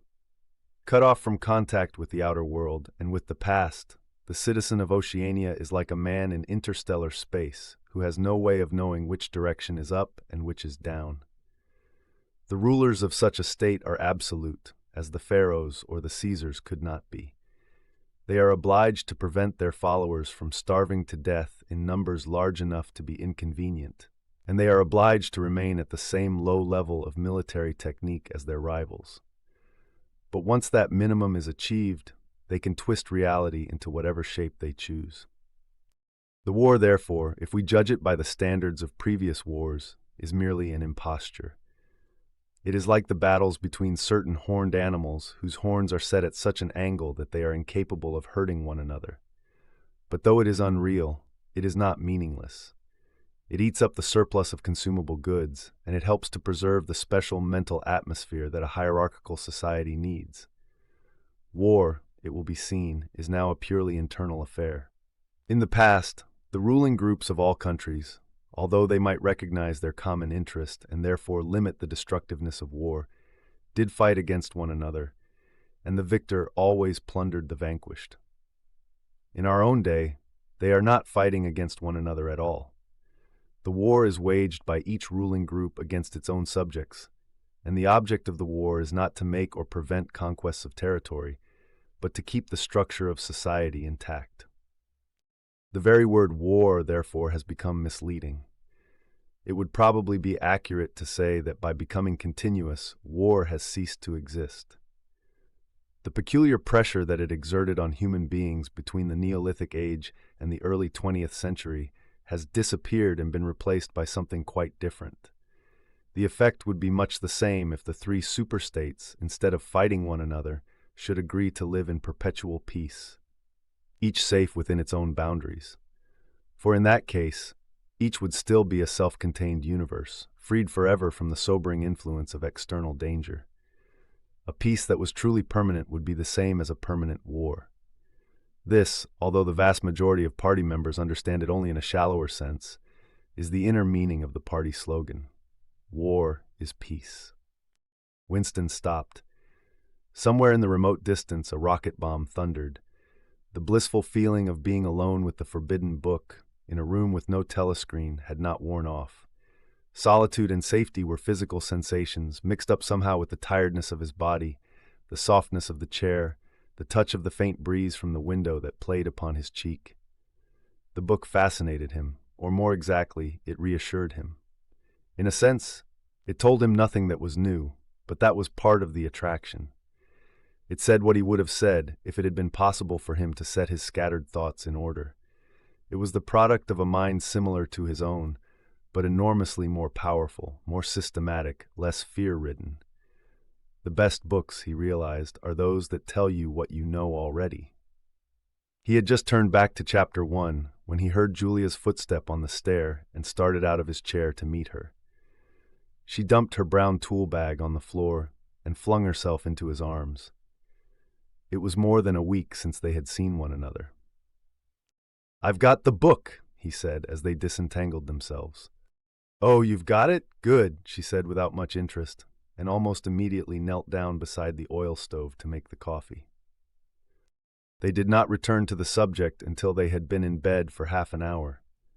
The evening was just cool enough to make it worthwhile to pull up the cover. From below came the familiar sound of singing and the scrape of boots on the flagstones. The brawny, red-armed woman whom Winston had seen there on his first visit was almost a fixture in the yard. There seemed to be no hour of daylight when she was not marching to and fro between the washtub and the line, alternately gagging herself with clothes pegs and breaking forth into lusty song. Julia had settled down on her side and seemed to be already on the point of falling asleep. He reached out for the book, which was lying on the floor, and sat up against the bedhead. "We must listen to it," he said. "You too, all members of the Brotherhood have to." "You listen to it," she said with her eyes shut. "Listen to it aloud, that's the best way. Then you can explain it to me as you go." The clock's hands said 6, meaning 18. They had 3 or 4 hours ahead of them. He propped the book against his knees and began to continue with Chapter 1. The aims of these three groups are entirely irreconcilable. The aim of the high is to remain where they are. The aim of the middle is to change places with the high. The aim of the low, when they have an aim, for it is an abiding characteristic of the low that they are too much crushed by drudgery to be more than intermittently conscious of anything outside their daily lives, is to abolish all distinctions and create a society in which all men shall be equal. Thus, throughout history, a struggle which is the same in its main outlines recurs over and over again. For long periods, the high seem to be securely in power, but sooner or later there always comes a moment when they lose either their belief in themselves or their capacity to govern efficiently, or both. They are then overthrown by the middle, who enlist the low on their side by pretending to them that they are fighting for liberty and justice. As soon as they have reached their objective, the middle thrust the low back into their old position of servitude, and themselves become the high. Presently, a new middle group splits off from one of the other groups, or from both of them, and the struggle begins over again. Of the three groups, only the low are never even temporarily successful in achieving their aims. It would be an exaggeration to say that throughout history there has been no progress of a material kind. Even today, in a period of decline, the average human being is physically better off than he was a few centuries ago. But no advance in wealth, no softening of manners, no reform or revolution has ever brought human equality a millimeter nearer. From the point of view of the low, no historic change has ever meant much more than a change in the name of their masters. By the late 19th century, the recurrence of this pattern had become obvious to many observers. There then rose schools of thinkers who interpreted history as a cyclical process and claimed to show that inequality was the unalterable law of human life. This doctrine, of course, had always had its adherents, but in the manner in which it was now put forward, there was a significant change. In the past, the need for a hierarchical form of society had been the doctrine specifically of the high.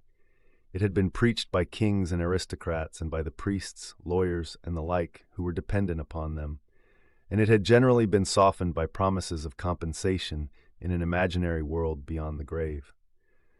The middle, so long as it was struggling for power, had always made use of such terms as freedom, justice, and fraternity. Now, however, the concept of human brotherhood began to be assailed by people who were not yet in positions of command, but merely hoped to be so before long. In the past, the middle had made revolutions under the banner of equality, and then had established a fresh tyranny as soon as the old one was overthrown.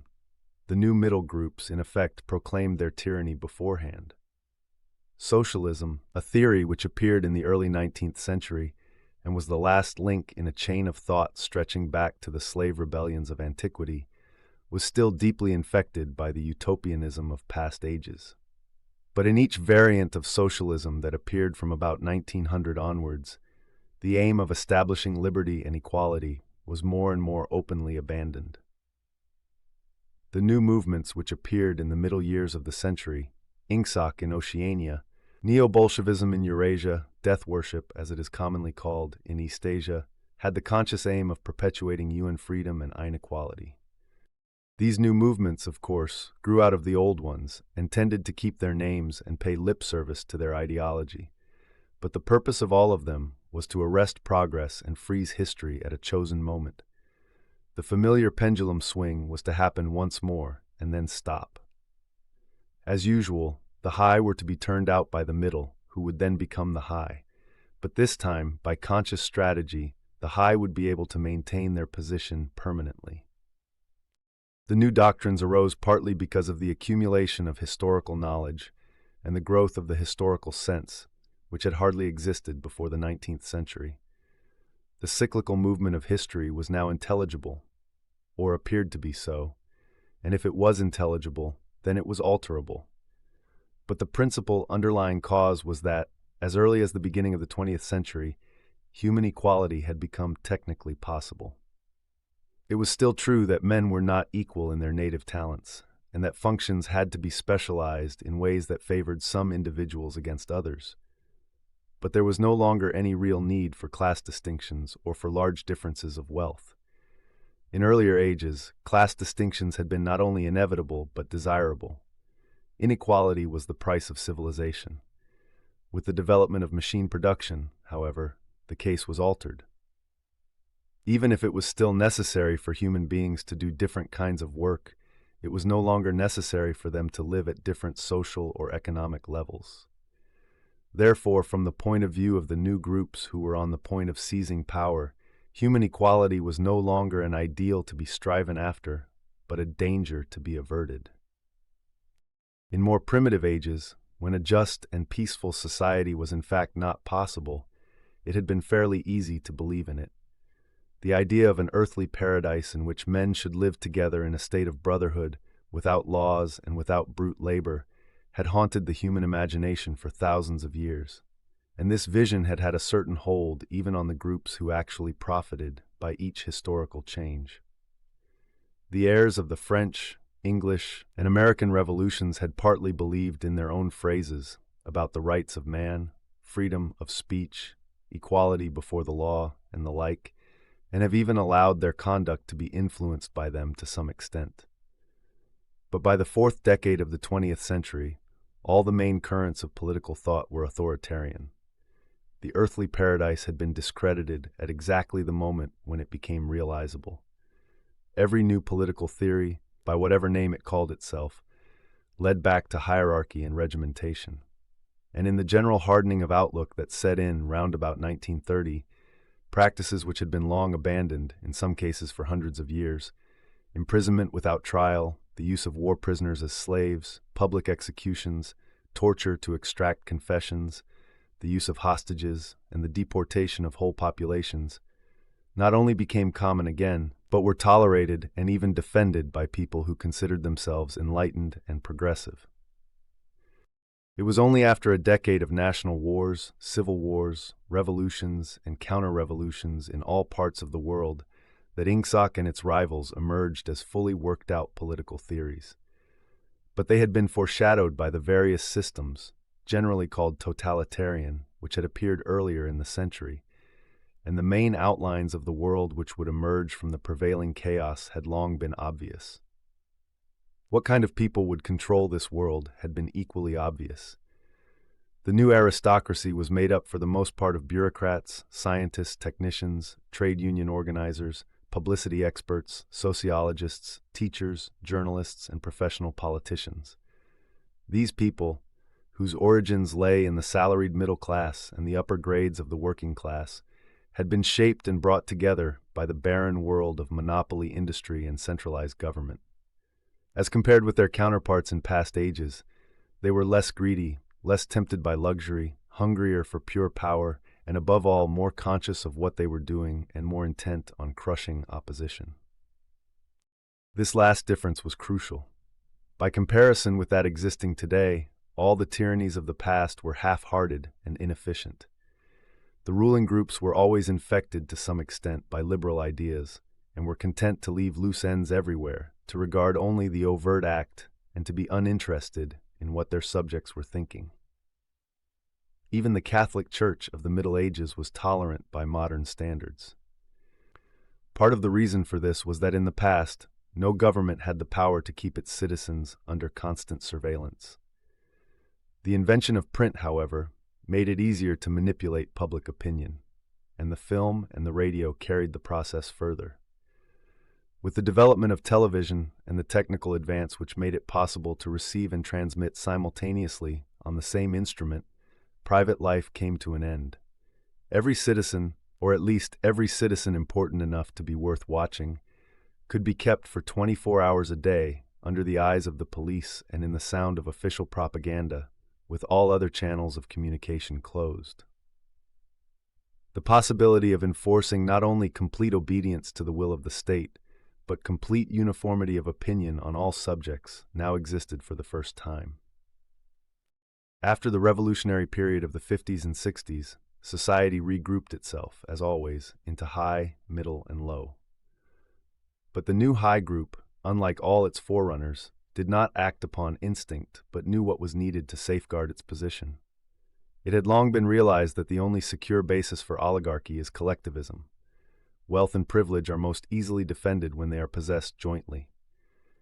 The so-called abolition of private property, which took place in the middle years of the century, meant in effect the concentration of property in far fewer hands than before. But with this difference, that the new owners were a group instead of a mass of individuals. Individually, no member of the party owns anything except petty personal belongings. Collectively, the party owns everything in Oceania because it controls everything and disposes of the products as it thinks fit. In the years following the revolution, it was able to step into this commanding position almost unopposed because the whole process was represented as an act of collectivization. It had always been assumed that if the capitalist class were expropriated, socialism must follow. And unquestionably the capitalists had been expropriated. Factories, mines, land, houses, transport, everything had been taken away from them. And since these things were no longer private property, it followed that they must be public property. Ingsoc, which grew out of the earlier socialist movement and inherited its phraseology, has in fact carried out the main item in the socialist program. The result, foreseen and intended beforehand, is that economic inequality has been made permanent. But the problems of perpetuating a hierarchical society go deeper than this. There are only 4 ways in which a ruling group can fall from power. Either it is conquered from without, or it governs so inefficiently that the masses are stirred to revolt, or it allows a strong and discontented middle group to come into being, or it loses its own self-confidence and willingness to govern. These causes do not operate singly, and as a rule, all 4 of them are present in some degree. A ruling class which could guard against all of them would remain in power permanently. Ultimately, the determining factor is the mental attitude of the ruling class itself. After the middle of the present century, the first danger had in reality disappeared. Each of the 3 powers which now divide the world is in fact unconquerable, and could only become conquerable through slow demographic changes which a government with wide powers can easily prevent. The second danger also is only a theoretical one. The masses never revolt of their own accord, and they never revolt merely because they are oppressed. Indeed, so long as they are not permitted to have standards of comparison, they never even become aware that they are oppressed. The recurrent economic crises of past times were totally unnecessary and are not now permitted to happen. But other and equally large dislocations can and do happen without having political results, because there is no way in which discontent can become articulate. As for the problem of overproduction, which has been latent in our society since the development of machine technique, it is solved by the device of continuous warfare, which is also useful in keying up public morale to the necessary pitch. From the point of view of our present rulers, therefore, the only genuine dangers are the splitting off of a new group of able, underemployed, power-hungry people, and the growth of liberalism and scepticism in their own ranks. The problem, that is to say, is educational. It is a problem of continuously molding the consciousness both of the directing group and of the larger executive group that lies immediately below it. The consciousness of the masses needs only to be influenced in a negative way. Given this background, one could infer, if one did not know it already, the general structure of oceanic society. At the apex of the pyramid comes Big Brother.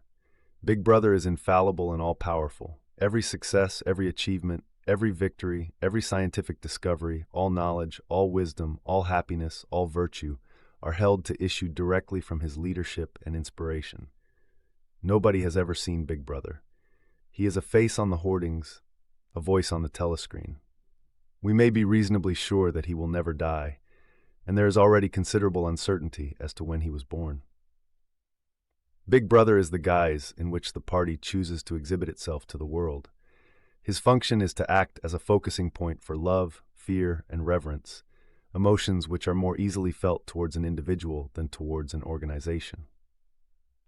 Below Big Brother comes the inner party.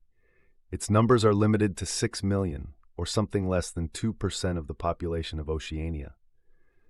Below the inner party comes the outer party, which, if the inner party is described as the brain of the state, may be justly likened to the hands. Below that come the dumb masses whom we habitually refer to as the proles, numbering perhaps 85% of the population.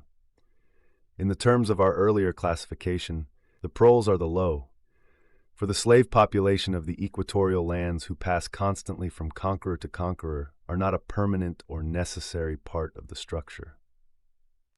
In principle, membership of these three groups is not hereditary. The child of inter-party parents is in theory not born into the inner party. Admission to either branch of the party is by examination, taken at the age of 16. Nor is there any racial discrimination or any marked domination of one province by another. Jews, Negroes, South Americans of pure Indian blood are to be found in the highest ranks of the party, and the administrators of any area are always drawn from the inhabitants of that area.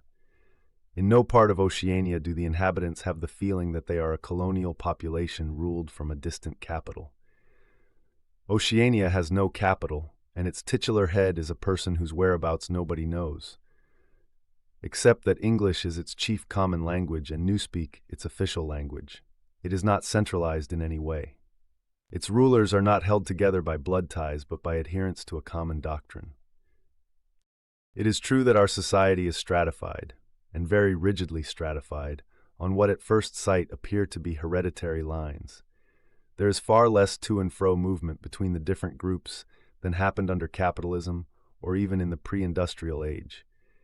Between the two branches of the party there is a certain amount of interchange, but only so much as will ensure that weaklings are excluded from the inner party and that ambitious members of the outer party are made harmless by allowing them to rise. Proletarians in practice are not allowed to graduate into the party. The most gifted among them, who might possibly become nuclei of discontent, are simply marked down by the thought police and eliminated. But this state of affairs is not necessarily permanent, nor is it a matter of principle. The party is not a class in the old sense of the word. It does not aim at transmitting power to its own children as such, and if there were no other way of keeping the ablest people at the top, it would be perfectly prepared to recruit an entire new generation from the ranks of the proletariat. In the crucial years, the fact that the party was not a hereditary body did a great deal to neutralize opposition. The older kind of socialist, who had been trained to fight against something called class privilege, assumed that what is not hereditary cannot be permanent. He did not see that the continuity of an oligarchy need not be physical, nor did he pause to reflect that hereditary aristocracies have always been short-lived, whereas adoptive organizations such as the Catholic Church have sometimes lasted for hundreds or thousands of years. The essence of oligarchical rule is not father-to-son inheritance, but the persistence of a certain worldview and a certain way of life, imposed by the dead upon the living. A ruling group is a ruling group so long as it can nominate its successors. The party is not concerned with perpetuating its blood, but with perpetuating itself. WHO wields power is not important, provided that the hierarchical structure remains always the same. All the beliefs, habits, tastes, emotions, and mental attitudes that characterize our time are really designed to sustain the mystique of the party and prevent the true nature of present-day society from being perceived. Physical rebellion, or any preliminary move towards rebellion, is at present not possible. From the proletarians nothing is to be feared. Left to themselves, they will continue from generation to generation and from century to century, working, breeding, and dying, not only without any impulse to rebel, but without the power of grasping that the world could be other than it is. They could only become dangerous if the advance of industrial technique made it necessary to educate them more highly. But since military and commercial rivalry are no longer important, the level of popular education is actually declining. What opinions the masses hold or do not hold is looked on as a matter of indifference. They can be granted intellectual liberty because they have no intellect. In a party member, on the other hand, not even the smallest deviation of opinion on the most unimportant subject can be tolerated. A party member lives from birth to death under the eye of the thought police. Even when he is alone, he can never be sure that he is alone. Wherever he may be, asleep or awake, working or resting, in his bath or in bed, he can be inspected without warning and without knowing that he is being inspected. Nothing that he does is indifferent. His friendships, his relaxations, his behavior towards his wife and children, the expression of his face when he is alone, the words he mutters in sleep, even the characteristic movements of his body are all jealously scrutinized. Not only any actual misdemeanor, but any eccentricity, however small, any change of habits, any nervous mannerism that could possibly be the symptom of an inner struggle is certain to be detected. He has no freedom of choice in any direction whatever. On the other hand, his actions are not regulated by law or by any clearly formulated code of behavior. In Oceania, there is no law. Thoughts and actions which, when detected, mean certain death are not formally forbidden.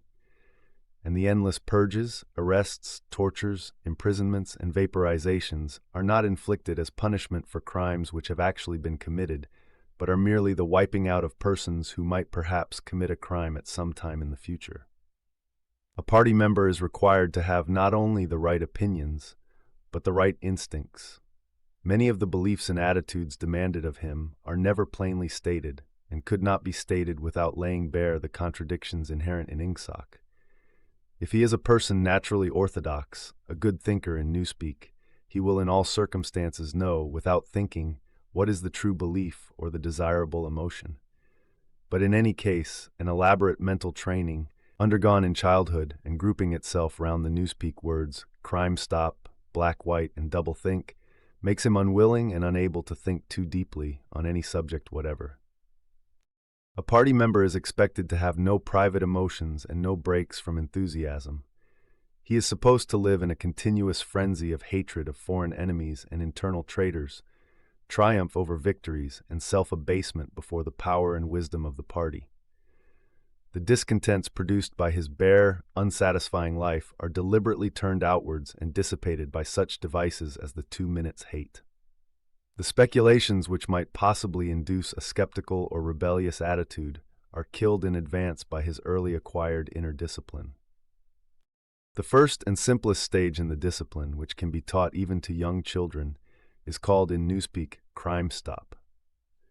Crime stop means the faculty of stopping short, as though by instinct, at the threshold of any dangerous thought.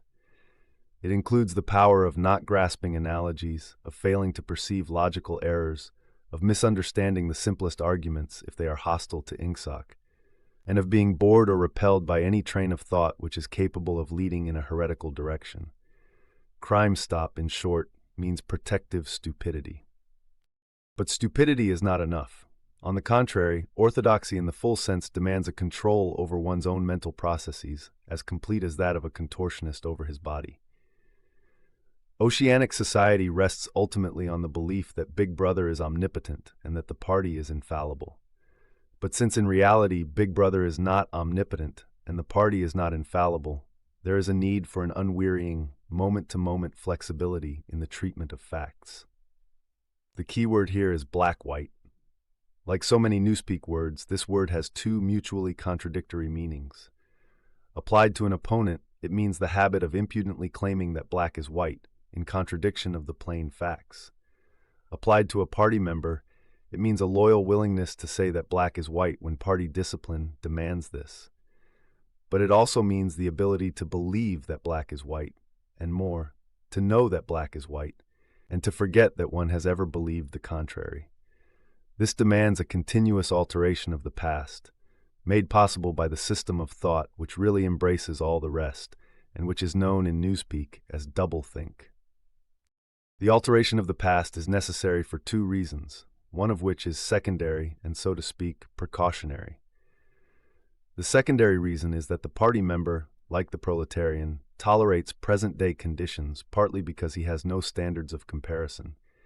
He must be cut off from the past, just as he must be cut off from foreign countries, because it is necessary for him to believe that he is better off than his ancestors, and that the average level of material comfort is constantly rising.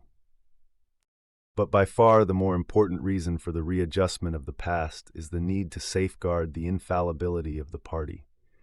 It is not merely that speeches, statistics, and records of every kind must be constantly brought up to date in order to show that the predictions of the party were in all cases right. It is also that no change in doctrine or in political alignment can ever be admitted. For to change one's mind, or even one's policy, is a confession of weakness.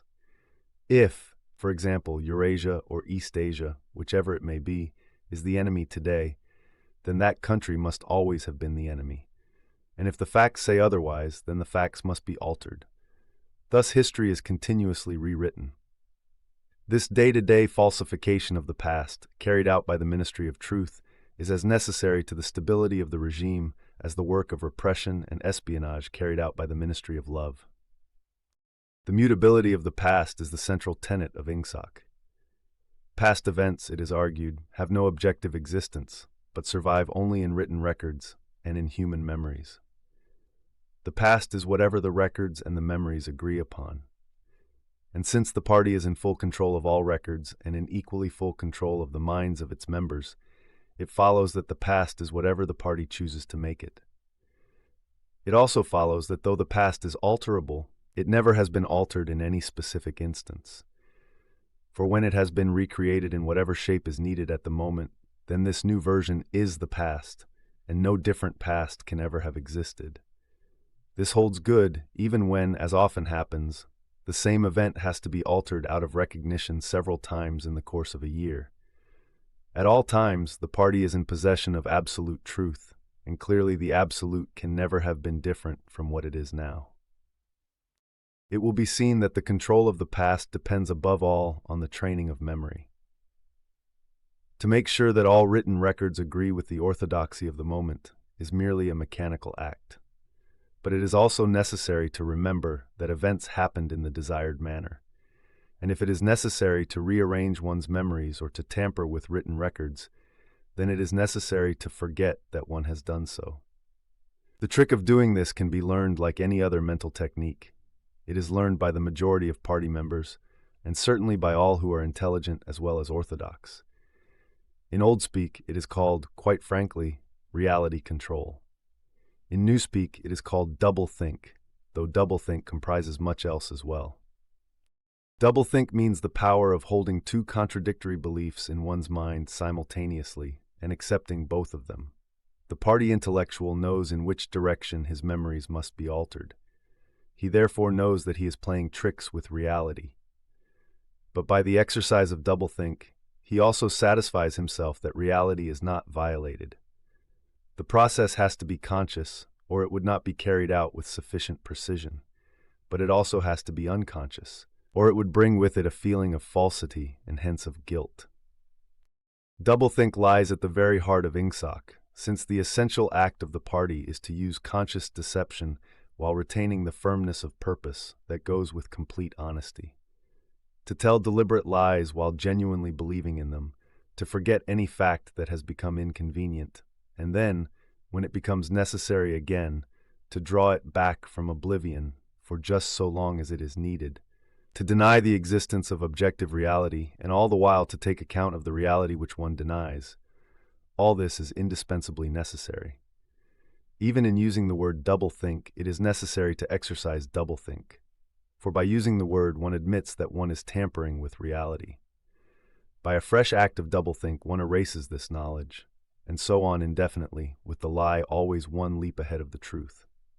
Ultimately, it is by means of doublethink that the party has been able and may, for all we know, continue to be able for thousands of years, to arrest the course of history. All past oligarchies have fallen from power either because they became rigid or because they grew soft. Either they became stupid and arrogant, failed to adjust themselves to changing circumstances, and were overthrown, or they became liberal and cowardly, made concessions when they should have used force, and once again were overthrown. They fell, that is to say, either through consciousness or through unconsciousness.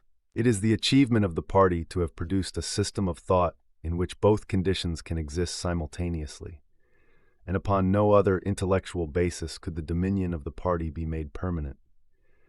If one is to rule and to continue ruling, one must be able to dislocate the sense of reality. For the secret of rulership is to combine a belief in one's own infallibility with the power to learn from past mistakes.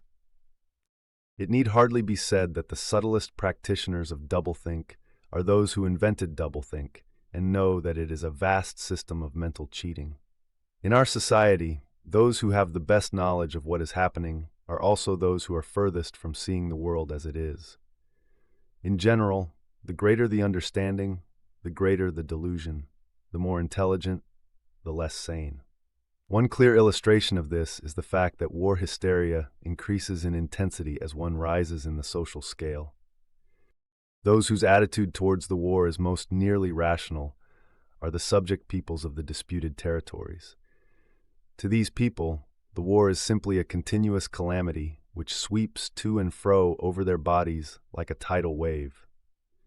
Which side is winning is a matter of complete indifference to them. They are aware that a change of overlordship means simply that they will be doing the same work as before for new masters who treat them in the same manner as the old ones. The slightly more favored workers, whom we call the proles, are only intermittently conscious of the war. When it is necessary, they can be prodded into frenzies of fear and hatred, but when left to themselves, they are capable of forgetting for long periods that the war is happening. It is in the ranks of the party, and above all of the inner party, that the true war enthusiasm is found. World conquest is believed in most firmly by those who know it to be impossible. This peculiar linking together of opposites, knowledge with ignorance, cynicism with fanaticism, is one of the chief distinguishing marks of oceanic society. The official ideology abounds with contradictions, even when there is no practical reason for them.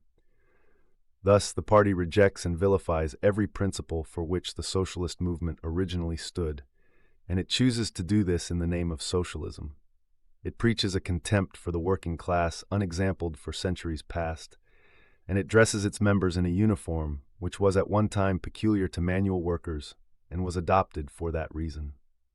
It systematically undermines the solidarity of the family, and it calls its leader by a name which is a direct appeal to the sentiment of family loyalty.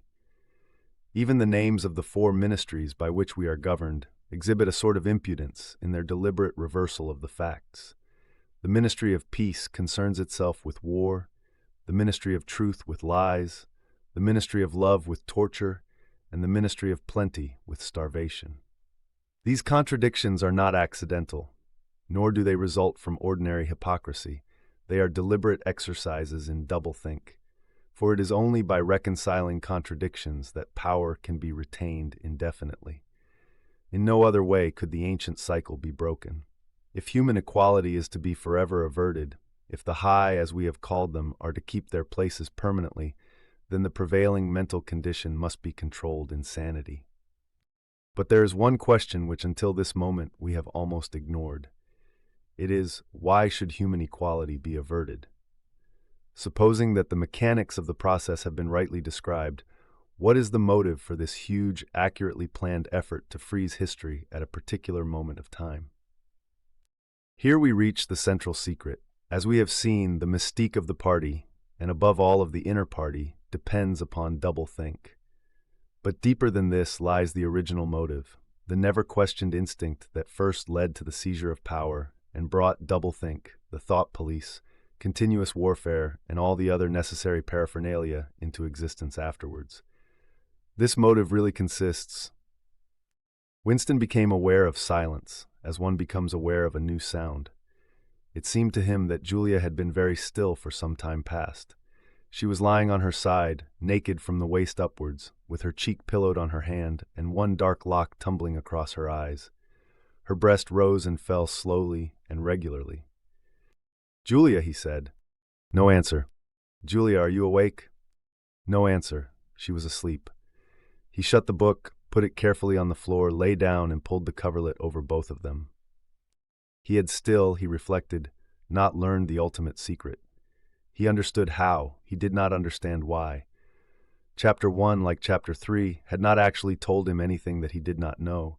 It had merely systemized the knowledge that he possessed already. But after listening to it, he knew better than before that he was not mad. Being in a minority, even a minority of one, did not make you mad. There was truth and there was untruth, and if you clung to the truth even against the whole world, you were not mad. A yellow beam from the sinking sun slanted in through the window and fell across the pillow. He shut his eyes. The sun on his face and the girl's smooth body touching his own gave him a strong, sleepy, confident feeling. He was safe. Everything was all right.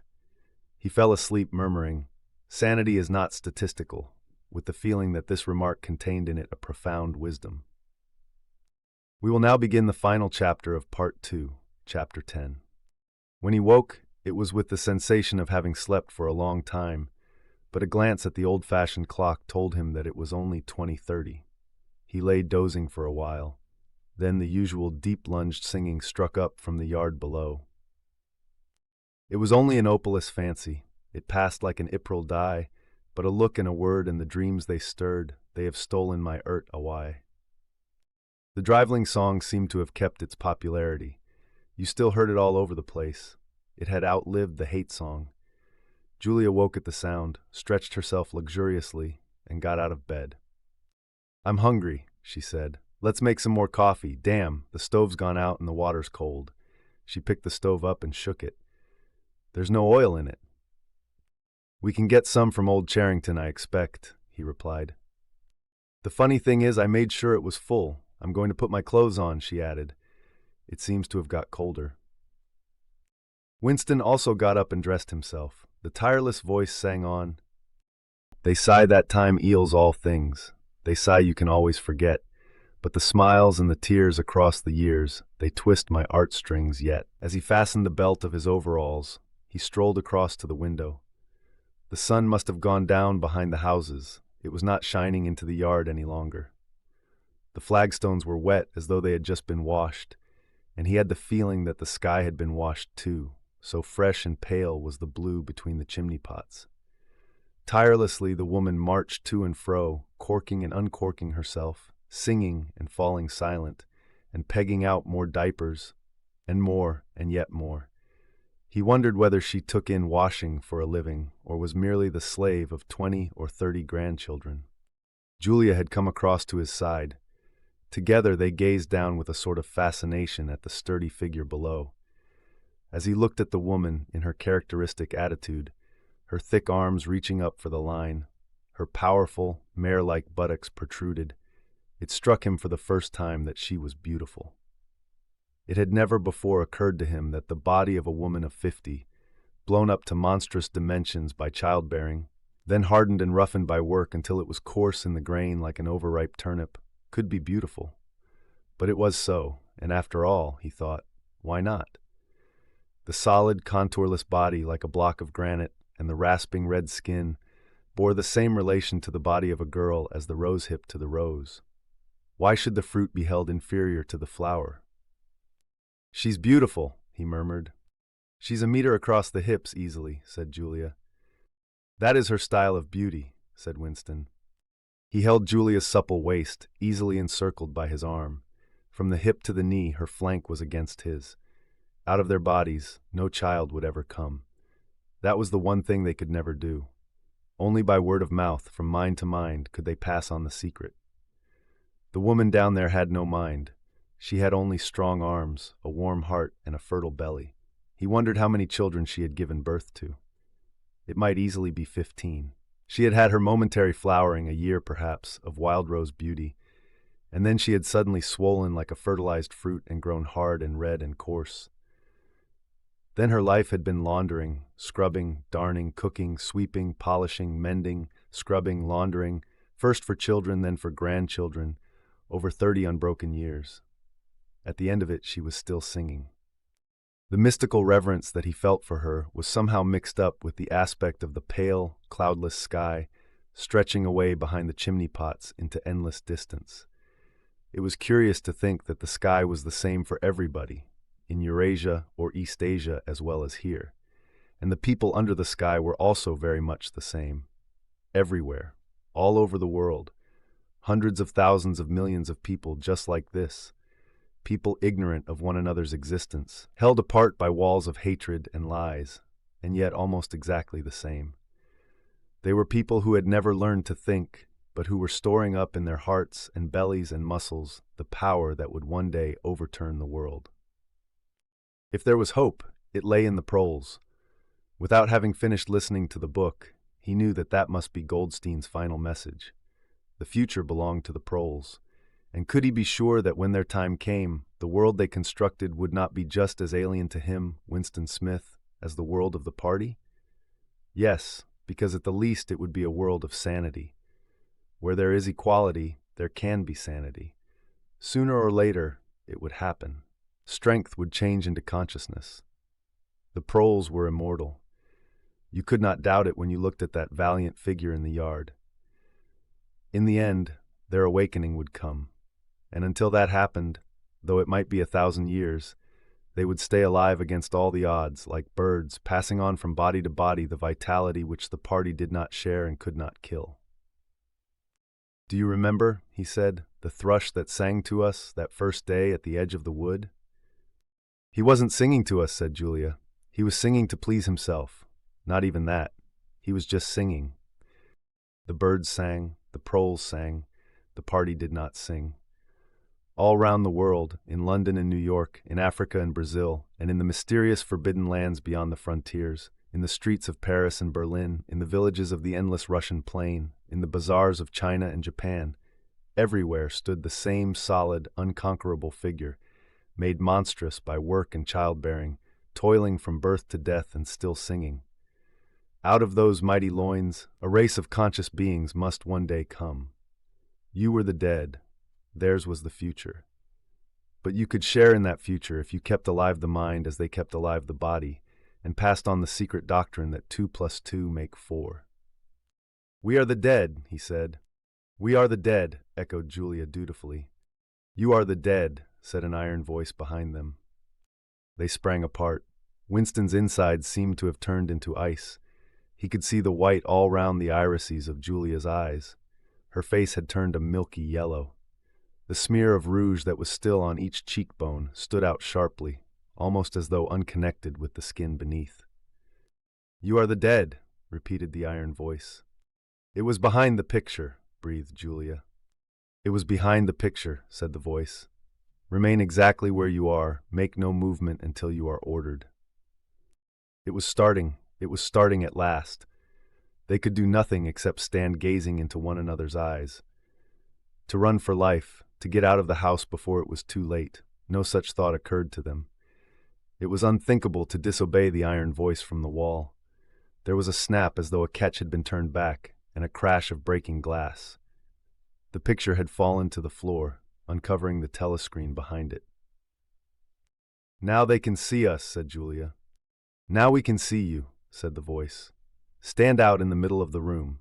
Stand back to back. Clasp your hands behind your heads. Do not touch one another." They were not touching, but it seemed to him that he could feel Julia's body shaking. Or perhaps it was merely the shaking of his own. He could just stop his teeth from chattering, but his knees were beyond his control. There was a sound of trampling boots below, inside the house and outside. The yard seemed to be full of men. Something was being dragged across the stones. The woman's singing had stopped abruptly. There was a long rolling clang, as though the washtub had been flung across the yard, and then a confusion of angry shouts, which ended in a yell of pain. "The house is surrounded," said Winston. "The house is surrounded," said the voice. He heard Julia snap her teeth together. "I suppose we may as well say goodbye," she said. "You may as well say goodbye," said the voice. And then another quite different voice, a thin, cultivated voice which Winston had the impression of having heard before, struck in. "And by the way, while we are on the subject, here comes a candle to light you to bed. Here comes a chopper to chop off your head." Something crashed onto the bed behind Winston's back. The head of a ladder had been thrust through the window and had burst in the frame. Someone was climbing through the window. There was a stampede of boots up the stairs. The room was full of solid men in black uniforms, with iron-shod boots on their feet and truncheons in their hands. Winston was not trembling any longer. He barely moved even his eyes. One thing alone mattered: to keep still and not give them an excuse to hit you. A man with a smooth prizefighter's jaw in which the mouth was only a slit paused opposite him, balancing his truncheon meditatively between thumb and forefinger. Winston met his eyes. The feeling of nakedness, with one's hands behind one's head and one's face and body all exposed, was almost unbearable.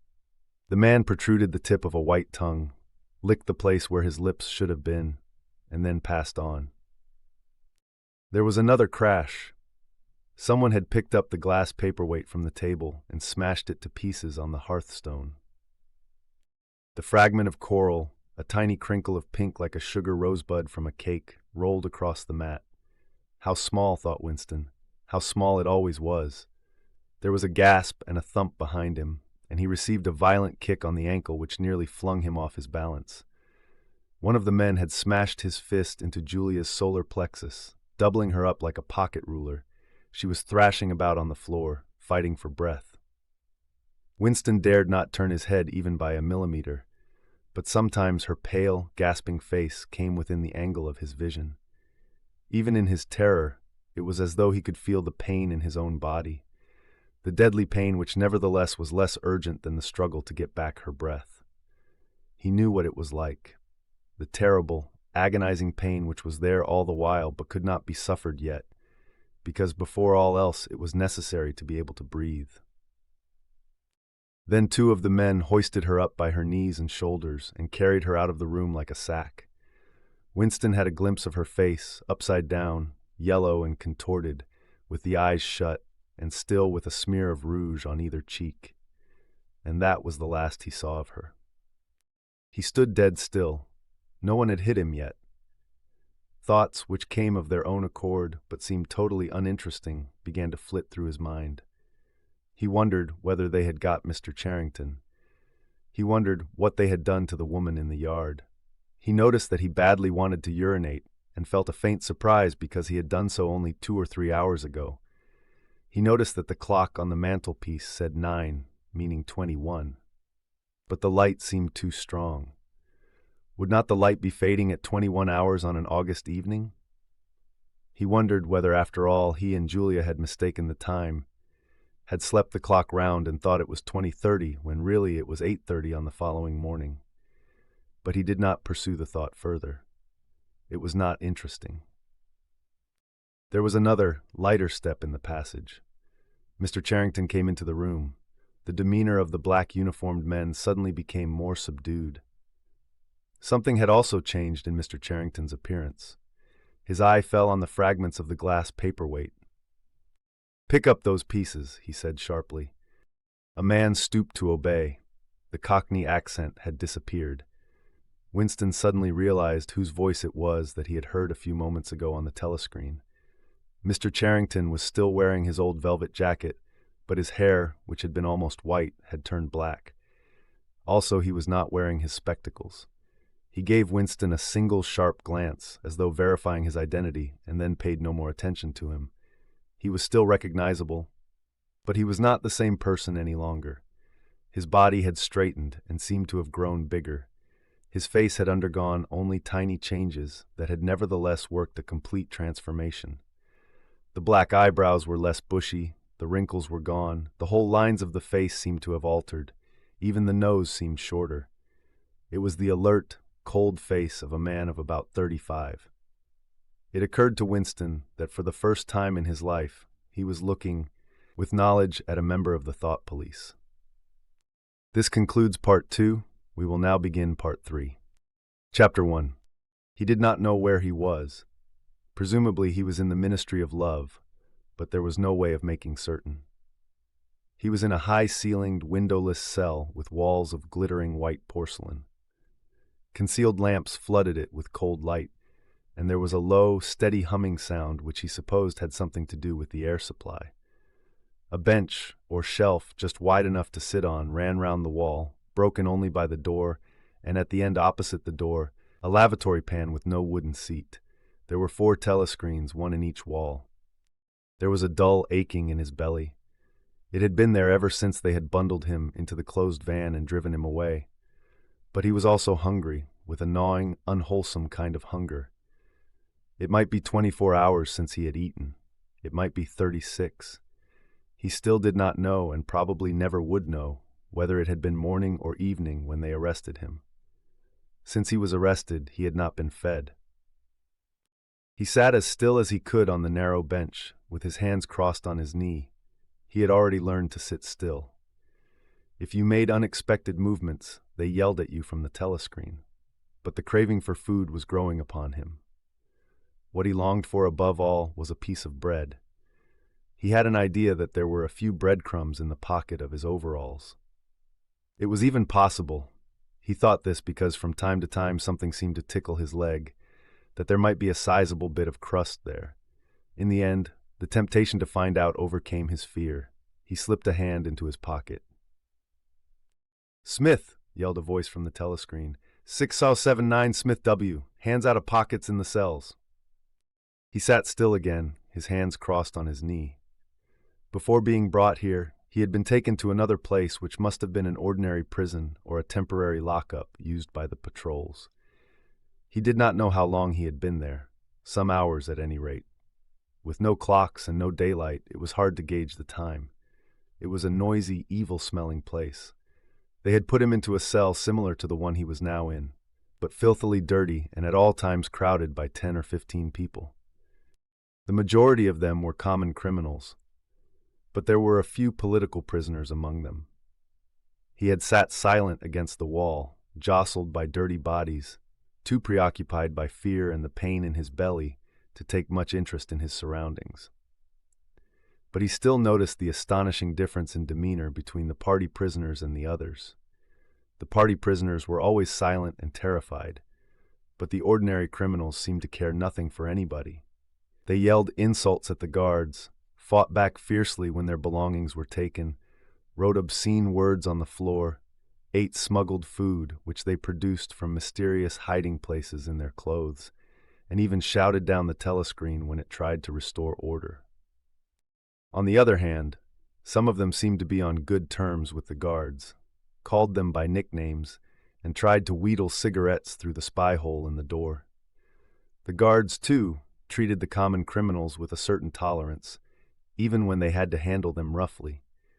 There was much talk about the forced labor camps to which most of the prisoners expected to be sent. It was all right in the camps, he gathered, so long as you had good contacts and knew the ropes. There was bribery, favoritism, and racketeering of every kind. There was homosexuality and prostitution. There was even illicit alcohol distilled from potatoes.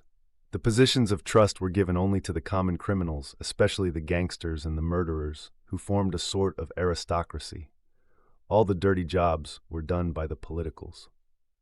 There was a constant come and go of prisoners of every description: drug peddlers, thieves, bandits, black marketeers, drunks, prostitutes. Some of the drunks were so violent that the other prisoners had to combine to suppress them. An enormous wreck of a woman, aged about 60, with great tumbling breasts and thick coils of white hair which had come down in her struggles, was carried in, kicking and shouting, by 4 guards who had hold of her, one at each corner. They wrenched off the boots with which she had been trying to kick them and dumped her down across Winston's lap, almost breaking his thigh bones. The woman hoisted herself upright and followed them out with a yell of "F***ing bastards!" Then, noticing that she was sitting on something uneven, she slid off Winston's knees onto the bench. "Beg pardon, dearie," she said. "I wouldn't have sat on you, only the buggers put me there. They don't know how to treat a lady, do they?" She paused, patted her breast, and belched. "Pardon," she said. "I ain't myself quite." She leaned forward and vomited copiously on the floor. "That's better," she said, leaning back with closed eyes. "Never keep it down, that's what I say. Get it up while it's fresh on your stomach like." She revived, turned to have another look at Winston, and seemed immediately to take a fancy to him. She put a vast arm round his shoulder and drew him towards her, breathing beer and vomit into his face. "What's your name, dearie?" she said. "Smith," said Winston. "Smith," said the woman. "That's funny. My name's Smith, too. Why?" she added sentimentally. "I might be your mother."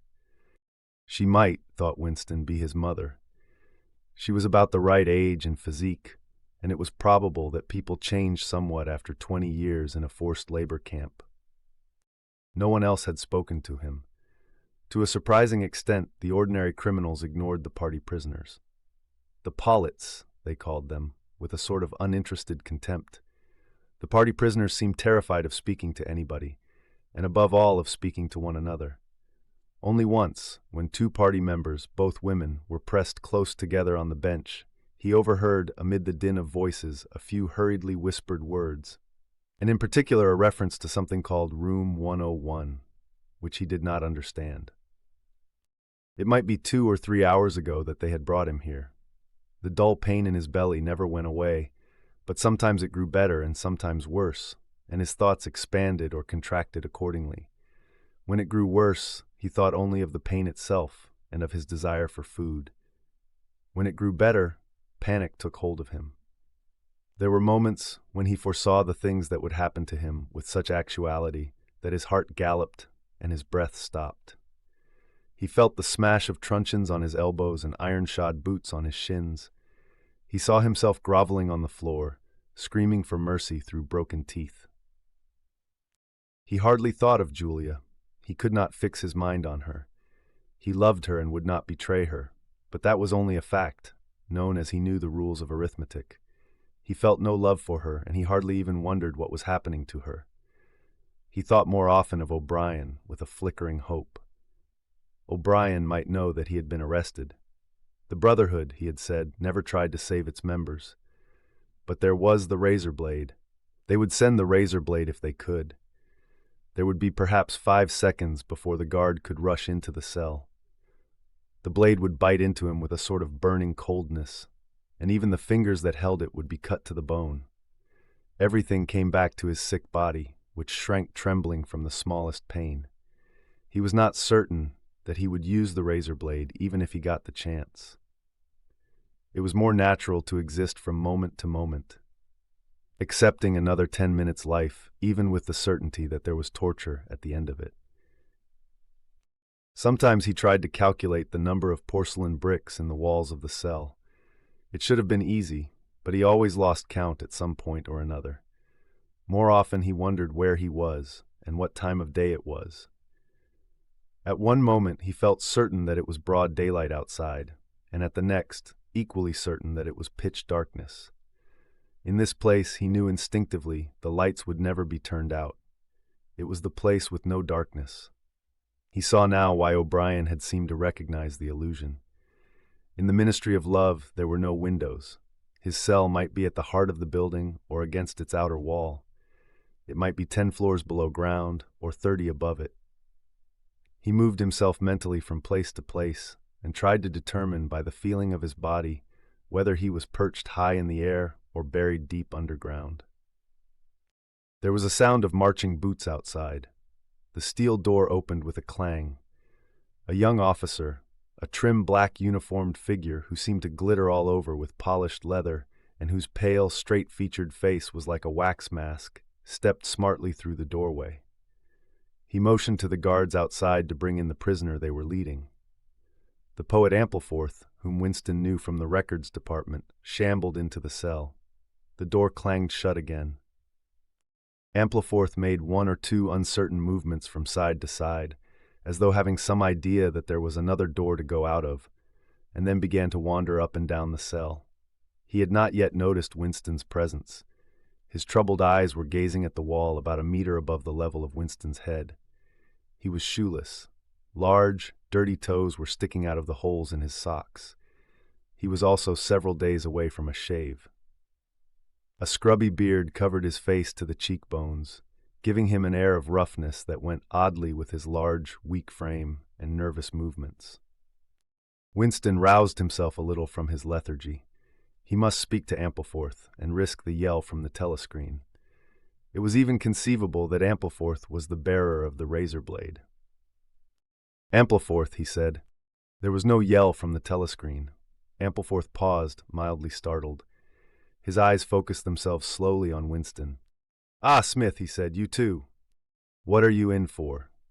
"To tell you the truth," he sat down awkwardly on the bench opposite Winston. "There's only one offense, is there not?" he said. "And have you committed it?" "Apparently I have." He put a hand to his forehead and pressed his temples for a moment, as though trying to remember something. "These things happen," he began vaguely. "I have been able to recall one instance, a possible instance. It was an indiscretion, undoubtedly. We were producing a definitive edition of the poems of Kipling. I allowed the word God to remain at the end of a line. I could not help it," he added almost indignantly, raising his face to look at Winston. "It was impossible to change the line. The rhyme was rod. Do you realize that there are only 12 rhymes to rod in the entire language?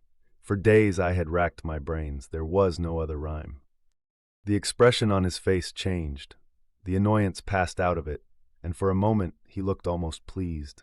A sort of intellectual warmth, the joy of the pedant who has found out some useless fact, shone through the dirt and scrubby hair. "Has it ever occurred to you," he said, "that the whole history of English poetry has been determined by the fact that the English language lacks rhymes?" No, that particular thought had never occurred to Winston, nor, in the circumstances, did it strike him as very important or interesting. "Do you know what time of day it is?" he asked. Ampleforth looked startled again. "I had hardly thought about it. They arrested me. It could be 2 days ago, perhaps 3. His eyes flitted round the walls, as though he half expected to find a window somewhere. "There is no difference between night and day in this place. I do not see how one can calculate the time." They talked desultorily for some minutes, then, without apparent reason, a yell from the telescreen bade them be silent.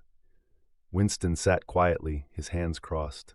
Ampleforth, too large to sit in comfort on the narrow bench, fidgeted from side to side, clasping his lank hands first round one knee, then round the other. The telescreen barked at him to keep still. Time passed. 20 minutes, an hour, it was difficult to judge. Once more there was a sound of boots outside. Winston's insides contracted. Soon, very soon, perhaps in 5 minutes, perhaps now, the tramp of boots would mean that his own turn had come. The door opened. The cold-faced young officer stepped into the cell. With a brief movement of the hand, he indicated Ampleforth. "Room 101, he said. Ampleforth marched clumsily out between the guards, his face vaguely perturbed, but not understanding. What seemed like a long time passed. The pain in Winston's belly had revived. His mind sagged round and round on the same track, like a ball falling again and again into the same series of slots. He had only 6 thoughts: the pain in his belly, a piece of bread, the blood and the screaming, O'Brien, Julia, the razor blade. There was another spasm in his entrails. The heavy boots were approaching. As the door opened, the wave of air that it created brought in a powerful smell of cold sweat. Parsons, his neighbor, walked into the cell. He was wearing khaki shorts and a sports shirt. This time, Winston was startled into self-forgetfulness. "You here," he said. Parsons gave Winston a glance in which there was neither interest nor surprise, but only misery. He began walking jerkily up and down, evidently unable to keep still. Each time he straightened his pudgy knees, it was apparent that they were trembling. His eyes had a wide-open, staring look, as though he could not prevent himself from gazing at something in the middle distance. "What are you in for?" said Winston. "Thought crime," said Parsons, almost blubbering. The tone of his voice implied at once a complete admission of his guilt and a sort of incredulous horror that such a word could be applied to himself. He paused opposite Winston and began eagerly appealing to him. "You don't think they'll shoot me, do you, old chap? They don't shoot you if you haven't actually done anything. Only thoughts which you can't help. I know they give you a fair hearing. Oh, I trust them for that. They'll know my record, won't they? You know what kind of chap I was. Not a bad chap in my way. Not brainy, of course, but keen. I tried to do my best for the party, didn't I? I'll get off with 5 years, don't you think? Or even 10 years? A chap like me could make himself pretty useful in a labor camp. They wouldn't shoot me for going off the rails just once." "Are you guilty?" said Winston. "Of course I'm guilty," cried Parsons with a servile glance at the telescreen.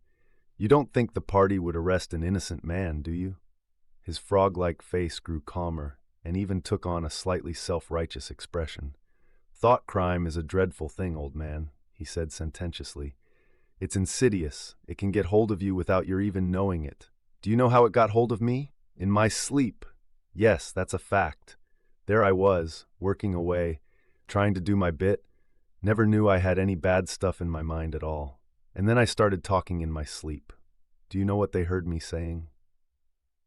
He sank his voice, like someone who is obliged for medical reasons to utter an obscenity. "Down with Big Brother. Yes, I said that. Said it over and over again, it seems. Between you and me, old man, I'm glad they got me before it went any further. Do you know what I'm going to say to them when I go up before the tribunal? Thank you, I'm going to say. Thank you for saving me before it was too late." "Who denounced you?" said Winston. "It was my little daughter," said Parsons with a sort of doleful pride. "She listened at the keyhole, heard what I was saying, and nipped off to the patrols the very next day. Pretty smart for a nipper of 7, eh? I don't bear her any grudge for it. In fact, I'm proud of her. It shows I brought her up in the right spirit anyway." He made a few more jerky movements up and down, several times casting a longing glance at the lavatory pan. Then he suddenly ripped down his shorts. "Excuse me, old man," he said. "I can't help it. It's the waiting." He plumped his large posterior into the lavatory pan. Winston covered his face with his hands. "Smith!" yelled the voice from the telescreen. 679 Smith W. Uncover your face. No face is covered in the cells." Winston uncovered his face. Parsons used the lavatory loudly and abundantly. It then turned out that the plug was defective, and the cell stank abominably for hours afterwards. Parsons was removed. More prisoners came and went, mysteriously. One, a woman, was consigned to room 101, and Winston noticed, seemed to shrivel and turn a different color when she heard the words. A time came when, if it had been morning when he was brought here, it would be afternoon, or if it had been afternoon, then it would be midnight. There were 6 prisoners in the cell, men and women. All sat very still. Opposite Winston there sat a man with a chinless, toothy face exactly like that of some large, harmless rodent. His fat, mottled cheeks were so pouched at the bottom that it was difficult not to believe that he had little stores of food tucked away there.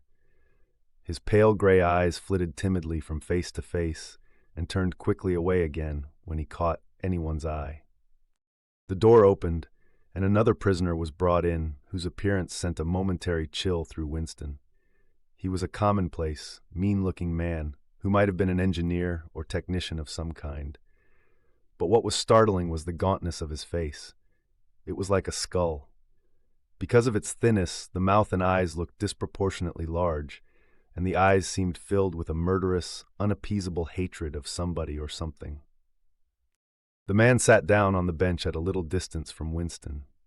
Winston did not look at him again, but the tormented, skull-like face was as vivid in his mind as though it had been straight in front of his eyes. Suddenly, he realized what was the matter.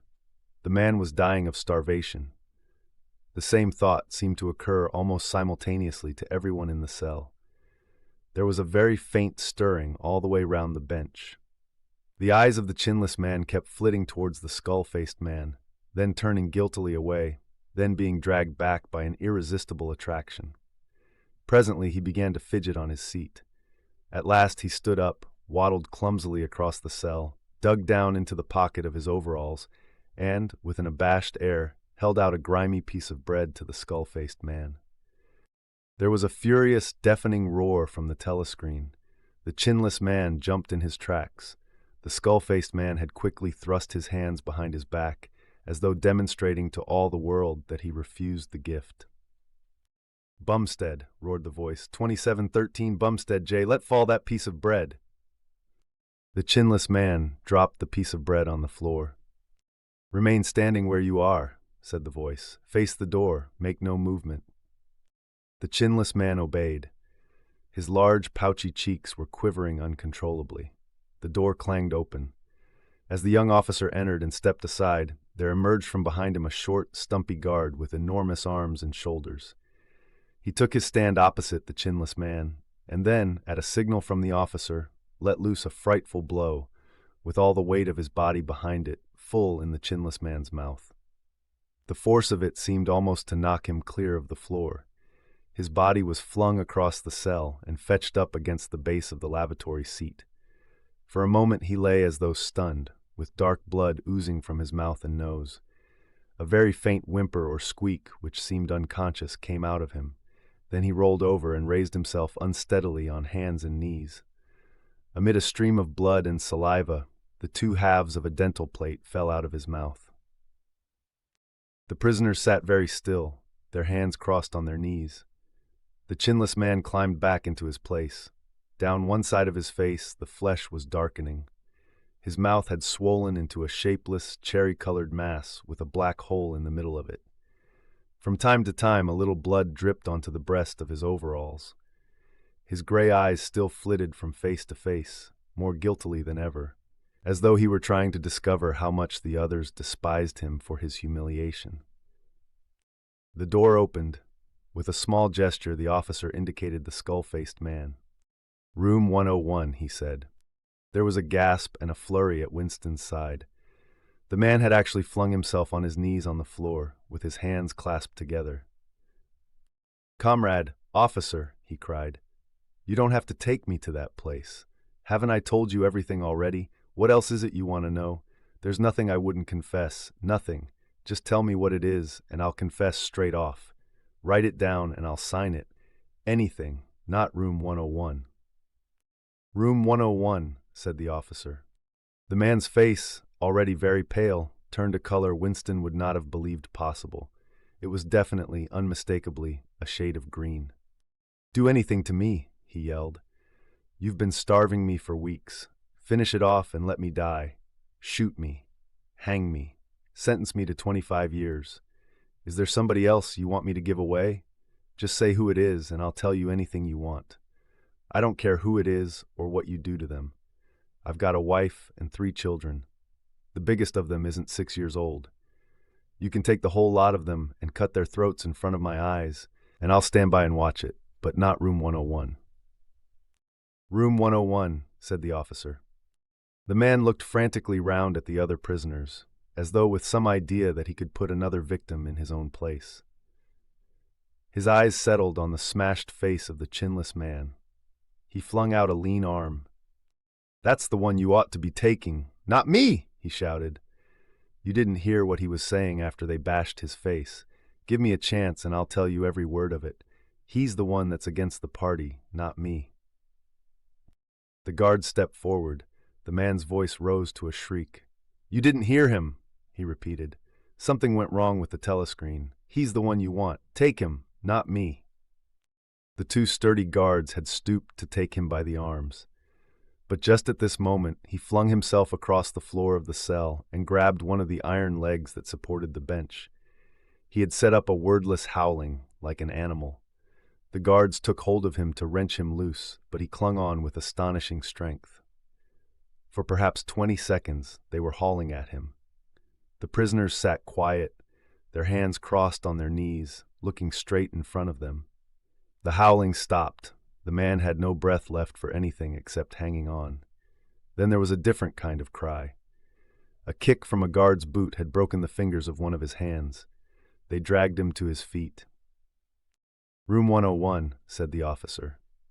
The man was led out, walking unsteadily, with his head sunken, nursing his crushed hand. All the fight had gone out of him. A long time passed. If it had been midnight when the skull-faced man was taken away, it was now morning.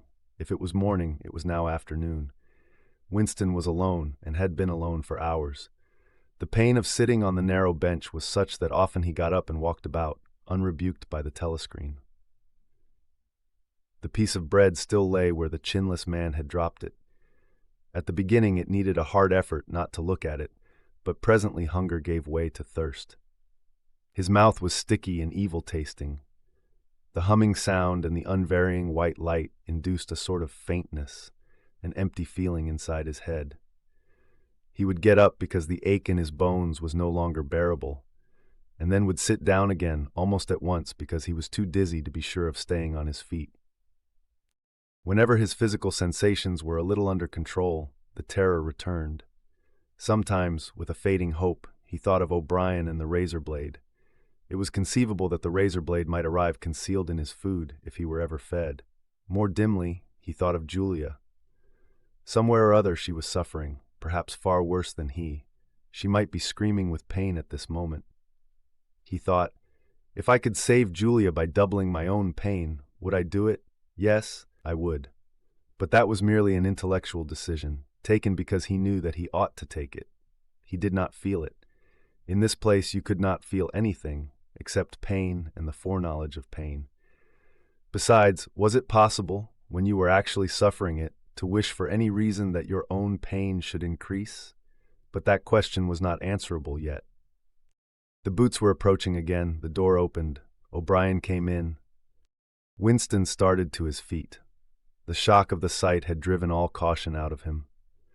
For the first time in many years, he forgot the presence of the telescreen. "They've got you too," he cried. "They got me a long time ago," said O'Brien with a mild, almost regretful irony. He stepped aside. From behind him there emerged a broad-chested guard with a long black truncheon in his hand. "You know this, Winston," said O'Brien. "Don't deceive yourself. You did know it. You have always known it." Yes, he saw now, he had always known it. But there was no time to think of that. All he had eyes for was the truncheon in the guard's hand. It might fall anywhere, on the crown, on the tip of the ear, on the upper arm, on the elbow. The elbow. He had slumped to his knees, almost paralyzed, clasping the stricken elbow with his other hand. Everything had exploded into yellow light. Inconceivable, inconceivable that one blow could cause such pain. The light cleared, and he could see the other two looking down at him. The guard was laughing at his contortions. One question, at any rate, was answered. Never, for any reason on earth, could you wish for an increase of pain. Of pain you could wish only one thing, that it should stop. Nothing in the world was so bad as physical pain. In the face of pain there are no heroes. No heroes, he thought over and over as he writhed on the floor, clutching uselessly at his disabled left arm. We now continue with Chapter 2. He was lying on something that felt like a camp bed, except that it was higher off the ground, and that he was fixed down in some way so that he could not move. Light that seemed stronger than usual was falling on his face. O'Brien was standing at his side, looking down at him intently. At the other side of him stood a man in a white coat, holding a hypodermic syringe. Even after his eyes were open, he took in his surroundings only gradually. He had the impression of swimming up into this room from some quite different world, a sort of underwater world far beneath it. How long he had been down there he did not know. Since the moment they arrested him, he had not seen darkness or daylight. Besides, his memories were not continuous. There had been times when consciousness, even the sort of consciousness that one has in sleep, had stopped dead and started again after a blank interval. But whether the intervals were of days or weeks or only seconds, there was no way of knowing. With that first blow on the elbow, the nightmare had started. Later he was to realize that all that then happened was merely a preliminary, a routine interrogation to which nearly all prisoners were subjected. There was a long range of crimes, espionage, sabotage, and the like, to which everyone had to confess as a matter of course. The confession was a formality, though the torture was real. How many times he had been beaten, how long the beatings had continued, he could not remember. Always there were 5 or 6 men in black uniforms at him simultaneously. Sometimes it was fists, sometimes it was truncheons, sometimes it was steel rods, sometimes it was boots. There were times when he rolled about the floor, as shameless as an animal, writhing his body this way and that in an endless, hopeless effort to dodge the kicks, and simply inviting more and yet more kicks in his ribs, in his belly, on his elbows, on his shins, in his groin, in his testicles, on the bone at the base of his spine. There were times when it went on until the cruel, wicked, unforgivable thing seemed to him not that the guards continued to beat him, but that he could not force himself into losing consciousness.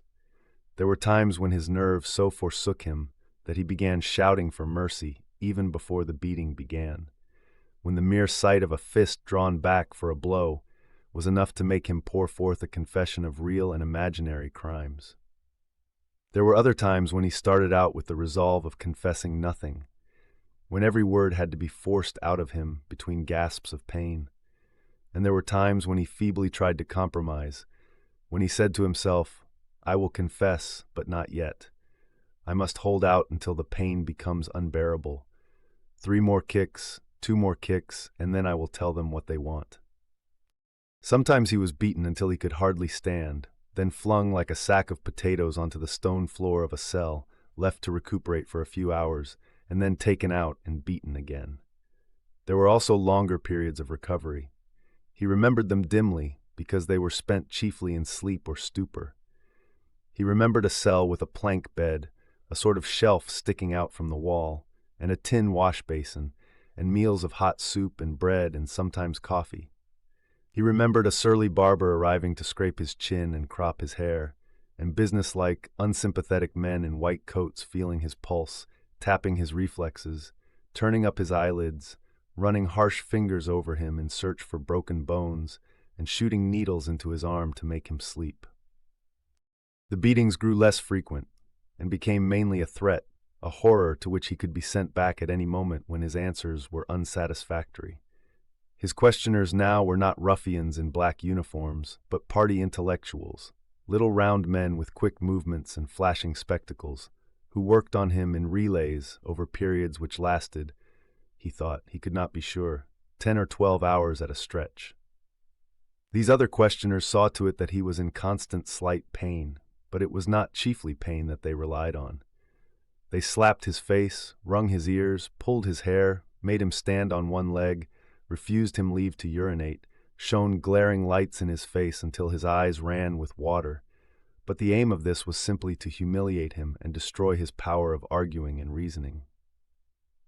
Their real weapon was the merciless questioning that went on, hour after hour, tripping him up, laying traps for him, twisting everything that he said, convicting him at every step of lies and self-contradiction, until he began weeping as much from shame as from nervous fatigue. Sometimes he would weep 6 times in a single session.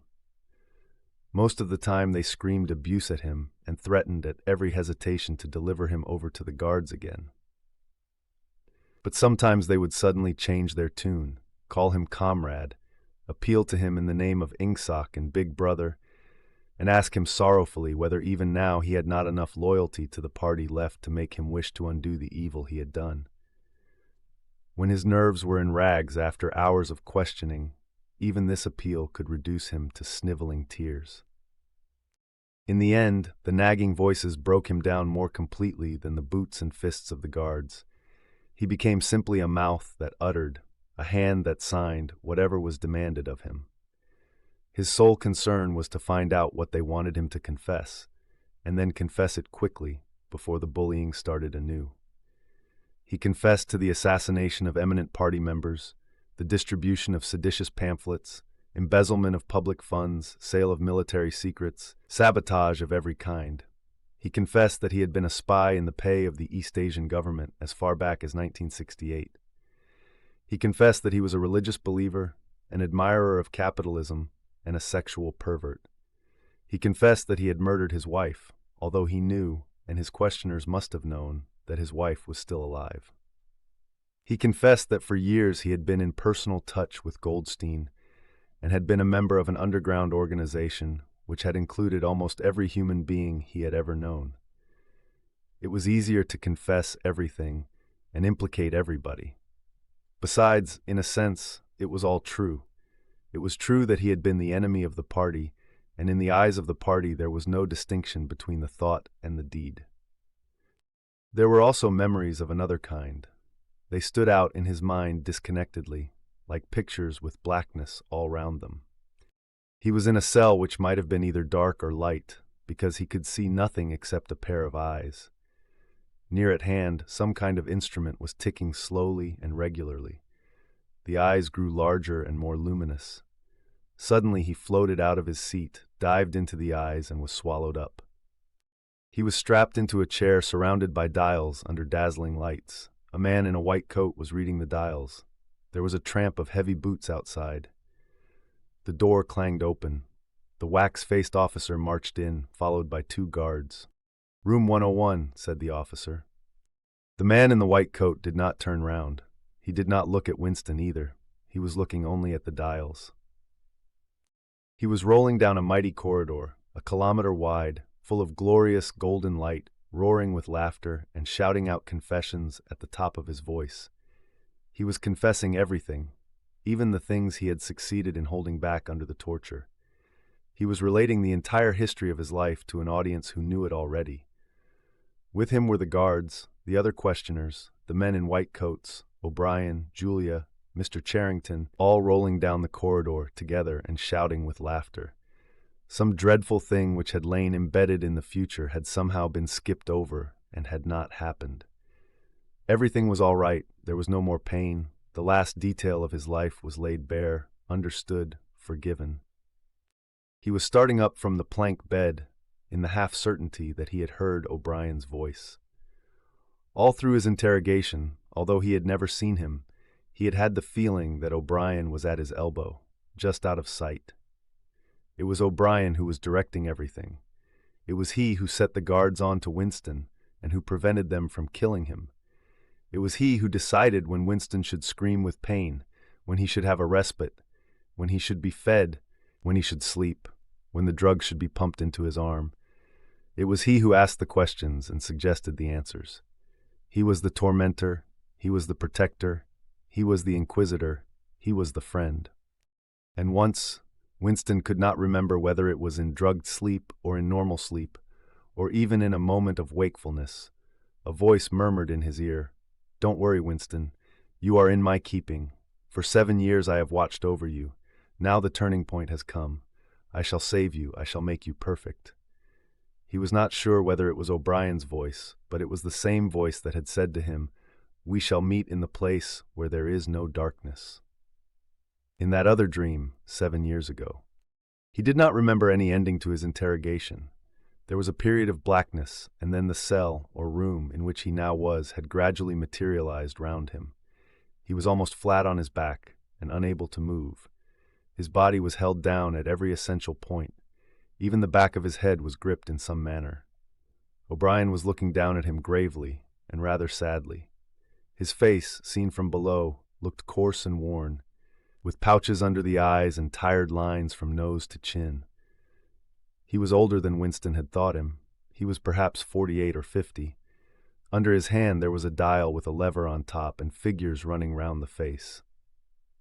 "I told you," said O'Brien, "that if we met again it would be here." "Yes," said Winston. Without any warning except a slight movement of O'Brien's hand, a wave of pain flooded his body. It was a frightening pain, because he could not see what was happening, and he had the feeling that some mortal injury was being done to him.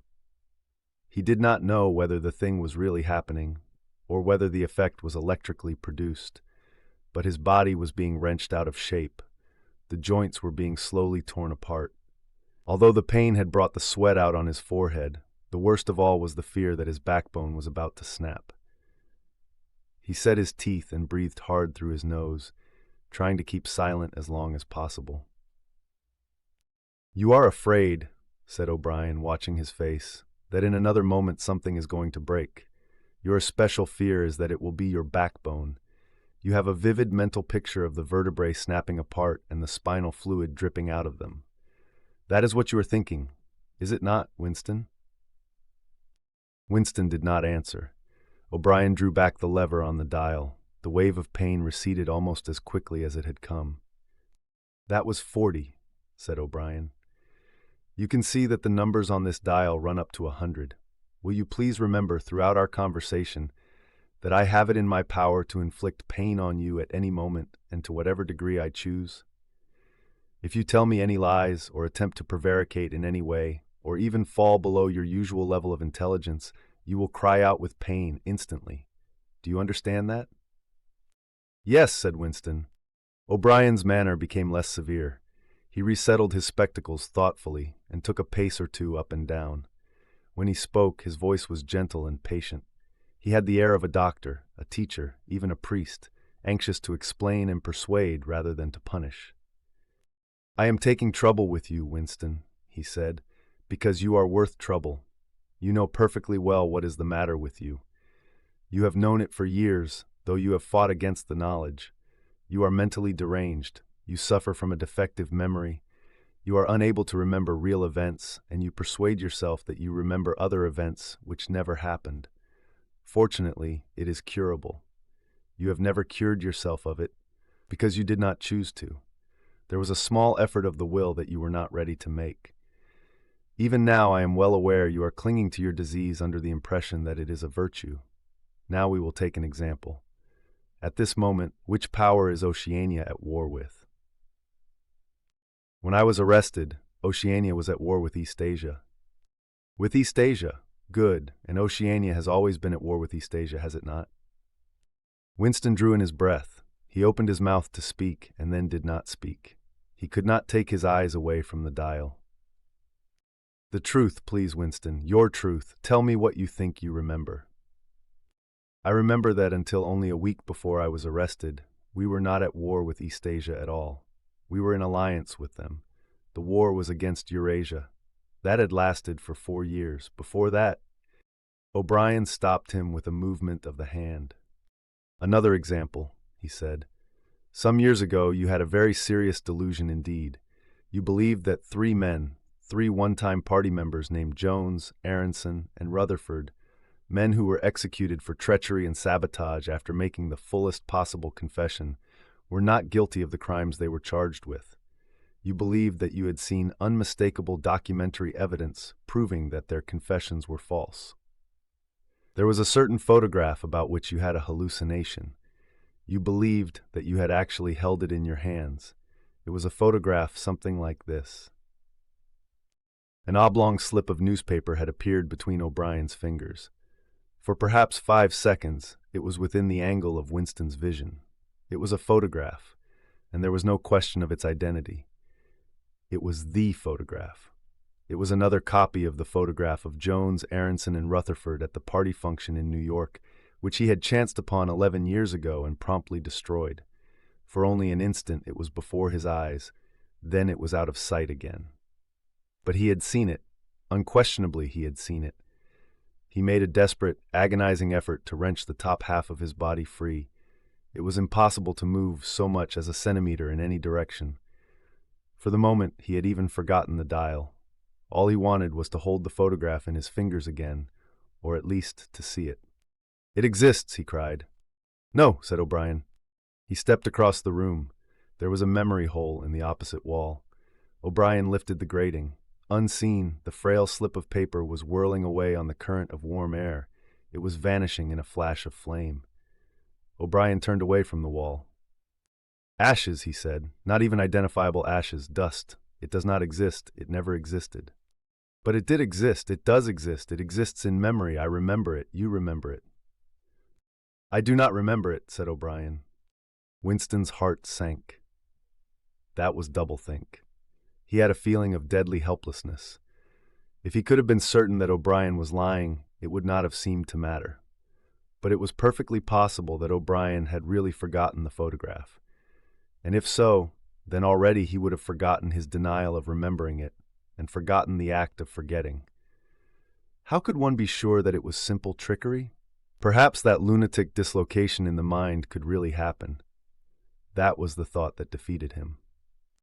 O'Brien was looking down at him speculatively. More than ever, he had the air of a teacher taking pains with a wayward but promising child. "There is a party slogan dealing with the control of the past," he said. "Repeat it, if you please." "Who controls the past controls the future. Who controls the present controls the past," repeated Winston obediently. "Who controls the present controls the past," said O'Brien, nodding his head with slow approval. "Is it your opinion, Winston, that the past has real existence?" Again, the feeling of helplessness descended upon Winston. His eyes flitted towards the dial. He not only did not know whether yes or no was the answer that would save him from pain, he did not even know which answer he believed to be the true one. O'Brien smiled faintly. "You are no metaphysician, Winston," he said. "Until this moment you had never considered what is meant by existence. I will put it more precisely. Does the past exist concretely, in space? Is there somewhere or other a place, a world of solid objects, where the past is still happening? No. Then where does the past exist, if at all? In records, it is written down. In records, in the mind, in human memories. In memory. Very well then. We, the party, control all records and we control all memories.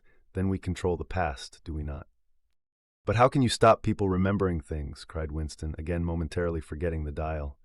It is involuntary. It is outside oneself. How can you control memory? You have not controlled mine.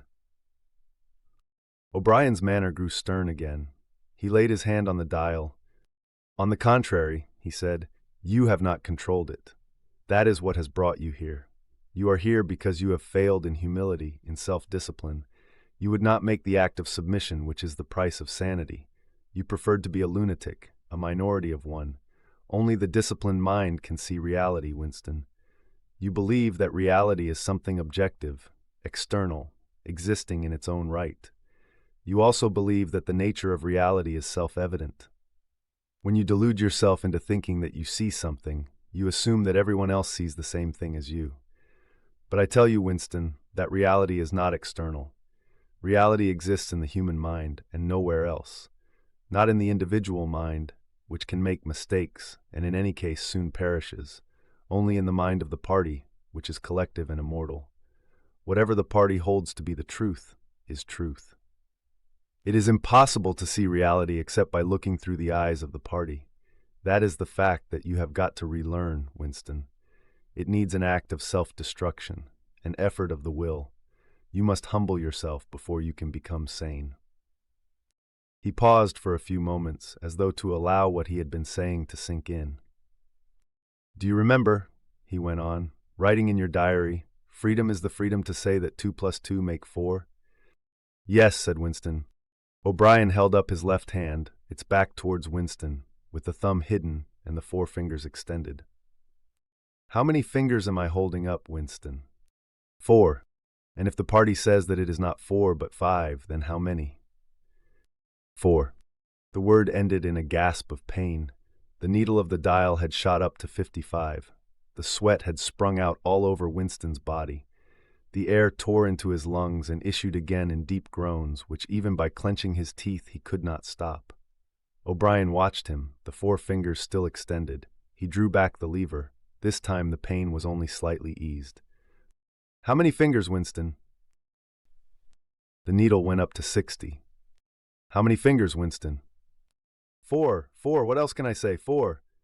The needle must have risen again, but he did not look at it. The heavy, stern face and the 4 fingers filled his vision. The fingers stood up before his eyes like pillars, enormous, blurry, and seeming to vibrate, but unmistakably 4. How many fingers, Winston? 4. Stop it. How can you go on? 4. How many fingers, Winston? 5. No, Winston, that is no use. You are lying. You still think there are 4. How many fingers, please? 4, 5, 4, anything you like, only stop it, stop the pain. Abruptly, he was sitting up with O'Brien's arm round his shoulders. He had perhaps lost consciousness for a few seconds. The bonds that had held his body down were loosened. He felt very cold. He was shaking uncontrollably. His teeth were chattering. The tears were rolling down his cheeks. For a moment, he clung to O'Brien like a baby, curiously comforted by the heavy arm round his shoulders. He had the feeling that O'Brien was his protector, that the pain was something that came from outside, from some other source, and that it was O'Brien who would save him from it. You are a slow learner, Winston, said O'Brien gently. How can I help it? He blubbered. How can I help seeing what is in front of my eyes? 2 and 2 are 4. Sometimes, Winston, sometimes they are 5, sometimes they are 3, sometimes they are all of them at once. You must try harder. It is not easy to become sane. He laid Winston down on the bed. The grip of his limbs tightened again, but the pain had ebbed away and the trembling had stopped, leaving him merely weak and cold. O'Brien motioned with his head to the man in the white coat, who had stood immobile throughout the proceedings. The man in the white coat bent down and looked closely into Winston's eyes, felt his pulse, laid an ear against his chest, tapped here and there, then he nodded to O'Brien. "Again," said O'Brien. The pain flowed into Winston's body. The needle must be at 70, 75. He had shut his eyes this time. He knew that the fingers were still there and still 4. All that mattered was somehow to stay alive until the spasm was over. He had ceased to notice whether he was crying out or not. The pain lessened again. He opened his eyes. O'Brien had drawn back the lever. "How many fingers, Winston?" "4. I suppose there are 4. I would see 5 if I could. I am trying to see 5. "Which do you wish, to persuade me that you see 5, or really to see them?" "Really to see them." "Again," said O'Brien. Perhaps the needle was 80, 90. Winston could intermittently remember why the pain was happening. Behind his screwed-up eyelids, a forest of fingers seemed to be moving in a sort of dance, weaving in and out, disappearing behind one another and reappearing again. He was trying to count them. He could not remember why. He knew only that it was impossible to count them, and that this was somehow due to the mysterious identity between 5 and 4. The pain died down again. When he opened his eyes, it was to find that he was still seeing the same thing. Innumerable fingers, like moving trees, were still streaming past in either direction, crossing and recrossing. He shut his eyes again. "How many fingers am I holding up, Winston?" I don't know. You will kill me if you do that again. 4, 5, 6, in all honesty, I don't know." "Better," said O'Brien. A needle slid into Winston's arm. Almost in the same instant, a blissful, healing warmth spread all through his body. The pain was already half forgotten. He opened his eyes and looked up gratefully at O'Brien. At the sight of the heavy, lined face, so ugly and so intelligent, his heart seemed to turn over. If he could have moved, he would have stretched out a hand and laid it on O'Brien's arm. He had never loved him so deeply as at this moment, and not merely because he had stopped the pain. The old feeling that at bottom it did not matter whether O'Brien was a friend or an enemy had come back. O'Brien was a person who could be talked to. Perhaps one did not want to be loved so much as to be understood. O'Brien had tortured him to the edge of insanity, and in a little while it was certain he would send him to his death. It made no difference. In some sense that went deeper than friendship. They were intimates. Somewhere or other, although the actual words might never be spoken, there was a place where they could meet and talk. O'Brien was looking down at him with an expression which suggested that the same thought might be in his own mind. When he spoke, it was in an easy, conversational tone. "Do you know where you are, Winston?" he said. "I don't know, I can guess, in the ministry of love." "Do you know how long you have been here?" "I don't know. Days, weeks, months, I think it is months." "And why do you imagine that we bring people to this place?" "To make them confess." "No, that is not the reason. Try again." "To punish them." "No," exclaimed O'Brien. His voice had changed extraordinarily, and his face had suddenly become both stern and animated. "No. Not merely to extract your confession, not to punish you. Shall I tell you why we have brought you here? To cure you, to make you sane. Will you understand, Winston, that no one whom we bring to this place ever leaves our hands uncured? We are not interested in those stupid crimes that you have committed. The party is not interested in the overt act. The thought is all we care about. We do not merely destroy our enemies, we change them. Do you understand what I mean by that?" He was bending over Winston. His face looked enormous because of its nearness, and hideously ugly because it was seen from below. Moreover, it was filled with a sort of exaltation, a lunatic intensity. Again, Winston's heart shrank. If it had been possible, he would have cowered deeper into the bed. He felt certain that O'Brien was about to twist the dial out of sheer wantonness. At this moment, however, O'Brien turned away. He took a pace or two up and down. Then he continued less vehemently. "The first thing for you to understand is that in this place there are no martyrdoms. You have listened to accounts of the religious persecutions of the past. In the Middle Ages, there was the Inquisition. It was a failure.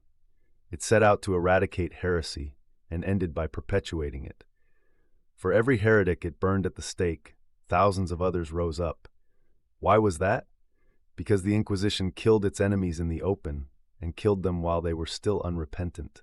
In fact, it killed them because they were unrepentant. Men were dying because they would not abandon their true beliefs. Naturally, all the glory belonged to the victim and all the shame to the inquisitor who burned him. Later, in the 20th century, there were the totalitarians, as they were called. There were the German Nazis and the Russian communists. The Russians persecuted heresy more cruelly than the Inquisition had done, and they imagined that they had learned from the mistakes of the past. They knew, at any rate, that one must not make martyrs. Before they exposed their victims to public trial, they deliberately set themselves to destroy their dignity. They wore them down by torture and solitude until they were despicable, cringing wretches, confessing whatever was put into their mouths, covering themselves with abuse, accusing and sheltering behind one another, whimpering for mercy. And yet, after only a few years, the same thing had happened over again. The dead men had become martyrs, and their degradation was forgotten. Once again, why was it? In the first place, because the confessions that they had made were obviously extorted and untrue. We do not make mistakes of that kind. All the confessions that are uttered here are true. We make them true. And above all, we do not allow the dead to rise up against us. You must stop imagining that posterity will vindicate you, Winston. Posterity will never hear of you. You will be lifted clean out from the stream of history. We shall turn you into gas and pour you into the stratosphere. Nothing will remain of you, not a name in a register, not a memory in a living brain. You will be annihilated in the past as well as in the future. You will never have existed. Then why bother to torture me? Thought Winston, with a momentary bitterness.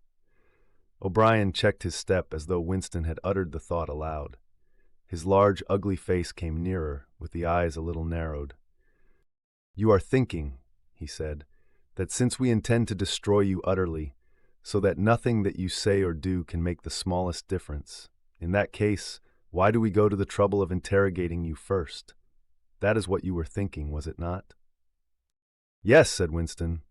O'Brien smiled slightly. You are a flaw in the pattern, Winston. You are a stain that must be wiped out. Did I not tell you just now that we are different from the persecutors of the past?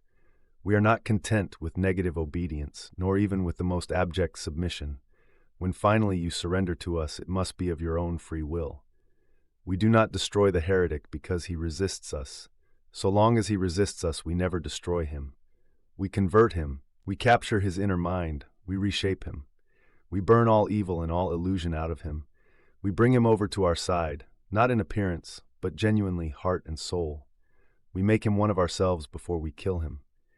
It is intolerable to us that an erroneous thought should exist anywhere in the world, however secret and powerless it may be. Even in the instant of death, we cannot permit any deviation. In the old days, the heretic walked to the stake still a heretic, proclaiming his heresy, exulting in it. Even the victim of the Russian purges could carry rebellion locked up in his skull as he walked down the passage waiting for the bullet. But we make the brain perfect before we blow it out. The command of the old despotisms was, "Thou shalt not." The command of the totalitarians was, "Thou shalt." Our command is, "Thou art." No one whom we bring to this place ever stands out against us. Everyone is washed clean. Even those 3 miserable traitors in whose innocence you once believed, Jones, Aronson, and Rutherford. In the end, we broke them down. I took part in their interrogation myself. I saw them gradually worn down, whimpering, groveling, weeping, and in the end, it was not with pain or fear, only with penitence. By the time we had finished with them, they were only the shells of men. There was nothing left in them except sorrow for what they had done, and love of Big Brother. It was touching to see how they loved him. They begged to be shot quickly, so that they could die while their minds were still clean. His voice had grown almost dreamy. The exaltation, the lunatic enthusiasm was still in his face. He is not pretending, thought Winston. He is not a hypocrite. He believes every word he says. What most oppressed him was the consciousness of his own intellectual inferiority. He watched the heavy yet graceful form strolling to and fro, in and out of the range of his vision. O'Brien was a being in all ways larger than himself. There was no idea that he had ever had, or could have, that O'Brien had not long ago known, examined, and rejected. His mind contained Winston's mind. But in that case, how could it be true that O'Brien was mad? It must be he, Winston, who was mad. O'Brien halted and looked down at him. His voice had grown stern again. Do not imagine that you will save yourself, Winston, however completely you surrender to us. No one who has once gone astray is ever spared. And even if we chose to let you live out the natural term of your life, still you would never escape from us. What happens to you here is forever. Understand that in advance. We shall crush you down to the point from which there is no coming back. Things will happen to you from which you could not recover if you lived 1,000 years. Never again will you be capable of ordinary human feeling. Everything will be dead inside you. Never again will you be capable of love or friendship or joy of living or laughter or curiosity or courage or integrity. You will be hollow. We shall squeeze you empty, and then we shall fill you with ourselves. He paused and signed to the man in the white coat. Winston was aware of some heavy piece of apparatus being pushed into place behind his head. O'Brien had sat down beside the bed so that his face was almost on a level with Winston's. 3,000, he said, speaking over Winston's head to the man in the white coat. Two soft pads, which felt slightly moist, clamped themselves against Winston's temples. He quailed. There was pain coming, a new kind of pain. O'Brien laid a hand reassuringly, almost kindly, on his. This time it will not hurt, he said. Keep your eyes fixed on mine.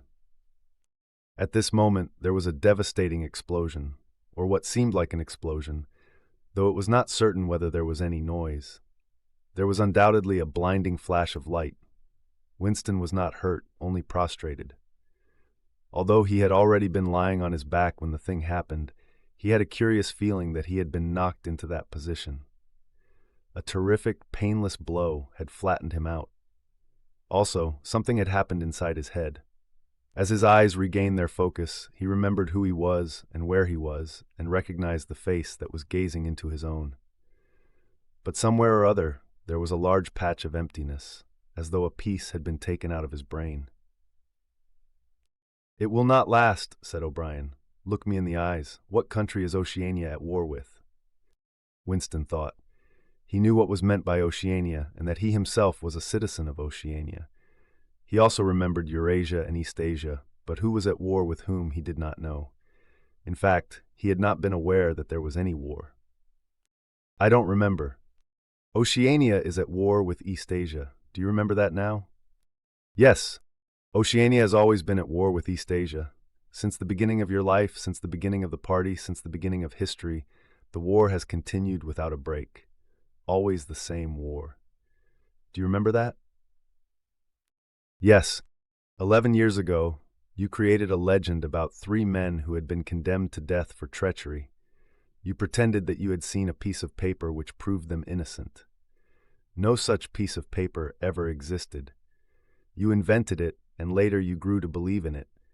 You remember now the very moment at which you first invented it. Do you remember that? Yes. Just now I held up the fingers of my hand to you. You saw 5 fingers. Do you remember that? Yes. O'Brien held up the fingers of his left hand with the thumb concealed. There are 5 fingers there. Do you see 5 fingers? Yes. And he did see them, for a fleeting instant, before the scenery of his mind changed. He saw 5 fingers, and there was no deformity. Then everything was normal again, and the old fear, the hatred, and the bewilderment came crowding back again. But there had been a moment. He did not know how long, 30 seconds, perhaps, of luminous certainty, when each new suggestion of O'Brien's had filled up a patch of emptiness and become absolute truth, and when 2 and 2 could have been 3 as easily as 5, if that were what was needed. It had faded before O'Brien had dropped his hand, but though he could not recapture it, he could remember it, as one remembers a vivid experience at some period of one's life when one was in effect a different person. You see now, said O'Brien, that it is at any rate possible. Yes, said Winston. O'Brien stood up with a satisfied air. Over to his left, Winston saw the man in the white coat break a small glass container and draw back the plunger of a syringe. O'Brien turned to Winston with a smile. In almost the old manner, He resettled his spectacles on his nose. "Do you remember writing in your diary," he said, "that it did not matter whether I was a friend or an enemy, since I was at least a person who understood you and could be talked to? You were right. I enjoy talking to you. Your mind appeals to me. It resembles my own mind, except that you happen to be insane. Before we bring the session to an end, you can ask me a few questions, if you choose." "Any question I like?" "Anything." He saw that Winston's eyes were upon the dial. "It is switched off. What is your first question?" "What have you done with Julia?" said Winston. O'Brien smiled again. "She betrayed you, Winston, immediately, unreservedly. I have seldom seen anyone come over to us so promptly. You would hardly recognize her if you saw her. All her rebelliousness, her deceit, her folly, her dirty-mindedness, everything has been burned out of her. It was a perfect conversion, a textbook case." "You tortured her?" O'Brien left this unanswered. "Next question," he said. "Does Big Brother exist?" "Of course he exists. The party exists. Big Brother is the embodiment of the party." "Does he exist in the same way as I exist?" "You do not exist," said O'Brien. Once again, the sense of helplessness assailed him. He knew, or he could imagine, the arguments which proved his own non-existence, but they were nonsense. They were only a play on words. Did not the statement, "You do not exist," contain a logical absurdity? But what use was it to say so? His mind shriveled as he thought of the unanswerable, mad arguments with which O'Brien would demolish him. "I think I exist," he said wearily. "I am conscious of my own identity. I was born and I shall die. I have arms and legs. I occupy a particular point in space. No other solid object can occupy the same point simultaneously. In that sense, does Big Brother exist? It is of no importance, he exists.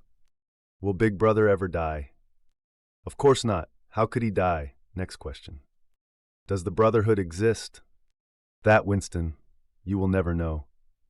If we choose to set you free when we have finished with you, and if you live to be 90 years old, still you will never learn whether the answer to that question is yes or no. As long as you live, it will be an unsolved riddle in your mind." Winston lay silent. His breast rose and fell a little faster. He still had not asked the question that had come into his mind first. He had to ask it, and yet it was as though his tongue would not utter it. There was a trace of amusement in O'Brien's face. Even his spectacles seemed to wear an ironical gleam.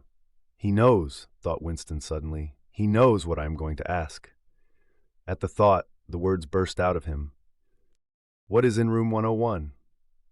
The expression on O'Brien's face did not change. He answered dryly, "You know what is in room 101, Winston. Everyone knows what is in room 101. He raised a finger to the man in the white coat. Evidently, the session was at an end. A needle jerked into Winston's arm. He sank almost instantly into deep sleep. "Let's now begin Chapter 3. There are 3 stages in your reintegration," said O'Brien.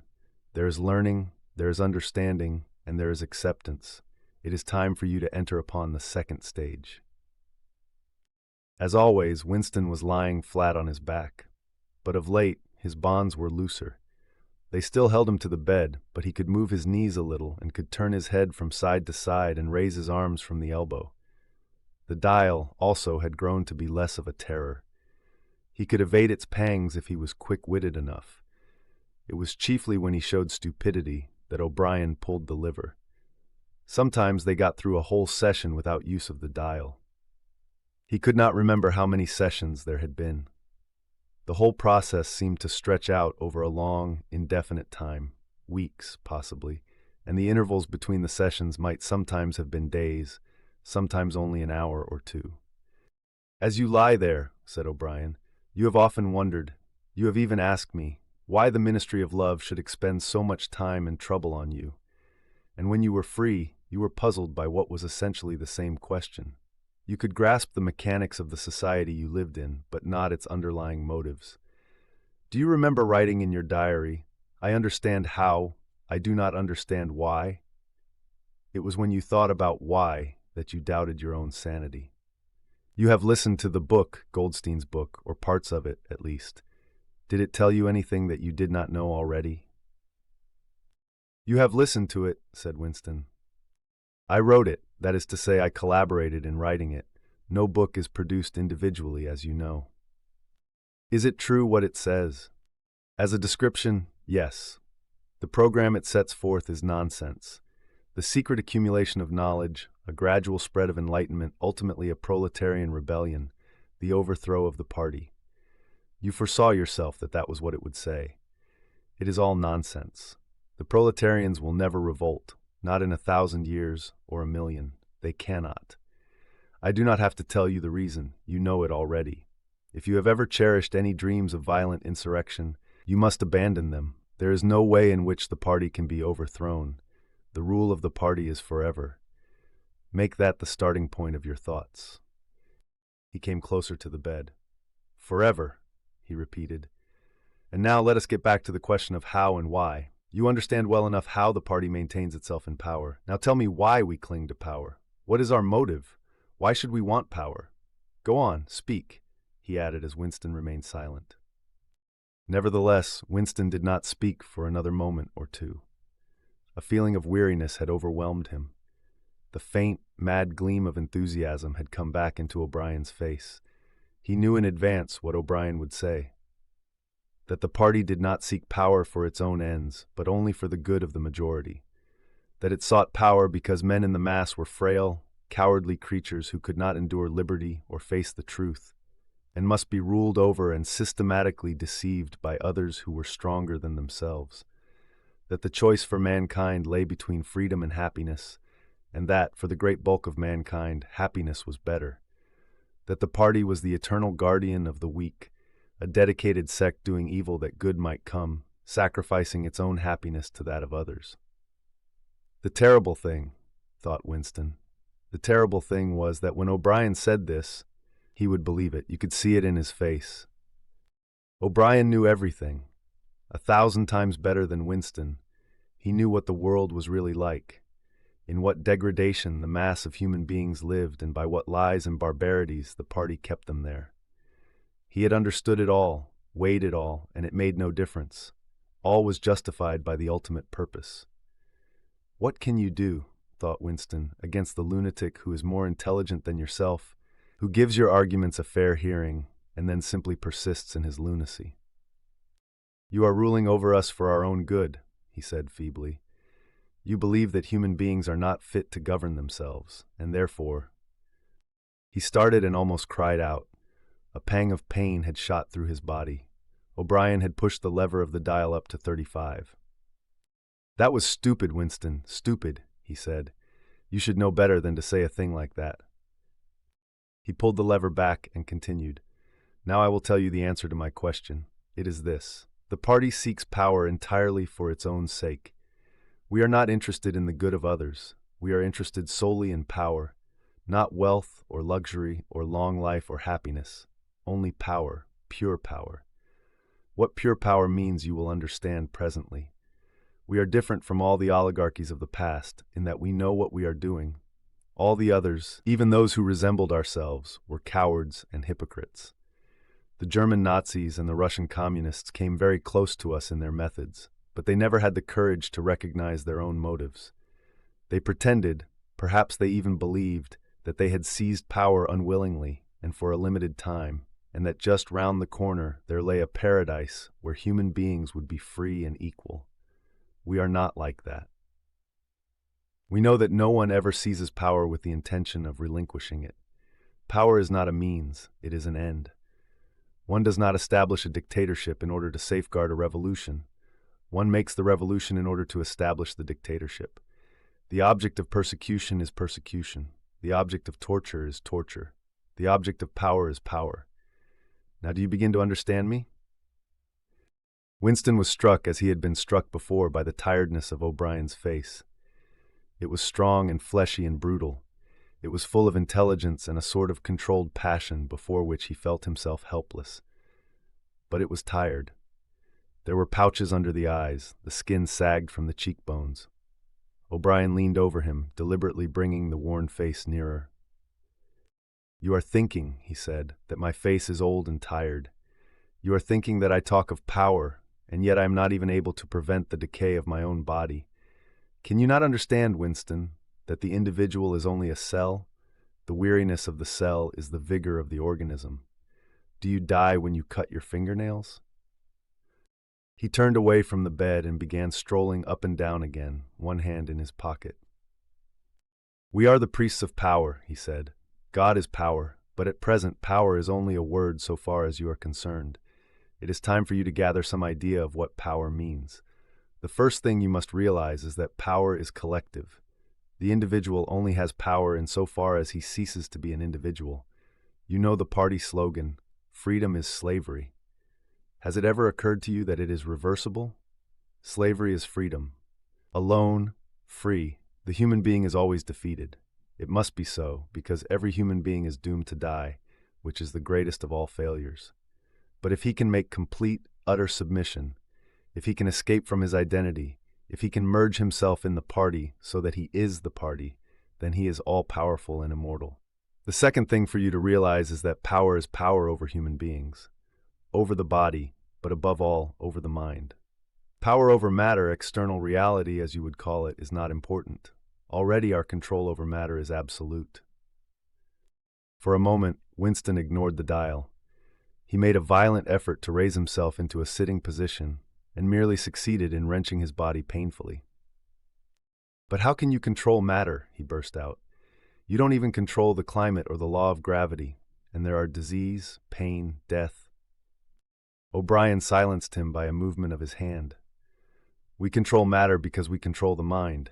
Reality is inside the skull. You will learn by degrees, Winston. There is nothing that we could not do.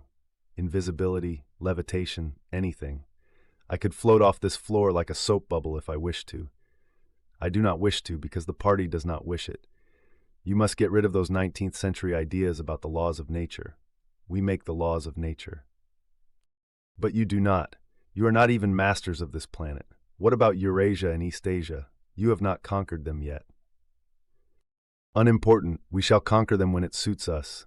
And if we did not, what difference would it make? We can shut them out of existence. Oceania is the world. But the world itself is only a speck of dust, and man is tiny, helpless. How long has he been in existence? For millions of years, the earth was uninhabited. Nonsense. The earth is as old as we are, no older. How could it be older? Nothing exists except through human consciousness. But the rocks are full of the bones of extinct animals, mammoths and mastodons and enormous reptiles which lived here long before man was ever heard of. Have you ever seen those bones, Winston? Of course not. 19th century biologists invented them. Before man there was nothing. After man, if he could come to an end, there would be nothing. Outside man, there is nothing. But the whole universe is outside us. Look at the stars. Some of them are 1,000,000 light years away. They are out of our reach forever. What are the stars? Said O'Brien indifferently. They are bits of fire a few kilometers away. We could reach them if we wanted to, or we could blot them out. The earth is the center of the universe. The sun and the stars go round it. Winston made another convulsive movement. This time he did not say anything. O'Brien continued as though answering a spoken objection. For certain purposes, of course, that is not true. When we navigate the ocean, or when we predict an eclipse, we often find it convenient to assume that the earth goes round the sun and that the stars are millions upon millions of kilometers away. But what of it? Do you suppose it is beyond us to produce a dual system of astronomy? The stars can be near or distant, according as we need them. Do you suppose our mathematicians are unequal to that? Have you forgotten doublethink? Winston shrank back upon the bed. Whatever he said, the swift answer crushed him like a bludgeon. And yet he knew that he was in the right. The belief that nothing exists outside your own mind, surely there must be some way of demonstrating that it was false? Had it not been exposed long ago as a fallacy? There was even a name for it, which he had forgotten. A faint smile twitched the corners of O'Brien's mouth as he looked down at him. I told you, Winston, he said, that metaphysics is not your strong point. The word you are trying to think of is solipsism. But you are mistaken. This is not solipsism. Collective solipsism, if you like. But that is a different thing. In fact, the opposite thing. All this is a digression, he added in a different tone. The real power, the power we have to fight for night and day, is not power over things, but over men. He paused, and for a moment assumed again his air of a schoolmaster questioning a promising pupil. How does one man assert his power over another, Winston? Winston thought. By making him suffer, he said. Exactly. By making him suffer. Obedience is not enough. Unless he is suffering, how can you be sure that he is obeying your will and not his own? Power is in inflicting pain and humiliation. Power is in tearing human minds to pieces and putting them together again in new shapes of your own choosing. Do you begin to see, then, what kind of world we are creating? It is the exact opposite of the stupid hedonistic utopias that the old reformers imagined. A world of fear and treachery and torment, a world of trampling and being trampled upon, a world which will grow not less but more merciless as it refines itself. Progress in our world will be progress towards more pain. The old civilizations claimed that they were founded on love or justice. Ours is founded upon hatred. In our world there will be no emotions except fear, rage, triumph, and self-abasement. Everything else we shall destroy. Everything.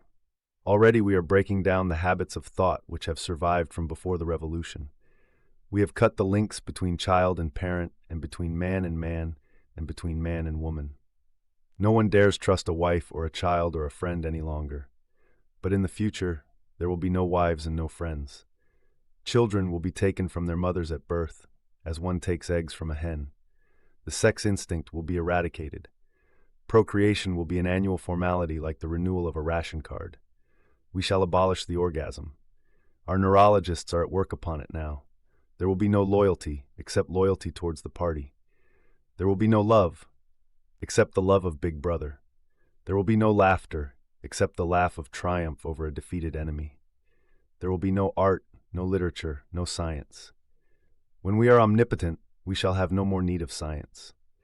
There will be no distinction between beauty and ugliness. There will be no curiosity, no enjoyment of the process of life. All competing pleasures will be destroyed. But always, do not forget this, Winston, always there will be the intoxication of power, constantly increasing and constantly growing subtler. Always, at every moment, there will be the thrill of victory, the sensation of trampling on an enemy who is helpless.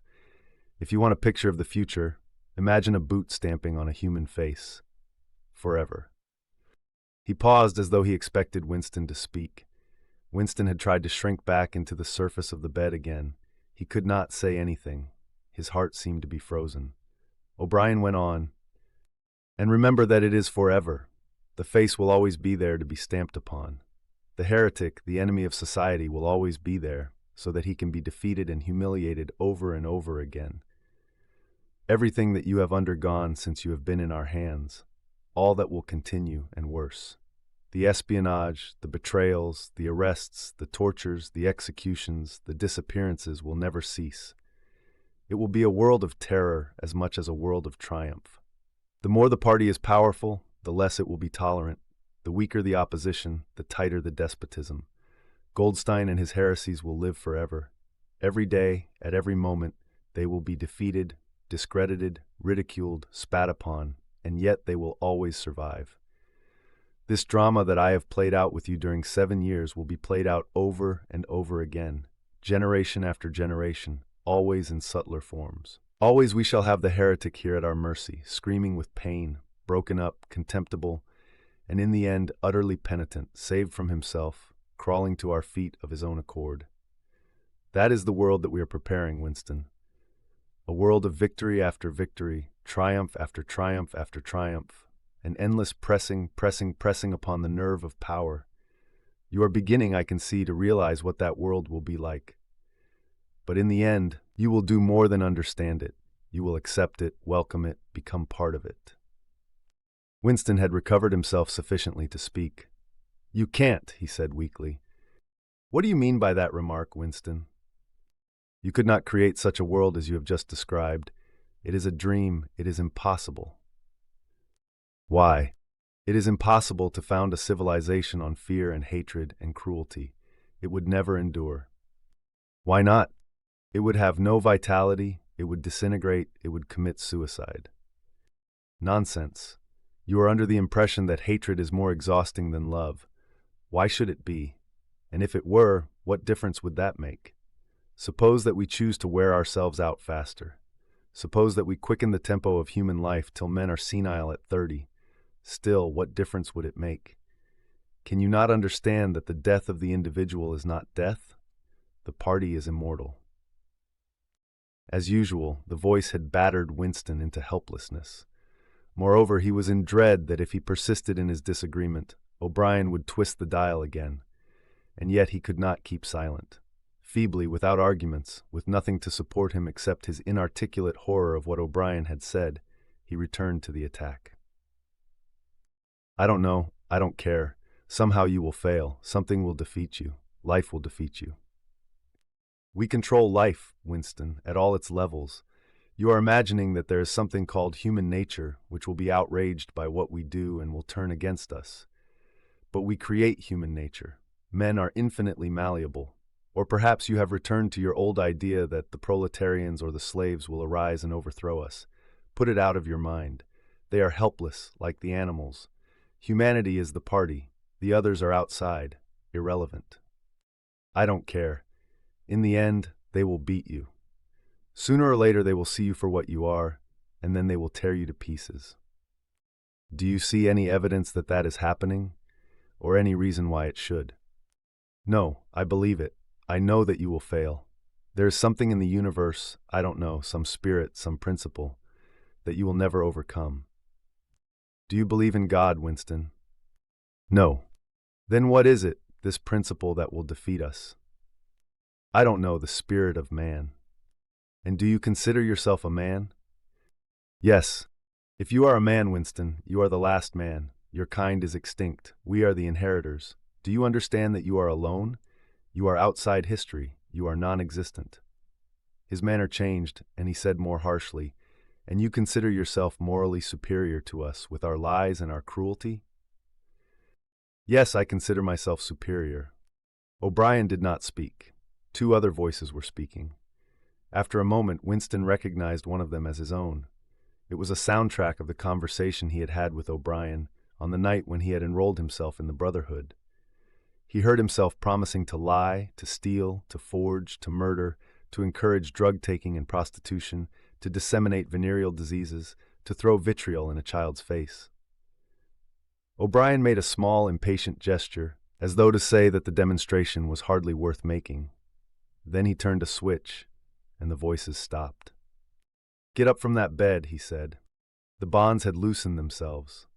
Winston lowered himself to the floor and stood up unsteadily. You are the last man, said O'Brien. You are the guardian of the human spirit. You shall see yourself as you are. Take off your clothes. Winston undid the bit of string that held his overalls together. The zip fastener had long since been wrenched out of them. He could not remember whether at any time since his arrest he had taken off all his clothes at one time. Beneath the overalls, his body was looped with filthy yellowish rags, just recognizable as the remnants of underclothes. As he slid them to the ground, he saw that there was a three-sided mirror at the far end of the room. He approached it, then stopped short. An involuntary cry had broken out of him. Go on, said O'Brien. Stand between the wings of the mirror. You shall see the side view as well. He had stopped because he was frightened. A bowed, gray-colored, skeleton-like thing was coming towards him. Its actual appearance was frightening, and not merely the fact that he knew it to be himself. He moved closer to the glass. The creature's face seemed to be protruded because of its bent carriage. A forlorn, jailbird's face with a knobby forehead running back into a bald scalp, a crooked nose, and battered-looking cheekbones above which his eyes were fierce and watchful. The cheeks were seamed, the mouth had a drawn-in look. Certainly, it was his own face, but it seemed to him that it had changed more than he had changed inside. The emotions it registered would be different from the ones he felt. He had gone partially bald. For the first moment, he had thought that he had gone gray as well, but it was only the scalp that was gray. Except for his hands and a circle of his face, his body was gray all over with ancient, ingrained dirt. Here and there under the dirt there were the red scars of wounds, and near the ankle The varicose ulcer was an inflamed mass with flakes of skin peeling off it. But the truly frightening thing was the emaciation of his body. The barrel of the ribs was as narrow as that of a skeleton. The legs had shrunk so that the knees were thicker than the thighs. He saw now what O'Brien had meant about seeing the side view. The curvature of the spine was astonishing. The thin shoulders were hunched forward so as to make a cavity of the chest. The scraggy neck seemed to be bending double under the weight of the skull. At a guess, he would have said that it was the body of a man of 60, suffering from some malignant disease. "You have thought sometimes," said O'Brien, "that my face, the face of a member of the inner party, looks old and worn. What do you think of your own face?" He seized Winston's shoulder and spun him round so that he was facing him. "Look at the condition you are in," he said. "Look at this filthy grime all over your body. Look at the dirt between your toes. Look at that disgusting running sore on your leg. Do you know that you stink like a goat? Probably you have ceased to notice it. Look at your emaciation. Do you see? I can make my thumb and forefinger meet round your bicep. I could snap your neck like a carrot. Do you know that you have lost 25 kilograms since you have been in our hands? Even your hair is coming out in handfuls. Look." He plucked at Winston's head and brought away a tuft of hair. "Open your mouth. 9, 10, 11 teeth left. How many had you when you came to us? And the few you have left are dropping out of your head. Look here."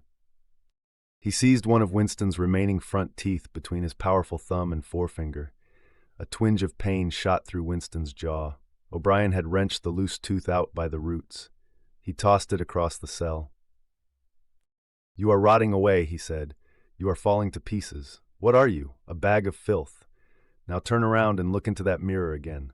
Do you see that thing facing you? That is the last man. If you are human, that is humanity. Now put your clothes on again." Winston began to dress himself with slow, stiff movements. Until now, he had not seemed to notice how thin and weak he was. Only one thought stirred in his mind, that he must have been in this place longer than he had imagined. Then suddenly, as he fixed the miserable rags round himself, a feeling of pity for his ruined body overcame him. Before he knew what he was doing, he had collapsed onto a small stool that stood beside the bed and burst into tears. He was aware of his ugliness, his gracelessness, a bundle of bones in filthy undercloths sitting weeping in the harsh white light. But he could not stop himself. O'Brien laid a hand on his shoulder, almost kindly. "It will not last forever," he said. "You can escape from it whenever you choose. Everything depends on yourself." "You did it," sobbed Winston. "You reduced me to this state." "No, Winston, you reduced yourself to it. This is what you accepted when you set yourself up against the party. It was all contained in that first act. Nothing has happened that you did not foresee." He paused and then went on. "We have beaten you, Winston. We have broken you up. You have seen what your body is like. Your mind is in the same state. I do not think there can be much pride left in you. You have been kicked and flogged and insulted. You have screamed with pain. You have rolled on the floor in your own blood and vomit. You have whimpered for mercy. You have betrayed everybody and everything. Can you think of a single degradation that has not happened to you?" Winston had stopped weeping, though the tears were still oozing out of his eyes. He looked up at O'Brien. "I have not betrayed Julia," he said. O'Brien looked down at him thoughtfully. "No," he said. "No, that is perfectly true. You have not betrayed Julia." The peculiar reverence for O'Brien, which nothing seemed able to destroy, flooded Winston's heart again. How intelligent, he thought. How intelligent! Never did O'Brien fail to understand what was said to him. Anyone else on earth would have answered promptly that he had betrayed Julia. For what was there that they had not screwed out of him under the torture? He had told them everything he knew about her, her habits, her character, her past life. He had confessed in the most trivial detail everything that had happened at their meetings, all that he had said to her and she to him, their black market meals, their adulteries, their vague plottings against the party, everything. And yet, in the sense in which he intended the word, he had not betrayed her. He had not stopped loving her. His feelings towards her had remained the same. O'Brien had seen what he meant without the need for explanation. "Tell me," he said, "how soon will they shoot me?" "It might be a long time," said O'Brien. "You are a difficult case, but don't give up hope. Everyone is cured sooner or later. In the end, we shall shoot you." We will now begin Chapter 4. He was much better. He was growing fatter and stronger every day, if it was proper to speak of days. The white light and the humming sound were the same as ever, but the cell was a little more comfortable than the others he had been in. There was a pillow and a mattress on the plank bed and a stool to sit on. They had given him a bath, and they allowed him to wash himself fairly frequently in a tin basin. They even gave him warm water to wash with. They had given him new underclothes and a clean suit of overalls. They had dressed his varicose ulcer with soothing ointment. They had pulled out the remnants of his teeth and given him a new set of dentures. Weeks or months must have passed.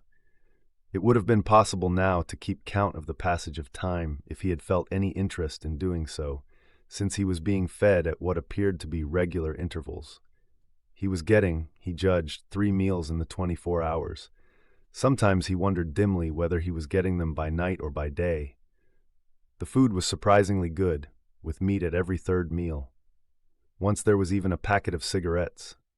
He had no matches, but the never-speaking guard who brought his food would give him a light.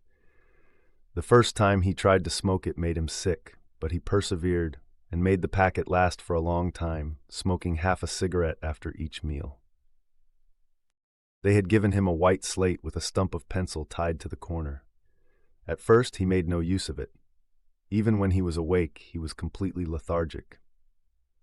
Often he would lie from one meal to the next almost without stirring, sometimes asleep, sometimes waking into vague reveries in which it was too much trouble to open his eyes. He had long grown used to sleeping with a strong light on his face. It seemed to make no difference, except that one's dreams were more coherent. He dreamed a great deal all through this time, and they were always happy dreams. He was in the Golden Country, or he was sitting among enormous, glorious, sunlit ruins, with his mother, with Julia, with O'Brien, not doing anything, merely sitting in the sun, talking of peaceful things. Such thoughts as he had when he was awake were mostly about his dreams. He seemed to have lost the power of intellectual effort, now that the stimulus of pain had been removed. He was not bored. He had no desire for conversation or distraction. Merely to be alone, not to be beaten or questioned, to have enough to eat and to be clean all over, was completely satisfying. By degrees he came to spend less time in sleep, but he still felt no impulse to get off the bed. All he cared for was to lie quiet and feel the strength gathering in his body. He would finger himself here and there, trying to make sure that it was not an illusion that his muscles were growing rounder and his skin tighter. Finally, it was established beyond a doubt that he was growing fatter. His thighs were now definitely thicker than his knees. After that, reluctantly at first, he began exercising himself regularly. In a little while, he could walk 3 kilometers, measured by pacing the cell, and his bowed shoulders were growing straighter. He attempted more elaborate exercises, and was astonished and humiliated to find what things he could not do. He could not move out of a walk. He could not hold his stool out at arm's length. He could not stand on one leg without falling over. He squatted down on his heels and found that with agonizing pains in thigh and calf, he could just lift himself to a standing position. He lay flat on his belly and tried to lift his weight by his hands. It was hopeless. He could not raise himself a centimeter. But after a few more days, a few more meal times, even that feat was accomplished. A time came when he could do it 6 times running. He began to grow actually proud of his body and to cherish an intermittent belief that his face also was growing back to normal. Only when he chanced to put his hand on his bald scalp did he remember the seamed, ruined face that had looked back at him out of the mirror. His mind grew more active. He sat down on the plank bed, his back against the wall and the slate on his knees, and set to work deliberately at the task of re-educating himself. He had capitulated. That was agreed. In reality, as he saw now, he had been ready to capitulate long before he had taken the decision. From the moment when he was inside the Ministry of Love, and yes, even during those minutes when he and Julia had stood helpless while the iron voice from the telescreen told them what to do, he had grasped the frivolity, the shallowness of his attempt to set himself up against the power of the party. He knew now that for 7 years the thought police had watched him like a beetle under a magnifying glass. There was no physical act, no word spoken aloud that they had not noticed, no train of thought that they had not been able to infer. Even the speck of whitish dust on the cover of his diary they had carefully replaced. They had played soundtracks to him, shown him photographs. Some of them were photographs of Julia and himself, yes, even.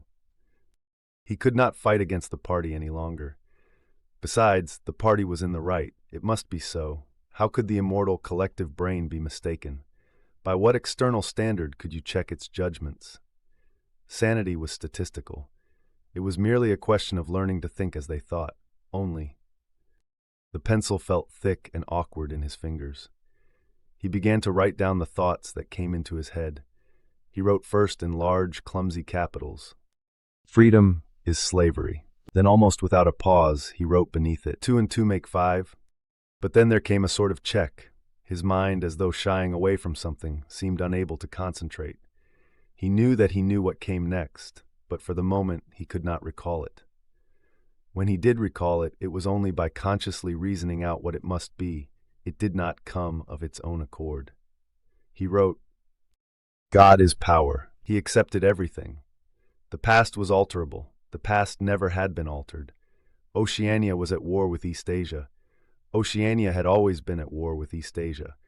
Jones, Aronson, and Rutherford were guilty of the crimes they were charged with. He had never seen the photograph that disproved their guilt. It had never existed. He had invented it.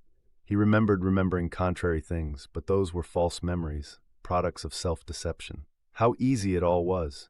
Only surrender, and everything else followed. It was like swimming against a current that swept you backwards however hard you struggled, and then suddenly deciding to turn round and go with the current instead of opposing it. Nothing had changed except your own attitude. The predestined thing happened in any case. He hardly knew why he had ever rebelled. Everything was easy, except anything could be true. The so-called laws of nature were nonsense. The law of gravity was nonsense. "If I wished," O'Brien had said, "I could float off this floor like a soap bubble." Winston worked it out. If he thinks he floats off the floor, and if I simultaneously think I see him do it, then the thing happens. Suddenly, like a lump of submerged wreckage breaking the surface of water, the thought burst into his mind. It doesn't really happen. We imagine it. It is hallucination. He pushed the thought under instantly. The fallacy was obvious. It presupposed that somewhere or other, outside oneself, there was a real world where real things happened. But how could there be such a world? What knowledge have we of anything, save through our own minds? All happenings are in the mind. Whatever happens in all minds truly happens. He had no difficulty in disposing of the fallacy, and he was in no danger of giving in to it. He realized, nevertheless, that it ought never to have occurred to him. The mind should develop a blind spot whenever a dangerous thought presented itself. The process should be automatic, instinctive. Crime Stop, they called it in Newspeak. He set to work to exercise himself in Crime Stop. He presented himself with propositions. The party says the earth is flat. The party says that ice is heavier than water, and trained himself in not seeing or not understanding the arguments that contradicted them. It was not easy. It needed great powers of reasoning and improvisation. The arithmetical problems raised, for instance, by such a statement as 2 and 2 make 5 were beyond his intellectual grasp. It also needed a sort of athleticism of mind, an ability at one moment to make the most delicate use of logic, and at the next to be unconscious of the crudest logical errors. Stupidity was as necessary as intelligence and as difficult to attain. All the while, with one part of his mind, he wondered how soon they would shoot him. "Everything depends on yourself," O'Brien had said, but he knew that there was no conscious act by which he could bring it nearer. It might be 10 minutes from now, or 10 years. They might keep him for years in solitary confinement. They might send him to a labor camp. They might release him for a while, as they sometimes did. It was perfectly possible that before he was shot, the whole drama of his arrest and interrogation would be enacted all over again. The one certain thing was that death never came at an expected moment. The tradition, the unspoken tradition, somehow you knew it, though you never heard it said, was that they shot you from behind, always in the back of the head, without warning, as you walked down a corridor from cell to cell. One day, but one day was not the right expression, just as probably it was in the middle of the night. Once, he fell into a strange, blissful reverie. He was walking down the corridor, waiting for the bullet. He knew that it was coming in another moment. Everything was settled, smoothed out, reconciled. There were no more doubts, no more arguments, no more pain, no more fear. His body was healthy and strong. He walked easily, with a joy of movement, and with a feeling of walking in sunlight. He was not any longer in the narrow white corridors of the Ministry of Love. He was in the enormous sunlit passage, a kilometer wide, down which he had seemed to walk in the delirium induced by drugs. He was in the golden country, following the foot track across the old rabbit-cropped pasture. He could feel the short, springy turf under his feet and the gentle sunshine on his face. At the edge of the field were the elm trees faintly stirring, and somewhere beyond that was the stream where the dace lay in the green pools under the willows. Suddenly he started up with a shock of horror. The sweat broke out on his backbone. He had heard himself cry aloud, "Julia! Julia! Julia, my love! Julia!" For a moment, he had had an overwhelming hallucination of her presence. She had seemed to be not merely with him, but inside him. It was as though she had got into the texture of his skin. In that moment, he had loved her far more than he had ever done when they were together and free. Also, he knew that somewhere or other she was still alive and needed his help. He lay back on the bed and tried to compose himself. What had he done? How many years had he added to his servitude by that moment of weakness? In another moment, he would hear the tramp of boots outside. They could not let such an outburst go unpunished. They would know now, if they had not known before, that he was breaking the agreement he had made with them.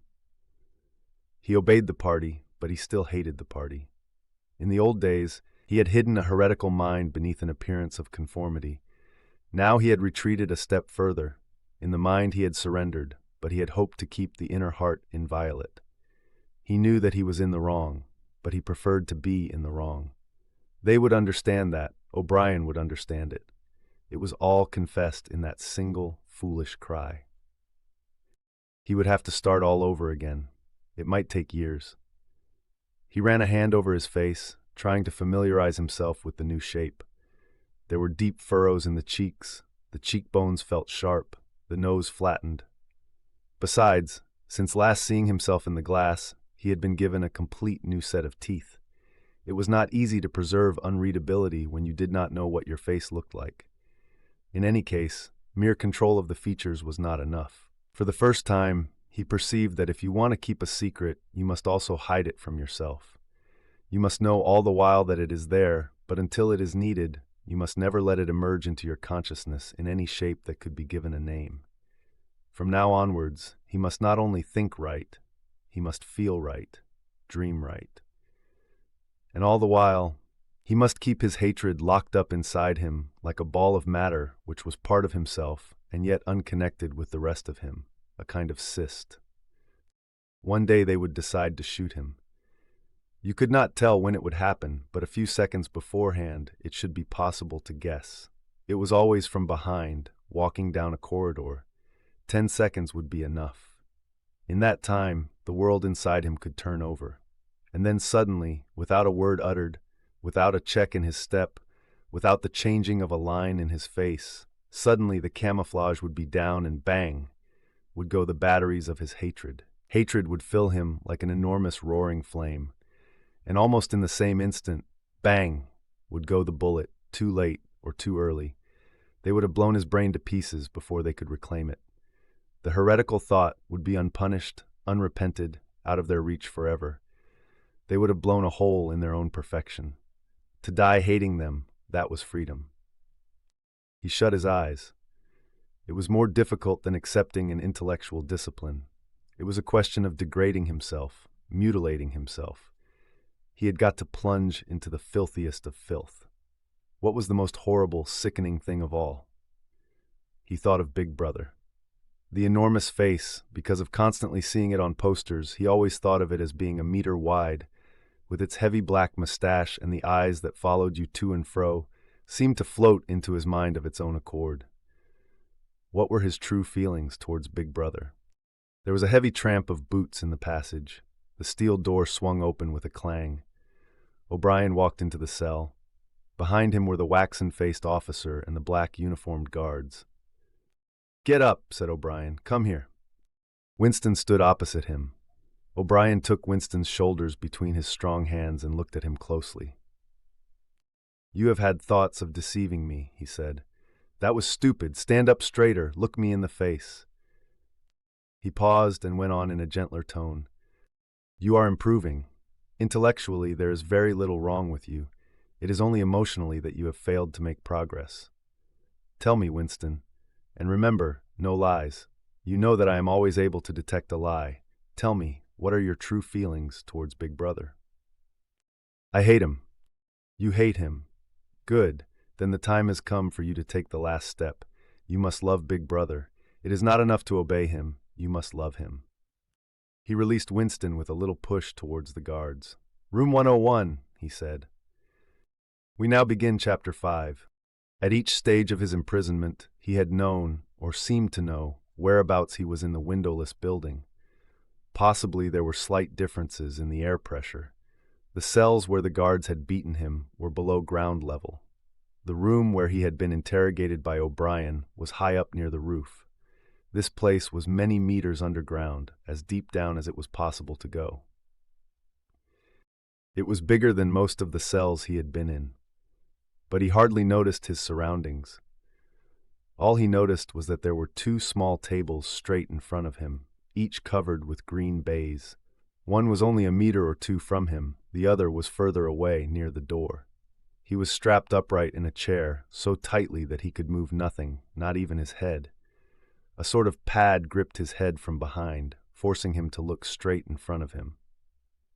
For a moment he was alone. Then the door opened, and O'Brien came in. "You asked me once," said O'Brien, "what was in room 101. I told you that you knew the answer already. Everyone knows it. The thing that is in room 101 is the worst thing in the world." The door opened again. A guard came in, carrying something made of wire, a box or basket of some kind. He set it down on the further table. Because of the position in which O'Brien was standing, Winston could not see what the thing was. "The worst thing in the world," said O'Brien, "varies from individual to individual. It may be burial alive, or death by fire, or by drowning, or by impalement, or 50 other deaths. There are cases where it is some quite trivial thing, not even fatal." He had moved a little to one side, so that Winston had a better view of the thing on the table. It was an oblong wire cage with a handle on top for carrying it by. Fixed to the front of it was something that looked like a fencing mask, with the concave side outwards. Although it was 3 or 4 meters away from him, he could see that the cage was divided lengthways into 2 compartments, and that there was some kind of creature in each. They were rats. "In your case," said O'Brien, "the worst thing in the world happens to be rats." A sort of premonitory tremor, a fear of he was not certain what, had passed through Winston as soon as he caught his first glimpse of the cage. But at this moment, the meaning of the mask-like attachment in front of it suddenly sank into him. His bowels seemed to turn to water. "You can't do that," he cried out in a high, cracked voice. You couldn't. It's impossible." "Do you remember," said O'Brien, "the moment of panic that used to occur in your dreams? There was a wall of blackness in front of you, and a roaring sound in your ears. There was something terrible on the other side of the wall. You knew that you knew what it was, but you dared not drag it into the open. It was the rats that were on the other side of the wall." "O'Brien," said Winston, making an effort to control his voice, "you know this is not necessary. What is it that you want me to do?" O'Brien made no direct answer. When he spoke, it was in the schoolmasterish manner that he sometimes affected. He looked thoughtfully into the distance, as though he were addressing an audience somewhere behind Winston's back. By itself, he said, pain is not always enough. There are occasions when a human being will stand out against pain, even to the point of death. But for everyone there is something unendurable, something that cannot be contemplated. Courage and cowardice are not involved. If you are falling from a height, it is not cowardly to clutch at a rope. If you have come up from deep water, it is not cowardly to fill your lungs with air. It is merely an instinct which cannot be destroyed. It is the same with the rats. For you, they are unendurable. They are a form of pressure that you cannot withstand, even if you wish to. You will do what is required of you. But what is it? What is it? How can I do it if I don't know what it is? O'Brien picked up the cage and brought it across to the nearer table. He set it down carefully on the green cloth. Winston could hear the blood singing in his ears. He had the feeling of sitting in utter loneliness. He was in the middle of a great empty plain, a flat desert drenched with sunlight, across which all sounds came to him out of immense distances. Yet the cage with the rats was not 2 meters away from him. They were enormous rats. They were at the age when a rat's muzzle grows blunt and fierce, and his fur turns brown instead of gray. "The rat," said O'Brien, still addressing his invisible audience, "although a rodent, is carnivorous. You are aware of that. You will have heard of the things that happen in the poor quarters of this town. In some streets, a woman dare not leave her baby alone in the house, even for 5 minutes. The rats are certain to attack it. Within quite a small time, they will strip it to the bones. They also attack sick or dying people. They show astonishing intelligence in knowing when a human being is helpless." There was an outburst of squeals from the cage. It seemed to reach Winston from far away. The rats were fighting. They were trying to get at each other through the partition. He heard also a deep groan of despair. That, too, seemed to come from outside himself. O'Brien picked up the cage and, as he did so, pressed something in it. There was a sharp click. Winston made a frantic effort to tear himself loose from the chair. It was hopeless. Every part of him, even his head, was held immovably. O'Brien moved the cage nearer. It was less than a meter from Winston's face. "I have pressed the first lever," said O'Brien. "You understand the construction of this cage. The mask will fit over your head, leaving no exit. When I press this other lever, the door of the cage will slide up. These starving brutes will shoot out of it like bullets. Have you ever seen a rat leap through the air? They will leap onto your face and bore straight into it. Sometimes they attack the eyes first. Sometimes they burrow through the cheeks and devour the tongue." The cage was nearer. It was closing in. Winston heard a succession of shrill cries which appeared to be occurring in the air above his head, but he fought furiously against his panic. To think, even with a split second left, to think was the only hope. Suddenly, the foul, musty odor of the brutes struck his nostrils. There was a violent convulsion of nausea inside him, and he almost lost consciousness. Everything had gone black. For an instant, he was insane, a screaming animal. Yet he came out of the blackness clutching an idea.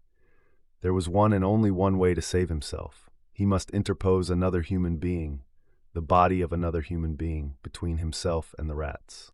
The circle of the mask was large enough now to shut out the vision of anything else.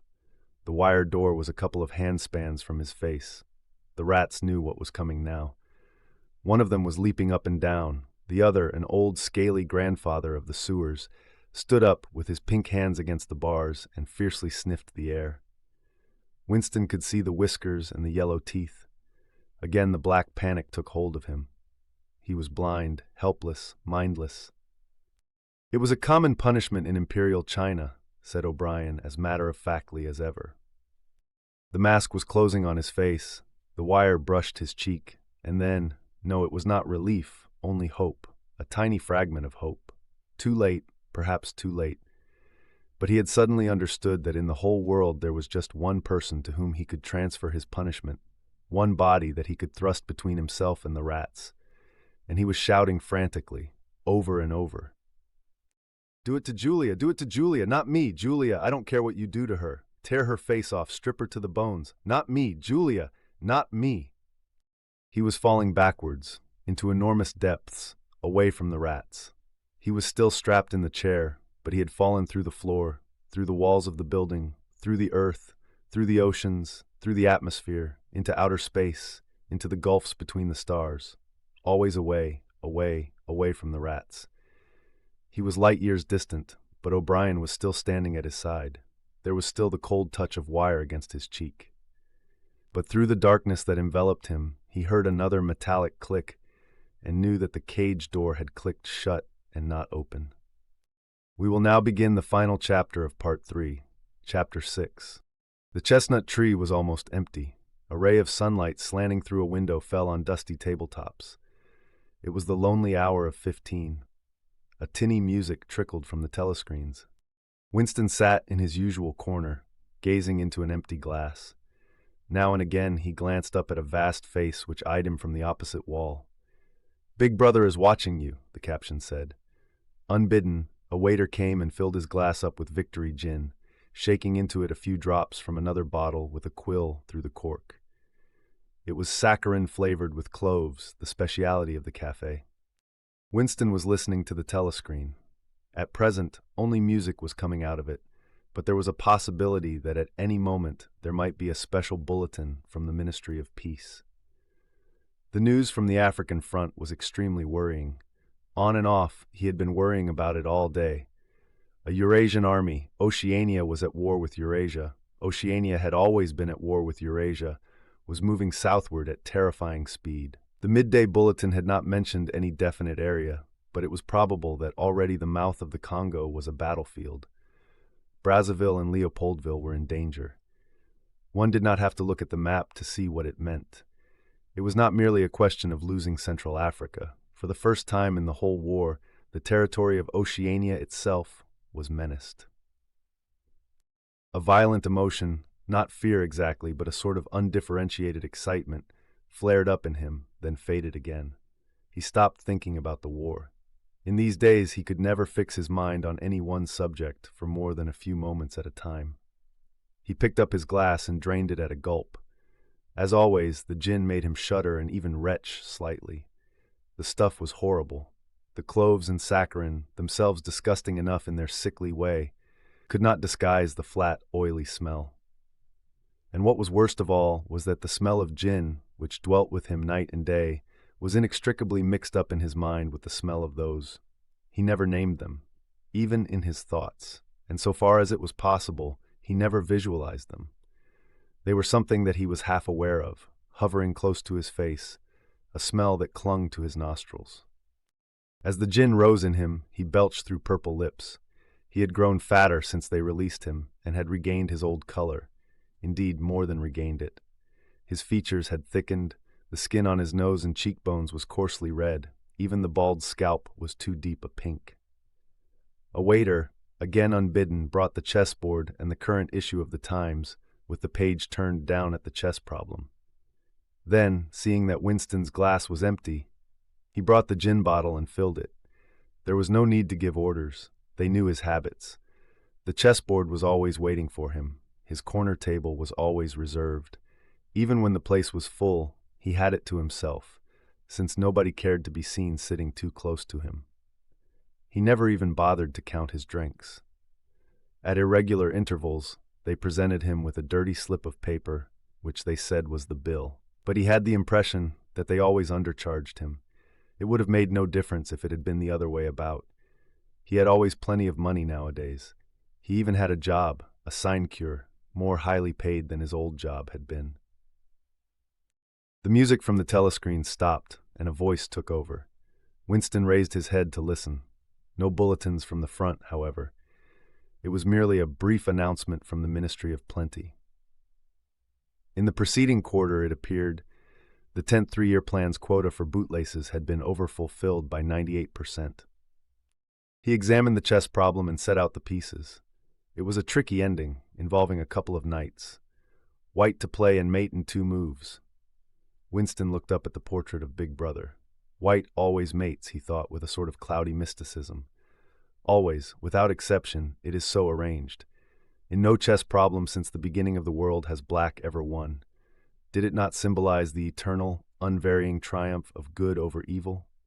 The huge face gazed back at him, full of calm power. White always mates. The voice from the telescreen paused and added in a different and much graver tone. You are warned to stand by for an important announcement at 15:30. 15:30. This is news of the highest importance.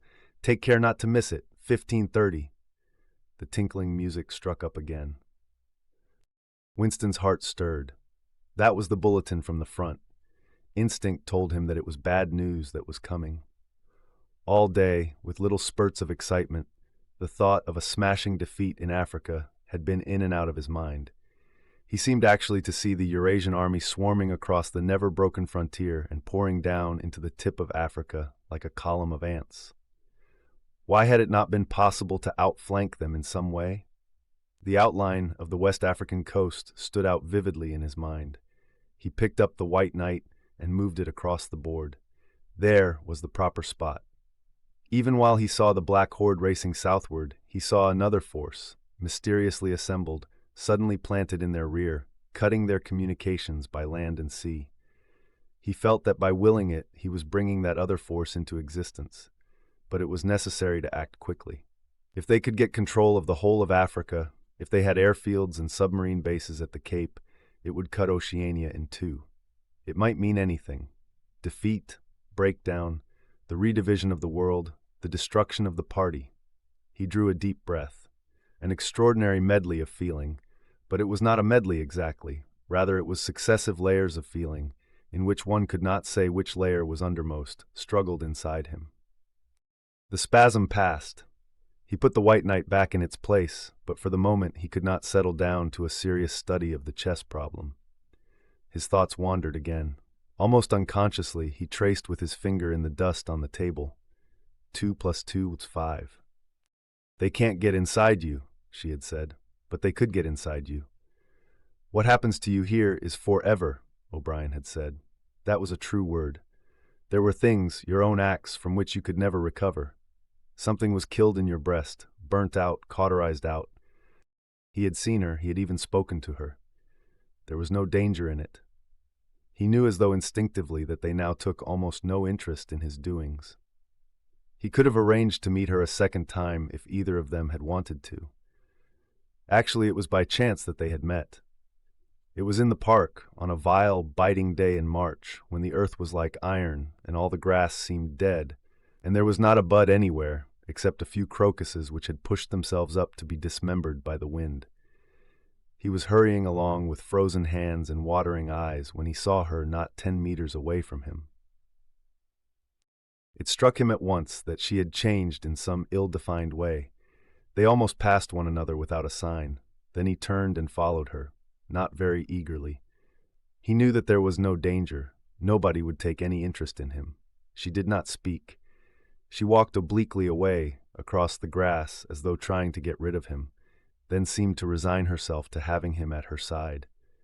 Presently, they were among a clump of ragged, leafless shrubs, useless either for concealment or as protection from the wind. They halted. It was vilely cold. The wind whistled through the twigs and fretted the occasional dirty-looking crocuses. He put his arm round her waist. There was no telescreen, but there must be hidden microphones. Besides, they could be seen. It did not matter. Nothing mattered. They could have lain down on the ground and done that if they had wanted to. His flesh froze with horror at the thought of it. She made no response whatever to the clasp of his arm. She did not even try to disengage herself. He knew now what had changed in her. Her face was sallower, and there was a long scar, partly hidden by the hair, across her forehead and temple. But that was not the change. It was that her waist had grown thicker and, in a surprising way, had stiffened. He remembered how once, after the explosion of a rocket bomb, he had helped to drag a corpse out of some ruins, and had been astonished not only by the incredible weight of the thing, but by its rigidity and awkwardness to handle, which made it seem more like stone than flesh. Her body felt like that. It occurred to him that the texture of her skin would be quite different from what it had once been. He did not attempt to kiss her, nor did they speak. As they walked back across the grass, she looked directly at him for the first time. It was only a momentary glance, full of contempt and dislike. He wondered whether it was a dislike that came purely out of the past, or whether it was inspired also by his bloated face and the water that the wind kept squeezing from his eyes. They sat down on 2 iron chairs, side by side but not too close together. He saw that she was about to speak. She moved her clumsy shoe a few centimeters and deliberately crushed a twig. Her feet seemed to have grown broader, he noticed. "I betrayed you," she said baldly. "I betrayed you," he said. She gave him another quick look of dislike. "Sometimes," she said, "they threaten you with something. Something you can't stand up to, can't even think about, and then you say, 'Don't do it to me, do it to somebody else, do it to so-and-so.' And perhaps you might pretend afterwards that it was only a trick and that you just said it to make them stop and didn't really mean it. But that isn't true. At the time when it happens, you do mean it. You think there's no other way of saving yourself, and you're quite ready to save yourself that way. You want it to happen to the other person. You don't give a damn what they suffer. All you care about is yourself." "All you care about is yourself," he echoed. "And after that, you don't feel the same towards the other person any longer." "No," he said, "you don't feel the same." There did not seem to be anything more to say. The wind plastered their thin overalls against their bodies. Almost at once, it became embarrassing to sit there in silence. Besides, it was too cold to keep still. She said something about catching her tube and stood up to go. "We must meet again," he said. "Yes," she said, "we must meet again." He followed irresolutely for a little distance, half a pace behind her. They did not speak again. She did not actually try to shake him off, but walked at just such a speed as to prevent his keeping abreast of her. He had made up his mind that he would accompany her as far as the tube station, but suddenly this process of trailing along in the cold seemed pointless and unbearable. He was overwhelmed by a desire not so much to get away from Julia as to get back to the Chestnut Tree Cafe, which had never seemed so attractive as at this moment. He had a nostalgic vision of his corner table, with the newspaper and the chessboard and the ever-flowing gin. Above all, it would be warm in there. The next moment, not altogether by accident, he allowed himself to become separated from her by a small knot of people. He made a half-hearted attempt to catch up, then slowed down, turned, and made off in the opposite direction. When he had gone 50 meters, he looked back. The street was not crowded, but already he could not distinguish her. Any one of a dozen hurrying figures might have been hers. Perhaps her thickened, stiffened body was no longer recognizable from behind. "At the time when it happens," she had said, "you do mean it." He had meant it. He had not merely said it, he had wished it. He had wished that she and not he should be delivered over to the... Something changed in the music that trickled from the telescreen. A cracked and jeering note, a yellow note, came into it. And then, perhaps it was not happening, perhaps it was only a memory taking on the semblance of sound, a voice was singing. "Under the spreading chestnut tree I sold you, and you sold me." The tears welled up in his eyes. A passing waiter noticed that his glass was empty and came back with the gin bottle. He took up his glass and sniffed at it. The stuff grew not less but more horrible with every mouthful he drank. But it had become the element he swam in. It was his life, his death, and his resurrection. It was gin that sank him into a stupor every night, and gin that revived him every morning. When he woke, seldom before 1100, with gummed-up eyelids and fiery mouth and a back that seemed to be broken, it would have been impossible even to rise from the horizontal if it had not been for the bottle and teacup placed beside the bed overnight. Through the midday hours, he sat with a glazed face, the bottle handy, listening to the telescreen. From 1500 to closing time, he was a fixture in the chestnut tree. No one cared what he did any longer. No whistle woke him. No telescreen admonished him. Occasionally, perhaps twice a week, he went to a dusty, forgotten-looking office in the Ministry of Truth and did a little work, or what was called work. He had been appointed to a subcommittee of a subcommittee, which had sprouted from one of the innumerable committees dealing with minor difficulties that arose in the compilation of the 11th edition of the Newspeak Dictionary. They were engaged in producing something called an interim report, But what it was that they were reporting on, he had never definitely found out. It was something to do with the question of whether commas should be placed inside brackets or outside. There were 4 others on the committee, all of them persons similar to himself. There were days when they assembled and then promptly dispersed again, frankly admitting to one another that there was not really anything to be done. But there were other days when they settled down to their work almost eagerly, making a tremendous show of entering up their minutes and drafting long memoranda which were never finished. When the argument as to what they were supposedly arguing about grew extraordinarily involved and abstruse, with subtle haggling over definitions, enormous digressions, quarrels, threats even, to appeal to higher authority. And then suddenly the life would go out of them, and they would sit round the table looking at one another with extinct eyes, like ghosts fading at cockcrow. The telescreen was silent for a moment. Winston raised his head again. The bulletin. But no, they were merely changing the music. He had the map of Africa behind his eyelids. The movement of the armies was a diagram, a black arrow tearing vertically southward and a white arrow horizontally eastward across the tail of the first. As though for reassurance, he looked up at the imperturbable face in the portrait. Was it conceivable that the second arrow did not even exist? His interest flagged again. He drank another mouthful of gin, picked up the White Knight, and made a tentative move. Check. But it was evidently not the right move, because, uncalled, a memory floated into his mind. He saw a candlelit room with a vast white counterpaned bed, and himself, a boy of 9 or 10, sitting on the floor, shaking a dice box and laughing excitedly. His mother was sitting opposite him and also laughing. It must have been about a month before she disappeared. It was a moment of reconciliation, when the nagging hunger in his belly was forgotten, and his earlier affection for her had temporarily revived.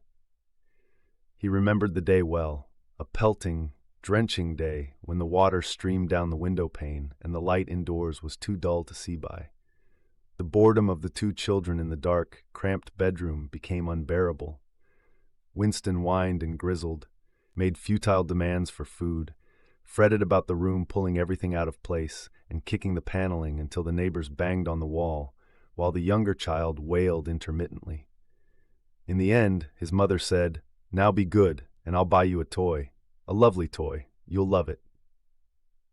And then she had gone out in the rain to a little general shop which was still sporadically open nearby, and came back with a cardboard box containing an outfit of snakes and ladders.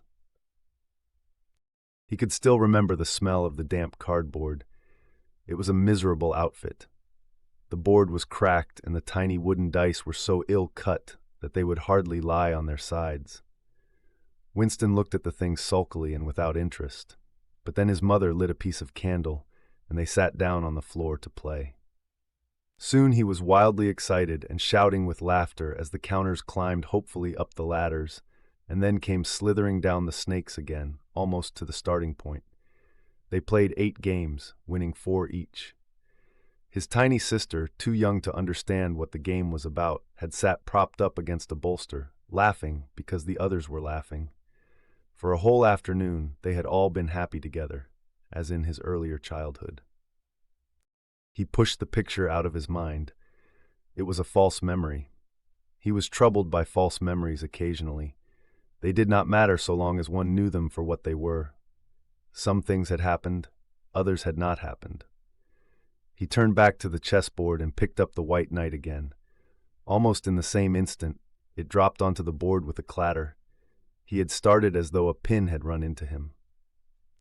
A shrill trumpet call had pierced the air. It was the bulletin.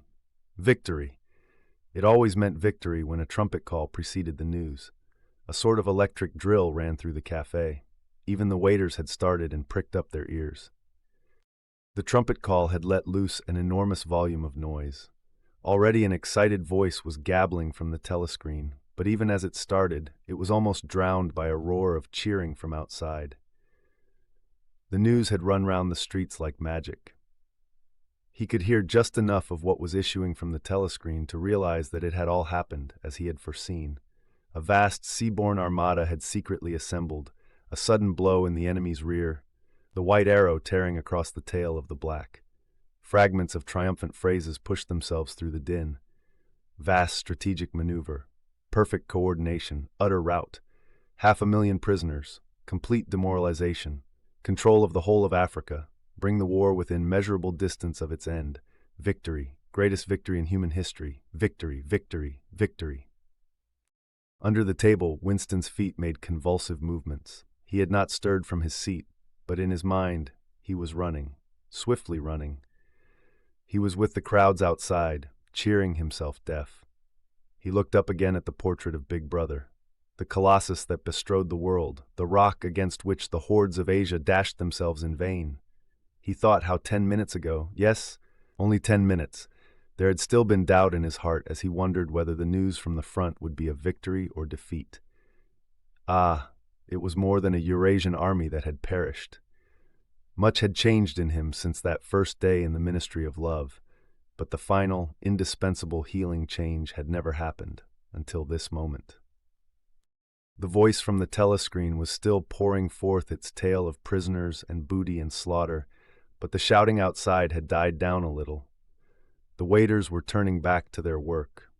One of them approached with the gin bottle. Winston, sitting in a blissful dream, paid no attention as his glass was filled up. He was not running or cheering any longer. He was back in the Ministry of Love, with everything forgiven, his soul white as snow. He was in the public dock, confessing everything, implicating everybody. He was walking down the white-tiled corridor with the feeling of walking in sunlight and an armed guard at his back. The long-hoped-for bullet was entering his brain. He gazed up at the enormous face. 40 years it had taken him to learn what kind of smile was hidden beneath the dark mustache. Oh cruel, needless misunderstanding, oh stubborn, self-willed exile from the loving breast. 2 gin-scented tears trickled down the sides of his nose. But it was all right. Everything was all right. The struggle was finished. He had won the victory over himself. He loved Big Brother. We now present the appendix, titled The Principles of Newspeak. Newspeak was the official language of Oceania and had been devised to meet the ideological needs of INGSOC, or English Socialism. In the year 1984, there was not as yet anyone who used Newspeak as his sole means of communication, either in speech or writing. The leading articles in the Times were written in it, but this was a special effort which could only be carried out by a specialist. It was expected that Newspeak would have finally superseded Oldspeak, or Standard English, as we should call it, by about the year 2050. Meanwhile, it gained ground steadily, all party members tending to use Newspeak words and grammatical constructions more and more in their everyday speech. The version in use in 1984, and embodied in the 9th and 10th editions of the Newspeak Dictionary, was a provisional one, and contained many superfluous words and archaic formations which were due to be suppressed later. It is with the final, perfected version, as embodied in the 11th edition of the dictionary, that we are concerned here. The purpose of Newspeak was not only to provide a medium of expression for the worldview and mental habits proper to the devotees of INGSOC, but to make all other modes of thought impossible. It was intended that when Newspeak had been adopted once and for all, and Oldspeak forgotten, a heretical thought, that is, a thought diverging from the principles of INGSOC, should be literally unthinkable, at least so far as thought is dependent on words. Its vocabulary was so constructed as to give exact and often very subtle expression to every meaning that a party member could properly wish to express, while excluding all other meanings and also the possibility of arriving at them by indirect methods. This was done partly by the invention of new words, but chiefly by eliminating undesirable words and by stripping such words as remained of unorthodox meanings, and so far as possible, of all secondary meanings whatever. To give a single example, the word free still existed in Newspeak, but it could only be used in such statements as, "This dog is free from lice," or "This field is free from weeds." It could not be used in its old sense of politically free or intellectually free, since political and intellectual freedom no longer existed even as concepts and were therefore of necessity nameless. Quite apart from the suppression of definitely heretical words, reduction of vocabulary was regarded as an end in itself, and no word that could be dispensed with was allowed to survive. Newspeak was designed not to extend, but to diminish the range of thought, and this purpose was indirectly assisted by cutting the choice of words down to a minimum. Newspeak was founded on the English language as we now know it, though many Newspeak sentences, even when not containing newly created words, would be barely intelligible to an English speaker of our own day. Newspeak words were divided into three distinct classes, known as the A vocabulary, the B vocabulary, also called compound words, and the C vocabulary. It will be simpler to discuss each class separately, but the grammatical peculiarities of the language can be dealt with in the section devoted to the A vocabulary, since the same rules held good for all three categories. First, the A vocabulary. The A vocabulary consisted of the words needed for the business of everyday life, for such things as eating, drinking, working, putting on one's clothes, going up and down stairs, riding in vehicles, gardening, cooking, and the like. It was composed almost entirely of words that we already possess, words like hit, run, dog, tree, sugar, house, field. But in comparison with the present-day English vocabulary, their number was extremely small, while their meanings were far more rigidly defined. All ambiguities and shades of meaning had been purged out of them. So far as it could be achieved, a Newspeak word of this class was simply a sharp sound expressing one clearly understood concept. It would have been quite impossible to use the A vocabulary for literary purposes or for political or philosophical discussion. It was intended only to express simple, purposive thoughts, usually involving concrete objects or physical actions. The grammar of Newspeak had two outstanding peculiarities. The first of these was an almost complete interchangeability between different parts of speech. Any word in the language, in principle this applied even to very abstract words such as if or when, could be used either as verb, noun, adjective, or adverb. Between the verb and the noun form, when they were of the same root, there was never any variation. This rule of itself involved the destruction of many archaic forms. The word thought, for example, did not exist in Newspeak. Its place was taken by think, which did duty for both noun and verb. No etymological principle was followed here. In some cases, it was the original noun that was chosen for retention, in other cases the verb. Even where a noun and verb of similar meaning were not etymologically connected, one or other of them was frequently suppressed. There was, for example, no such word as cut, its meaning being sufficiently covered by the noun-verb knife.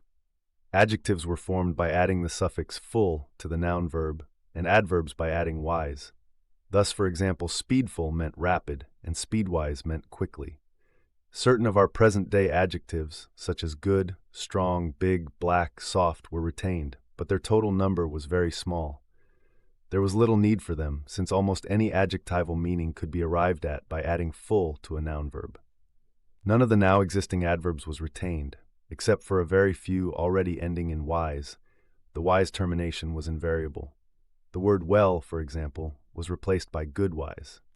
In addition, any word, this again applied in principle to every word in the language, could be made negative by adding the prefix un, or could be strengthened by the prefix plus, or for still greater emphasis, double plus. Thus, for example, uncold meant warm, while plus cold and double plus cold meant respectively very cold and superlatively cold. It was also possible, as in present-day English, to modify the meaning of almost any word by prefixes such as ante, post, up, down, etc. By such methods, it was found possible to bring about an enormous reduction of vocabulary. Given, for instance, the word good, there was no need for such a word as bad, since the required meaning was equally well, indeed better, expressed by ungood. All that was necessary, in any case where two words formed a natural pair of opposites, was to decide which of them to suppress. Dark, for example, could be replaced by unlight, or light by undark, according to preference. The second distinguishing mark of Newspeak grammar was its regularity. Subject to a few exceptions which are mentioned below, all inflections followed the same rules. Thus, in all verbs, the past tense and the past participle were the same and ended in ed. The past tense of steal was stealed, the past tense of think was thinked, and so on throughout the language, all such forms as swam, gave, brought, spoke, taken, etc. being abolished. All plurals were made by adding s or es as the case might be. The plurals o man, ox, life were man's, ox's, life's. Comparison of adjectives was invariably made by adding rst, for example, good, goodest, irregular forms, and the more, most formation being suppressed. The only classes of words that were still allowed to inflect irregularly were the pronouns, the relatives, the demonstrative adjectives, and the auxiliary verbs. All of these followed their ancient usage, except that wum had been scrapped as unnecessary, and the shall, should tenses had been dropped, all their uses being covered by will and would. There were also certain irregularities in word formation arising out of the need for rapid and easy speech. A word which was difficult to utter or was liable to be incorrectly heard was held to be a bad word. Occasionally, therefore, for the sake of euphony, extra letters were inserted into a word or an archaic formation was retained. But this need made itself felt chiefly in connection with the B vocabulary. Why so great an importance was attached to ease of pronunciation will be made clear later in this explanation. Next, the B vocabulary. The B vocabulary consisted of words which had been deliberately constructed for political purposes. Words, that is to say, which not only had in every case a political implication, but were intended to impose a desirable mental attitude upon the person using them. Without a full understanding of the principles of Ingsoc, it was difficult to use these words correctly. In some cases, they could be translated into Old Speak, or even into words taken from the A vocabulary, but this usually demanded a long paraphrase and always involved the loss of certain overtones. The B words were a sort of verbal shorthand, often packing whole ranges of ideas into a few syllables, and at the same time more accurate and forceful than ordinary language. The B words were in all cases compound words. Compound words such as speak right were of course to be found in the A vocabulary, but these were merely convenient abbreviations and had no special ideological color. They consisted of two or more words, or portions of words, welded together in an easily pronounceable form. The resulting combination was always a noun verb and inflected according to the ordinary rules. To take a single example, the word good think, meaning, very roughly, orthodoxy, or if one chose to regard it as a verb, to think in an orthodox manner. This inflected as follows: noun verb, good think; past tense and past participle, good thinked; present participle, good thinking; adjective, good thinkful; adverb, good think wise; verbal noun, good thinker. The B words were not constructed on any etymological plan. The words of which they were made up could be any parts of speech, and could be placed in any order and mutilated in any way which made them easy to pronounce while indicating their derivation. In the word crime-a-think, for instance, the think came second, whereas in think-pole for thought police it came first, and in the latter word police had lost its second syllable. Because of the great difficulty in securing pleasant sounds, irregular formations were more common in the B vocabulary than in the A vocabulary. For example, the adjective forms of mini-true, mini-pax, and mini-louve were, respectively, mini-truthful, mini-peaceful, and mini-lovely, simply because truthful, paxful, and loveful were slightly awkward to pronounce. In principle, however, all B words could inflect, and all inflected in exactly the same way. Some of the B words had highly subtle meanings, barely intelligible to anyone who had not mastered the language as a whole. Consider, for example, such a typical sentence from a Times leading article as "Old thinkers unbelly feel insoc."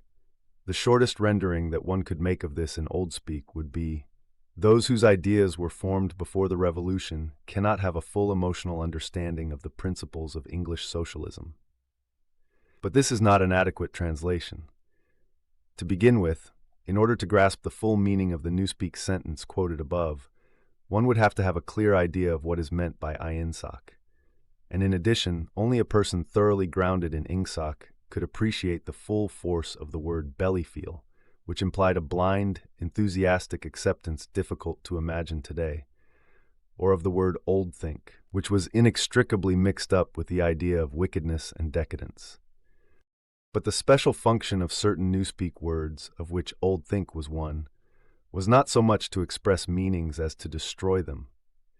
These words, necessarily few in number, had had their meanings extended until they contained within themselves whole batteries of words, which, as they were sufficiently covered by a single comprehensive term, could now be scrapped, and forgotten. The greatest difficulty facing the compilers of the Newspeak Dictionary was not to invent new words, but having invented them, to make sure what they meant. To make sure, that is to say, what ranges of words they canceled by their existence. As we have already seen in the case of the word free, words which had once borne a heretical meaning were sometimes retained for the sake of convenience, but only with the undesirable meanings purged out of them. Countless other words such as honor, justice, morality, internationalism, democracy, science, and religion had simply ceased to exist. A few blanket words covered them, and in covering them, abolished them. All words grouping themselves round the concepts of liberty and equality, for instance, were contained in the single word crime-a-think, while all words grouping themselves round the concepts of objectivity and rationalism were contained in the single word old-think. Greater precision would have been dangerous. What was required in a party member was an outlook similar to that of the ancient Hebrew, who knew, without knowing much else, that all nations other than his own worshipped false gods. He did not need to know that these gods were called Baal, Osiris, Moloch, Ashtaroth, and the like. Probably the less he knew about them, the better for his orthodoxy. He knew Jehovah and the commandments of Jehovah. He knew, therefore, that all gods with other names or other attributes were false gods. In somewhat the same way, the party member knew what constituted right conduct, and in exceedingly vague, generalized terms he knew what kinds of departure from it were possible. His sexual life, for example, was entirely regulated by the two Newspeak words sex crime, for sexual immorality, and good sex, for chastity. Sex crime covered all sexual misdeeds whatever. It covered fornication, adultery, homosexuality, and other perversions, and in addition, normal intercourse practiced for its own sake. There was no need to enumerate them separately, since they were all equally culpable, and, in principle, all punishable by death. In the C vocabulary, which consisted of scientific and technical words, it might be necessary to give specialized names to certain sexual aberrations, but the ordinary citizen had no need of them. He knew what was meant by good sex. That is to say, normal intercourse between man and wife, for the sole purpose of begetting children, and without physical pleasure on the part of the woman. All else was sex crime. In Newspeak, it was seldom possible to follow a heretical thought further than the perception that it was heretical. Beyond that point, the necessary words were non-existent. No word in the B vocabulary was ideologically neutral. A great many were euphemisms. Such words, for instance, as joy camp for a forced labor camp, or mini-pax for the Ministry of Peace, which was really the Ministry of War, meant almost the exact opposite of what they appeared to mean.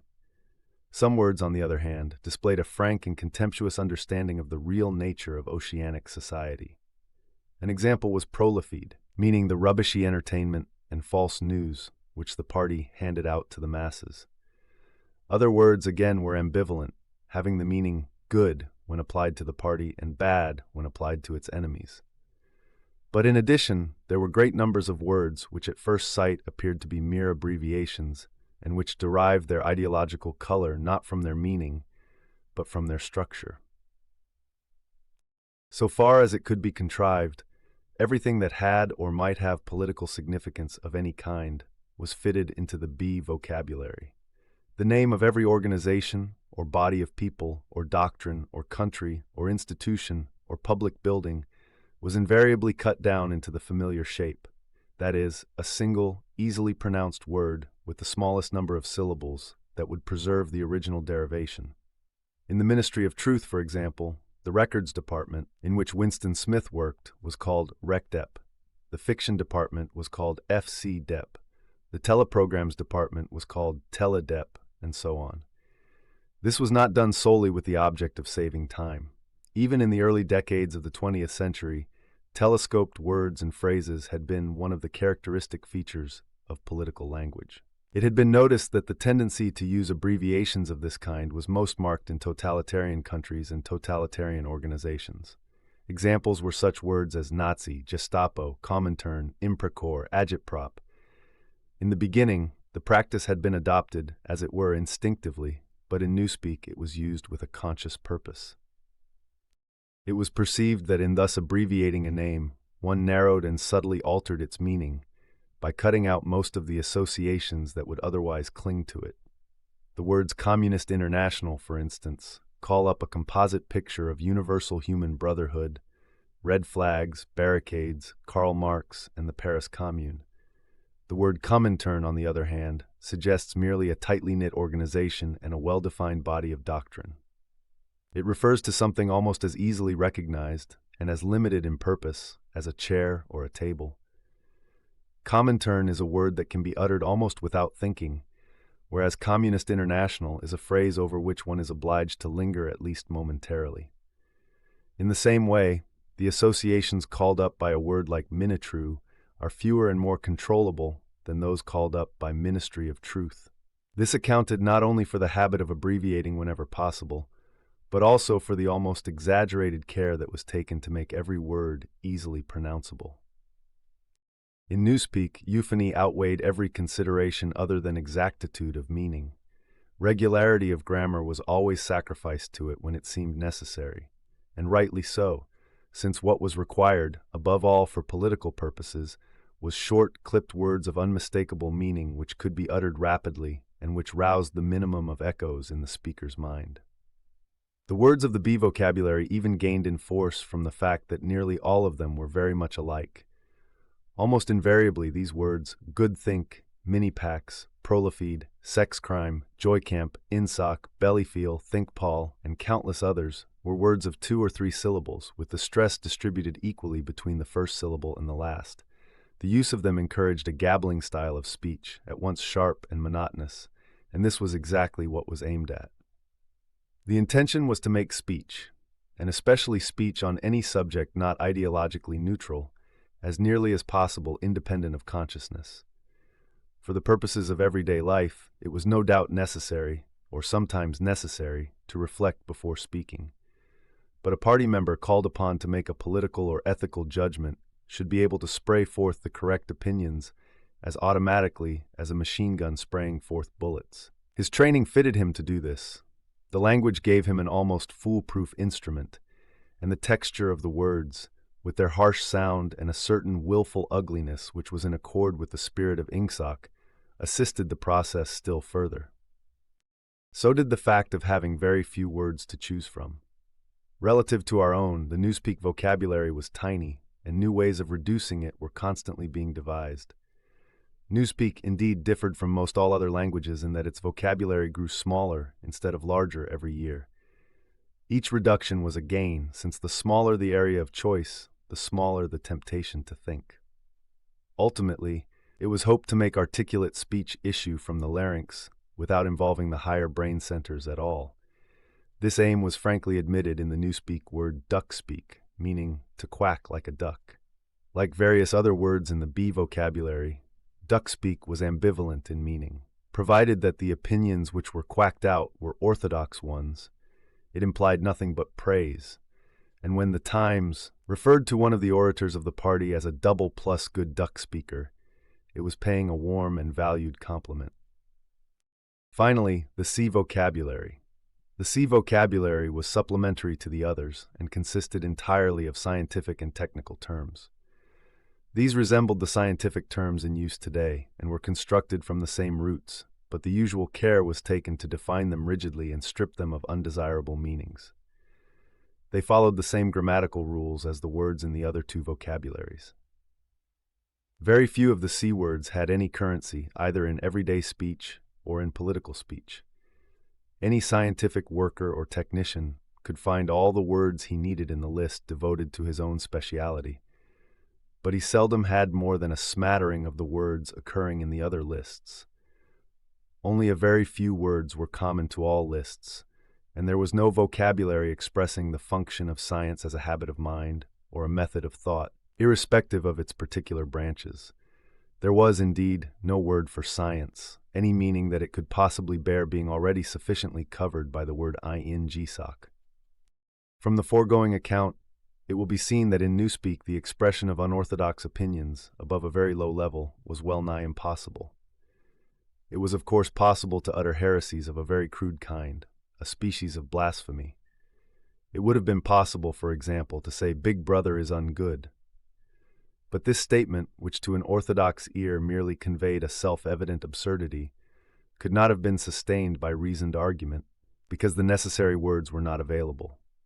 Ideas hostile to Ingsoc could only be entertained in a vague, wordless form, and could only be named in very broad terms, which lumped together and condemned whole groups of heresies without defining them. One could, in fact, only use Newspeak for unorthodox purposes by illegitimately translating some of the words back into Old Speak. For example, all mans are equal was a possible Newspeak sentence, but only in the same sense in which all men are red-haired is a possible Old Speak sentence. It did not contain a grammatical error, but it expressed a palpable untruth, that is, that all men are of equal size, weight, or strength. The concept of political equality no longer existed, and this secondary meaning had accordingly been purged out of the word equal. In 1984, when Old Speak was still the normal means of communication, the danger theoretically existed that in using Newspeak words, one might remember their original meanings. In practice, it was not difficult for any person well grounded in doublethink to avoid doing this, but within a couple of generations, even the possibility of such a lapse would have vanished. A person growing up with Newspeak as his sole language would no more know that equal had once had the secondary meaning of politically equal, or that free had once meant intellectually free, than, for instance, a person who had never heard of chess would be aware of the secondary meanings attaching to queen and rook. There would be many crimes and errors which it would be beyond his power to commit, simply because they were nameless and therefore unimaginable. And it was to be foreseen that with the passage of time, the distinguishing characteristics of Newspeak would become more and more pronounced, its words growing fewer and fewer, their meanings more and more rigid, and the chance of putting them to improper uses always diminishing. When Old Speak had been once and for all superseded, the last link with the past would have been severed. History had already been rewritten, but fragments of the literature of the past survived here and there, imperfectly censored, and so long as one retained one's knowledge of Old Speak, it was possible to listen to them. In the future, such fragments, even if they chanced to survive, would be unintelligible and untranslatable. It was impossible to translate any passage of Old Speak into Newspeak unless it either referred to some technical process or some very simple everyday action, or was already orthodox in tendency or good thinkful, as the Newspeak expression would be. In practice, this meant that no book written before approximately 1960 could be translated as a whole. Pre-revolutionary literature could only be subjected to ideological translation, that is, alteration in sense as well as language.